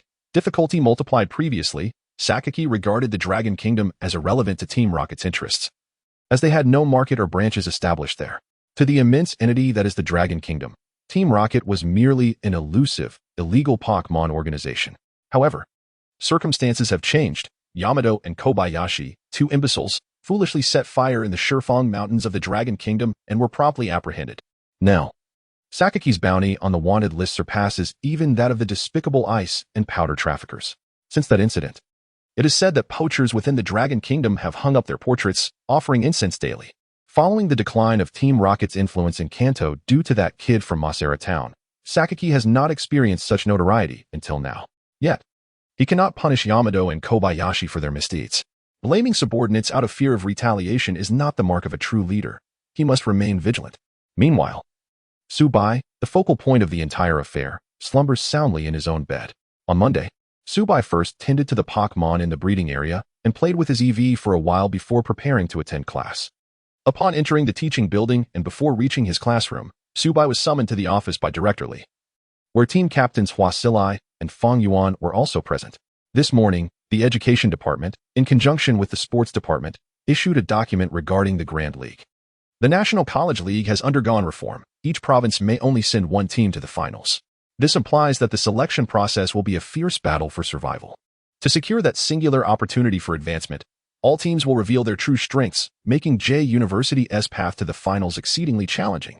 Director Li sat gravely at his desk. Do you understand what this means? He asked. I do. Subai raised his hand. It means the school will allocate more resources for our training, and the credits we receive upon winning the championship will be even greater. Out. All right. Wait. Come back. Subai circled back and sat down again. The absurdity of his antics made Director Li both exasperated and amused. However, Subai's antics lightened the atmosphere in the office. Fang Yuan maintained his usual calm demeanor, while Hua Silai exuded confidence. Coach, please tell us what to do. We will comply with the arrangements. Indeed. I have called you here for a specific purpose, Director Li said, glancing at the three of them. Given the urgency of the situation and the fierce competition among schools for spots, we shall abandon any flashy intimidation tactics. Instead, we will have Subai take the lead. Director Li's suggestion was that, in future matches, Subai would be the first to compete.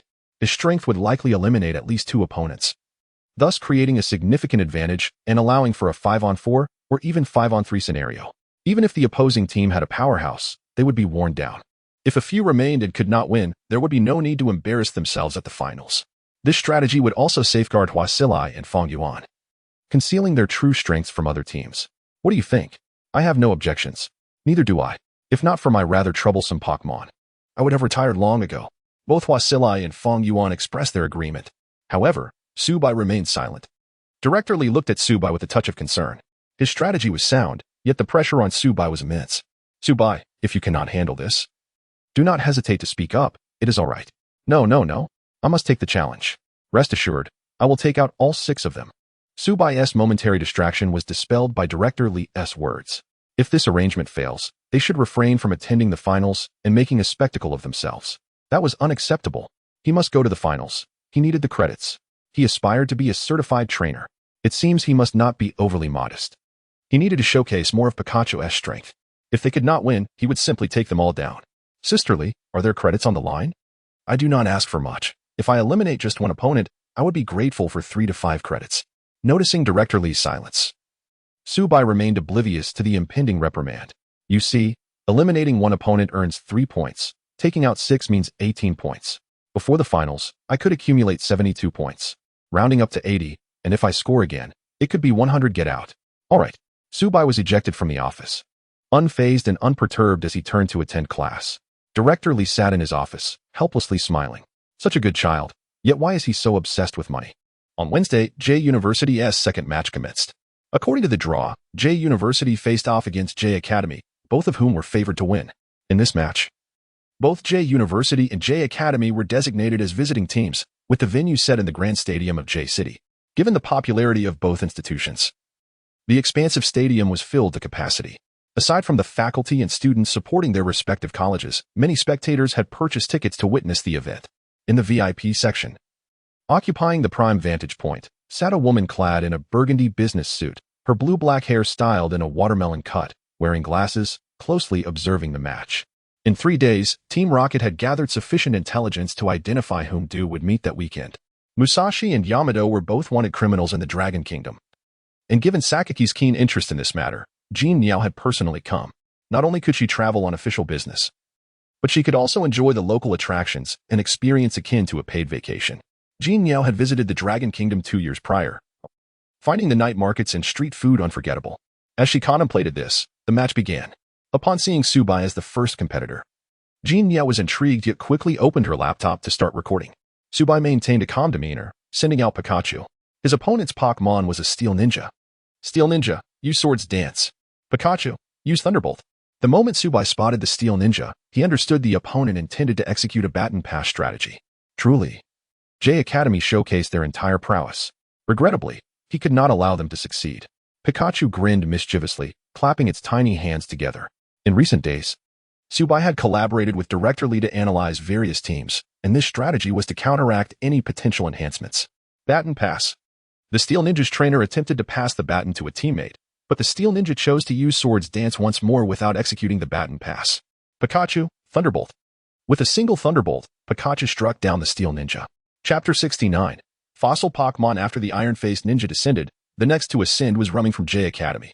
Subai remembered her. This coordinator had managed to secure a place on their school's team through sheer strength, indicating her considerable prowess. Hello, it's nice to see you again. I'm not feeling great, Rumming replied, her expression somewhat grim.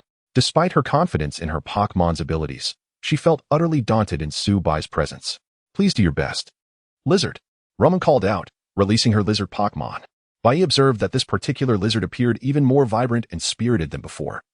with sharp claws and a glimmering coat, suggesting it had been well trained. However, the question remained whether its strength matched its appearance. Pikachu, I rely on you, Subai said. Pikachu nodded, brimming with fighting spirit as it leapt onto the battlefield. Pikachu, Thunderbolt. Lizard, use Thunder Punch. The lizard's Thunder Punch intercepted Pikachu's Thunderbolt, but Pikachu's swiftness prevailed, sending the lizard flying with a flash of electricity. Once more, Pikachu. Thunderbolt.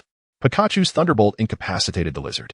Since they were acquaintances, Subai felt hesitant to call for the next challenger, opting instead to wait for the opponent to substitute.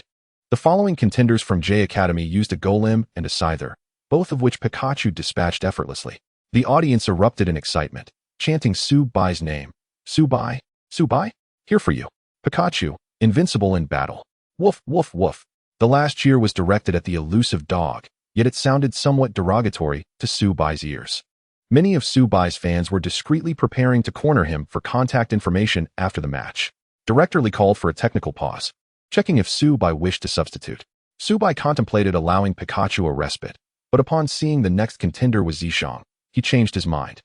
Having narrowly missed battling him at the Health Cup, Subai was eager for a match. Thus, Subai shook his head at the audience, signaling to Directorly that he would not substitute. He then crouched down, gently stroking Pikachu's head, a scene that endeared him to many. Subai was using the power of eternity to restore Pikachu's stamina, a moment that, in Zhen Yao's eyes, reflected Subai's maturity and composure. There is an ancient saying in Long Country: in times of fortune, do not rejoice too soon. In adversity, do not despair. In peace, do not indulge. In danger, do not tremble. One who can remain calm amidst thunderous storms may be worthy of being a general. Although Zhen Niao did not grasp the precise meaning, she understood the sentiment, and it resonated with her perception of Subai. At such a young age, he exhibited an impressive ability to conceal his emotions. Undoubtedly a remarkable trait. While recording the event, Zhen Niao took out her notepad and made a note. 5 minutes later, Zishang stepped onto the battlefield. Hey, good to see you again. Planning to use Marl today? I'm not here to be your punching bag, Zishang replied, tossing out a Pokeball. A familiar Pokémon appeared in the air. Shedinja. As Zishang summoned Shedinja, the crowd reacted with surprise. After numerous matches, everyone was aware of Pikachu's moves, which included not only electric-type attacks but also Iron Tail, Quick Attack, Surf, and Grass Knot, showcasing a diverse array of offensive capabilities. However, it lacked any moves effective against Shedinja. The atmosphere shifted with the introduction of Shedinja, leaving everyone wondering if it would spell trouble for Subai. Even Directorly seemed taken aback. In focusing on countering the team composition, he had overlooked the unique Pokémon, indicating that Subai might soon have to step down. In truth, Subai had performed admirably, as the balance of the match had significantly tilted in J Academy's favor. Yet, it felt frustrating for Subai to concede defeat. Brother, I just want to clarify. This isn't personal, Zishang remarked, but before he could finish, Pikachu sprang into action, using its tail like a spring to leap and deliver a charming slap to Shedinja. The cuteness of the moment melted the hearts of the female audience, who could hardly believe this adorable creature had just taken down an entire team from J Academy. Yet, that seemingly harmless slap caused Shedinja to shudder, its protective goggles falling to the ground as it succumbed to defeat. My apologies, but it seems this is indeed personal. Subai recalled their earlier encounter in L City, where he and Pikachu had narrowly escaped disaster against Shedinja. Upon returning, he had ensured Pikachu learned the move that would counter it effectively. Subai remembered that aside from Maril, Zishang had also used a Starmie during the Health Cup. Shedinja is impressive. Did you trade it for Starmie? Yes. With that guy who used Iron-Faced Ninja, he is my childhood friend. Zishang's expression darkened considerably. What he thought would be a decisive blow against Subai turned out to merely lighten the atmosphere. Subai gestured for Zishang to exit the stage. As Zishang departed, not only the audience from J Academy but also spectators from other schools echoed the chant, 1 against 6, 1 against 6, 1 against 6, in the pursuit of achievement. Some may harbor jealousy or disdain, yet as success draws near, most will choose to offer their support. Witnessing the birth of an accomplishment is, in itself, a form of triumph. Except for J Academy. The final contender was the captain of J Academy, a young man who appeared to come from a well-off background. His Pokémon did not disappoint. It was a Lurantis. Buddy, I concede. Let me switch out. But could you share where you got that Lurantis? Don't push your luck. Lurantis, Solar Beam. The trainer of Lurantis was incensed and commanded it to unleash its attack, as glowing tendrils extended toward Pikachu. Hey now, temper much? I truly have no desire to shave your head, Pikachu. Pikachu deftly dodged the solar beam and retaliated with an iron tail, knocking Lurantis to the ground. However, Lurantis did not immediately lose its fighting capability. Pikachu was holding back its strength. Seriously, where did that Lurantis come from? Subai was genuinely curious, as in Long Country. Acquiring fossil Pokémon without the proper channels was nearly impossible. While he did not necessarily want a Lurantis, he was keen on obtaining a Bagon. With the sheer force ability, a Bagon equipped with a choice band could unleash a devastating bite attack. Alas, lacking a water-type Pokémon currently. Subai pondered how to inquire about the source of that Lurantis to possibly acquire a Bagon, which would undoubtedly be powerful enough without relying on sheer luck. Don't get too carried away. Pikachu delivered another Iron Tail to Lurantis' face. I'll ask again, where did you acquire those fossil Pokémon? I'll fight you for it. Pikachu followed up with yet another Iron Tail strike, drawing cheers from the audience for the captain of J Academy. It was no surprise he was the captain, given the resilience of his Pokémon. Chapter 70. The imagination of Zhen Niao under the relentless onslaught of Subai and Pikachu, the tentacled lily lost its combat capability. As the host announced the outcome, a majority of the audience rose to their feet, showering Subai with applause. In the grandstands of J University, banners and posters fluttered wildly as the J City Sports Arena welcomed its new champion. Subai, a remarkable student of J University, alongside his Pikachu, had delivered a brief yet dazzling performance in this match. However, Subai himself was not particularly elated, for he had failed to acquire any intelligence regarding fossil Pokémon. The members of the university team rushed onto the field, hoisting Subai aloft while the girls lifted Pikachu, tossing them repeatedly into the air. With the assistance of Director Lee, Subai successfully evaded the persistent inquiries of the young reporters and departed the stadium ahead of schedule. Fortunately, with the power of the Everstone, Pikachu could temporarily forego a visit to the Pokémon Center.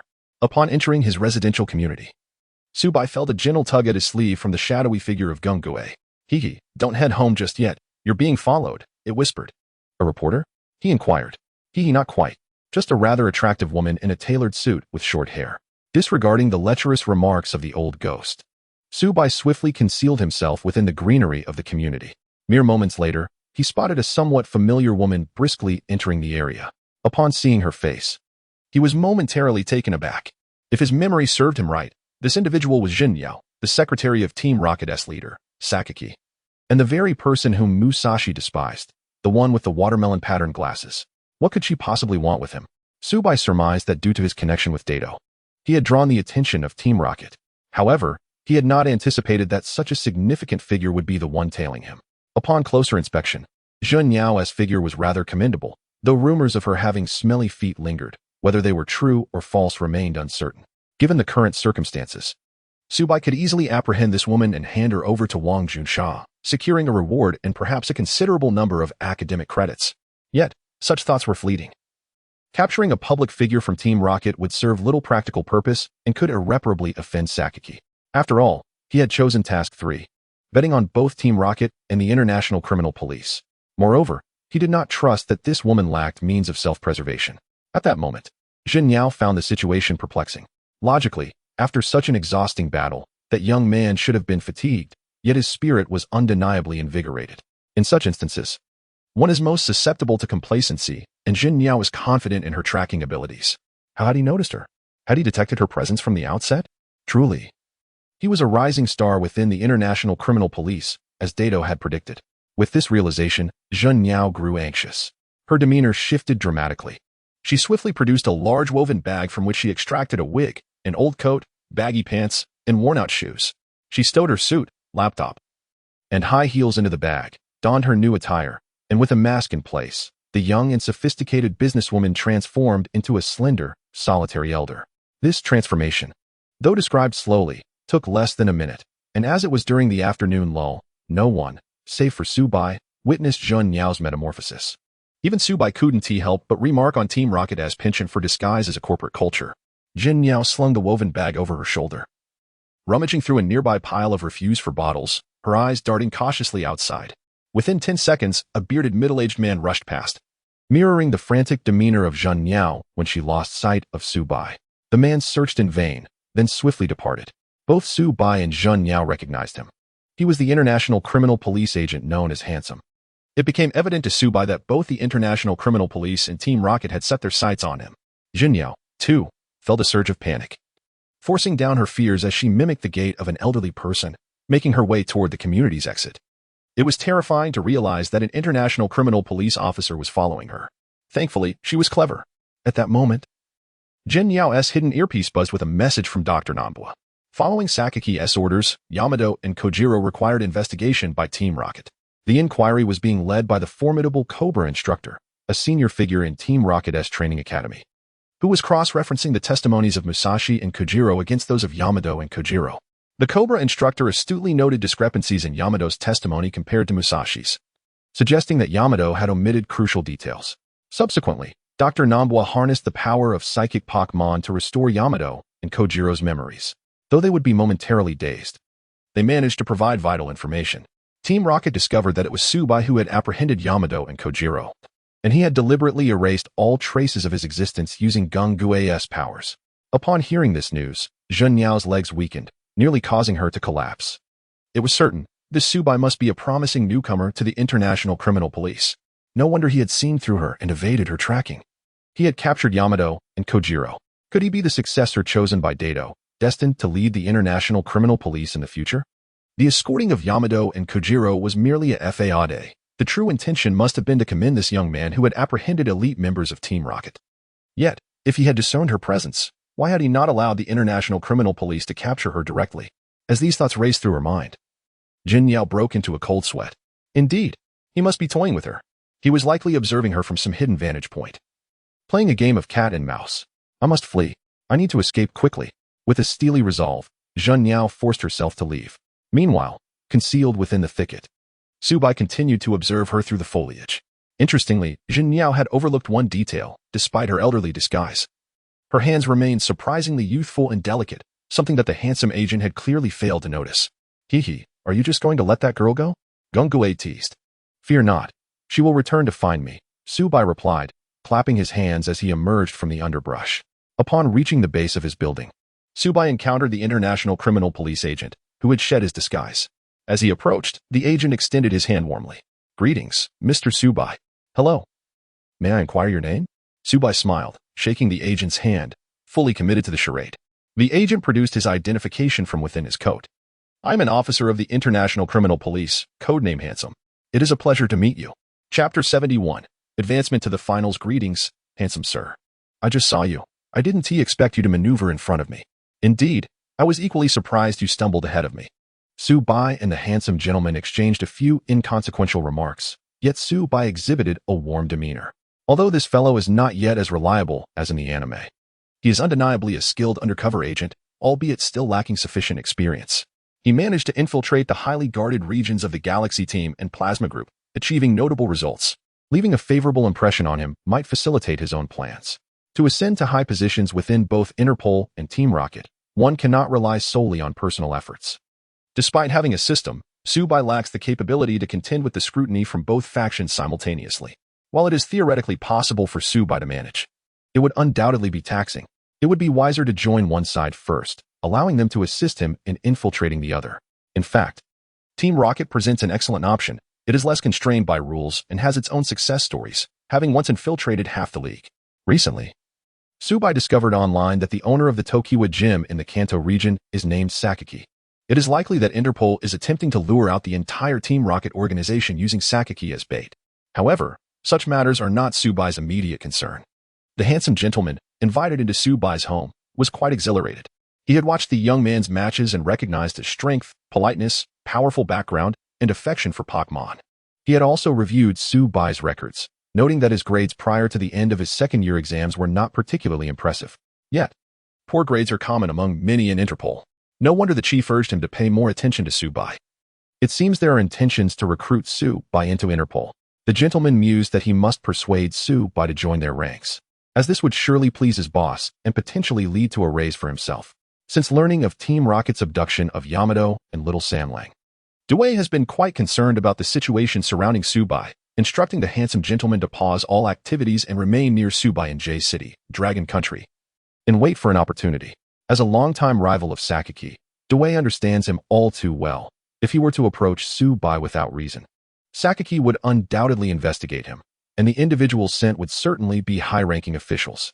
Dewey is not worried about Tsubai's safety. If anything were to happen to him, the Dragon Country's champion would have no choice but to retire and focus on family life.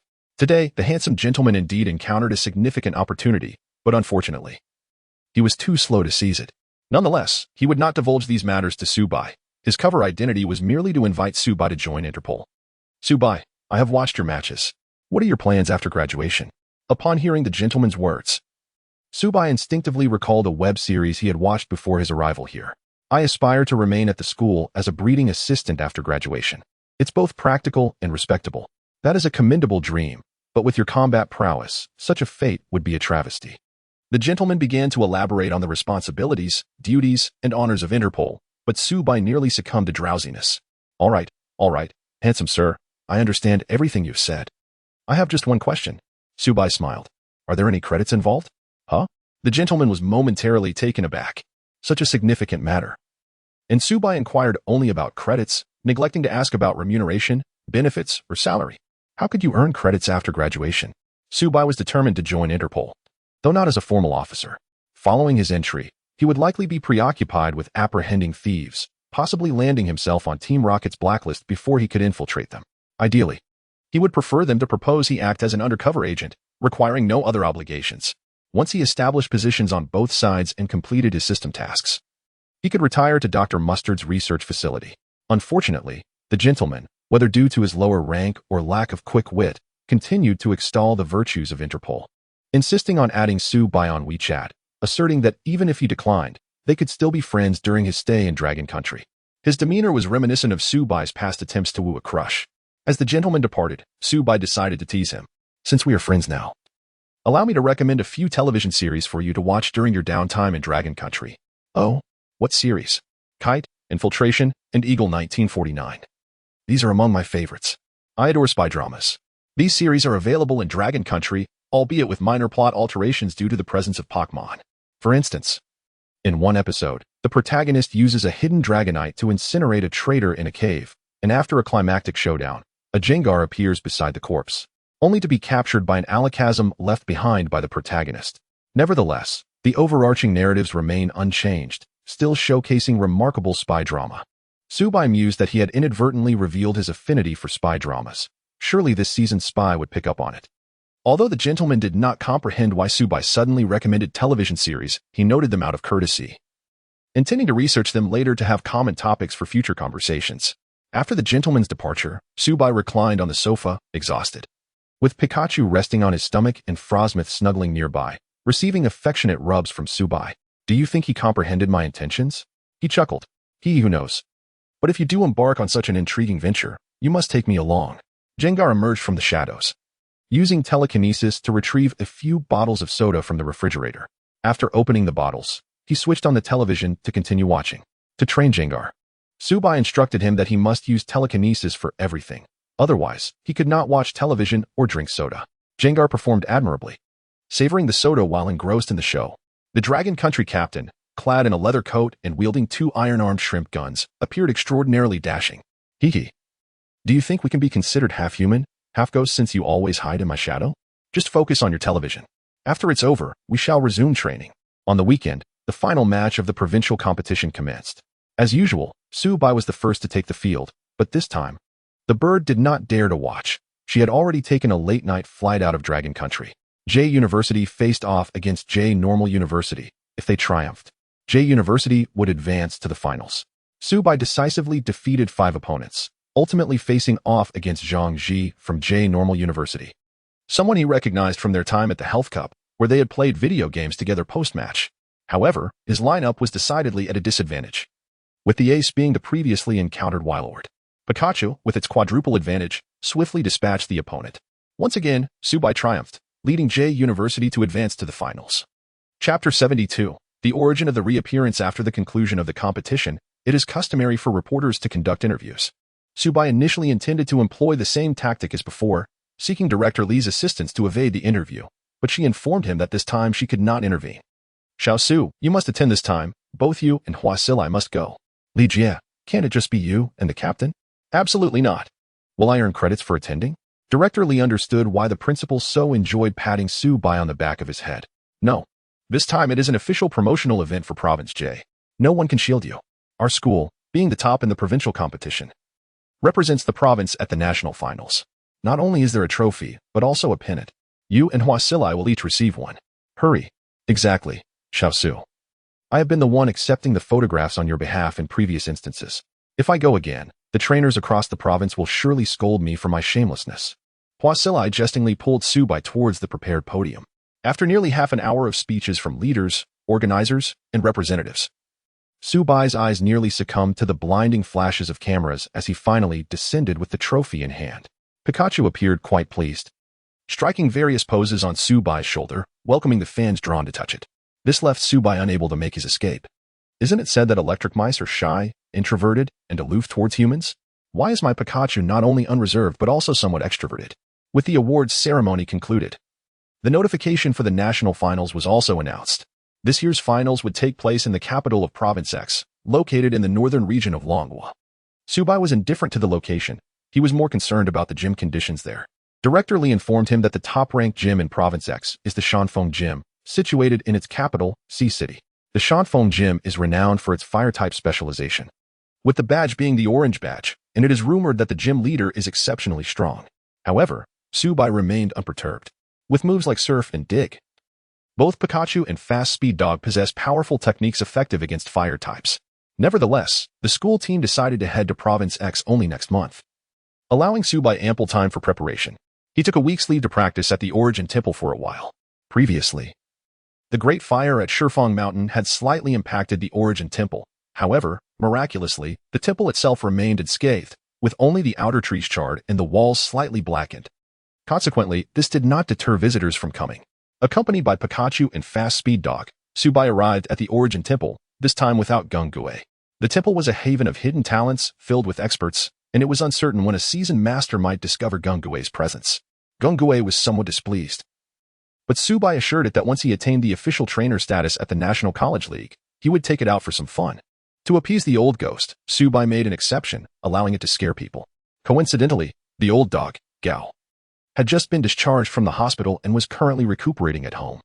It was said that 2 sycophants from the class had even visited to pay their respects to Gao. This provided Gung-Gue with some tasks to occupy itself. Subai pre-booked a 3-day stay and, along with Pikachu and Fast Speed Dog, arrived at the Origin Temple.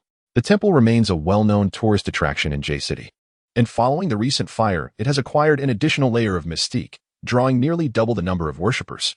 Many families with children aspiring to enroll in the Pokémon department have dragged their offspring to witness the legendary secret of Wall. Even if their children lack the fortune to comprehend the inscriptions, merely touching it to absorb some of its otherworldly essence suffices. Observing the throngs of visitors, Subai recorded the secrets of Dragon Dance and willingly relinquished his spot. People possess desires. Those without wealth yearn for riches, the ill seek health. The overweight desire to lose weight, and those struggling in life fantasize about transcendence. Some desires are fulfilled, while others remain unmet. It is said that people worship merely to appease their own greed. However, Subai believes that greed is not inherently shameful. What society deems as greed could equally be regarded as ambition. The historical upheaval of the Qin unifying the 6 states, the tripartite division of the world, and the flourishing reign of Jingguan, these significant historical events that have left an indelible mark on the Chinese nation often stem from the ambitions of a single individual or family seated upon the dragon throne. The world scorns the greed of others because resources are finite. If one does not seize them, another has the chance. Hence the disdain for others' greed, while fervently pursuing one's own ambitions. As for choosing to worship in lieu of working or studying, Subai believes it varies from person to person, as he finds deities to be far more reliable than employers. Just as Subai was considering heading home, a staff member from the scenic area approached him. "Young man, the master wishes to see you. Please follow me." Half of the staff at the Origin Temple are masters from within, employed with benefits and monthly salaries. The temple boasts a rich history, which is one of the means through which Longhua protects its cultural heritage. Although curious, Subai followed the young man. In this public setting, surely he would not be harmed? After traversing a long corridor, they reached a secluded room where the staff bowed and exited. Subai knocked on the door, and upon hearing a voice inviting him in, he entered. Upon entering, Subai was greeted not by the scene he had envisioned, meditating on cushions, burning incense, playing the lute, clad in Taoist robes and straw shoes, wielding a whisk, but rather by an elderly man with a flowery beard. Engrossed in scrolling through Douyin on his phone while seated on the bed, a bottle of green bubble soda, and a steaming instant pot beside him. The term flowery beard was apt, as half of the man's beard was black. Not only his beard, but even his hair was a mix of dense white strands interspersed with black. Upon noticing Subai's arrival, the old man hastily shut off his phone. Though Subai could tell from the sound that the master was savoring the mundane world. May I ask why you sought me? Ah, young man, come sit.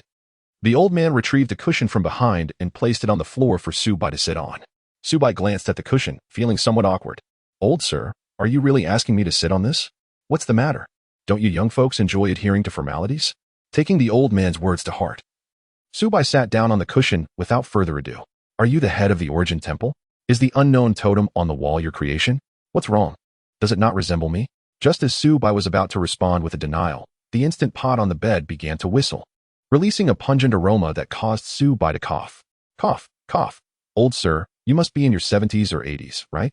You should eat less of these spicy foods, be careful of your stomach, and make sure to return early to your place among the immortals. Ah, young man knows how to speak. The old man slurped a mouthful of noodles. But you flatter me, 70 or 80. I am already 103. Chapter 73. Thunder Z. Upon hearing the elder claim to be 130 years of age, Subai's immediate reaction was skepticism. However, when the elder presented his identification, it indeed confirmed he was 133 years old. It seems that the modern history of this world has been much more favorable than that of the past, resulting in a greater number of centenarians. Nevertheless, to be over 130 years old is rather exaggerated, isn't it? Old man, you truly are a living half-immortal. Subai remarked. Don't be so polite. I merely communicate more frequently with my mysterious Pokémon. The elder waved his hand, causing the door to close automatically. And nearly 100 unknown totems emerged on the surrounding walls. As the unknown totems began to animate, the entire room transformed, narrating the century-long changes it had undergone.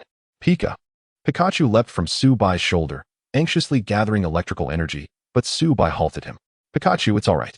You little one, you may be young, but your courage is commendable, the elder noted, waving his hand again, dispersing the unknown totems and restoring the room to its previous state. Although the power of a single unknown totem is minimal, it is considered one of the weakest Pokémon. Yet, when amassed in great numbers, their potential could be cataclysmic, even capable of creating deities. The earlier transformation of the room was not an illusion. The unknown totems truly made the room experience a century of changes. What astonished Subai further was that within this single room, there were over 100 unknown totems. How many must there be in the entire Origin Chamber? Perhaps this chamber itself is a precious relic. If this is indeed the case, it would explain why this old fellow did not bring the unknown totems to assist during the Great Fire of the 10 Directions. In the world of Pokémon, relics are not to be trifled with. These unknown totems could very well be guardians of the relic, and removing them from their sight might endanger them further. Why are you not afraid? The elder inquired, intrigued that Subai remained composed in the face of such spectacle, not uttering a single word, which he found quite amusing. Subai smiled and shook his head. I am merely stunned. I do not believe you would dare harm me, given your capabilities. You must be an official figure from the Dragon Kingdom, and it is unlikely you would randomly target an ordinary student like myself. Old man, you summoned me for a reason, did you not? Nothing of great consequence. I merely wished to observe your power of eternity. I recall that when you visited with Cynthia, you did not possess this power. The elder intended to frighten Subai with the unknown totems, hoping to provoke him into utilizing his power of eternity to communicate with them, allowing for a close examination. However, he was surprised to find Subai utterly unperturbed. Although his plan had failed, the elder now regarded Subai with increased respect. What you wear on your wrist is the Z-ring, I presume. The elder casually placed a wooden box on the table. It's yours. What is this? Subai was not surprised at the elder's knowledge of the Z-ring. Having lived for over a century, it would be quite surprising if he lacked such awareness. Upon opening the box, he found a golden diamond-shaped crystal resting inside, radiating a rich electrical energy that made Pikachu twitch its nose in excitement. Is this Electric Z? Foolish child, this is not Electric Z, it is Thunder Z. The elder explained that he had once traveled to the Alola region, where he completed the island trials and acquired a Z-ring. Unfortunately, a century ago, Alola was in turmoil, preventing him from finding the Z-crystal. Unfazed by adversity, the elder, having witnessed such formidable power, believed that if such strength existed in the small land of Alola, it must also be found in the vast Dragon Kingdom. Thus, he began to journey across various regions. On Shoyang Mountain, he witnessed the astonishing spectacle of lightning striking the earth. After the storm clouds dissipated, he discovered the corpse of a Raichu at the site of the lightning strike, its tail's electric bone petrified. After burying the Raichu, the elder took the tailbone and polished it into a crystal. This very Thunder Z, simultaneously. Subai received a notification from the system. Detected random item. Thunder Z. Using Thunder Z allows electric-type Pokémon capable of thunder to execute Z moves, with power determined by the Pokémon's own strength. Would you like to forego the random selection? Yes. Subai understood now. Whenever something valuable appeared, the system would try to trick him into random selection. Why give me this? On the day of the Great Fire in the 10 Directions, I saw you rush into the flames to save others. I intended to rescue you, but you proved quite capable, making my task easier. However, they're the true culprits. To rescue the instigators rather than allow them to perish in the flames is an act of mercy, as you young ones would say, a reverence for life. The elder finished his last sip of cola, glancing at Subai's shadow. Did you not bring that peculiar child with you? Afraid that a creature like you would discover it. Subai chuckled and bowed respectfully to the elder. Thank you, senior. Giving you something makes me a senior. Not giving you anything makes me an old monster, does it? The elder waved his hand, and the unknown totems reappeared, enveloping the room in an eerie space. This space, created by the unknown totems, could absorb energy without disturbing the outside world. Now, let us test its power, the elder suggested. Subai nodded and placed Thunder Z into the gap of the Z-ring. In an instant, he felt the entire Z-ring activate, its energy surging like lightning fire alchemy. Though somewhat abstract, he sensed that the addition of Thunder Z invigorated the essence of the Z-ring. Pikachu. Subai and Pikachu shared an exceptional bond. Upon hearing Subai's call, Pikachu leapt forward, grounding itself and gathering electrical energy. Subai glanced back at the elder, gritting his teeth. Well, no one else is watching. I might as well embrace the awkwardness. Resolute, Subai began to mimic the dance of Ash from the anime, attempting to perform the Z-move dance. With all my body, all my heart, all my strength, everything. Stop, stop, stop. Can you refrain from wiggling your bottom in front of an old man like me? It's quite a sight for sore eyes. The elder grimaced. Not bad. You are indeed well versed. You know that one must perform that ridiculous dance while using Z-moves. However, unlike Alola's Z-crystals, ours in the Dragon Kingdom do not require such theatrics. The elder explained that Alola, being a small nation with few people, could not allow such immense power to manifest without the dancer's prayers to the land, thus the need for the Z-move dance. In contrast, the Z-crystals produced in the Dragon Kingdom did not necessitate such rituals. Chapter 74. The efforts of Jingu. The old man informed Subai that the power of Thunder Z was a manifestation of the world's natural order, and that Subai's encounter with it was a result of his own fate. As long as he utilized Thunder Z's strength for righteous purposes, there was no need for any ostentatious embellishments. Upon hearing this, Subai nodded in agreement. Pikachu, let us embark on a quest for greater power together. Pika Pika. Pikachu's eyes sparkled with joy, mirroring Subai's smile, its yellow fur bristling with electricity. Pikachu, this is our Z-move, the power of Thunder Z. Ultimate Celestial Cataclysm, Purple Sky Thunder. Subai could not fathom why he had chosen such a name for his Z-move. It simply felt appropriate. As Thunder Z was activated, it radiated a shimmering golden-purple light, which was ultimately bestowed upon Pikachu. Pikachu's energy began to surge, and as it accumulated more power, it grew increasingly restless. Not yet. As the user, Subai sensed that the might of the Z-move could still be enhanced further. Pika Pika. Not yet. Pikachu clenched its small white teeth, determined to absorb more electric energy. The overwhelming power transformed the surrounding atmosphere, darkening the skies as thunderclouds began to gather above Pikachu, rumbling ominously, with flashes of lightning snaking through the air. Now, Pikachu unleashed the accumulated electric energy in a thunderous burst, striking the thunderclouds. The clouds, provoked by the strike, erupted with a deafening roar, and bolts of lightning descended, 1, 2, 3, until 5 bolts of thunder crashed down, at which point the storm clouds began to dissipate. This was the divine retribution feared by the nefarious and the wicked in countless legends of the Dragon Kingdom, the 5 Thunders. Pikachu, exhausted, collapsed onto the ground, drenched in sweat. Pikachu. Subai hurried over, disregarding Pikachu's overheated body as he scooped it into his arms.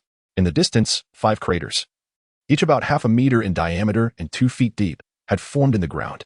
Impressive. The old man approached and examined the 5 craters left by Pikachu's Z-move. What a pity, it's your first time using it. With more practice, when you can summon all 5 bolts at once, you'll have truly mastered this technique. As the old man finished speaking, all the unknown totems returned to their slumber on the wall, and the space returned to its original state.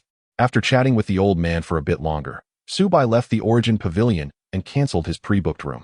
Upon returning home, Subai found Jingu sitting on the sofa, grinning as it watched television and gulping down cola. Old ghost, back already? How was it? Hee. Just see for yourself. Jingu swayed, and a doppelganger, identical in appearance, appeared beside it. as Gung performed simple movements. The created purple and white doppelganger mimicked its actions. Then, Gung slowly brought its hands together, conjuring a dark purple shadow ball. To Su Bai's astonishment, the doppelganger also began to form a shadow ball, albeit slightly smaller than Gung original. However, to the untrained eye, it could easily pass for the real thing. With further practice, it could become identical. Well done, old ghost. I knew you could do it. Now, let's try the second task. Upon hearing Su Bai's words, Gung giggled once more, and in an instant, its purple and white form was enveloped in a faint green glow. Gung rarely displayed an unhappy expression. After scratching its large belly, it closed its eyes in contemplation for a moment. Soon after, the faint green light vanished. Fantastic. Old ghost. Can you try this move on me? Hee. Gung laughed joyfully and then dove into Su Bai's shadow. Subsequently, a layer of green energy appeared around Su Bai, clinging closely to his body. However, this somewhat strange energy only lasted half a second before fading away. Then, a portion of Su Bai's shadow began to rise unnaturally from the ground, elongating and contorting until it morphed into Gung form. Su Bai felt a chill. Yet it was tolerable. His body felt light, and although he could not fly, his feet were indeed lifted off the ground. Pikachu, resting on the sofa, was startled. Feng Su Dog, initially happily bringing a food bowl to Su Bai for a lick, was horrified to see its master seemingly consumed by Gung. Feng Su Dog, alarmed, instinctively bared its teeth, ready to defend its owner, and lunged at Gung. However, its bite merely struck the air, as Gung form dissipated like a deflated balloon. Vanishing slowly. As Gung figure faded, Su Bai reappeared. Upon seeing Su Bai, Feng Su Dog joyfully barked and rushed towards him, knocking him over and showering his face with affectionate licks. All right, doggy, no need to worry, I'm fine. Su Bai felt deeply moved by Feng Su Dog's protective instincts. Gung peeked out from the shadows, chuckling merrily. The ghost type's unique traits rendered it indifferent to Feng Su Dog's earlier attack. It found the dog's frantic demeanor amusing. This amusement was not mockery, but rather the ghost type's fondness for playful antics. Hee. Su Bai, listen to me. You must treat this silly dog well. It was genuinely concerned for you. All right, no need to remind me. Su Bai filled a large bowl with food for Feng Su Dog, allowing it to eat at its leisure. Well done, old ghost. Su Bai retrieved a foggy glass bottle from the depths of the refrigerator, containing ice-cold cola. This is your reward, far cooler and more refreshing than plastic bottles or cans. Hee, you little rascal.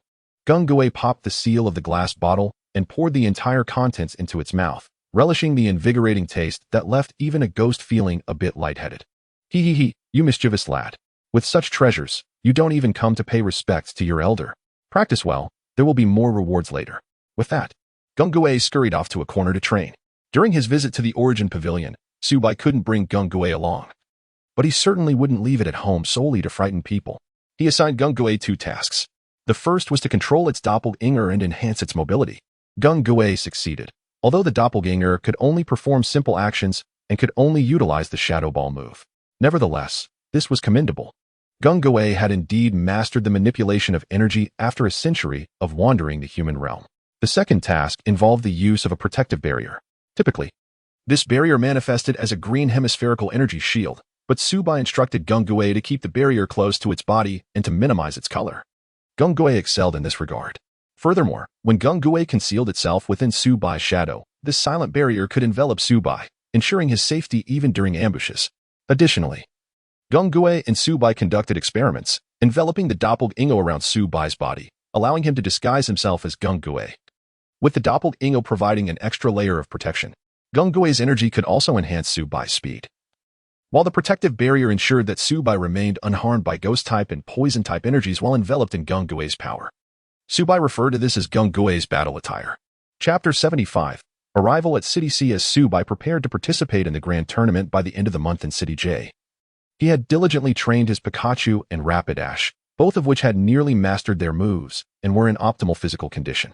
Su Bai had also acquired a new random opportunity from the Chosen One.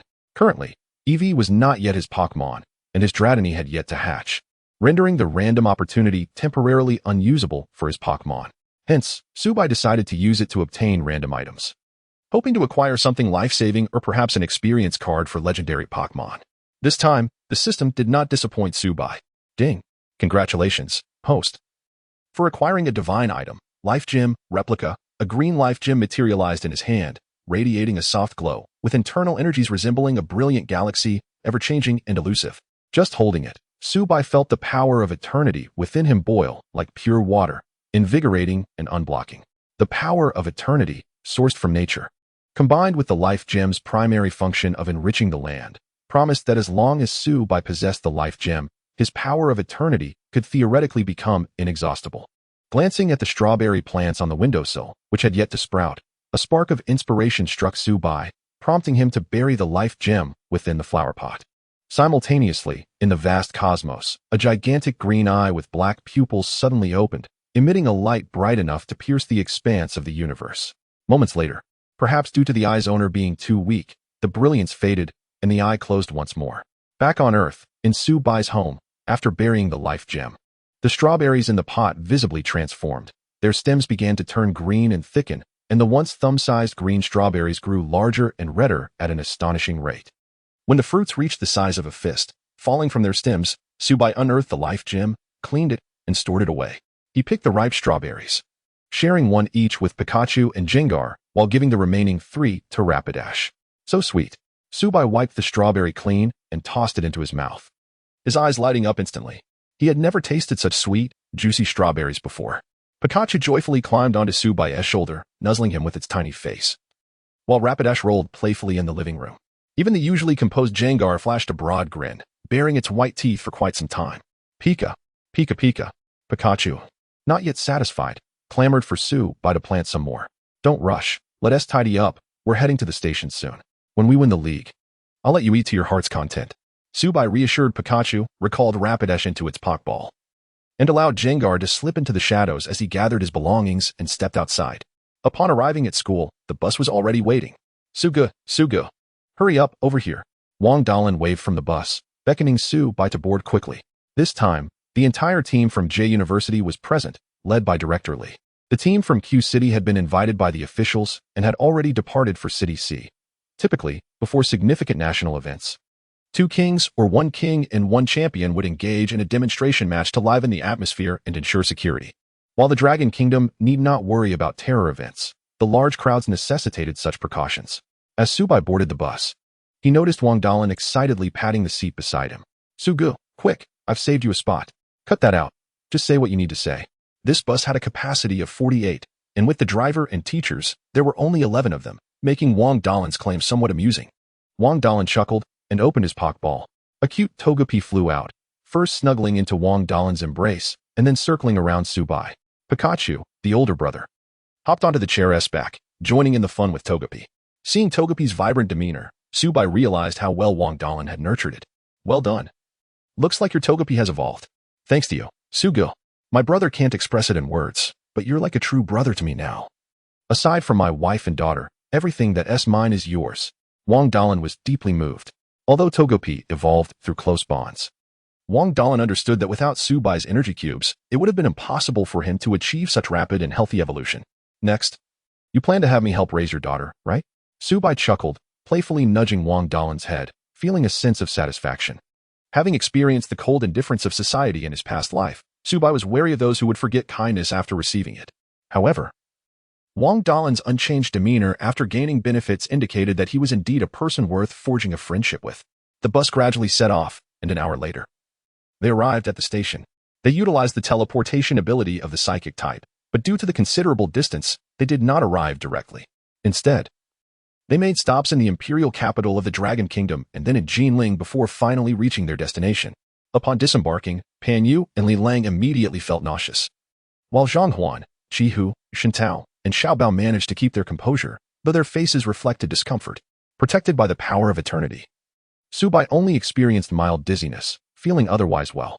Wang Dalin, beside him and shielded by Togepi's mysterious presence, felt slightly unwell but was far better off than the others. As for Director Li, Hua Silai, and Feng Yuan, they were completely unfazed. These 3 often traveled long distances and had protective measures in place.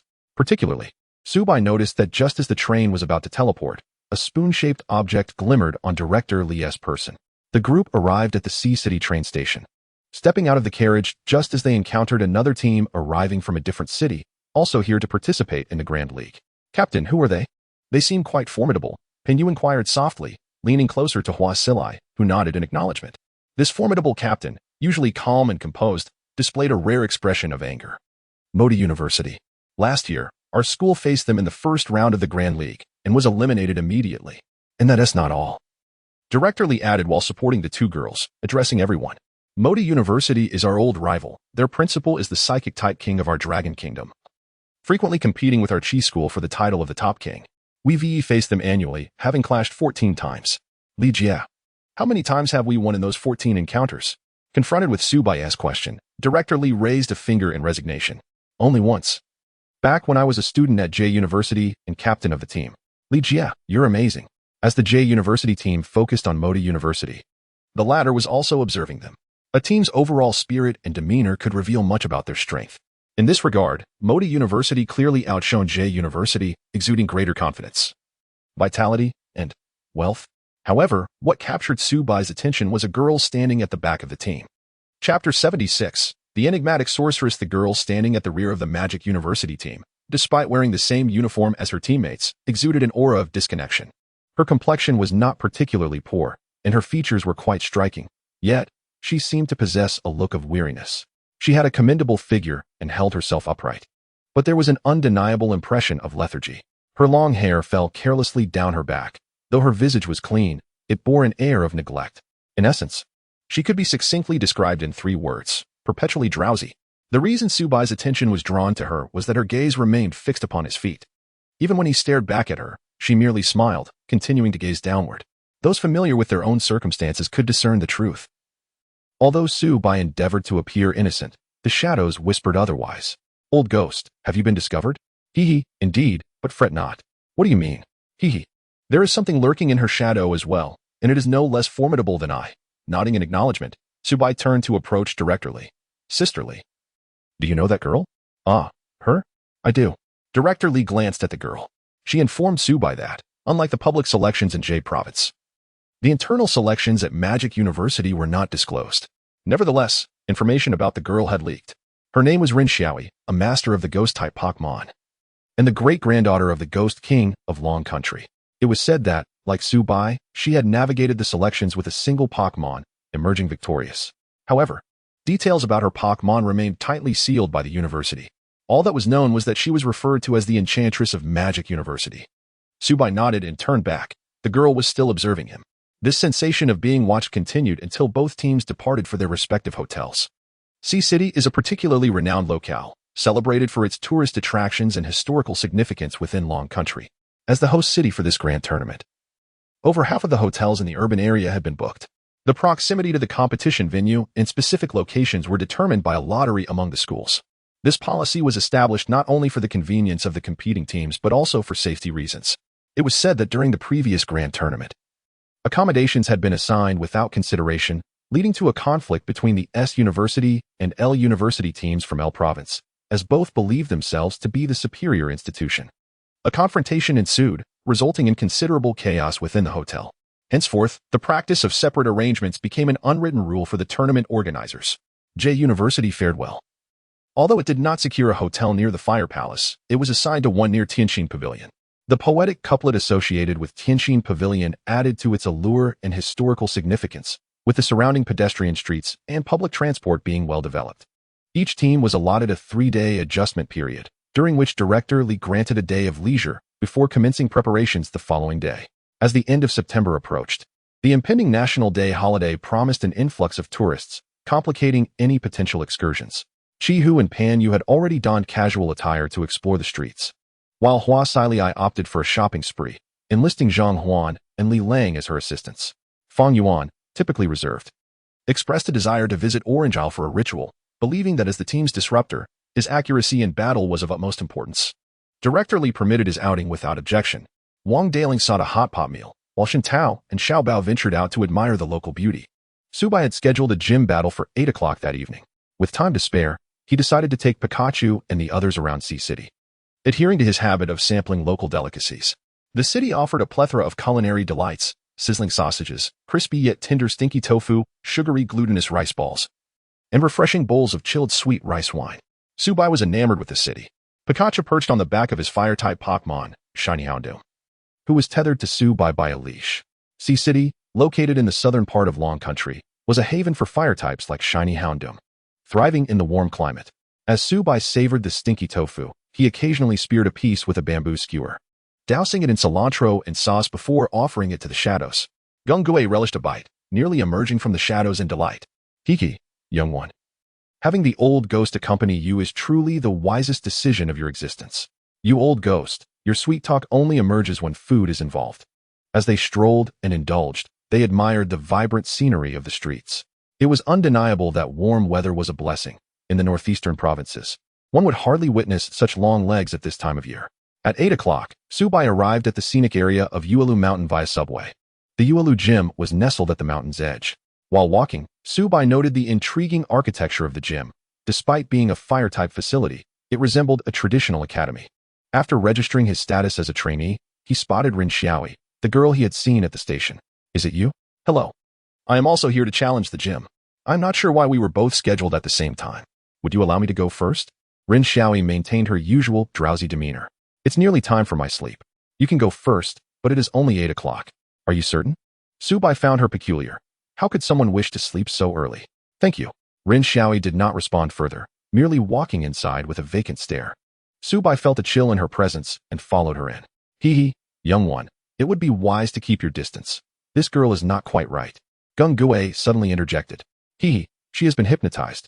Hypnotized? Keep your voice down. Gungue revealed that the entity lurking in Rin Xiaoi's shadow was responsible for her state. However, this form of hypnosis posed no harm to her. It merely rendered her perpetually drowsy.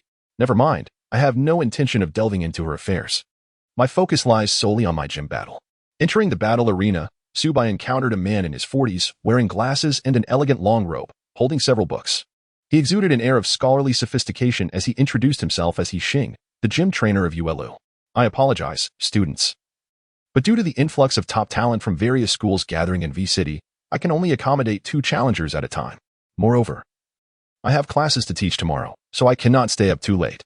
I will expedite the battle as swiftly as possible. My sincerest apologies. The demeanor of this teacher, he was notably humble, embodying the adage that one should never strike a smiling face. Subai held a deep respect for teachers and assured him that there was no issue.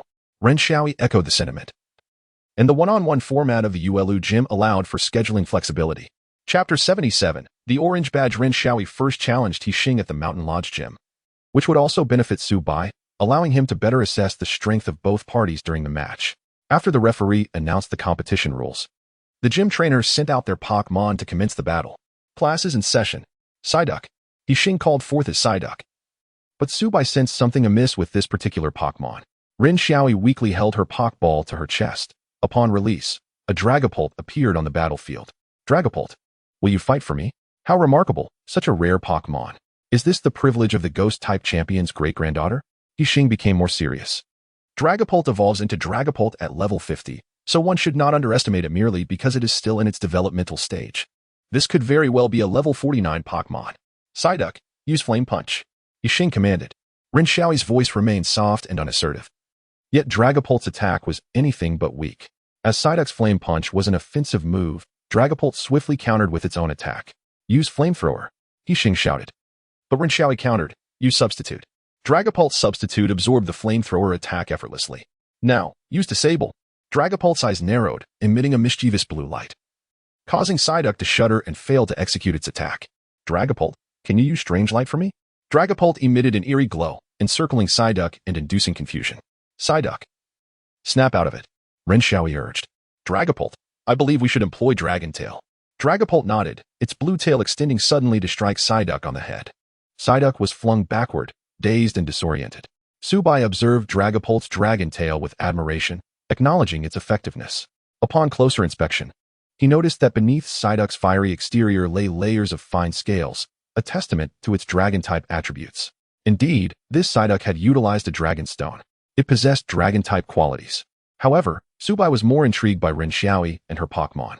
Although her commands appeared timid and meek, each instruction was executed flawlessly by Dragapult, demonstrating the profound trust between them.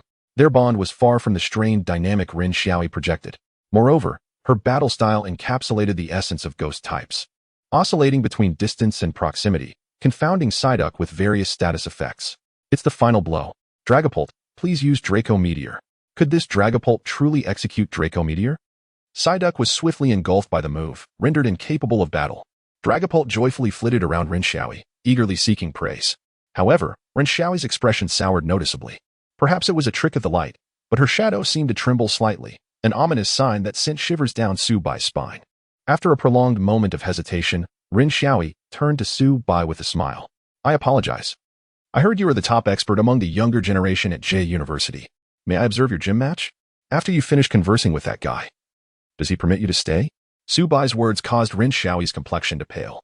Her shadow began to quiver, as if an ancient spirit within was warning her. Nearly transforming into a Jengar to protect Su Bai. Su Bai regarded Rinxiaoyi with a gentle smile.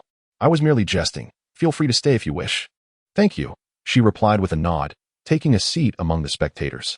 Hixing cast a glance at Rinxiaoyi and her shadow, quietly positioning a Pokeball at his side. After a 5-minute intermission, with no movement from Rinxiaoyi's side, Su Bai and Hixing commenced their gym battle.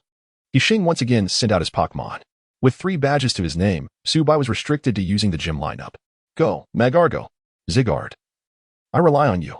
Su Bai called forth Zygarde, reserving Pikachu as a trump card. The imposing Zygarde elicited envy from Hixing. Though Houndour was commonplace in the Dragon Kingdom, Zygarde was a rarity, especially given the scarcity of high-grade firestones, even for a fire-type gym leader like Hixing Magcargo. Use Yawn. Zygarde dig. Zygarde deftly evaded the Yawn attack, prompting Hixing to command Magcargo to sense vibrations through the ground. Unfortunately, Zygarde's digging technique was honed under the guidance of Cynthia's Garchomp, making it exceptionally swift. Before Magcargo could react, Zygarde propelled it skyward with a powerful strike. Use Quick Attack. Zygarde's Quick Attack incapacitated Hixing's Magcargo. Well done, Zygarde.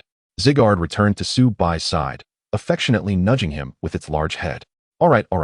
I know you're happy, but please, it's quite warm, my fiery friend. Though it was nighttime, the warmth of City C lingered. And being cuddled by such a substantial fire-type Pokemon was indeed sweltering, despite Zygarde's comforting fur. Hixing sighed. A rueful smile gracing his lips as he handed the orange badge to Su Bai. This was his first time facing 2 consecutive defeats so decisively. Are today's university students truly this formidable? He pondered, contemplating the challenges he would continue to face from such students, leading him to consider temporarily closing the gym. Congratulations. This is proof of your victory at the Mountain Lodge Gym. The orange badge.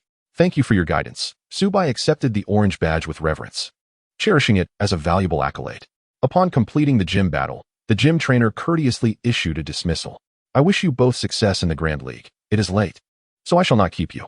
The two nodded and exited the Mountain Lodge Gym. However, once outside, Rinxiaoyi's demeanor seemed somewhat off.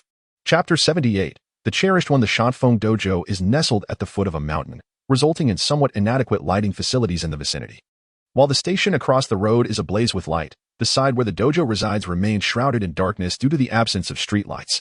Although it does not reach the point of being utterly pitch black, there exists a palpable sense of being enveloped by obscurity. Su Bai walked behind Rinxiaoyi, observing as she hesitated to take a step forward, recoiling instead.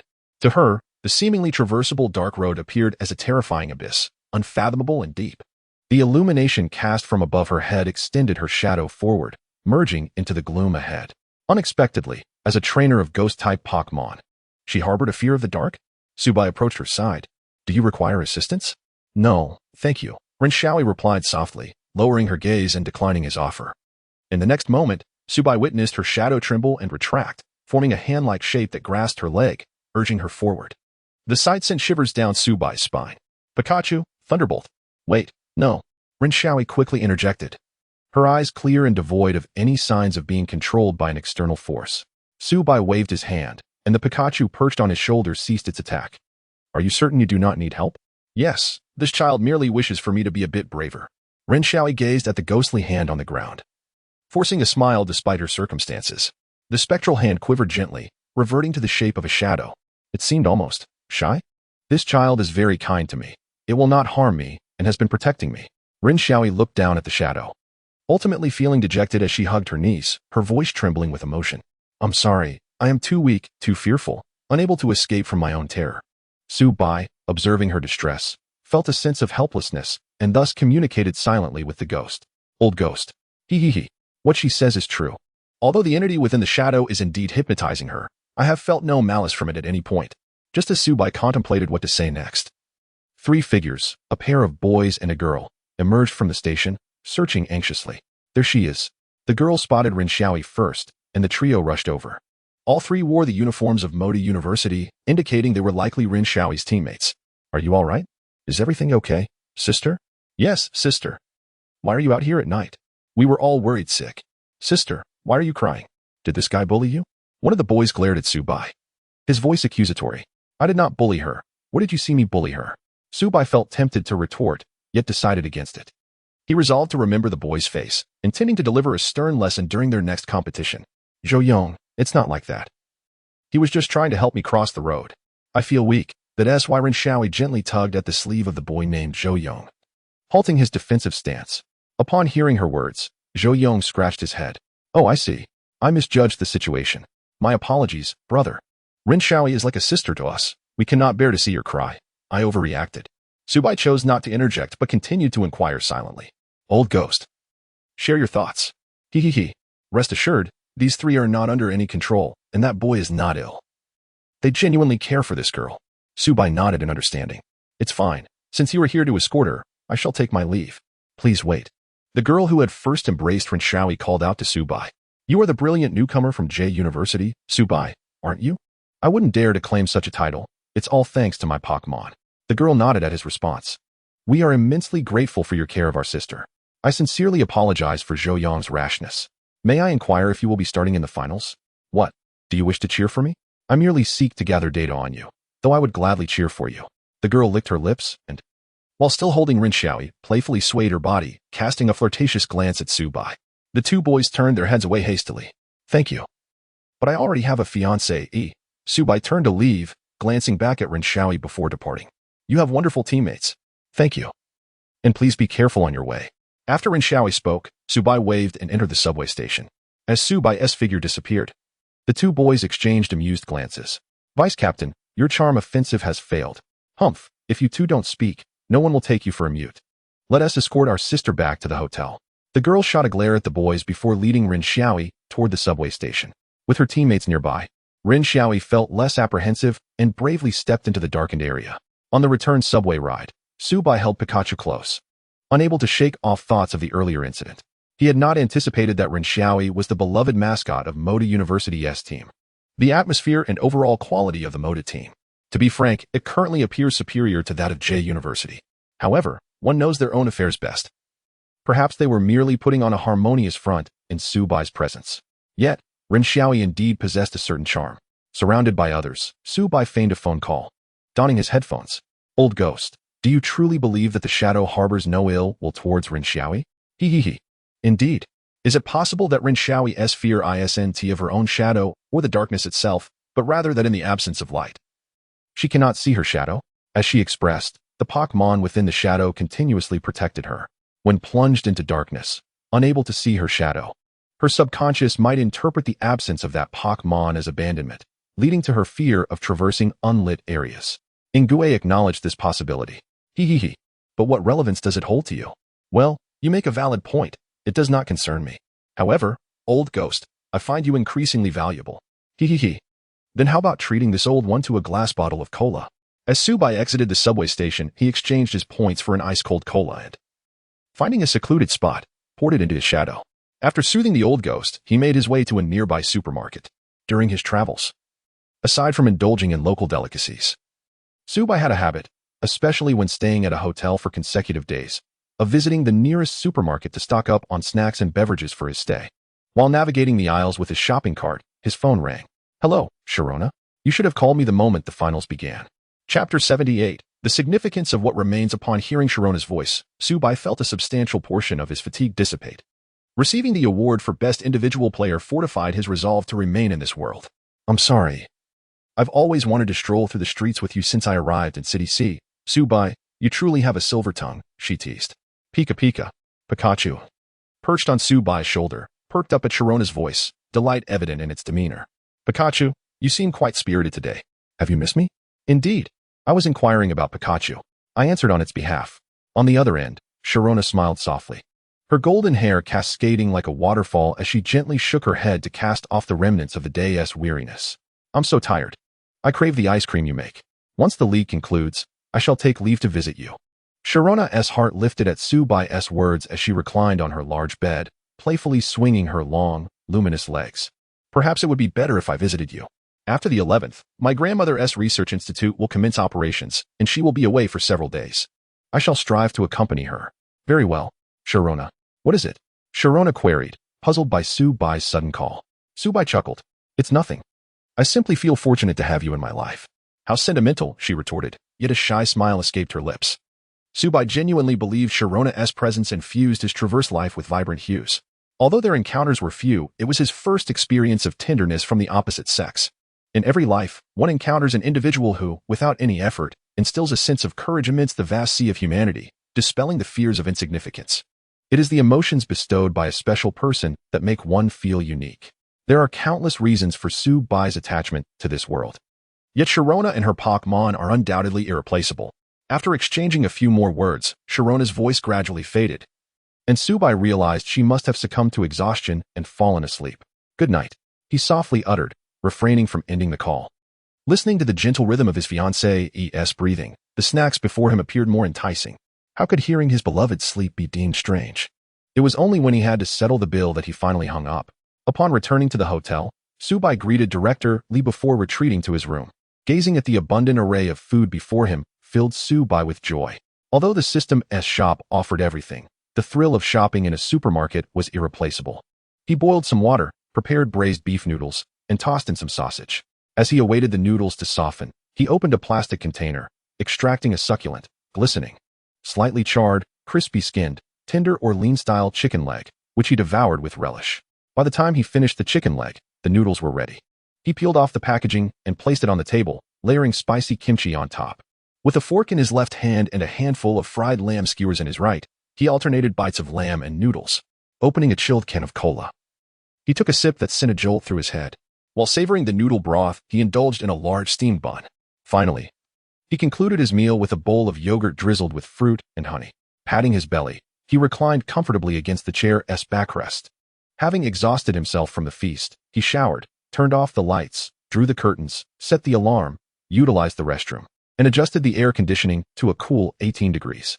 Su-Bai struggled to climb into bed with Pikachu, resolutely refusing to emerge again. He even nudged the dog off the bed as he settled in. While enjoying a slice of watermelon, Su-Bai perused a novel on his phone. The device slipped from his grasp, landing on his face, and he closed his eyes, signaling the end of the day. In matters of indulgence, Su-Bai never practiced restraint. With the strength of a steadfast health regimen and detoxifying elixirs, he dismissed any concerns about maintaining a physique, relishing whatever brought him joy without hesitation. He believed that as long as he caused no trouble for others, he could cherish his vices. This philosophy not only brought him joy, but also represented a way to treasure his existence in this world. Reflecting on the year ahead, he dreaded the thought of being sent back if he failed his mission, a return to a life devoid of Pokémon. Without the beauty and invincibility of his fiancée, and facing parents who were unsightly to him, forced to toil endlessly for meager earnings and deprived of indulgences, filled him with despair. Su-Bai felt an overwhelming urge to burst into the league venue and declare, "I shall conquer them all." In his dreams, Su-Bai found himself back in his previous home, awakening in his bedroom. How did I return here? Pikachu. Pikachu. Dog. Gengar. Where are you all? He exerted great effort to call out, but received no reply. In the blink of an eye, the bed transformed into a massive scale. 100, 200, 300, 400, 500. The numbers continued to fluctuate. The echo of "you've gained weight again" reverberated in Su-Bai's ears. As he covered his ears to escape the scale's torment, a crowd of indistinct faces suddenly surrounded him, pointing and whispering. Pathetic, single, uneducated, unattractive, a parasite, a loser, ugly, short, poor. A cacophony of derisive voices assaulted Su-Bai's mind, relentless and inescapable. The sounds of overdue payments and deductions bombarded his consciousness, while scornful, pitying, and mocking gazes pierced him like arrows. Thud. Su-Bai, overwhelmed by the intensity of the dream, rolled off the bed. Fortunately, his speedster dog was nearby, and he landed without injury. Gasping for breath, he wiped the sweat from his brow, grasped the dog's fur beneath him, glanced at Pikachu, and then at Gengar, finally realizing it had all been a nightmare. Seeing the dog's forlorn expression, Su-Bai cradled its head, offering heartfelt apologies. "I'm so sorry, so sorry." He filled 2 large bowls with Pokémon food for the speedster dog, who forgave him. Checking his phone, he noted the time, 7:30 a.m. the next day. He pulled back the curtains, allowing the sunlight to flood in. The warm rays enveloped Subai, prompting a long exhale of relief. From this day forward, the university's team would commence training and strategizing. However, even during practice, the intensity would not be excessive. As previously agreed, Subai would be a starter. To prepare, he had even taught his speedster dog the move Sunny Day. At noon, Director Lee returned with the results of the draw. J University's first match was scheduled for 9 o'clock 2 days hence, against Langzhou Pokémon University. Langzhou Pokémon University had reached the top 64 in the previous year's tournament, boasting a historical record of finishing as runners-up. All must remain vigilant, especially you.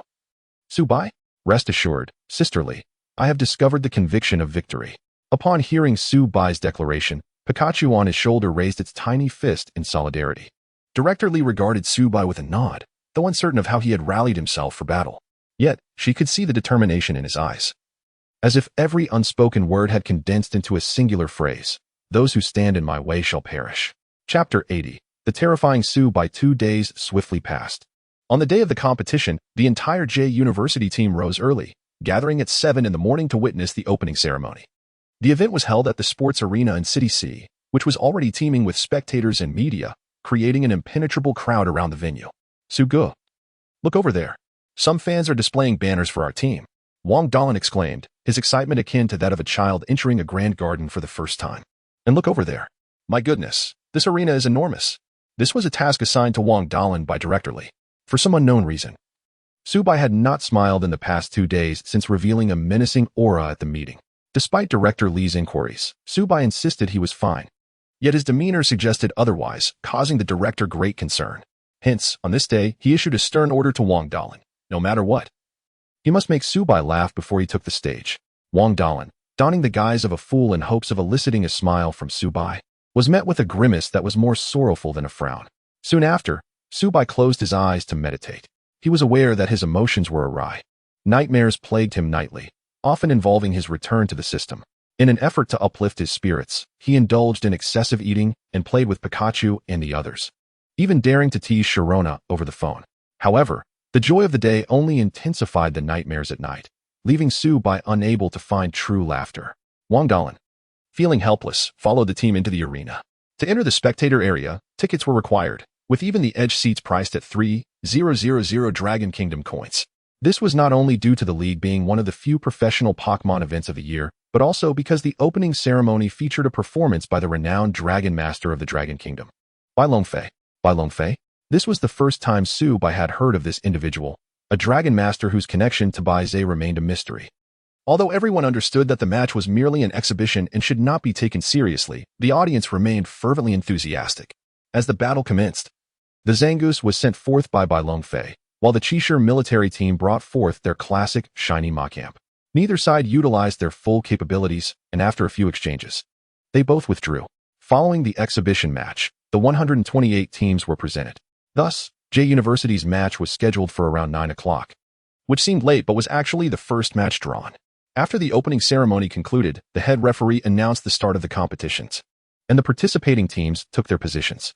Amidst the audience's applause, the large screen was split in two, illuminating the emblems of both teams, followed by the introduction of the coaches and players.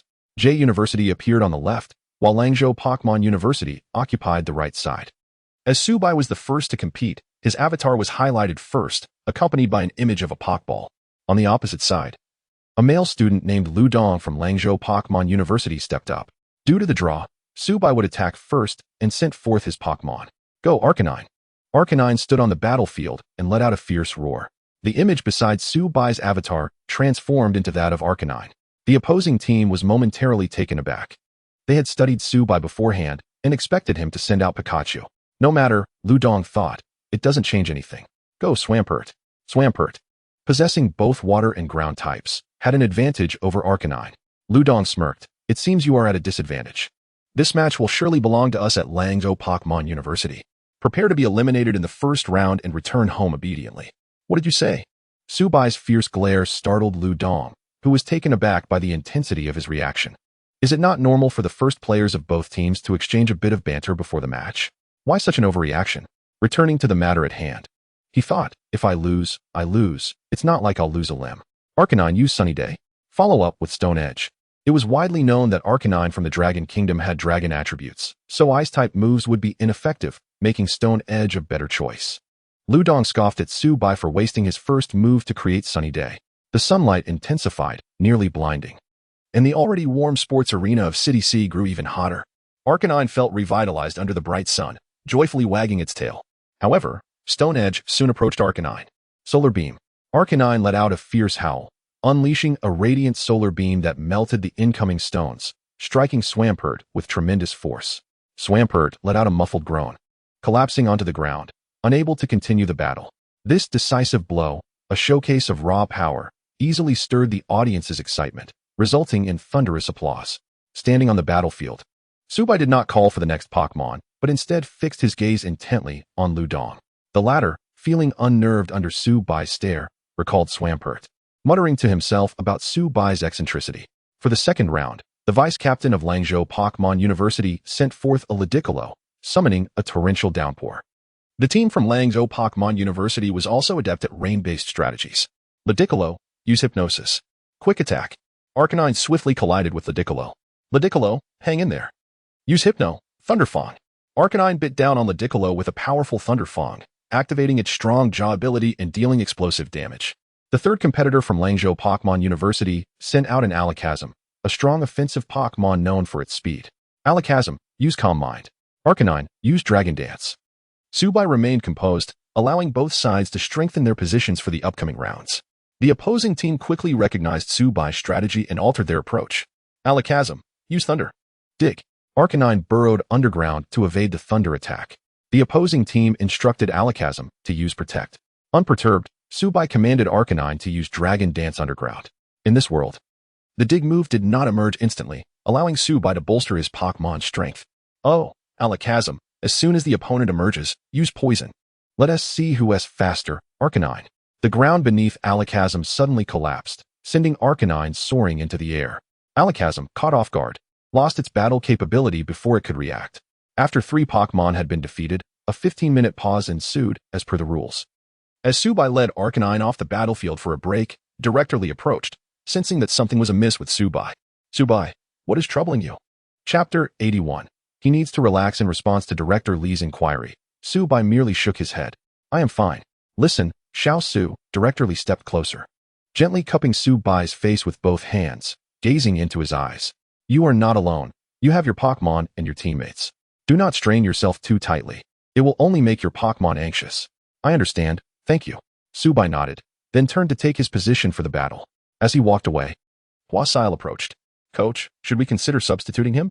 Never mind, Director Lee chuckled helplessly.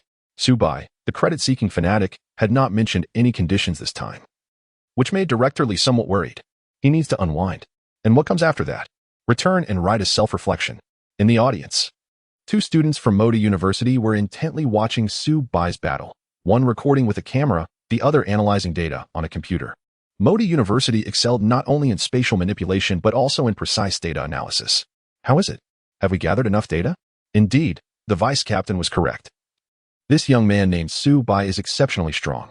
Based on the damage inflicted by the previous Thunder Fang, the biting power of this Arcanine far exceeds average levels, estimated to reach 35%. Does that mean we must prepare for this Arcanine to carry Crunch? Yes. The Pokémon of Mota University's team predominantly belonged to the Psychic, Fairy, and Ghost types, which had always been cautious of Dark-type moves. The 2 students exchanged serious glances, began to pack their belongings, and prepared to move to another venue. The organizers of the Grand League had set up 4 sub-venues at Sea City Stadium, utilizing light walls and reflective barriers, along with temporary partitions, allowing 4 matches to occur simultaneously. This year, the Grand League altered its format, transforming the initial rounds into a comprehensive point system, transitioning to elimination rounds only after the top 8, resulting in less brutality in the early stages, yet requiring each team to compete far more than anticipated. In the first round, 128 teams would each compete in 3 matches. The 64 teams with the highest points would advance. The same format would apply to the second and third rounds until the top 8 were determined. Although this system extended the league's duration significantly, it tested teamwork and strategy, benefiting the students' overall performance and providing an opportunity for historically underperforming teams to avoid early elimination. As the 4th contestant from Langzhou Spirit University stepped onto the stage, the competition resumed. Facing Subai's Arcanine, Lango Spirit University urgently adjusted their strategy. Winning the first match seemed unlikely, but they were determined not to be completely shut out. They resolved to take down the Arcanine, even if it meant sacrificing their entire team. The fourth contestant was a young woman who sent forth a fairy-type Aromatisse. Upon its entrance, the Misty Terrain was activated. Aromatisse, use Moonblast. Arcanine, dodge with Quick Attack and follow up with Flare Blitz. Subai intended for a swift resolution against the fairy-type Aromatisse, denying it any chance to retaliate. The Quick Attack evaded the Moonblast, and Arcanine erupted in flames, forming a fiery projectile that charged towards Aromatisse. With a resounding boom, the entire arena was engulfed in black smoke. As the smoke cleared, Aromatisse lay incapacitated on the ground. In the audience, the two students from Moda University had yet to leave. Upon witnessing this scene, they exchanged concerned glances, their expressions grave. The computer emitted a notification sound, and a dialog box appeared, indicating that the power of Arcanine's Flare Blitz had exceeded the threshold they had set, resulting in an estimation failure. Arcanine had evolved using a superior fire stone gifted by Dawu, and its nurturing process included various nutritional supplements provided by Cynthia. The Pokémon was fed 8 meals a day of premium Pokémon food and elite energy cubes. Its energy levels had long surpassed the normal limits, resulting in a skill power that far exceeded the ordinary. Both students from Moda University acknowledged that they had underestimated Subai's strength, especially considering it was still raining. They were relieved they had delayed their departure, promptly re-establishing their equipment and adjusting their thresholds. Subai glanced at the audience, a cold smile gracing his lips. Fools, do you think I will use Flare Blitz again? During the intermission, Subai had noticed these two individuals in his previous life. He had detested players who came merely to observe and strategize against his team. Seeing them about to leave, he decided to employ Flare Blitz only after they had departed. Thinking, if you wish to watch, then I shall give you a proper display. However, the true limit of his Arcanine's power could not be so easily measured. Return, Aromatisse. The girl showed no signs of disappointment. Her objective had been achieved. The battlefield became enveloped in an eerie blue haze, and then a cube of blue light ascended, gradually fading away until it vanished. Aromatisse had activated the trick room at the last moment. The situation became increasingly intense, as the existence of the trick room was not favorable for Subai. Lango Spirit University's fifth contestant was the team captain, a serious fourth-year male student. I must commend you, however, your Arcanine's journey ends here. Go, Carbink. A sparkling little Carbink appeared on the battlefield. Carbink, use Euro Ball. Defend. Under the trick room, Carbink moved with remarkable speed, prompting Subai to command Arcanine to use Protect to block Carbink's Euro Ball. Arcanine was already fatigued, and having taken recoil damage from Flare Blitz, Subai was reluctant to let it endure unnecessary harm, even if the effects of Euro Ball were less than optimal. Moreover, the brilliance and sharp angles of Carbink's diamonds indicated a high level, and the vast speed differential between Carbink and Arcanine would enhance the power of the Euro Ball. Subai preferred not to take that risk. His caution proved justified, as Euro Ball cracked through the Protect. Tricked. Carbink, use Stone Edge. Quickly, burrow underground. Realizing he had been outmaneuvered, Subai understood that the opponent had initiated Euro Ball to bait out his Protect. He could not afford to gamble on the second layer of protection and could only hope Arcanine could escape by digging. Regrettably, with the dual enhancements of Misty Terrain and Trick Room, Carbink was far too swift. Stone Edge struck Arcanine before it could burrow into the ground. The canine let out a wail, feeling the sharp stones rain down upon its back, leaving visible wounds. Rock-type moves inflicted significant damage on Arcanine. Nevertheless, Arcanine persevered and burrowed underground. Carbink, use Iron Defense. An impressive strategy as Carbink significantly boosted its defenses. The Misty Terrain faded, and Arcanine burst forth from the ground, launching Carbink into the air. Simultaneously, the trick room was about to dissipate. Carbink, use Stealth Rock. Not a chance. Arcanine, use Iron Tail. Arcanine swung its luminous tail, sending Carbink flying away. Chapter 82. You foolish dog. The small diamond, devoid of any space for tricks, was no match for the swift Windhound. With a single, devastating blow from its iron tail, it rendered the small diamond incapable of further combat. However, the Windhound itself was panting heavily. Directorly stood up with a sense of satisfaction. Subai, switch out the Windhound. Subai nodded in agreement, aware that the Windhound was gravely injured. The earlier opponent, a bullfrog, had clearly been equipped with damp rocks, and the incessant rain had exacerbated the situation. The real world bears no resemblance to games. Weather, terrain, and space are not bound by fixed turns. Duration and the potency of weather depend on the Pokémon's strength and level. However, items like damp rocks indeed serve to amplify effects. Subai contemplated using Morning Sun to restore the Wind Hound's stamina. But that would require 2 turns under clear skies, a trade-off not worth making. Moreover, it was evident that the opposing team was targeting him. And there was no need for the Wind Hound to sustain further injuries. Having already taken down 5 opponents, the 6th was inconsequential. As Subai pondered this, the northwest corner of the arena erupted with the school song of Magic City University. The audience near the 4th sub-venue erupted in enthusiastic applause and cheers. The match at the 4th sub-venue saw Magic City University triumph over Southwest Pokémon Academy with a score of 6-0, thanks to Rin Xiaoyi's solo performance, which propelled her to the top of the individual leaderboard, surpassing Subai. Subai glanced at the large screen, his brow furrowing in concentration, and made a decision without hesitation. Windhound, return. The Windhound barked, panting as it got up, shaking off droplets of water and shaking its head. It was still ready to fight. Listen, come back. If you continue, you will get hurt. The Windhound howled defiantly, resolutely refusing to leave the field, its head bobbing like a rattle. It did not understand why, but it sensed Subai's desire to battle one more opponent. It was willing to fight on for Subai. Beep, beep, beep. The referee blew a sharp, urgent whistle. Though the referee felt a pang of sympathy, he had to prompt Team J to make a swift decision, to switch Pokémon or continue.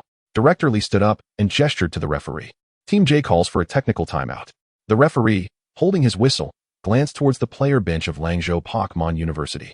During matches, each team is entitled to a timeout of 1 minute, typically used to delay the opponent's weather conditions or to buy time against a potential knockout. However, requesting a technical timeout requires the opposing team's consent, making it rarely successful. Moreover, throughout the entire league, each team is limited to 3 timeouts. The coach of Langzhou Pokémon University, sporting a grizzled beard, stood up and nodded with a wry smile. They consented to the timeout. For a moment, the hound and its trainer stood in the rain, undisturbed. The Wind Hound howled anxiously, and although no one but Subai understood, its urgency was evident.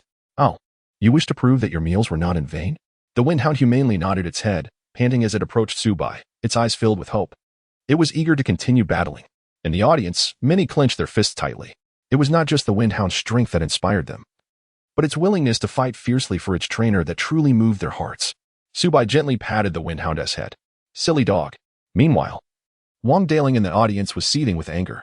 Coach, are you really going to let these fools bully my Subai? Sub me in. I'll take them on. Why are you barking?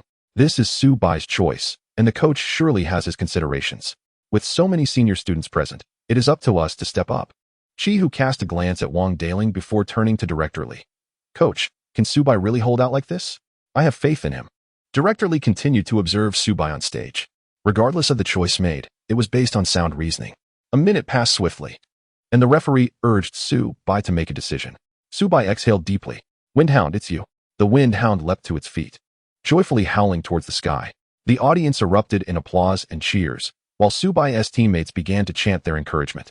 The final competitor from Langzhou Pokémon University, their vice-captain, stepped forward. They had agreed to the timeout and received the audience's respect in return, earning a round of applause. You are indeed strong, truly formidable. But this is where it ends. We, Langzhou Pokémon University, cannot be shut out. Go forth, my Pokémon. The opponent unleashed their Pokémon, a Blastoise. Simultaneously, the dark clouds began to dissipate, and the rain finally ceased. Just as everyone sighed in relief for Subai, the vice-captain issued a command.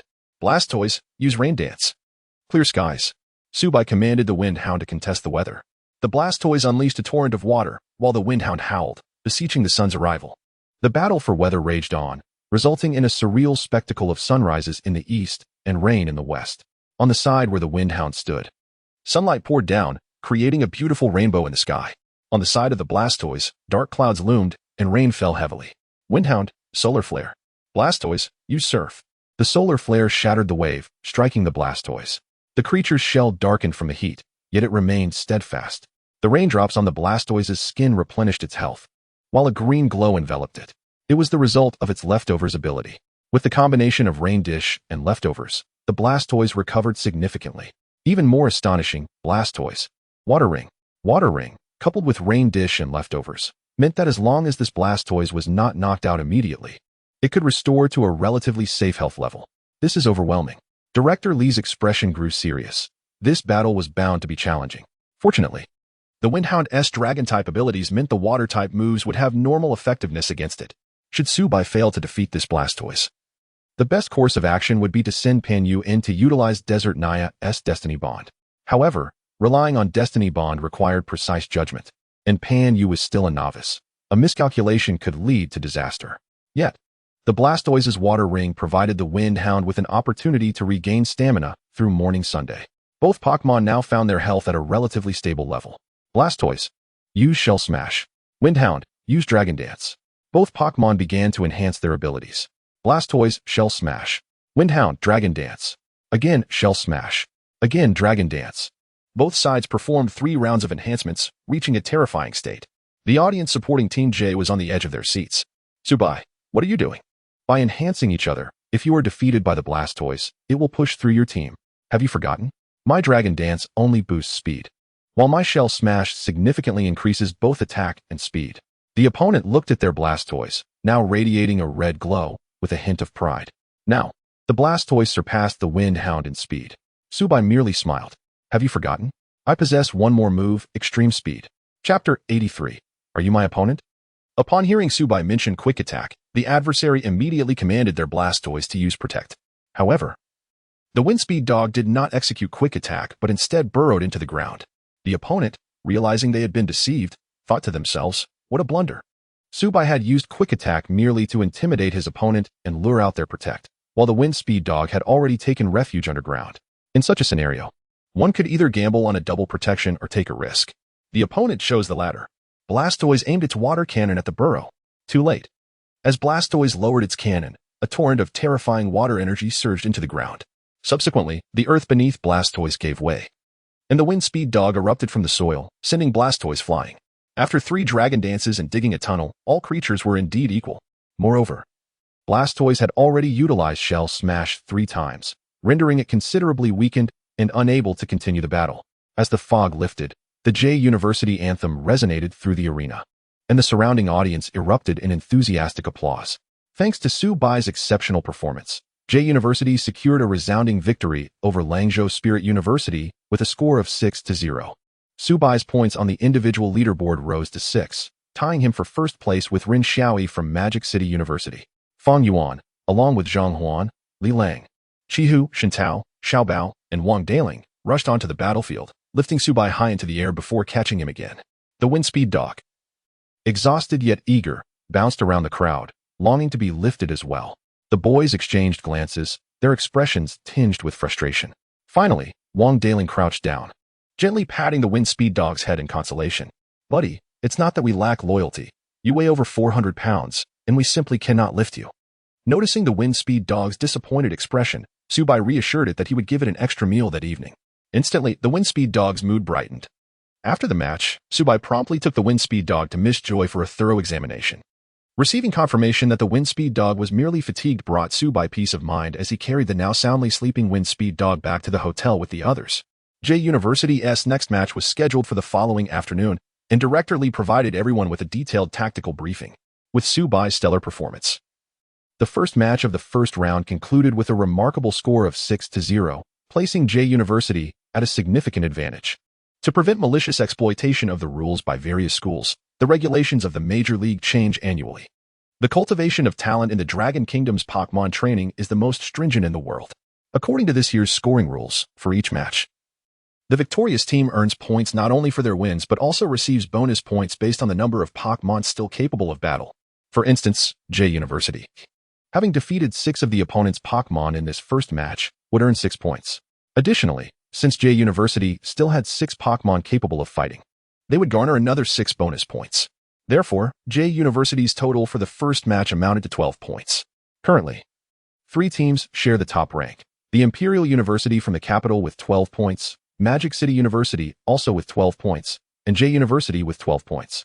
However, Magic City University and J University achieved this through the performances of Rin Xiaoyi and Subai, while Imperial University relied on substitutions and tactics. Subai, you should rest well for the next match. There's no need for you to play, Director Lee stated. Subai immediately stood up from his chair. Why?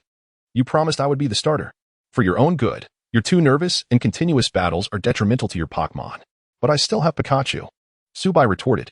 Subai, I don't know your reasons, but the J University team is a collective effort, not just your individual endeavor. Overexerting yourself in consecutive battles Don't you think your Pokémon deserve better? I know my own Pokémon well. I want to push it, but I know Pikachu can handle the field. Director Lee and Subai stood firmly in their positions, while the other team members quivered in anticipation. Though Director Lee was known for his good temper, he had never encountered anyone quite so defiant. Subai, Director Lee is acting in your best interest. Quickly apologized to him. Zhang Huan interjected, attempting to mediate. However, Chihu's words were far less civil. Don't think that just because you've gained a few points, you can disregard the coach's orders. Can you when relying solely on yourself? What is it to you? What do you mean a few points? Could you do better? You're the coward who can't even make it to the field. Subai dismissed Chihu entirely, his words striking a raw nerve. If not for Subai taking the starting position, Chihu would have been the one in the spotlight. In a fit of anger, Chihu seized Subai by the collar. Pikachu, perched on Subai's shoulder, leapt onto Chihu's hand, delivering a sharp bite to his thumb. Chihu yelped in pain, blood immediately oozing from the wound. Pikachu swiftly returned to Subai's shoulder, sticking out its tongue at Chihu. Panyu, witnessing Chihu's injury, took out her Pokeball and released her Sandshrew. Everyone stop it, Director Lee bellowed, summoning a Gardevoir to separate the two sides, its immense psychic power carving a deep scar into the marble floor. The residual force sent Sandshrew reeling, rendering it unable to battle. Pikachu has high special defense. It merely shook its head. Take your Pokémon for treatment. If this happens again, you are out. Director Lee stated sternly. Panyu hurriedly cradled her Sandshrew and rushed out of the meeting room, fighting back tears, while Chihu quickly followed, clutching his injured hand. Subai also left, holding Pikachu, but before exiting, he addressed everyone. I can sit out, but if anyone threatens my standing as the top individual, I will have no choice but to step onto the field. Otherwise, Subai cast a sweeping glance around the room. Don't blame me for incapacitating your Pokémon. Subai, don't go too far. Hua Silai stood up, initially reluctant to intervene, but Subai's arrogance was intolerable. Subai remained unperturbed. Including you, haven't we yet had our battle? Are you my opponent? After speaking, he acknowledged Director Lee, whose expression was darkened, and then turned, cradling Pikachu as he retreated to his room. Once Subai left, Hua Silai kicked over a table in frustration and then glanced at Director Lee. Director, how has Subai become like this? And why don't you let him play again? Don't you want him to achieve the best individual award this year? I'm doing this for his own good. He is too anxious. When a person is blinded by stress, they often overlook many things. If he continues as a starter, he will likely be targeted in upcoming matches. What if Pikachu or Wind Speed Dog sustains serious injuries? Director Lee sighed deeply. This lad truly was a handful, unafraid to speak his mind. Besides protecting Subai, Director Lee also considered the harmony of the team. It would be due to have Subai monopolizing the spotlight while others watched on. As the tension in the room began to dissipate, Wang Daling in the corner timidly raised his hand. If we can still talk, I'd like to say a few words. Chapter 84 Farewell to Sharona. Speak your mind. Who is stopping you? Huali glanced at Wang Dalan with irritation. Wang Dalan stood up, holding Pak Gigi. Coach, Captain, I believe that my brother Su is not the sort to jeopardize the safety of his Pokémon out of sheer impulse. Let us not forget. Prior to the appearance of the opposing Blastoise, Su intended to substitute his Arcanine, and that girl from Modu was quite formidable with her scores. If he feasts, he ought to at least allow us a sip of broth, right? Xin Tao cast a glance at Wang Dalan, although he had remained silent. It did not imply he lacked opinions. We are not merely appendages to Subai. To secure his own best personal record, he denies us the chance to participate. We are a team. How can he be so selfish? A group of ingrates. I didn't hear any of you complain when we won just now. Wang Dalan muttered under his breath, yet he dared not confront the seniors openly like Subai. After speaking, he turned and swiftly exited the conference room. Director Lee, feeling somewhat helpless, informed everyone to disperse. Wang Dalan's remarks reminded Director Lee that this year's circumstances were indeed unique, with a student from Moda University, Ren Xiaoi, vying for the best personal record. Yet why was it imperative for Subai to secure this accolade? Graduating from the 4th year would grant him immediate eligibility for the trainer qualification exam. Did he truly need to rush this year? Contemplating this, Director Lee pulled out his phone. Observing him make a call, the others recognized that further discussions would not yield results and began to depart. Inside the room, Subai stood beneath the shower, his head pressed against the tiles, the scorching water prompting him to take deep breaths. He understood that Director Lee had his best interests at heart. However, this goodwill was a burden he could not bear. He must attain this year's best personal record to become a certified trainer ahead of schedule. Outside the bathroom, Pikachu stood on a chair, looking forlornly at the tightly shut bathroom door. He. Rest assured, that kid is fine. I believe he can handle it, Pikachu reassured. Pika, I'm still quite worried, it added. Meanwhile, Arcanine lay on the ground, indulging in a feast. Before entering the shower, Subai had poured a large basin of premium energy cubes for Arcanine, topped with fresh milk from a large milk can. Arcanine was so engrossed in eating that it hardly noticed anything else. After a while, the bathroom door clicked open, and Subai emerged, wrapped in a towel. Pikachu. Pikachu rushed over, hugging Subai's leg. Don't worry, I'm fine. Subai picked up Pikachu and placed it on the chair, offering it a can of orange juice. After changing into clean leisurewear, Subai left with Pikachu, instructing Arcanine to rest well. Gengar was tasked with looking after Arcanine. Arriving at the restaurant on the first floor of the hotel, Subai presented his room card and entered with Pikachu. During the competition, teams were permitted to dine at their lodging hotels, typically enjoying the hotel's buffet. Subai grabbed a small pot, filled it with water, added a piece of tomato hot pot base, and began preparing for hot pot. After a morning of competition, not only Arcanine but Subai himself was ravenous. While waiting for the pot to boil, he first grabbed a large assortment of pre-cooked dishes. The synthetic steak, sold outside for 9 proportion, was charred on the outside yet tender within, and Subai took 2 slices, drenching them in black pepper sauce, alongside some enticing tomato meat sauce pasta and a golden, glossy fried egg. The steak didn't require cutting. After slicing a piece for Pikachu, he devoured a whole chunk. The pasta and fried egg followed suit. Although the buffet pasta was hard and cold, it was a source of carbohydrates, which brought joy. Consuming steak, pasta, and fried egg together brought about a singular delight unique to each dish, yet combined, it doubled the enjoyment. After finishing the assortment, he sipped a glass of soda, and the pot finally began to boil. The bubbling tomato soup emitted rich, appetizing aromas. Without hesitation, he tossed in beef or lamb, shrimp balls, fish balls, and crab roe dumplings. There was no need for finesse. For Subai, indulging in a hot pot meant throwing everything in and relishing the experience. As he waited for the pot to boil again, Subai stared blankly at the red soup. In a fleeting moment, doubt crept in. If he hadn't been so reckless during that great fire, would he have felt this urgency? Just then, someone plopped down opposite him. Kid, I heard you got into a spat with your teammates. Uncle Chi, Subai exclaimed, surprised to see Chi Shijun. After all, Chi Shijun had been a kind elder since Subai arrived in this world, and his presence brought a sense of stability. Upon hearing Chi Shijun's inquiry, Subai couldn't help but smile wryly. Did Sisterly report me? Your Sisterly is looking out for you. But what's the deal? Is a best personal award that crucial? Must you drag Arcanine into it to compete? Chi Shijun picked up the only fish roe dumpling from the pot and added it to his bowl. I'm having it. That dumpling is mine. Are you giving it back? Forget it. I'm disgusted by you. Subai picked up a hefty portion of meat, blew on it, rolled it in the dipping sauce, and popped it into his mouth. Delicious. Satisfying. Although this level of buffet didn't offer the finest meat, for Subai, the sheer satisfaction of eating heartily outweighed the quality of the meat. Pikachu, too, was swept up in the atmosphere, happily munching on fruit, radiating cuteness. Yet, the more heartwarming the scene and the more delectable the meat, the more conflicted Subai felt inside. His adorable Pokémon, their bodies that never gained weight, their truly free lives, and their bright futures, all of which would dissipate upon returning home. Just the thought of returning to a life of daily workouts, exhausting efforts to lose weight, the constant struggle of gaining weight from a mere bite of meat, a life of being broke, unremarkable, and aimless at home, made Subai clench his fists. You needn't advise me, Uncle Chi. I must secure that best personal award. I won't hinder you. I could never obstruct your progress, but do be cautious. Chi Shijun wiped his mouth and rose. Well then, that's enough of this. With that, Chi Shijun left. His abrupt departure surprised Subai, yet perhaps it was for the best, since Chi Shijun couldn't dissuade him.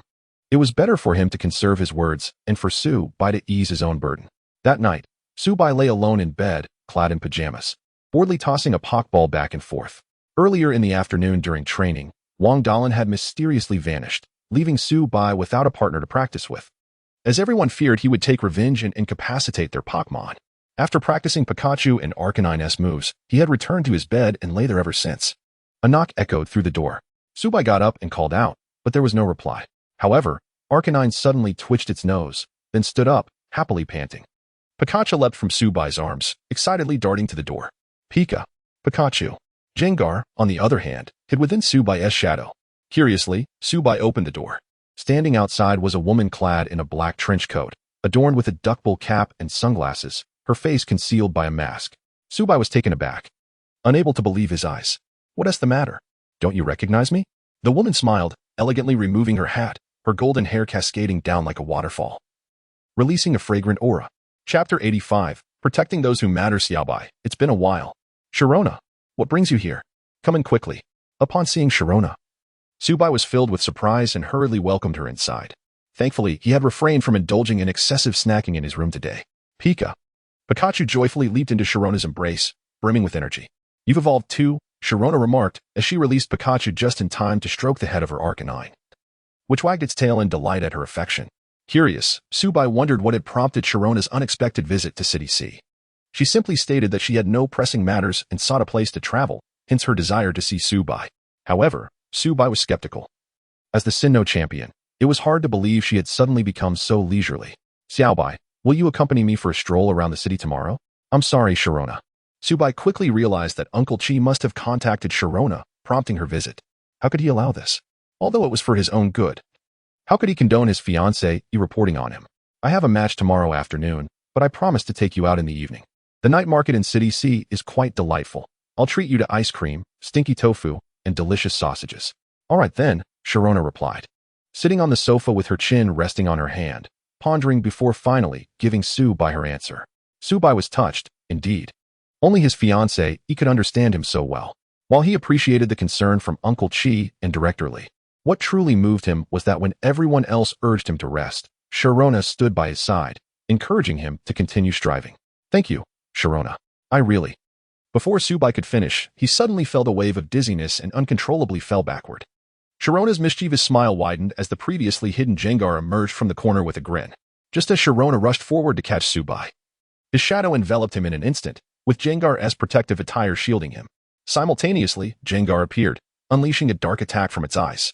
Florges quickly positioned itself in front of Sharona, blocking the dark energy with its presence.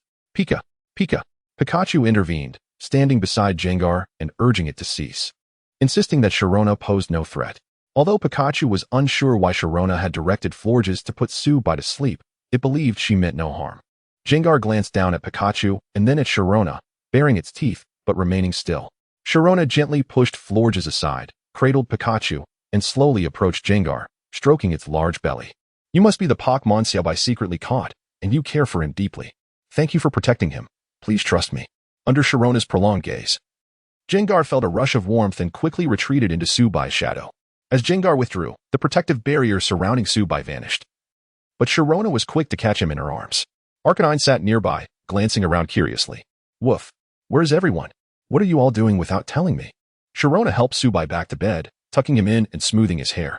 As she gazed at his sleeping face, a blush crept onto her cheeks. He looks rather handsome. When she had received a message from Chi City Military, Sharona was startled and promptly rode her Garchomp to the international airport in the Dragon Kingdom, flying directly to City C. To her surprise, Subai appeared quite anxious, his complexion somewhat haggard with bloodshot eyes. Skillfully, she retrieved energy cubes and poured some for Arcanine.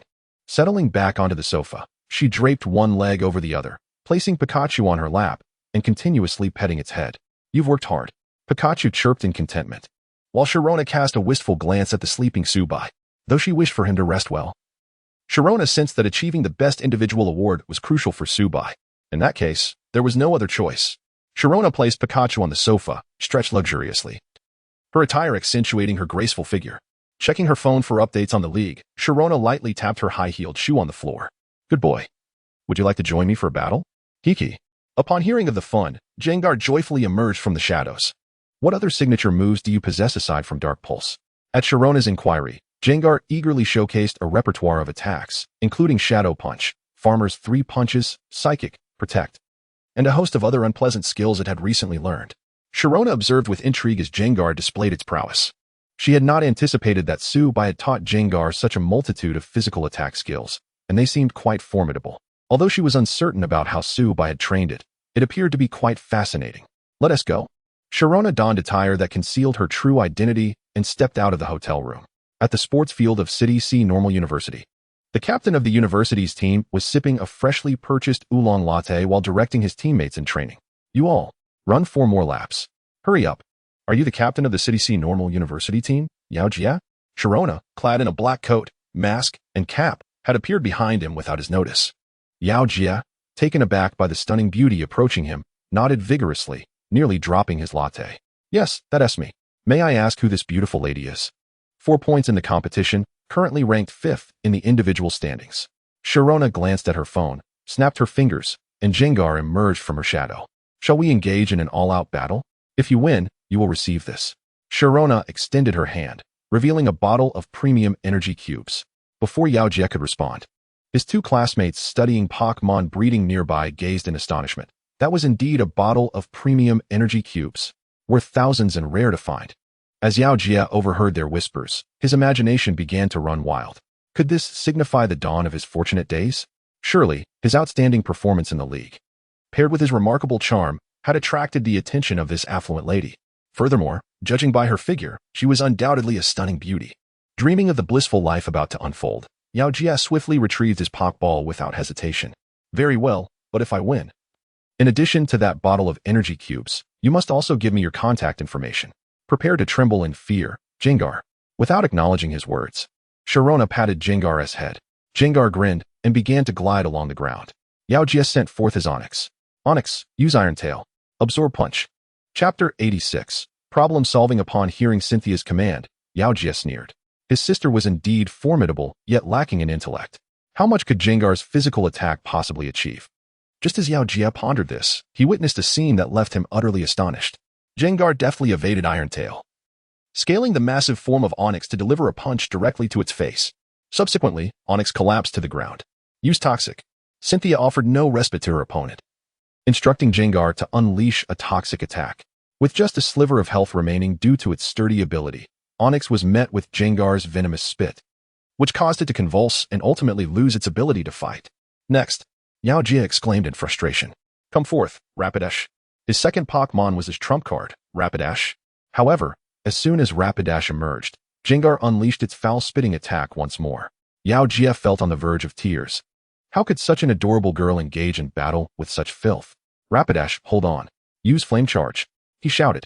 Cynthia, possessing a keen understanding of Pokémon battles, directed Jengar not to exert unnecessary control over Rapidash.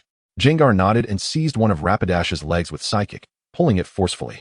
Rapidash was sent tumbling, rolling twice due to the sheer momentum. Cynthia chuckled coldly. Shadow Punch. With a swift motion, Jengar struck Rapidash, rendering it unconscious.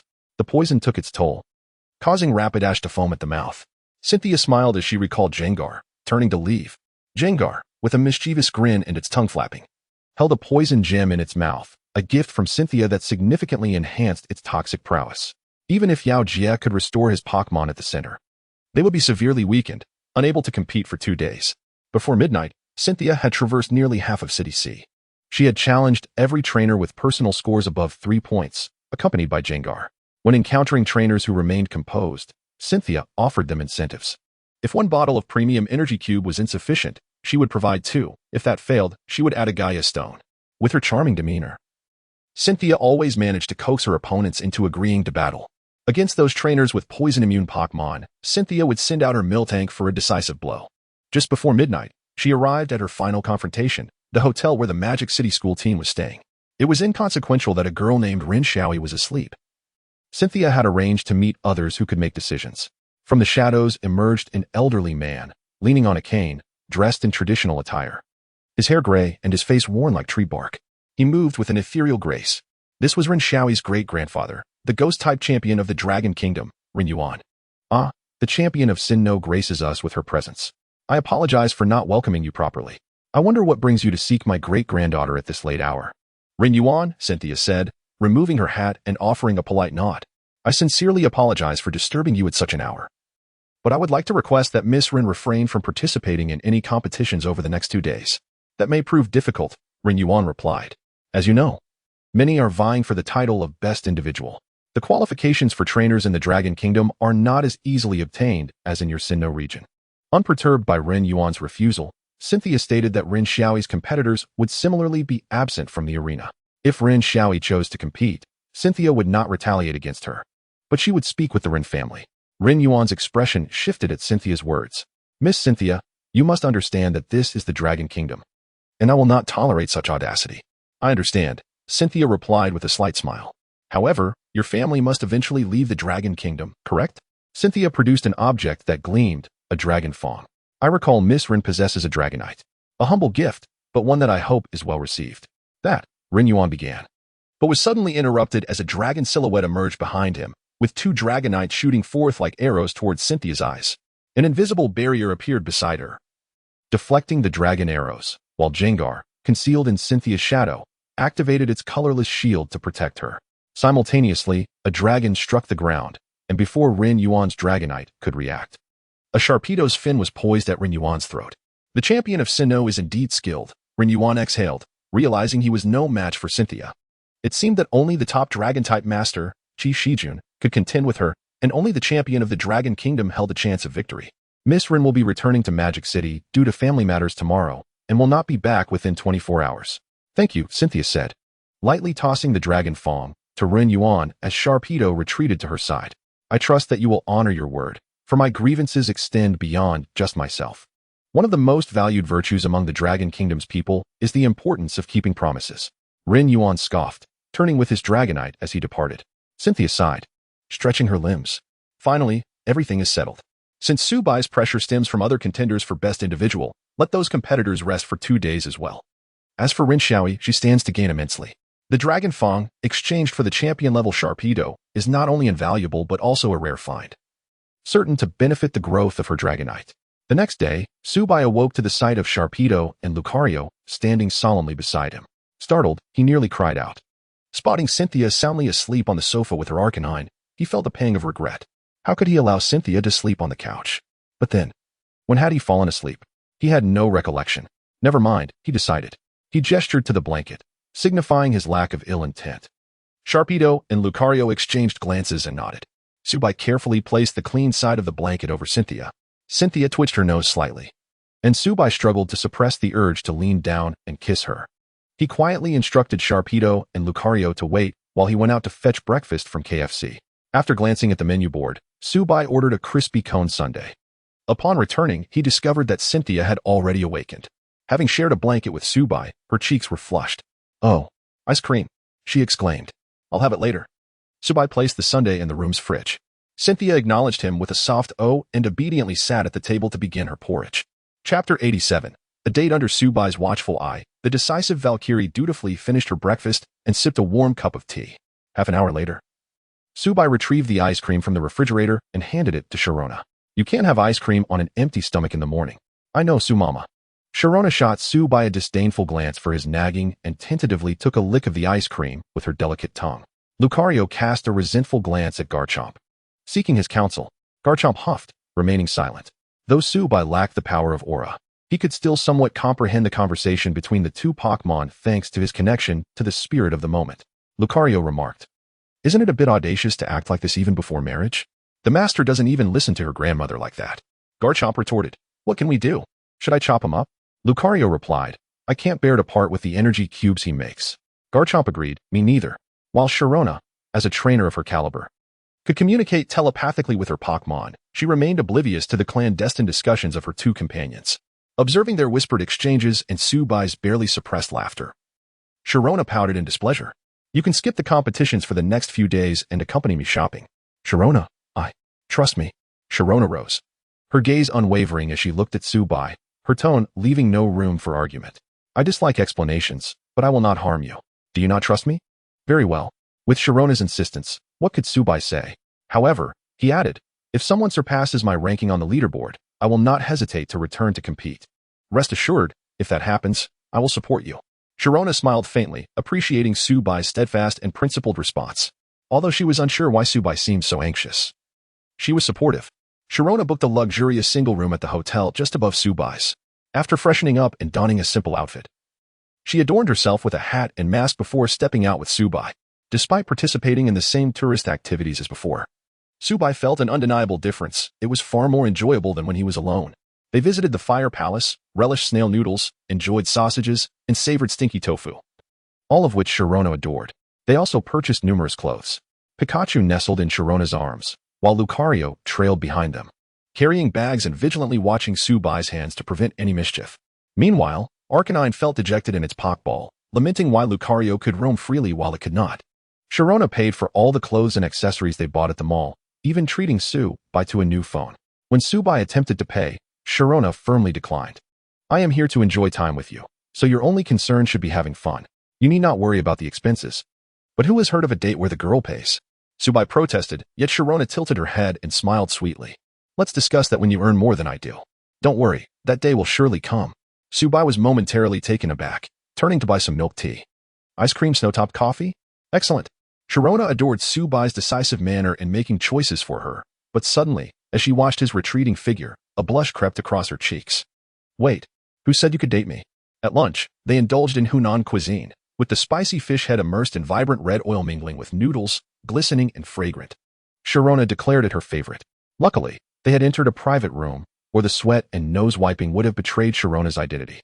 The Valkyrie's cheeks flushed, shedding her usual elegance and aloofness, appearing rather adorable. Noticing Subai's gaze upon her, Sharona felt a twinge of shyness. Just eat your meal. Why are you staring at me? Open wide. Subai picked up a fresh pair of chopsticks, extracting a fisheye from the fish head and presenting it to Sharona's lips. She recoiled slightly, tapping her bowl with the chopsticks. Subai, seemingly oblivious, extended the chopsticks again. My arm is getting tired. You're insufferable. Sharona sighed, realizing only now how shameless Subai could be. Pikachu stood excitedly on a nearby chair, while Lucario, visibly displeased, covered Pikachu's eyes. After their meal, they each took a cup of tea and strolled together to Orange Isle. They played until nightfall before returning to the hotel. Subai opted not to attend the meeting, instead bidding a reluctant farewell to Sharona at the staircase. Back in his room, after taking a shower and changing into pajamas, Subai summoned Wang Daling to help walk Arcanine, who had been cooped up all day. Wang Daling nodded, informing Subai that J University had won again, 6-4, although he found it strange. Brother Su, where did you go today? Children should not pry too much. Recalling his date with Sharona, Subai stifled a smile. What was today like? Brother Su, it was quite strange. The captain of the C Institute team we faced today actually forfeited, and without their top-tier players, they stood no chance against us. Wang Daling shared that not only did J University's opponent fail to field their best players, but other schools' teams also lacked top-tier talent. No one with more than 3 points on the individual leaderboard took the field, resulting in a rather unremarkable match. Nonetheless, this allowed teams to focus on tactics and team composition, leading to some high-level confrontations, even a team calling for 3 timeouts, making for a more captivating spectacle than merely relying on top-tier strength. As it stood, Subai and Rin Xiaoyi remained tied for first place on the individual leaderboard. With a resigned smile, Subai allowed Wang Daling to take Arcanine for a walk. The following day, Subai rose early, bringing breakfast to Sharona's room. He had hoped to catch a glimpse of the beauty just waking up, only to find Sharona was already awake. Upon entering her room with breakfast, his first question was about how well she had rested. Very well. Subai, knowing the main players from other teams had not participated yesterday, anticipated Sharona's thoughts. Yet he was pleased that his first question concerned her well-being, which brought satisfaction to Sharona's heart. They had agreed the previous day to hike Mount Ualu first, and then watch a movie. To Subai's surprise, Sharona had already purchased the tickets in advance. What are you doing, Sharona? He asked, feeling slightly embarrassed. Nothing much. Yesterday I accompanied you, so today it's your turn to accompany me. But you said yesterday that you would accompany me, and I just needed to enjoy myself without worrying about expenses. Today, since I am accompanying you, it should be you who.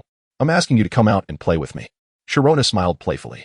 Since I invited you, all you need to do is accompany me, and of course, I will cover the costs. Chapter 88, An unexpected challenge. Subai found himself momentarily choked by Sharona's words, helplessly giving her a thumbs up. A wealthy woman is indeed formidable. With money, she holds the power. After Sharona meticulously organized her belongings, the two exited the hotel. In the morning, they had climbed Mount Ualu, and in the afternoon, Sharona and Subai attended the latest film featuring the champion of Carlos, Karuna. True to her affluent status, Sharona's movie experience was unlike any other. While others merely purchased tickets, she reserved an entire VIP theater. Rumor has it that Karuna has recently ventured into new cinematic realms, having produced a science fiction series titled The King of Leave Battles the Monster Jaw. Should this film prove successful, a series may follow. Nestled on the sofa, Sharona munched on popcorn while indulging in Karuna's latest offering. As close friends, she typically supported each film with 3 or 4 viewings, but this time she intended to watch just once for the sake of courtesy. This was not due to any deficiency in the film. On the contrary, it was quite impressive in terms of impact, tension, and authenticity. However, for a champion like Sharona, such entertainment felt somewhat lacking. With her Pokémon possessing powers capable of monumental feats, the film's battle scenes mirrored those of a Master S championship. Indeed, the competitions offered more engagement. This monster film was merely a spectacle, devoid of real intrigue. Yet Subai found joy in the experience. Sharona. Popcorn, what more could one ask for? He remarked, glancing at the paper bag in her hand, which still contained a generous amount of popcorn. Sharona shot him a look, sighed in resignation, and playfully shoved a handful of popcorn into his mouth. Lucario sat nearby, and Subai was not so shameless as to expect Sharona to have no remnants of popcorn on her hands. After the film, Sharona informed Subai that she had a flight in 5 hours, having just assumed the mantle of champion in Sinnoh for a little over 2 months. She was indeed quite busy. This visit was a rare respite. The evening breeze was brisk, causing a strand of golden hair to escape from under Sharona's hat and dance in the wind. Observing this, Subai reached out to gently tuck it back in place. This time, Sharona did not shy away. Sharona, do you know? I am truly grateful that you are my fiancée, he confessed. Why do you say that? Sharona inquired, her gaze inquisitive. Subai refrained from answering directly. You see, I am genuinely anxious. I fear there may not be enough time before I truly get to know you. I might. Might what? Sharona tilted her head, studying him, as he shook his head in response. Never mind. You know, one of my greatest strengths is my lack of shame. I can attest to that, Sharona nodded earnestly, with a slight smile. Subai disregarded her teasing and gazed at the city, illuminated beneath the night sky. My father always said that a boy should never act without a plan. If one acts impulsively, regret will surely follow. Sharona held Pikachu in her arms, quietly listening without interruption. This wisdom was not from Subai's father, Dr. Suja, but rather from the true paternal figure in his memories. His recollections of his parents were scant, nearly forgotten, yet this particular phrase lingered, often surfacing during moments of insecurity. Subai bore no regret for his actions that day, but he indeed lamented his lack of foresight. But let's not dwell on that. I will take you to the airport. No, you need to rest well, Sharona insisted, shaking her head. After a moment's thought, she embraced Subai. I don't understand why you are so anxious, and I won't pry, but I await the day you resolve your matters and come to me. So easily persuaded? That doesn't seem like the Valkyrie I know. Subai glanced at Sharona, who deftly evaded his embrace. What can I do? I am stuck with a fiancé who doesn't speak the truth, she quipped. After spending 2 hours together, Sharona insisted on making her own way to the airport. Subai had wished to accompany her, but she firmly shook her head, pushing him back onto the sofa. Once she departed, the suffocating urgency returned to Subai, though it was less overwhelming than before. Reaching into his pocket, he discovered a bundle of tin ribbons, presumably left for him by Sharona. Gungue emerged from his shadow, grinning. That girl is quite something. You may find it hard to manage her in the future. TSK, you're everywhere, aren't you? Subai retorted, promptly pushing Gungue back into his shadow. In the following days of competition, as Sharona had predicted, the top individual seeds from various schools did not take to the field until the second round commenced. Under Director Lee's insistence, Subai and his teammates achieved a tentative reconciliation. After enduring the trials of competition, they began to appreciate Subai as a willing and capable scorer. Subai, in turn, focused on maintaining his lead, allowing his teammates space to shine as long as he could keep a comfortable margin. After Sharona returned to Sinnoh, they often engaged in evening voice chats, occasionally video calling. Subai's stress gradually normalized. The only source of tension remained Ren Xiaoyi from Magic City University, who persistently trailed Subai on the individual leaderboard, with only a point or two separating them. Despite Subai's advantages, Ren Xiaoyi's raw skill kept her within striking distance, as she had not accessed any shortcuts and was often caught off guard by counter-strategies. However, her teammates were supportive, frequently sacrificing their positions to ensure she could secure points. With their assistance, Ren Xiaoyi remained close on Subai's heels, basking in the spoils of popularity. After a peaceful month and a half, with daily random tasks not contributing significantly to his progress, Subai's mission had seen little advancement. Thankfully, the prospect of individual victory was on the horizon. At last, J University advanced to the top 8, a remarkable achievement not seen in years. With a wave of his hand, the military academy's authority granted each team member an additional 20 credits, with Subai receiving 30. To his relief, no one contested the extra credits awarded to him. The top 8 rounds would initiate the elimination phase, and Director Lee ventured early to draw lots from the tournament committee. When he returned, the entire team was left in shock. J University had drawn the reigning champions, the first-place team for 3 consecutive years, Imperial Capital University. Chapter 89. Just enjoy it. In the first match of the quarterfinals, J University faced the formidable champion contender, the Imperial Capital University. The weight of this confrontation was undoubtedly heavy on the J University team. A group of players exchanged glances, their initial joy at reaching the top 8 swiftly subdued. leaving them in a state of silence. After all, human nature is often laced with a sense of hope. Before reality strikes, no one wishes to be the unfortunate one. "What is the matter with all of you?" Director Lee observed the group and smiled slightly. "Why the long faces? Are you blaming me for the luck of the draw?" The team quickly protested. No. Who would dare offend both the coach and the department head? Even if such thoughts crossed their minds, they would never voice them aloud. Only Huasi Lai and Su Bai remained remarkably composed, uttering not a single word. Huasi Lai had previously faced Imperial Capital University and understood firsthand their strength. Despite the pressure weighing down on her, she recognized her role as captain and knew she had to maintain stability. Su Bai's calmness stemmed from receiving a long-awaited mission from the system. Beep. Detected a change in the hostess circumstances. Mission issued. Defeat the elite. Mission details. Defeat as many students from Imperial Capital University as possible. Rewards will be distributed based on completion. Current total random count, 21,100. Long-term mission progress. The cost of kindness, 69,500. Ever since Su Bai was bestowed the life gem by the Chosen One, the system had ceased to issue tasks, and the daily random rewards had yielded little of value. Regarding his long-term mission progress, he had earned 30 academic credits from the school. Exchanged 10 credits for the beach badge in L City, another 10 for winning the championship in L City, and yet another 10 for the orange badge from C City. Additionally, he garnered 9 credits from various school activities. Thus, 69 credits translated to 69 points of mission progress. While Su Bai was calculating his credits, he heard Wang Dalan tapping him on the shoulder. Su Ge. Su Bai turned to Wang Dalan, who whispered that Director Lee was calling for him. All his teammates turned their gazes towards Su Bai.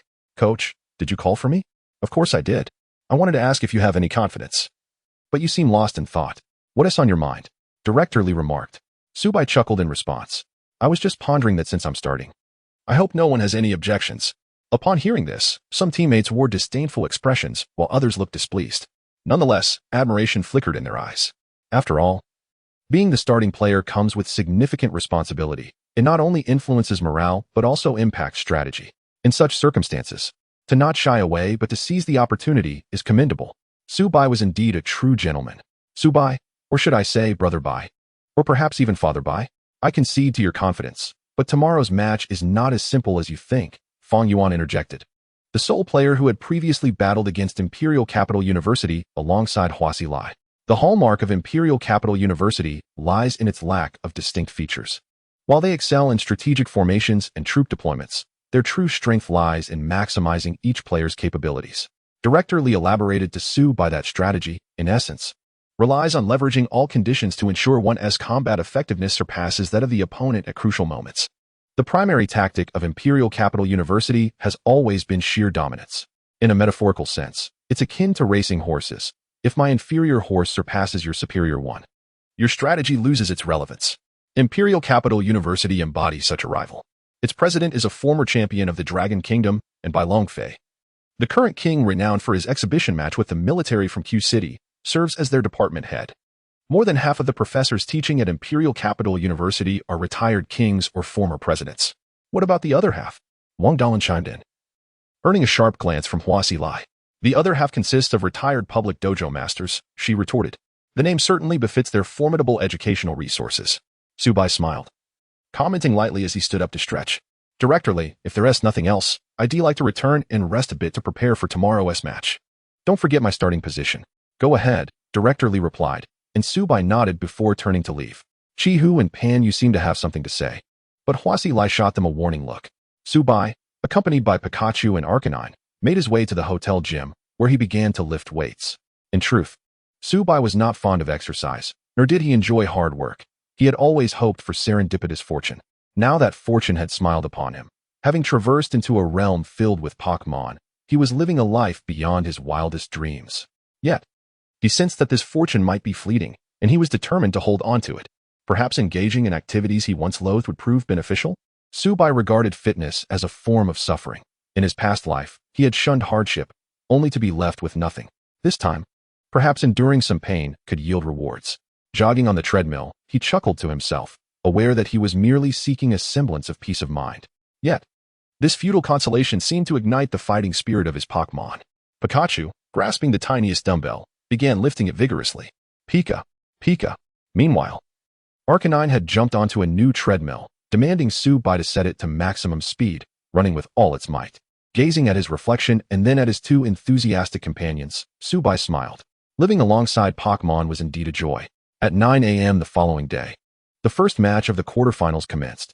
With the top 8 teams now in play, the entire sports arena was liberated from simultaneous matches. The venue was more professional, featuring 6 distinct terrains: grass, forest, water, ice, rocks, and desert. The competition committee would draw 2 terrains before the match began. When any team's 3 Pokémon were rendered unable to battle, the match would pause for a venue change. Both teams boasted numerous fans. Yet the supporters of Imperial Capital University rallied behind their team, while J University's fans primarily championed Subai. In excellent spirits, Subai caught Director Lee's approving nod. "Little Su, you're up." "Yes." Amidst his teammates' encouragement and the audience's cheers, Subai stepped onto the battlefield. With the relaxation he had experienced over the past 2 days thanks to Sharona, his mindset and physical condition had improved significantly. He aimed to eliminate as many opponents as possible. Subai had realized that his only rival for the title of Best Individual Player was Rin Xiaoyi from Magic City University. By striving to eliminate as many of his opponents as he could, his personal ranking would naturally rise, just like the time spent with Sharona, where she had consistently tried to impart a vital lesson. Often, one need only to embrace the moment and relish the experience. Let us engage in a thrilling battle. Pikachu. Pika Pika. Pikachu bounded onto the battlefield, crackling with energy.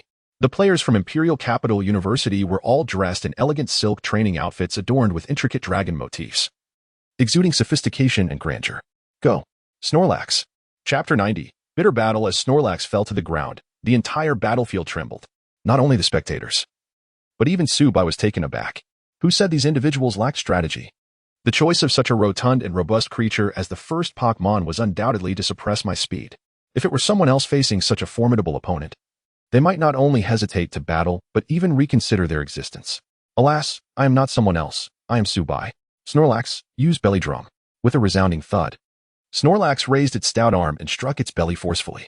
2 deep thumps echoed as Snorlax's vigor seemed to diminish. Simultaneously, Pikachu sprang into action, using its tail like a spring to leap up and deliver a slap to Snorlax's enormous head. A citrus berry tumbled from Snorlax's body. Its trainer was momentarily stunned. Had I been preempted? A faint smile graced Subai's lips. After all, a gluttonous Snorlax utilizing belly drum activated its ability, devouring the citrus berry to maximize its physical attack while restoring its health to a more favorable state. Relying on its signature move, Heavy Slam, while not guaranteeing a swift defeat, would certainly yield tremendous power. Retaining its pose as if to consume the berry, Snorlax displayed a pained expression, clutching its head. Utilizing the move Slam, especially when the opponent is holding an item, doubled its potency. Grass Knot. Pikachu's eyes sparkled with determination as it stomped, summoning a vine that ensnared Snorlax, causing it to tumble to the ground. The arena comprised icy terrain encircled by a soft grassy center. Snorlax landed on the plush grass, cushioned by its ample bulk, preventing an immediate loss of combat capability. Subai couldn't help but reflect that this world cannot be entirely assessed by mere statistics. This Snorlax had indeed been well trained. Snorlax's trainer quickly regained composure, believing there was still a chance. Snorlax, use rest. In a flash of electricity, Pikachu's thunderbolt struck Snorlax decisively. The referee blew the whistle, declaring Snorlax unable to continue, granting Subai and Pikachu the first victory. The second competitor from Imperial University was a rather slender young man who deployed a Steelix. However, this Steelix exhibited some peculiarities. Upon closer inspection, its massive, rugged body seemed to be covered in a fine layer of scales. System, access the Pokédex to examine the opponent's attributes. Steelix, Dragonstone version, type, Steel. Dragon, Steel, and Dragon types? This presents quite a dilemma. None of Pikachu's current moves, Iron Tail, Surf, Thunderbolt, or Grass Knot, could inflict significant damage. Although Grass Knot could counter Steelix's immense bulk, it would be ineffective due to its quadruple resistance. Greetings, the opponent initiated. I am Long Zhe, the captain of Imperial University. My objective is to eliminate you. However, I must express my personal admiration for your skills. This is not a personal vendetta, and we would welcome your application for graduate studies at our institution. Thank you, but I believe your Steelix has not fully recovered, Subai remarked, observing Steelix's fierce gaze. Though it appeared to be straining. Long Zhe nodded. Indeed. Do you recall that over a week ago, the main competitors from various schools were absent from the matches? It seems the reason was uniform. A golden-haired beauty with a Jengar challenged them, leaving their Pokémon severely injured. You were affected as well, I presume? Yes. I indeed missed the matches due to that golden-haired beauty, Subai replied with an awkward smile. Though, I was not the one defeated. Considering Jengar's formidable physical attack, coupled with its ability to learn Drain Punch and its championship-level command, defeating Steelix should be a straightforward task. Then I shall not hold back. Pikachu, Thunderbolt. Approaching is not an option. Dig. Steelix roared, burrowing into the ground. Subai found immense enjoyment in the opponent's usage of such a tactic. However, given Steelix's considerable size, he questioned whether Pikachu could handle the challenge. Pikachu, unleash Iron Tail. Pika. With a vigorous spin, Pikachu brought its Iron Tail crashing down onto the ground. It indeed forced Steelix to surface, though the impact hardly inflicted any damage due to Steelix's massive frame. Let us see how you evade this. Steelix commanded, Earthquake. Pikachu. Jump onto Steelix. Steelix's tail struck the ground with tremendous force, causing the battlefield to tremble violently, shattering much of the icy surface. Pikachu strained to maintain its balance as it climbed atop Steelix's body. I awaited this move. Steelix, use Sand Tomb. Steelix spun rapidly, engulfing itself in a swirling vortex of sand, pulling Pikachu into the turmoil. While this move inflicted slight damage to Steelix, the effect on Pikachu was evidently more severe. Game over. Longzay smiled confidently, believing that a diminutive Pokémon like Pikachu could not withstand such an onslaught. Is it truly over? Subai remained unfazed. Just as Longzay was about to speak, a voice emerged from the sandstorm. Pika. Pikachu, unleash Thunder. At Subai's command, Pikachu summoned all its strength to execute Thunder. With Steelix absent from the ground, the attack would surely strike true. Although it would be halved in potency, it was still Thunder. With an Electrizer and Pikachu's special attack stat of 90, this Thunder was formidable. Furthermore, Steelix was trapped at the center of the sandstorm, with no means of evasion. Steelix. Pikachu. The lightning surged for 5 seconds before the sandstorm exploded in a brilliant display. Steelix emerged charred and battered, while Pikachu, disheveled and panting, was propelled away from the blast zone. Observing Longzay's bewildered expression, Subai smiled faintly. My Pikachu is more resilient than you might think. Pikachu, use Slam. Subai noted that Steelix was equipped with a rock-type item. Longzay, however, would not allow Subai to gain the upper hand. Steelix. Use Rock Tomb to block it. Steelix roared defiantly as enormous boulders descended to obstruct Pikachu's approach. Pikachu, Thunderbolt. Use Rock Tomb as a springboard. What? In Longzay's astonished gaze, Pikachu transformed into a flash of lightning, springing off the boulders to close the distance to Steelix at an accelerating pace. Ultimately, Pikachu's dark energy-infused paws struck Steelix. The rock-type item was shattered under the impact, and with the double damage from Slam, compounded by the prior Thunder's residual effects, Steelix succumbed, unable to continue fighting. Have you ever witnessed such a maneuver? This technique is called Rock Tomb Closure. Chapter 91. The genius Longzay grit his teeth and withdrew his steel snake. I have learned a lesson, he managed to utter through clenched jaws. Upon saying this, his sense of defeat lightened, and he slightly bowed to Subai. The rock sealing technique was indeed an unexpected skill, but my companions will thwart your progress. No worries, my Pikachu and I shall wait for them. Subai gently stroked Pikachu's head. With Longzay's exit, the next challenger was a girl with a long ponytail that reached her waist. Go, Ducky Fire Dragon. The Pokémon she sent forth appeared to be of the fire type. The Dragonstone is quite rare. Pikachu used Surf. Ducky Fire Dragon, defend. The Ducky Fire Dragon's defense effectively countered Pikachu's Surf attack. Pikachu, Thunderbolt. Rock Sealing. With a swift motion, Ducky Fire Dragon unleashed a massive rock that blocked the Thunderbolt's electric current. Just as Subai was about to instruct Pikachu to use Quick Attack, he suddenly had a revelation and altered his command. Use Grass Knot. Pikachu's eyes glowed green as he clapped his little hands together. Vines sprouted from the ground, but as they wrapped around Ducky Fire Dragon, they were instantly incinerated. Observing this, Subai smiled faintly. The Fire Body ability? The girl's face darkened as her tactical intent became apparent. No wonder she had been countering Subai's ranged attacks. It was a ploy to lure him into close combat. Pikachu, run. Ducky Fire Dragon, use Smoke Screen. Pikachu dashed swiftly, but the opposing trainer seemed to have studied Subai and Pikachu's battles, opting for a wide area attack to counter Pikachu's speed. As the thick, hot smoke closed in, Subai gritted his teeth. Pikachu, use your tail like a spring. Upon hearing the command, Pikachu propelled himself upward with his tail, leaving the girl in shock. Could Pikachu be utilized in such a manner? With the momentum from the fall. Use Surf. Ducky Fire Dragon, defend. Once again, the defense successfully blocked the Surf attack, though the smoke obscured the opponent's vision. Pikachu, unleash your strongest Thunder. Where is it? With no sight of his Pokémon, the opposing trainer fell into disarray, leading to a command error. In an instant, lightning flickered through the smoke. and due to the combination of thunder and dust, violent explosions erupted within the obscured area. The once powerful, wide-ranging smokescreen inadvertently became an advantage for Tsubai and Pikachu. As the smoke cleared, Pikachu lay panting on the ground, while the opposing Ducky Fire Dragon lay incapacitated. Humph! The girl, her eyes reddened with frustration, stomped her foot before recalling her Pokémon. She turned and returned to her resting area, as the battlefield was immediately drowned in the cheers and applause of the audience. Wiping the sweat from his brow, Tsubai crouched down. You've worked hard, Pikachu. Pika Pika.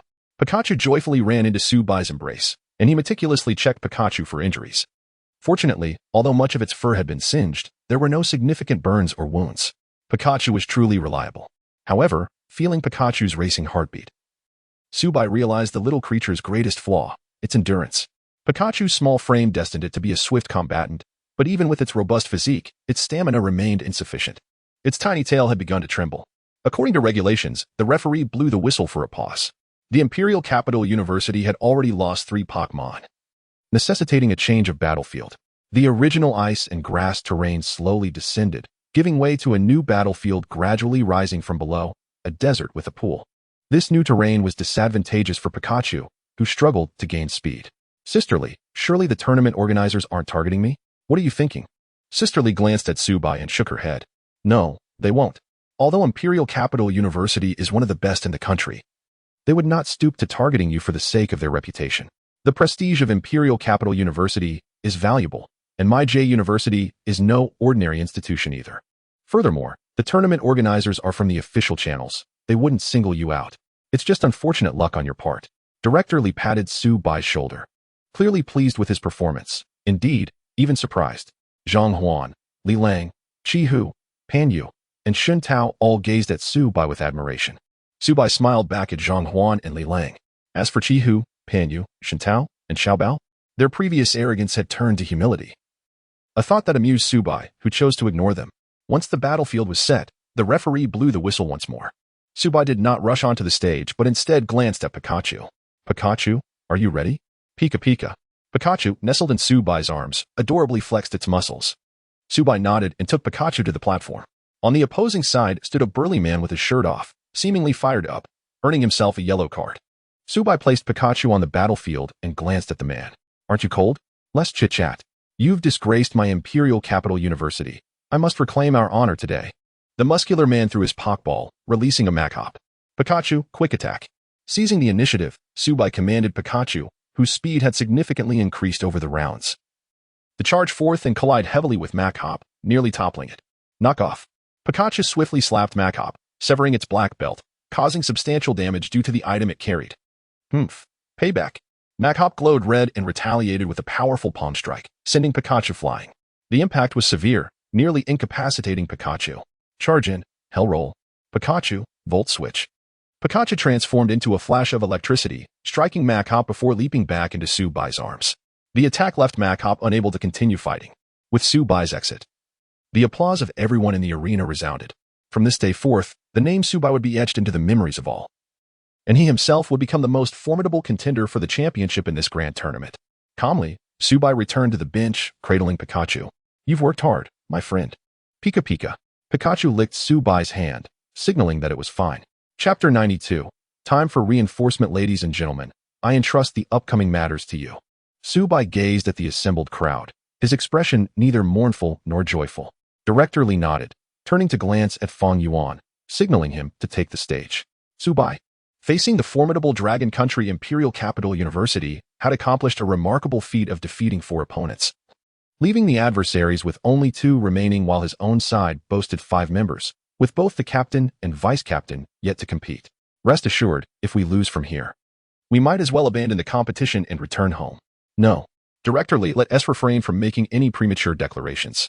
His words nearly startled Tsubai into rising from his seat, regretting his hasty decision to step down. A 99% victory rate. What difference does that make from an assured defeat? Moreover, the victory rate had yet to reach that lofty figure. Wang Dalin also stood up. Indeed. Coach, what if they have another freakishly strong contender like Sugo? Upon uttering this, he received a kick from both Tsubai and Director Li. Who are you calling a freak? No jinxing. Wang Dalin rubbed his backside in grievance and returned to his seat. Cradling Pikachu, Tsubai anxiously observed the battlefield. Fong Yuan's Pokémon was a Whimsicott, seemingly possessing the prankster ability. Let us hope it performs well. The opponent sent out a girl wielding a Happiny, which also had the Serene Grace ability. The two engaged in a back-and-forth struggle. Ultimately, the adversary's Happiny proved superior, brutally defeating Fong Yuan's Whimsicott with a barrage of projectiles. Due to the opponent's diminutive size, Whimsicott's Solar Beam failed to land a single hit. Subsequently, directly dispatched Panyu to the arena, who, utilizing the destiny bond of her desert Lycanroc, managed to eliminate the opponent's Happiny. In the quarterfinals, points were no longer tallied. Finally, Huasi Lai took the stage, facing an opponent with a Metapod, likely intending to employ a curse strategy. The outcome of the battle was already evident. Charizard soared high, out of reach of Metapod's Euro Ball. Ultimately, Metapod met a dismal fate, reduced to a charred remnant by Charizard's Flamethrower. J University triumphed in their first match of the quarterfinals. The arena resonated with the anthem of J University, and the specifics of each team member were displayed on the large screen. Undoubtedly, Subai's contribution was monumental, earning him the title of the undeniable MVP of this competition. Other team members attempted to replicate the act of lifting Subai in celebration, but he swiftly evaded them, leaving them thwarted. The identity of their next opponent would only be revealed upon entering the semifinals, so for now, they were left in suspense. To celebrate, Directorly announced that the school team would treat everyone, allowing them to enjoy a leisurely afternoon of fun and indulgence. As long as it wasn't too excessive, they could bring back receipts for reimbursement. However, Subai chose not to join. He entrusted Pikachu and his speedy dog to Wang Dalan, instructing him to take them out. Though both Pokémon wished to stay with Subai, they ultimately followed Wang Dalan with cheerful spirits.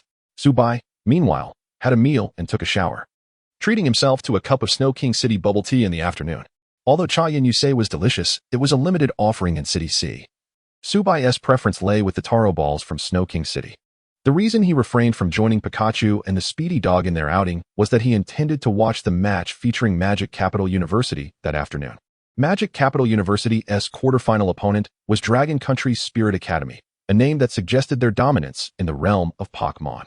Having observed this team's matches, Subai could only describe them as formidable, possessing both tactical prowess and a championship-worthy lineup. That afternoon's match would showcase two of the most promising contenders for the title. Subai finally witnessed what it meant to be the team's darling. The strategies of hazard setting, including Stealth Rock, Spikes, and Toxic Spikes, were all on display, a classic 5-protecting-1 tactic. The female vice-captain from Magic Capital University, after utilizing a Shinado, set the stage for Ren Xiaoi's Dragapult. The combination of Calm Mind and Teleport rendered Dragapult's mental state terrifyingly formidable, sending a shiver down Subai's spine, even from the spectator's stance. The outcome was clear. Dragapult single-handedly swept through 6 opponents. Ren Xiaoi's ranking on the personal leaderboard now stood equal to Subai's at the top. Were it not for Subai's earlier achievement of defeating 6 in a row, Ren Xiaoi would have already surpassed him. Anxiety mounted within Subai. Now in the quarterfinals, with 2 matches remaining before the decisive showdown, the semifinals and finals, he needed to ensure at least one match in which he defeated 6 opponents and another where he defeated 5. This way, even if Ren Xiaoi managed 2-6 defeats, Subai still had a chance. Standing on stage, Ren Xiaoi seemed to sense a gaze fixated upon her. She turned a glance at the audience and smiled at Subai.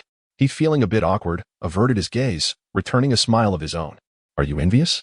A familiar voice interrupted Subai's thoughts. It was Huasi Lai. Of course, I envy the treatment you receive as the team's darling. But I know our team won't spoil me in the same way. Subai smiled faintly. Even if you wished to, you lack the capability, and besides, my standing within my team is incomparable to hers. Are you merely complaining? Just expressing a sense of imbalance, and I believe I have the right to do so. Subai cast a glance at Huasi Lai, who remained silent, acknowledging the truth in his words. If you voice such sentiments in front of others, they would undoubtedly accuse you of lacking organization and discipline, with some claiming you wouldn't even qualify for the major league without J University's team. Without me, you wouldn't have reached this stage. The Earth would continue spinning without anyone, but J University cannot thrive without Subai. Subai felt a surge of emotion, prompting a chuckle from Huasi Lai, who offered no rebuttal. As the crowd began to disperse, signaling the conclusion of the first day's matches, Subai made a gesture to avoid being recognized. Huasi Lai nodded, and together they exited the stands. Returning to the lodging hotel of J University's team, they settled in the CAF on the first floor. Subai, while being the captain of J University, still found himself unable to sway everyone's opinions. Huasi Lai offered a wry smile. Even if Director Li and I issued orders, our team lacks the strength for a 5 protecting 1 strategy. However, I can assure you that if we face Magic Capital University, I will do my utmost to ensure you have an easier time against Rin Xiaoyi, minimizing her score. Thank you, Captain Huasilai. Subai chose not to elaborate further. As night fell, Pikachu and the Speedy Dog returned, observing his beloved Pokémon. Subai felt it was time to enhance their abilities. Chapter 93, The Wild Speed Dog. Subai placed Pikachu upon the table and retrieved the Life Gem. The Life Gem is a treasure forged from the powers of Arceus's Grass Plate, Ground Plate, and Thunder Plate, enhanced and fused with the strength of the Dragon Plate. Thus, Subai is once again empowering Pikachu with the Life Gem. Pikachu, endure this, he encouraged. Pika Pika. Pikachu nodded, its tiny paws clenched into fists.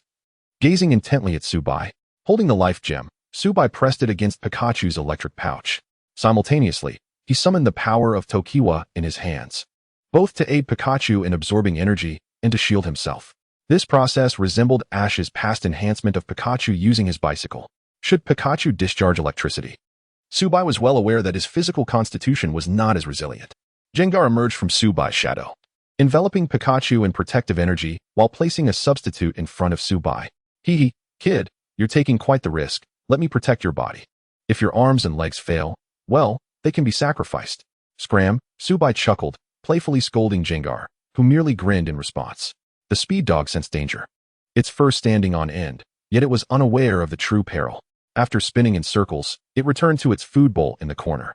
The energy from the Life Gem began to activate gradually, resonating with the internal energy of the electric plate and Pikachu's electric pouch, creating delicate arcs of electricity that coursed through the Life Gem and along Pikachu's outer body.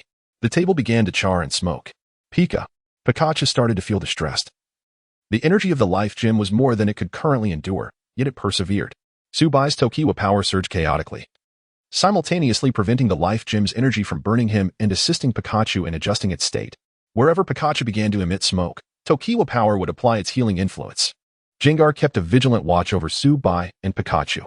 As Subai began to feel dizzy, Gengar would deliver a shadow punch to his face, effectively rousing him. Should Pikachu's energy begin to surge uncontrollably, the mental fortitude and protection would be bestowed upon it.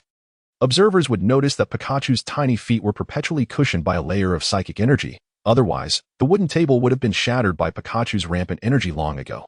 Though this seemed to drag on, nearly 10 minutes had elapsed. After this brief span, both Subai and Pikachu collapsed. The Speed Dog leapt to catch Subai with its broad body, while Gengar ensured Pikachu was safe. Subai awoke on the 3rd day at 10 in the morning, finding Chi-Hu and Pan-Yu seated by his bedside. Subai, you're awake? Exclaimed Chi-Hu, startled by Subai's sudden movement. What on earth happened? You slept for a full day and 2 nights. It was only because Director Li called the hotel front desk that they managed to open your door. The doctor said you were simply exhausted, which is why we finally relaxed. Chi-Hu patted Subai's shoulder. You need to exercise restraint. Get lost, Subai retorted, pushing Chi-Hu aside as he rolled out of bed to check on the Speed Dog's Pokeball. The Speed Dog was unharmed. Pikachu remained asleep, its condition stable. Gengar had cleverly concealed itself in the shadows, having snatched the Life Gem and hidden beneath the bed when Director Li entered, remaining undetected. Subai silently gave Gengar a thumbs up, affirming that having an elder at home is akin to possessing a treasure. Old Ghost. Once the Grand League concludes and I obtain my official trainer status, the first thing I shall do is introduce you to the public. At that point, there will be an abundance of iced cola. Chi-Hu informed Subai that the semi-finals of J University would take place that afternoon, and Director Li and the others had already departed. Upon hearing this, Subai seized the Speed Dog's Pokeball and turned to leave. Chi-Hu quickly blocked his path. Subai, don't rush. The coach said you need to rest. Rest assured, I've had 2 days of sleep and am well rested, Subai declared, disregarding Chi-Hu's objections as he exited the room. By the time Subai arrived, the match was already underway. The score stood at 3-4, with J University trailing. Wasilai's Charizard had been affected by the opponent's Song of Ruin, which was why J University found itself on the defensive. Subai swiftly checked the scoreboard, having discovered that the semifinals of Magic Capital University took place that morning. Fortunately, during the quarterfinals, although Magic Capital University employed a 5-defense strategy, Rin Xiaoyi's multi-dragon Messiah faced considerable physical strain after such intense battles. As a result, Rin Xiaoyi had only participated in 2 matches and currently led Subai by 2 points, standing in first place. Subai dashed to Director Li. Director Li, everyone. I apologize for my tardiness. Enough with the pleasantries. Get in there. Director Lee sighed with relief upon seeing Subai awake. After all the strategizing, they had not anticipated the opponent's use of Song of Ruin, which had replaced their key player, Wasalai. For a moment, Director Lee feared this would mark the end of their Grand League journey. Subai's arrival reignited the morale of J University, making a substitution gesture to the referee. He replaced the oncoming Zhang Huan with himself. The opponent's fourth player utilized an electrode, and Subai wasted no time, commanding the Speed Dog to unleash a flare blitz. The Speed Dog ignited in flames, charging toward the electrode with unstoppable momentum. Electrode used thunder. The electrode let out a fierce howl, its mane bristling as blue negative lightning cascaded down. Crushed thunder with Thunderfang. The Speed Dog opened its mouth wide, its electrified fangs clamping down on the thunder attack, its fiery body crashing into the residual force of the thunder, colliding with the electrode. With a resounding explosion, the electrode was rendered unable to continue fighting. A brief silence enveloped the arena, followed by an eruption of cheers. This brutal aesthetic of trading injury for injury stirred the hearts of the onlookers, igniting their passions. Even on the podium, Qi Shijun and Bai Longfei, who were spectating the battle, were taken aback. Hey, I've heard this is your nephew? Indeed, his father is my brother. That imp doesn't know much, but can at least appreciate Pokémon. Qi Shijun remarked with a hint of pride. Bai Longfei scoffed lightly. He certainly shows promise. But isn't his approach of trading injuries a bit too reckless? What about the well-being of the Pokémon? Before he could finish, they witnessed the Speed Dog bounding energetically from the smoke and debris. Chapter 94. The arrival of the finals. The fur of the Rapidash was singed due to the electric sparks, a stark reminder that the real world is not a game. Such a tit-for-tat approach can significantly affect a Pokémon's morale. Yet, the Rapidash displayed no signs of discontent. Instead, it nuzzled closer to Subai, eagerly seeking another round. Dragon-type Pokémon are known for their formidable physiques, high growth ceilings, and boundless energy, often unable to contain their vitality without proper outlets for their exuberance. Moreover, Subai's Rapidash exhibited an inexplicable hint of the playful nature often associated with huskies. After a few days of Subai's slumber, the Rapidash was indeed bursting with pent-up energy. With a joyful howl, the Rapidash announced that it was a glorious day. The clouds dispersed, and sunlight flooded the arena, enveloping the Pokémon in a rich aura of fire energy. The Rapidash quivered with delight. The referee blew the whistle and issued a yellow card to Subai. According to the league regulations, skills may not be used when the opposing team is not on the field. Weather and terrain skills incur a yellow card, while enhancement and trap skills lead to immediate disqualification for the season. The opponent sent out a golem. The Rapidash yearned for another charge, but Subai commanded it to unleash Solar Flare. No matter how powerful the attack, if the opponent possesses the sturdy ability, they will retain a sliver of health. Should that occur, the opponent could retaliate with a self-destruct, which would be quite damaging even for the Rapidash. At that moment, the outcome would become uncertain. Obeying Subai's command, the Rapidash opened its mouth wide, releasing a brilliant Solar Flare. The opponent attempted to direct Golem to use Sandstorm to counter the Solar Flare, but the instantaneous Solar Flare shattered the Sandstorm and struck Golem directly. Golem trembled, smoke emanating from its scorched body, yet it endured. Golem, use Earthquake. In a flash, the Rapidash propelled itself forward, harnessing the currents of air to amplify its speed, colliding directly with the weakened Golem, rendering it unable to continue fighting. The arena erupted in applause once more. If Pikachu is beloved for its cuteness and fighting prowess, then the Rapidash's dominance undoubtedly captured the hearts of all male spectators. Such a dashing, powerful companion is truly irresistible. Little do they know the immense effort Subai invested to reach this level of strength. Though Subai's success rate in crafting special energy cubes is now high, it is not guaranteed every time, and the Rapidash has a hearty appetite, requiring 8 meals a day, each a full bowl. Many nights, Subai sacrificed sleep in the kitchen, preparing specialized fire-type Pokémon food for his Rapidash. Finally, the opponent sent forth their captain, a Scyther emerging from its Pokeball. Scyther, use Water Pulse. Rapidash, Thunderbolt. The Rapidash, enveloped in golden lightning, collided with the water-encased Scyther. The Scyther immediately lost its fighting capability, its eyes swirling in defeat. The arena resonated with the anthem of J University, signaling their advancement to the finals. The draw was no longer necessary. The semi-finals had concluded, and the finals awaited. Subai's personal ranking was of utmost importance to him, and he held a narrow lead of 1 point. That evening, Pikachu awakened, and Subai was elated. With Pikachu awake, they could prepare for the battle ahead.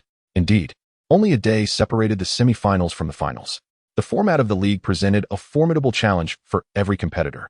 Sitting on his bed, Subai received a notification from the system. Having defeated 4 opponents in the earlier match against the Imperial Capital University, the system rewarded him with task progress of 40, along with an array of enhancement potions for special attack, stamina, speed, and special defense. All of these were bestowed upon Pikachu, for with the power of the oak's strength, there was no concern that Pikachu would not absorb these potions perfectly. Beat. A change in circumstances has been detected. A new task has been issued. Dominate the Grand League. Dominate the Grand League. Assist J University in claiming the championship. Task rewards. Mega Evolution Band X1. Random Mega Evolution Stone X1. Chosen One's Random Chances X1. Beat. A change in circumstances has been detected. A new task has been issued. I acquired a Pokémon. I acquired a Pokémon. Achieve the Best Individual Award in the Grand League. Rewards. Task Progress 66. Random Pokeball X6. 1 random Pokémon with a base value below 500. Current task progress. The cost of kindness, 109,500. Current random chances, 24,100. Please utilize them frequently. My fate is not in the hands of destiny. Seeing his task progress finally reach triple digits, completing 1/5 of the goal, Subai exhaled in relief. However, there was no time for complacency. Should Subai fail to secure the Best Individual Award in the upcoming match, the path ahead would become exceedingly arduous. After tidying up, Subai placed a call to Cynthia. Hello? The familiar, elegant, and languid voice greeted him. At that moment, Cynthia was donning gold-rimmed glasses, poring over ancient historical documents at her desk. Cynthia, the finals are tomorrow. Cheer up, little Bai. I believe in you. Thank you, Cynthia. Words felt superfluous at this moment, as only heartfelt blessings and unwavering confidence remained. The following day dawned bright and clear. Subai recalled his Rapidash into its Pokeball and gently patted its shadow. After changing into his attire and freshening up, he glanced at Pikachu, who had jumped onto his shoulder. Pikachu, let us set forth. Pika Pika. After a sip of hot tea, Subai made his way downstairs. There, the team was nearly ready. Upon seeing Subai, Director Lee patted him on the shoulder. Don't be nervous. You'll be just fine. Truth be told, a hint of anxiety lingered. Subai smiled and gave Pikachu's tail a gentle stroke as he approached the bus. His teammates parted to form a path, silently observing him. No one anticipated that J University's team would reach this stage. J University, renowned for its formidable champion yet lacking practical prowess, had not made it to the top 100 for several consecutive years. This year, they unexpectedly found themselves on the grand stage of the finals, defying all expectations. Undoubtedly, Subai played a pivotal role in this achievement. As he boarded the bus, he noticed Principal Chi sitting inside. Principal Chi, what brings you here? Little rascal. As the principal of J University, I couldn't miss the chance to join you all now that we've reached the finals. Principal Chi playfully ruffled Subai's hair, pulling him to sit beside him. Kid, I owe you my thanks. Enough with the pleasantries, just tell me how many credits I'll earn. Chapter 95, The Strength of Huasi Lai. Hey, do you know the meaning of the sunflower's language? Uncle Chi. Are you encouraging me to pursue my victories like a sunflower seeks the sun? I won't give you any more smiles. Chi Shijun chuckled as he playfully slapped Subai. Let me tell you, if you win, everything will be fine, but if you lose, don't expect any extra credits. I'll take back what I've already given you. Subai understood that Chi Shijun was trying to motivate him and silently cursed him for being petty. He then embraced his Pikachu, closing his eyes and remaining silent. The vehicle moved slowly, and after 2.5 hours, they arrived at the Grand Stadium. At this moment, the stadium was packed to capacity, with spectators waving flags in support of their teams. Not only was the audience fully engaged, but DCTV5 would also cover the event live. The platforms Baoyin, Kuaizu, Pajan, Dosha, and Huzhua were all broadcasting simultaneously. The Grand League, the annual grand event of Longhua, second only to the Longhua Championship, was a coveted spectacle that no capital dared to claim exclusive broadcasting rights for. A special host was invited for this occasion. As the host completed the warm-up, the two teams began to enter the arena. They stood in formation, showcasing their charisma. Subai stood behind Huasi Lai, while Ren Xiaoyi was at the back of the school team, both exchanging glances. There could only be one best individual, and everything was unspoken. The other members of J University, especially those senior students who had participated in the Grand League, felt a sense of unreality. Wang Dalan clenched his fists beneath his sleeves, muttering, I am not nervous, I am not nervous, I am. The head coaches of the two university teams shook hands. I didn't expect you, J University. To make it this far, congratulations. Thank you, and there will be even more surprises. Director Lee glanced at Subai. That child will secure victory for me. He will not, the coach from Modi University remarked, casting a glance at Ren Xiaoyi. That child will stop him. Then let us wait and see. Before the match commenced, the two coaches had already sparked a rivalry. The organizers had deliberately set the stage for drama, giving the coaches close-ups. Although the audience could not discern their conversation, the concealed smiles hinted at tension, igniting excitement. Would the two leading ladies engage in a pre-match scuffle? Perhaps they wouldn't even need Pokémon for that. As if instinctively aware of the cameras, the two coaches exchanged their competitive expressions for warm and friendly smiles, as if they were longtime friends. However, their grip on each other's hands tightened. The host skillfully shifted the atmosphere, and both teams returned to their respective resting areas. The final match would take place on a ground terrain. Huasi Lai, you're up, Director Lee announced, leaving everyone astonished. What is going on? Starting with Fortus? Huasi Lai said nothing, merely standing up to warm up. The other team members wanted to speak, but the battlefield was a place of war. The commander had given orders, and they had no right to interject. Only Su Bai and Huasi Lai understood Director Lee's intentions.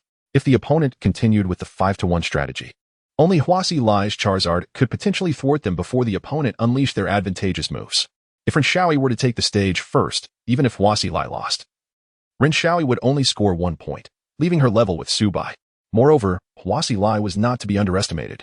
Even if Ren eliminated Huasi Lai, her Charizard could still take down half of the opponent's health, tipping the situation in Su Bai's favor. Su Bai stood up to bid farewell, grateful for the care shown by Director Lee and Huasi Lai. Thank you, Senior. It's nothing. Don't wear that long face, Huasi Lai replied, shaking her head and smiling slightly.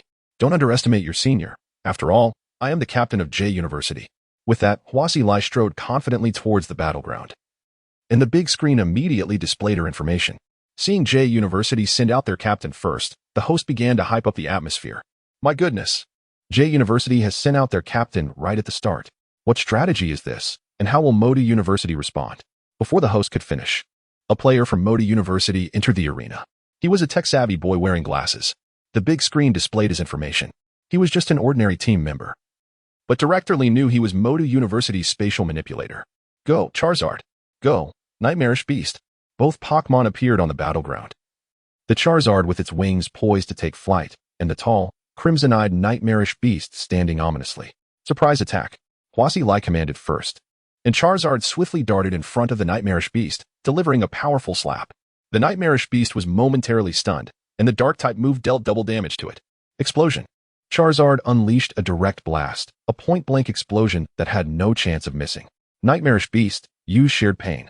The opponent became anxious. Huasi Lai's movements were too swift. With no opportunity to utilize their spatial abilities, they aimed to exchange blows instead. Unfortunately, the Nightmarish Beast did not move and collapsed. Next, with a flick of her hair, Huasi Lai stood proudly on the battleground, surveying the audience with an elevated chin. I am merely toying around. I am not truly weak. The coach from Modi University let out a sigh and glanced at the female vice-captain. Go, make her uneasy. Understood. The vice-captain nodded as she stepped onto the battleground. Fairy. The moment the fairy appeared, even Huasi Lai found it irresistibly adorable. Truly, Modi University excelled in psychic, ghost, and fairy types. Fairy, use charm. Charizard, fly away. As the fairy's charm took effect, Huasi Lai quickly commanded Charizard to evade. The opponent smirked coldly. Chase after it, continue using charm. Just as the fairy closed in, a fierce glint flashed in Huasi Lai's eyes. Charizard, Iron Tail. Charizard abruptly halted mid-air, rendering the charm ineffective. The fairy collided with Charizard's Iron Tail, sent flying by the impact. Observing the fairy's loss of combat ability, Huasi Lai glanced at her opponent and said, My apologies, but my Charizard is female.